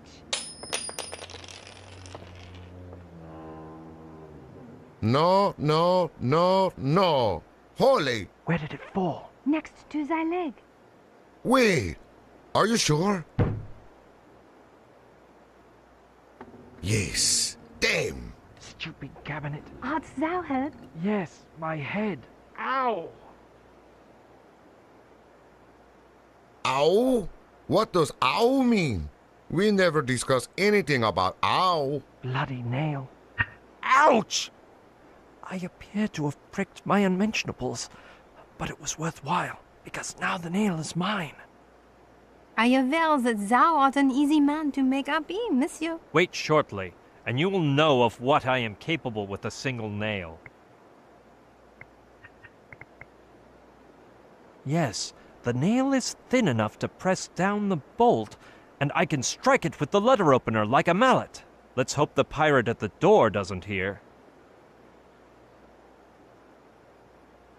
Sharp blow means yes. Chain noise means of course. And ow means with great pleasure, okay? Okay, that means yes. Is there any way you can let me in there? We'll be yard. Well said. Perhaps you'd like some sort of bribe. Aha! It's nice to know we can do some trading together. Ow! With great pleasure, eh? By Jove, I've smashed my ankle. I'm really quite pleased about your change in attitude. You wouldn't be lying to me now, would ya? Free at last. The Shans were... Huh? What do you mean, of course? My guest, then, and set me free as well. You think you can mock me and get away scot-free? You bloody son of a she-dog! I'm gonna stand by your door and rip your heart out when you exit. You hear me? As I told you, my duty is to find the beacon of Avernus, return to the Interfecta, and sink the Orion. I am indebted to thee, so I shall help thee. I know that in the diaries which Melantunez has dictated to me, I shall find a clue leading us to the beacon. But we must get ready to flee in case we are found before we take its possession. A dinghy, perhaps? Dinghy? Wait here. I knew it. Melantunez is your typical cowardly captain, with a dinghy tied up right below his cabin for a quick getaway in case things turn ugly. How different he is from me. I'd never keep one of those. Mark my words. Honest. I swear. On me paltry honor. Well, let's just go inside. Problem solved, milady. Now we need only worry about the hidden beacon of Avernus. It will be a pleasure, monsieur. I shall immediately begin my reading of Melantunez's diary. In the meantime, thou must search hither and thither to see what can be found. It is surely the captain's beloved pet. Hello, parrot. Feather Fleabag? Hello, feathered flea bag. Where does Malentunius hide the hidden beacon of Avernus? No wrong for the boy. Haven't we met before? Feather, Fleabag. Want something to eat, nice birdie? No wrong for the boy. I am really getting a craving for a dish of Peking parrot. Chicken salad. Take a hike, Flatbeak. Fill me jug, wench. Darn. Either this parrot's a moron, or he's pretending to be one. Brian, idiot. He's pretending. It looks like Malentunius's. The man is so sure he's invincible, he's left it in the sheath. My doctor is forbidden all sword swinging, so forget it. That looks like an actual Spanish wardrobe, with the authentic trademark of Vargas de Toledo. Aye. Let's see what's inside. Go home, loser. Not a thing. All those finely labeled drawers and slots, and there's nothing but certificates, deeds, and parchments of miscellaneous utility.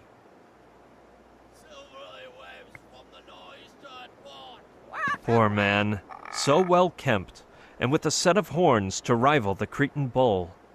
No, I never fancied samurai fashion much. Their technical name is katanas, if I remember right. My doctor is forbidden all sword swinging, so forget it. Yes, after being in the dungeon, I could do with some fresh air. Ahoy, mangy pooch! Why is it we can't choose our own canine sobriquets? The captain allowed it once, and he ended up with 20 pirates mired in a fight to be named Sea Dog. By the Queen of Spades, I'd be burning up. Pass me the grog. So what if I go by Seawolf and it's Lou? I fancy Seawolf. You had the good fortune to be called Lapdog, I'd say. By the Queen of Spades, there's no grog left. The swindling shopkeeper who sold me it, he said the bottle was magic, and the grog automatically refills. But it's empty, I say. Your shopkeeper's not worth a shilling. There's no grog in here. Maybe the spell takes a while to grab hold and fill the bottle. You got any more sunflower seeds, mate? No, they'll make you thirsty. No grog, no sunflower seeds. Smartly, mate. Drop the bottle. Someone's coming. Good morning to ye, Rabbit Runt. Arr, I hate mornings. It's quite a fine pile of husks marinated in saliva. Yes, a thing like this wouldn't disgust a hardy pirate like me. Just one seed? Even Shiver if it's me just timbers, one? 3 whole sunflower seeds. I'm the king of clubs. No. The windowsill is on the verge of falling off. By the jack of I don't see the diamonds, I'm reason for doing that. starving. Won't you give me some sunflower seeds? The sunflower seeds are staying put. I'd till we make got too much grog, noise. or we'll be consumed by thirst. I'm fainting from hunger.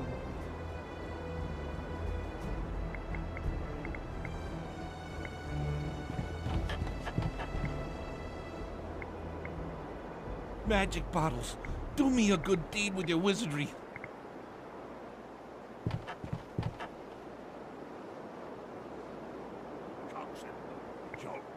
Just one It's held up seed, by nothing even but if a it's nail. Just one? I'm the king of clubs. No. With my bare hands, I doubt I could.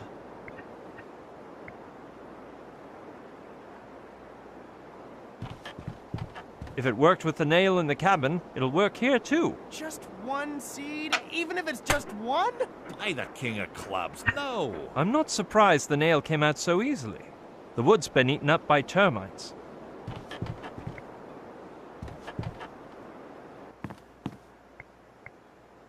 With pleasure. Blustering barnacles. It could have at least been full. That isn't any old jug. It's a genuine Ming spittoon. That'd be quite amusing indeed.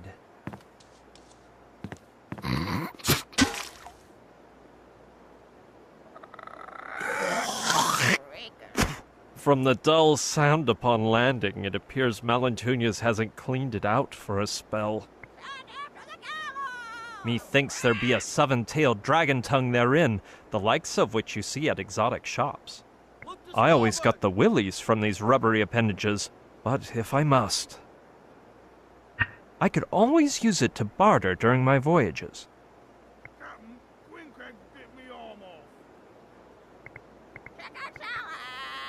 The blonde pirate is guarding me, but luckily he's looked the other way for a while. Yes, let's grab the bull by the horns and see what happens. Avast! How'd you get free? Me? Get free? What do you mean? Weren't you shackled up, Swabby? As far as I remember, no. And why would they post as despicable a pirate as you to watch me, if they had shackles on me to do the job? Aye, that makes sense indeed, but it don't matter. Been too long since I killed someone. Malentunius said he wanted to kill me himself. So if you do it, he'll be mighty upset. Darn me bad luck, you win. Get back in the cabin, or I'll turn you into a circus attraction. Aye, aye, if that's what you wish. Shut your trap, mutt. By Jove, it's about time I found some use for that slimy appendage.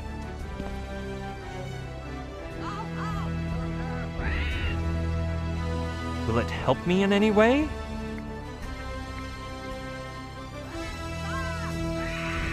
That won't do any good. Will it help me in any way? Let us proceed with the experiment.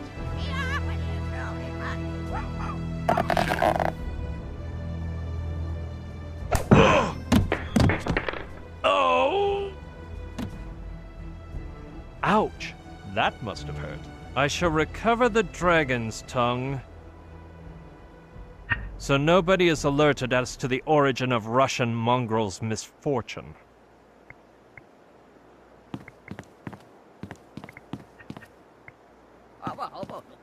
Yes, my pretty.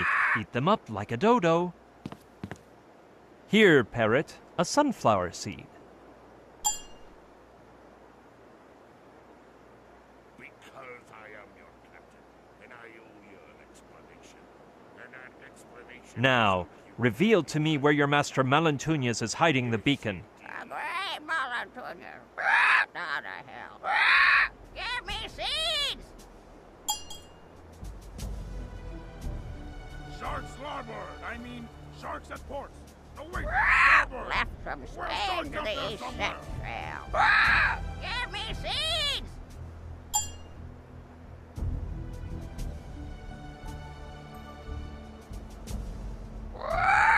Empire of the rising sun!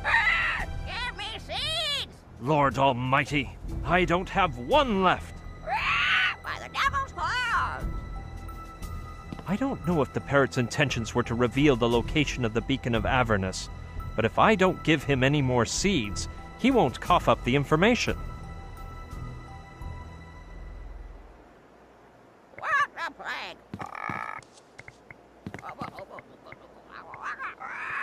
It says...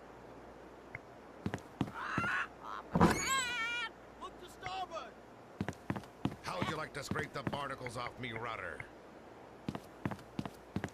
You know, I'm glad to have that back. It hurts more than it weighs. He's still got a good head on his shoulders, which indicates they don't play ninepins much on board. What if he answers? What are those odd marks around the doorknob?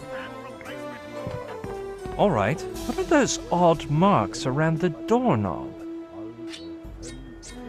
What in the seven seas is this deadly device? Holy Toledo! It was only inches from slicing me belly open. Now I know where to blow my nose if needed. I bet Malentunius bought it on sale.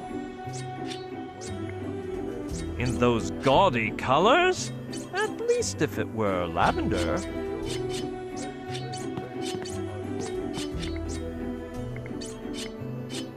Okay, but be very careful.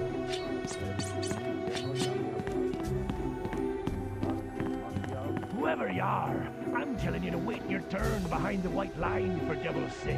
Wait! You're the prisoner! Congratulate me then, matey. Ah! You've escaped? You're the one who shackled me up. Did you think an Englishman like me wouldn't be able to break free? You're right, by devil. What happened then? The captain released me and made me a crew member. Me most swashbuckling congratulations, mate. So what sort of dog are you now? What? You know, matey. What canine nickname has our captain decided to christen you with? Barbarian Bloodhound. Nice choice, by devil. By the way, mine is Husky Hound. What can I help you with, Barbarian Bloodhound?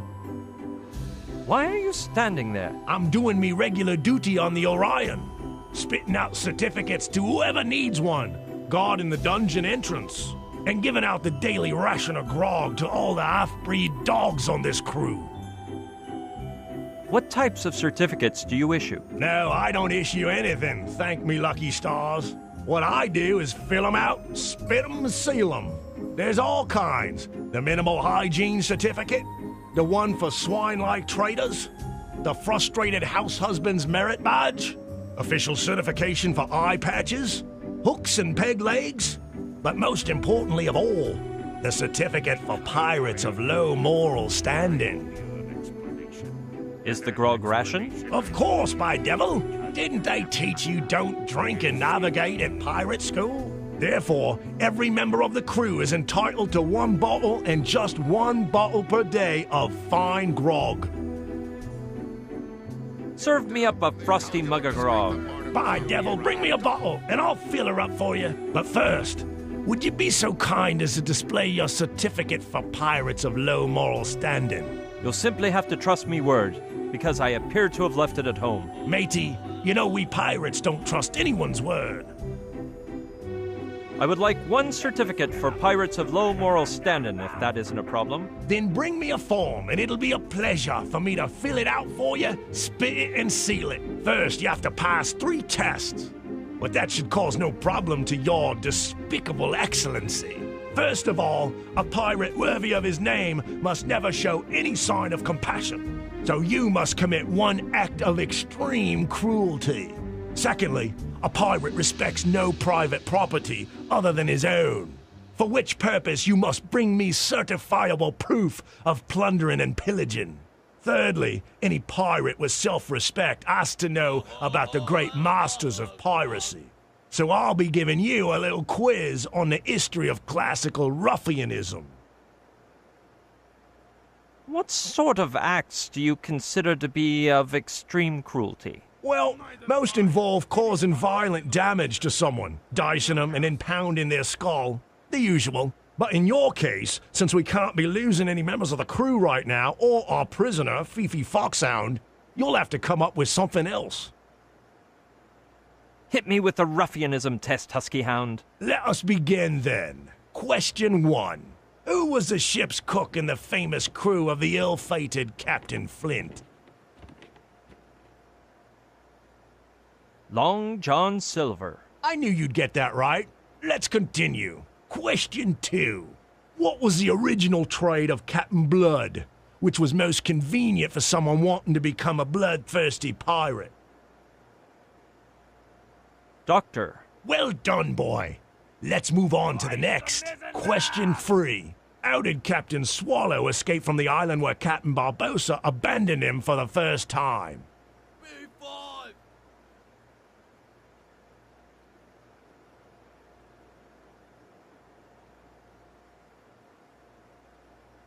By inventing turtle surfing, as everyone knows. Quite inventive indeed.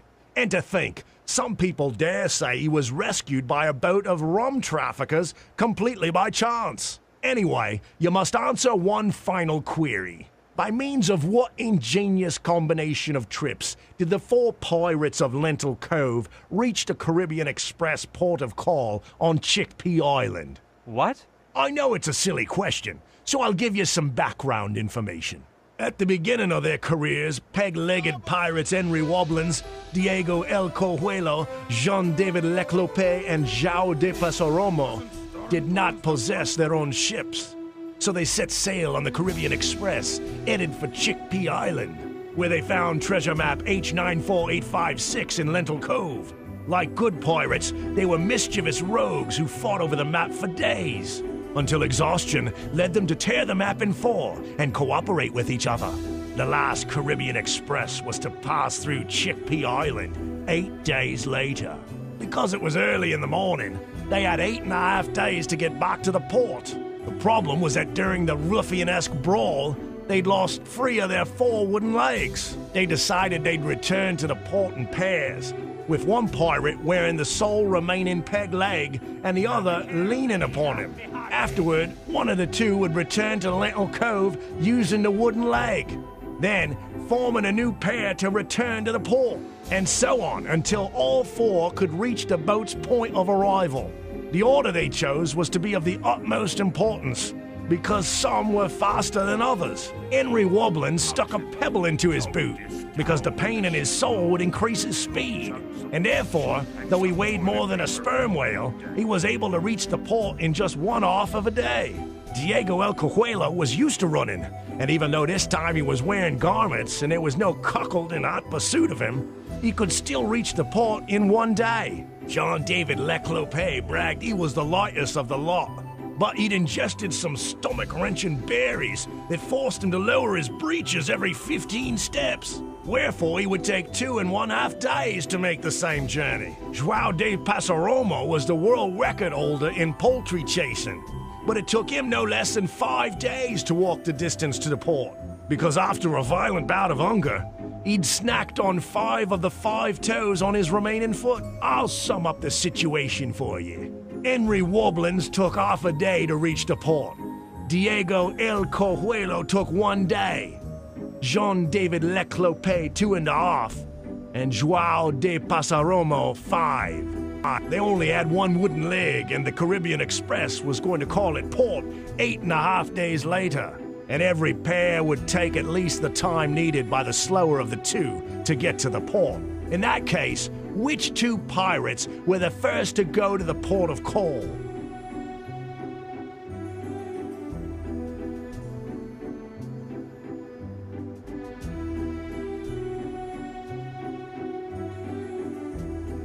Henry Wobblins and Diego El Cojuelo. And therefore it took them 1 day. Now tell me, which of them returned to Lentil Cove with the wooden leg?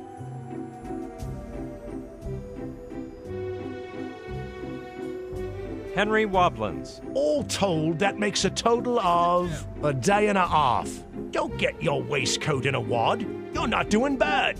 Which was the second pair to walk to the port?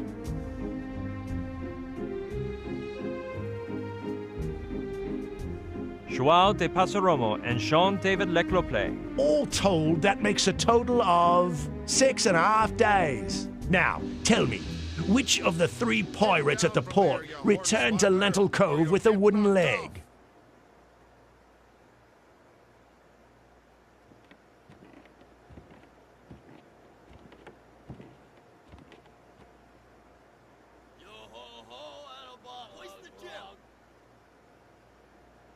Diego El Cojuelo. All told, that makes a total of 7.5 days. Since at that time, the ones left at Lentil Cove were Henry Wobblins and Diego El Cojuelo, who only needed 1 day to reach the Caribbean Express port. They managed to get there in time, save their lives, put the map back together, find the treasure, and go down in ruffian history as the 4 pirates of Lentil Cove. Congratulations to you, mate. You've passed the test on history of classical ruffianism. I remember passing through it when Husky Hound took me to see the captain.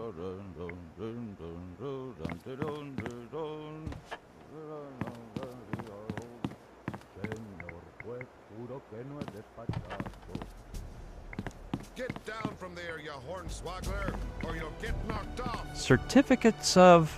Aye, I'll take one of these. A certificate for pirates of low moral standing.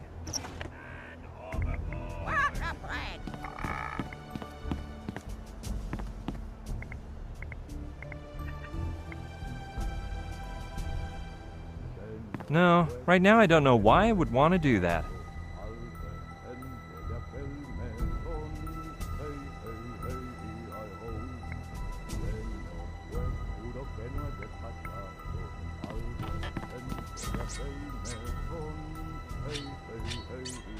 My word! Either I do away with that bothersome sword, or I'll never get inside. That's it.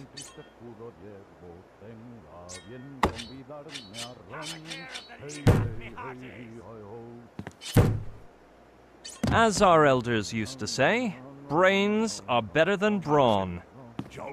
I hope to have done away with that little sword problem. I'll close the door behind me so nobody comes in.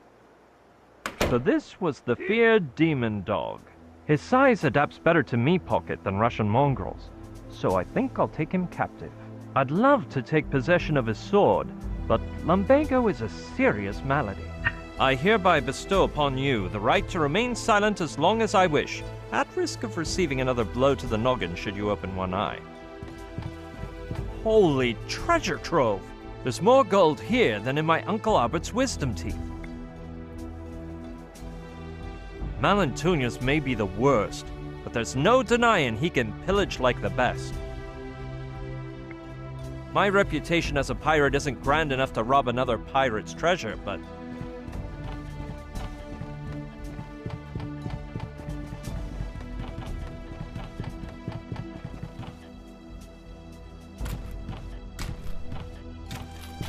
I can't squander the opportunity to grab that nice little antique over there and run. It's the Great Dosiqua, ranked #1 in the last issue of World's Top 10 Idols.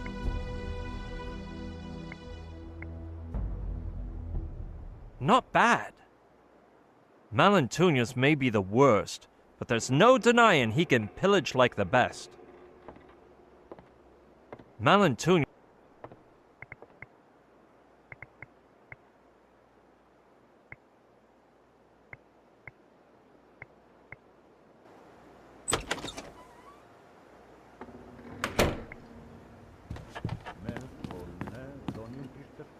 How vile! There's water inside, and what's worse is that it's clean! Back, I say. I wouldn't touch that bilge if it cured me of leprosy. I'd better not. The water might wake him.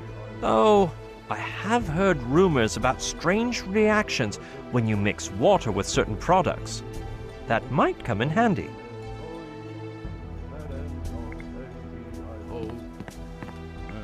Let's read the sign. Deposit useless junk here. I don't know why, but I don't think there's anything useful in here. Napkins, silverware, clean clothes, stuffed dodo, pirate's brain, a travel sewing kit. Look, a rubber chicken on a pole. But darn, it's missing the batteries. 24.5 gigahertz Pentorium 7 processor. Cotton swabs to clean the ears. A Trentorian spaceship. By Jove, it's a wedge of cheese. Though, wait. Maybe the time has come for that bar of soap to help me demonstrate the truth of certain unproven legends in the world of chemistry. A pine-scented nautical air freshener. A watch fork. No, besides that vile bar of soap, there's nothing worth snatching.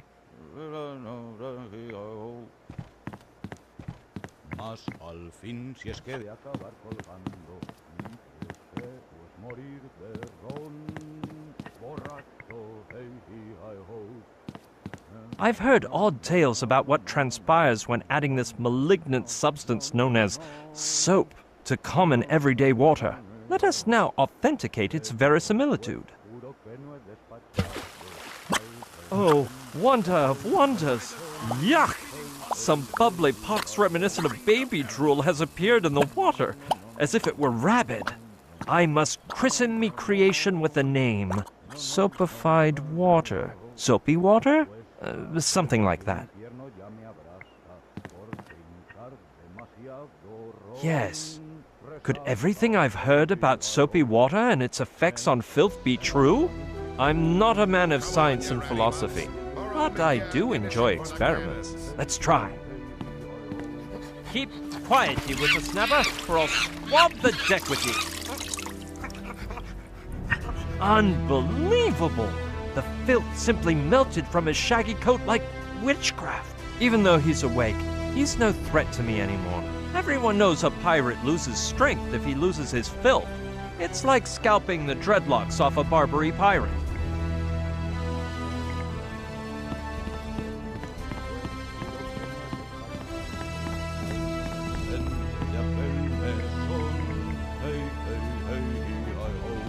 Take a look at this, Husky Hound.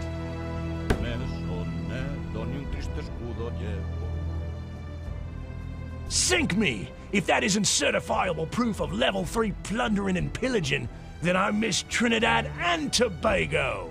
Congratulations, you passed the test.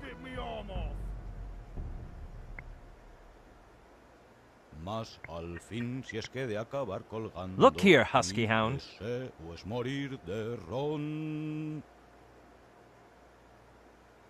Sink me! What have you done to him? His coat is practically shining.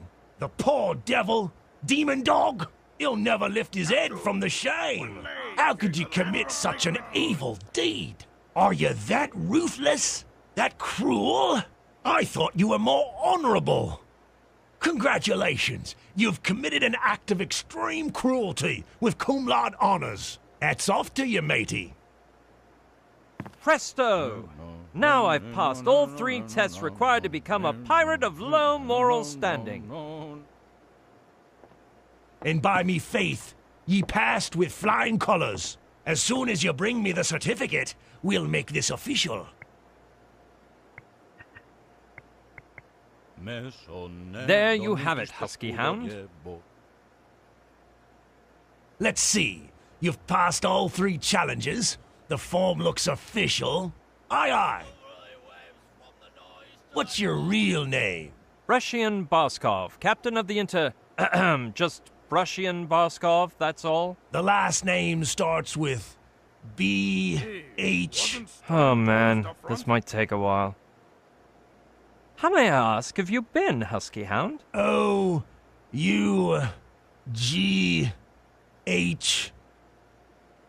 A-B-C-D-E-F-G-H-I-J-K-L-M-N-O-P. Where have I heard that little ditty? Well, here you go.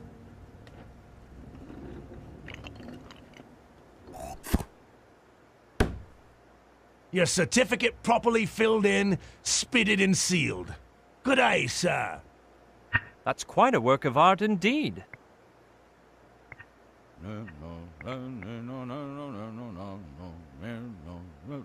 Now you'll fill it for me, right? Of course I remember spitting the certificate for you.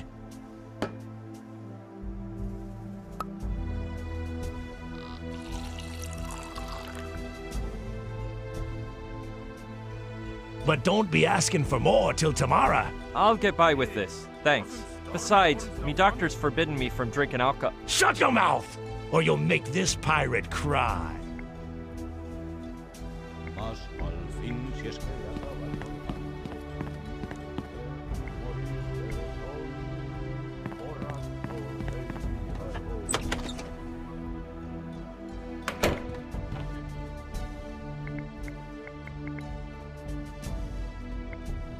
Aye aye!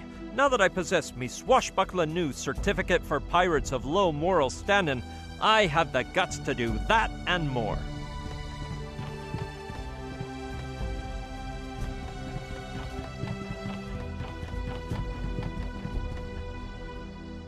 Let's see what to take. This thing here.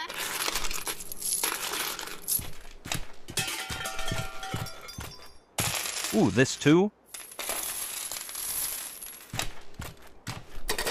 Not that. Well, okay.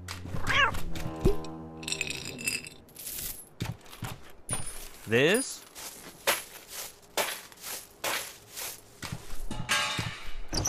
That over there.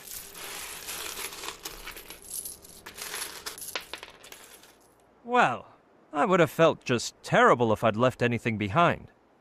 Now you may inquire, how did I fit everything into me pocket? It's simple.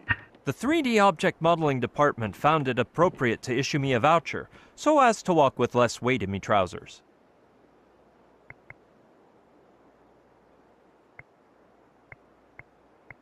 I can't figure out what it is. I guess I skipped over it when I took the rest of the treasure. Why, certainly. If I grab it, maybe I can see what it is.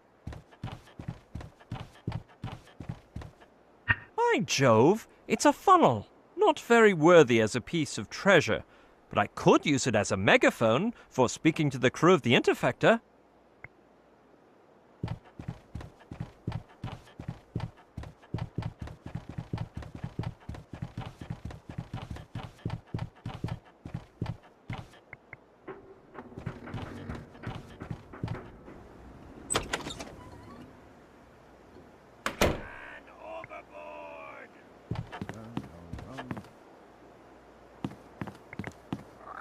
You're all much.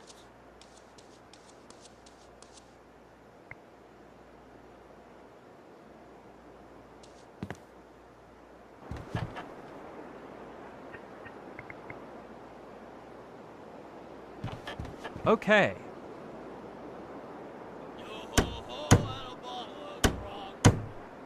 I hope it holds. Magic bottles, do me a good deed with your wizardry. You got any more sunflower seeds, mate? No, they'll make you thirsty. I don't want to give No me grog to a no foe, sunflower seeds. but it may get me a couple of sunflower seeds. Yes, I'll scamper up the windowsill, place the funnel into the bottle, and fill it with grog in a snap.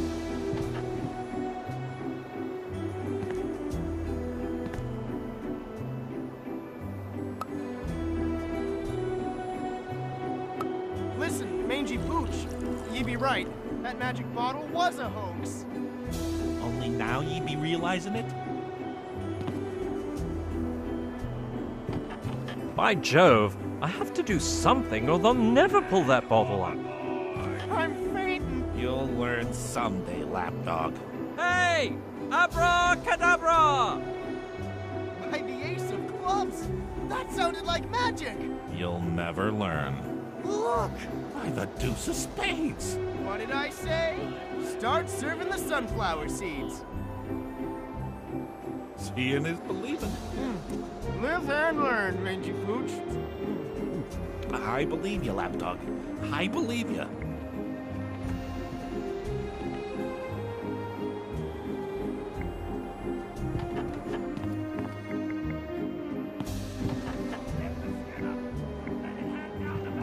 Let's see if there's any luck this time. Good fishing. 5 sunflower seeds.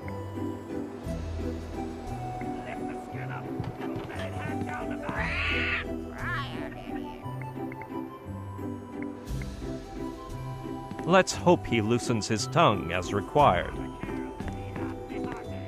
Here, parrot, a sunflower seed.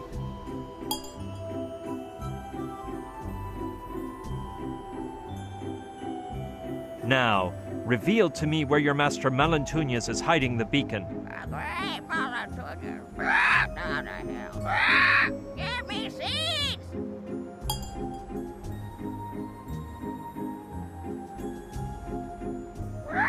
Left from Spain to the east set sail. Give me seeds!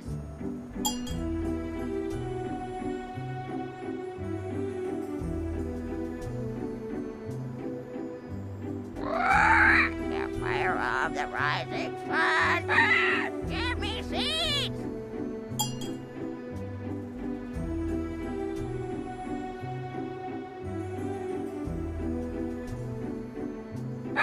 Then travel west to Newfoundland. Give me seeds!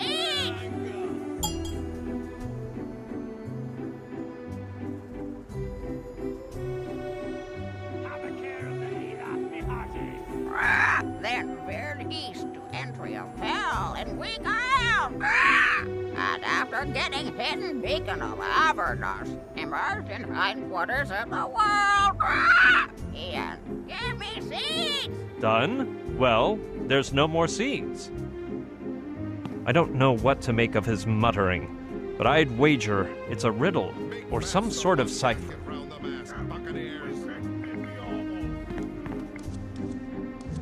It's one of the latest models sold in Europe's marketplaces. There seem to be fewer dragons and more land than on last year's edition. Every seafarer knows the Earth doesn't really spin. It's the sun that goes flying round it. I can play with this one as I please, though. Go home, boozer! And overboard!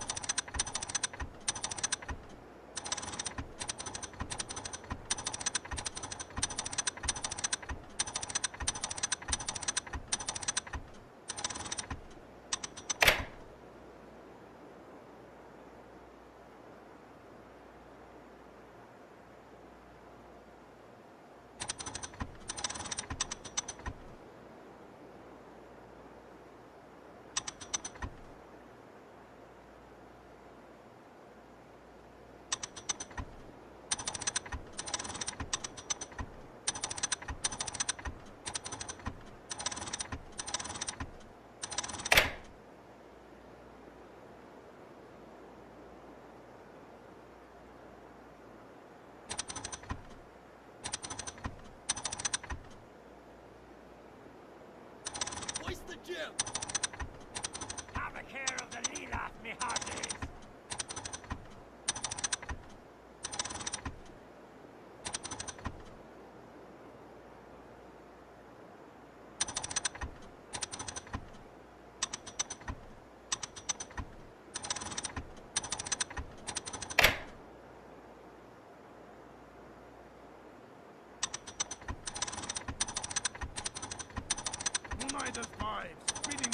In the forecastle. Holy hempen halter!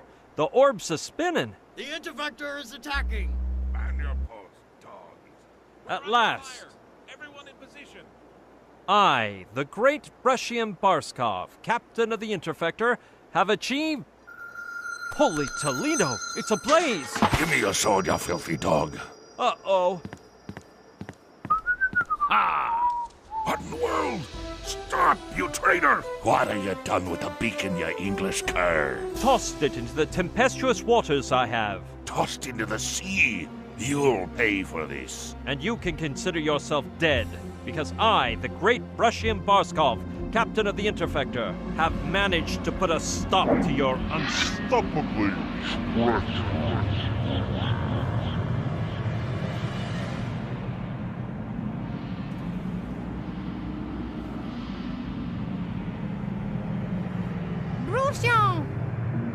By Satan's horns! Get away from me! Was it me you wanted? Are you okay, monsieur? Milady, never in my life have I felt so pleasantly unburdened, as though a huge weight were taken off my shoulders. Oh, mon Dieu! Brushion! Brushion! Prions! Prions! Wake up, Brian.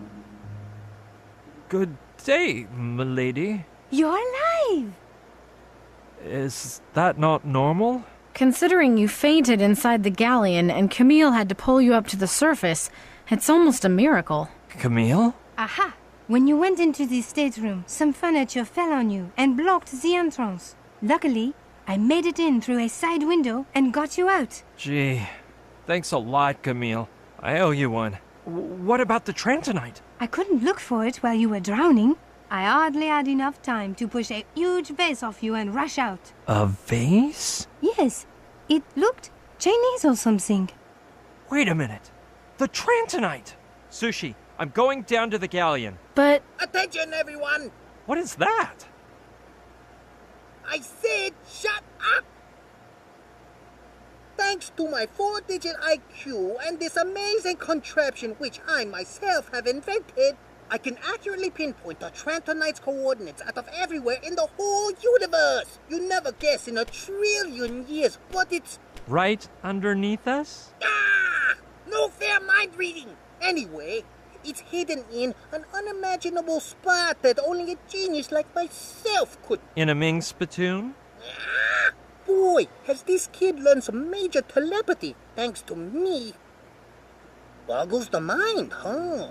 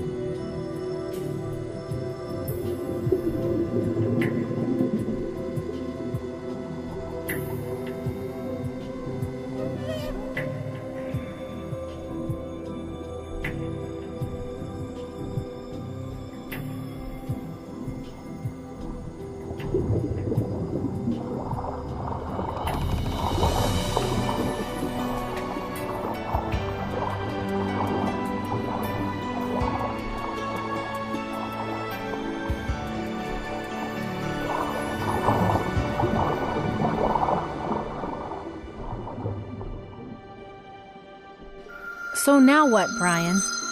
Hey, we can finish up this business in 2 seconds.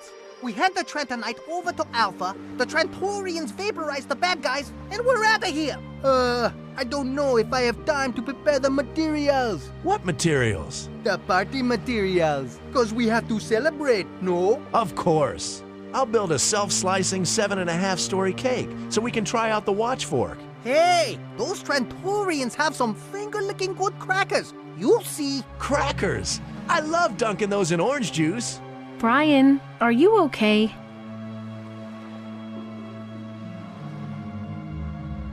No, Well, cheer up for the party, 'cause... there isn't gonna be any party. Yet.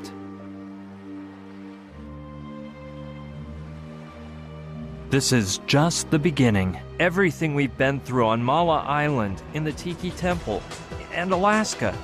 It's all just a tiny appetizer compared to the main dish we have coming. To begin with, does anyone know how to get to the lake?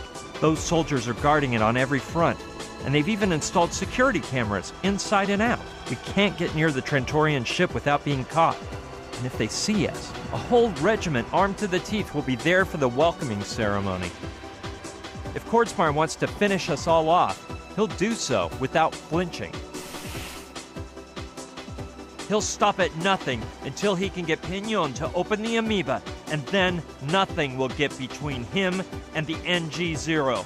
And Kordsmeyer's not our only problem. No, that colonel may be psycho, but at least he has his ideals. The one I'm really afraid of is Tarantula. She doesn't believe in anything, which makes her totally unpredictable. Coming face to face with her is like a death sentence.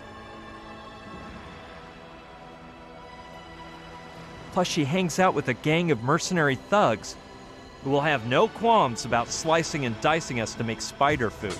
You have an ace up your sleeve, though. Your friends on the island. Maybe they can help us.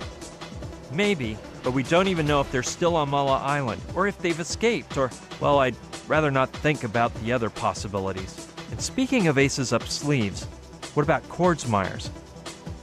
He has a Trantorian, a fifth columnist he calls John Doe, who we know nothing about. But because of his position and technological knowledge, he may be the most dangerous person on the face of the earth. It's too much. I can't take it all, but I can't ask you guys to help me either. You can count on me, Brian. And on me, man. All for one and one for all, BB. Yeah! We'll smash those villains and rescue the girl! Oh, Gina. Why in the world did we get into that plane?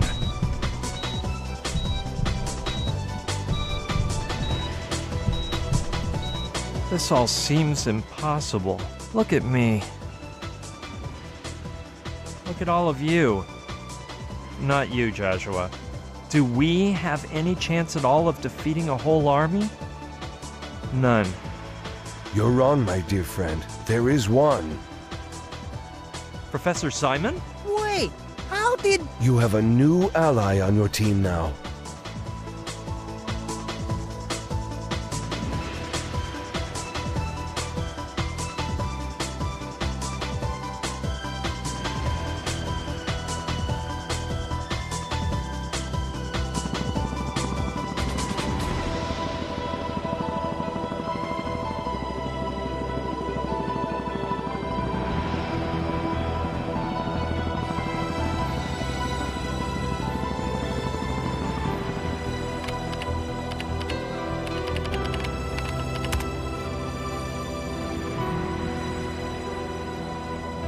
Look, everyone, that sounds like a all new story.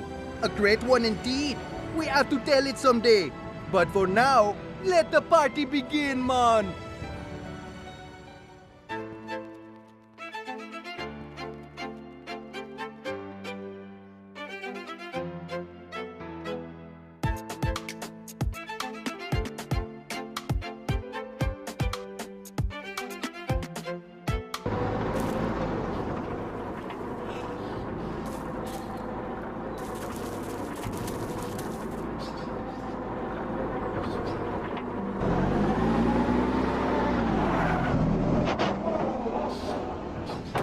My last test to make it into intelligence. Getting the cigar box back from Colonel Kordsmeyer.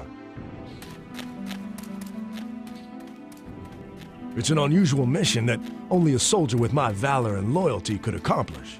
Nobody knows what dastardly dangers I might come up against, or how I'll escape from them. But I accept my mission with honor and courage. Banzai! Shushi! Onegai itashimasu! What the devil? Well. We have a visitor. This is starting to get fun.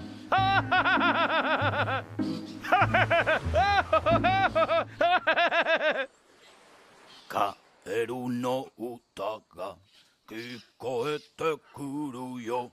Wa, wa, wa, wa. Gero, gero, gero, gero, wa, wa, wa.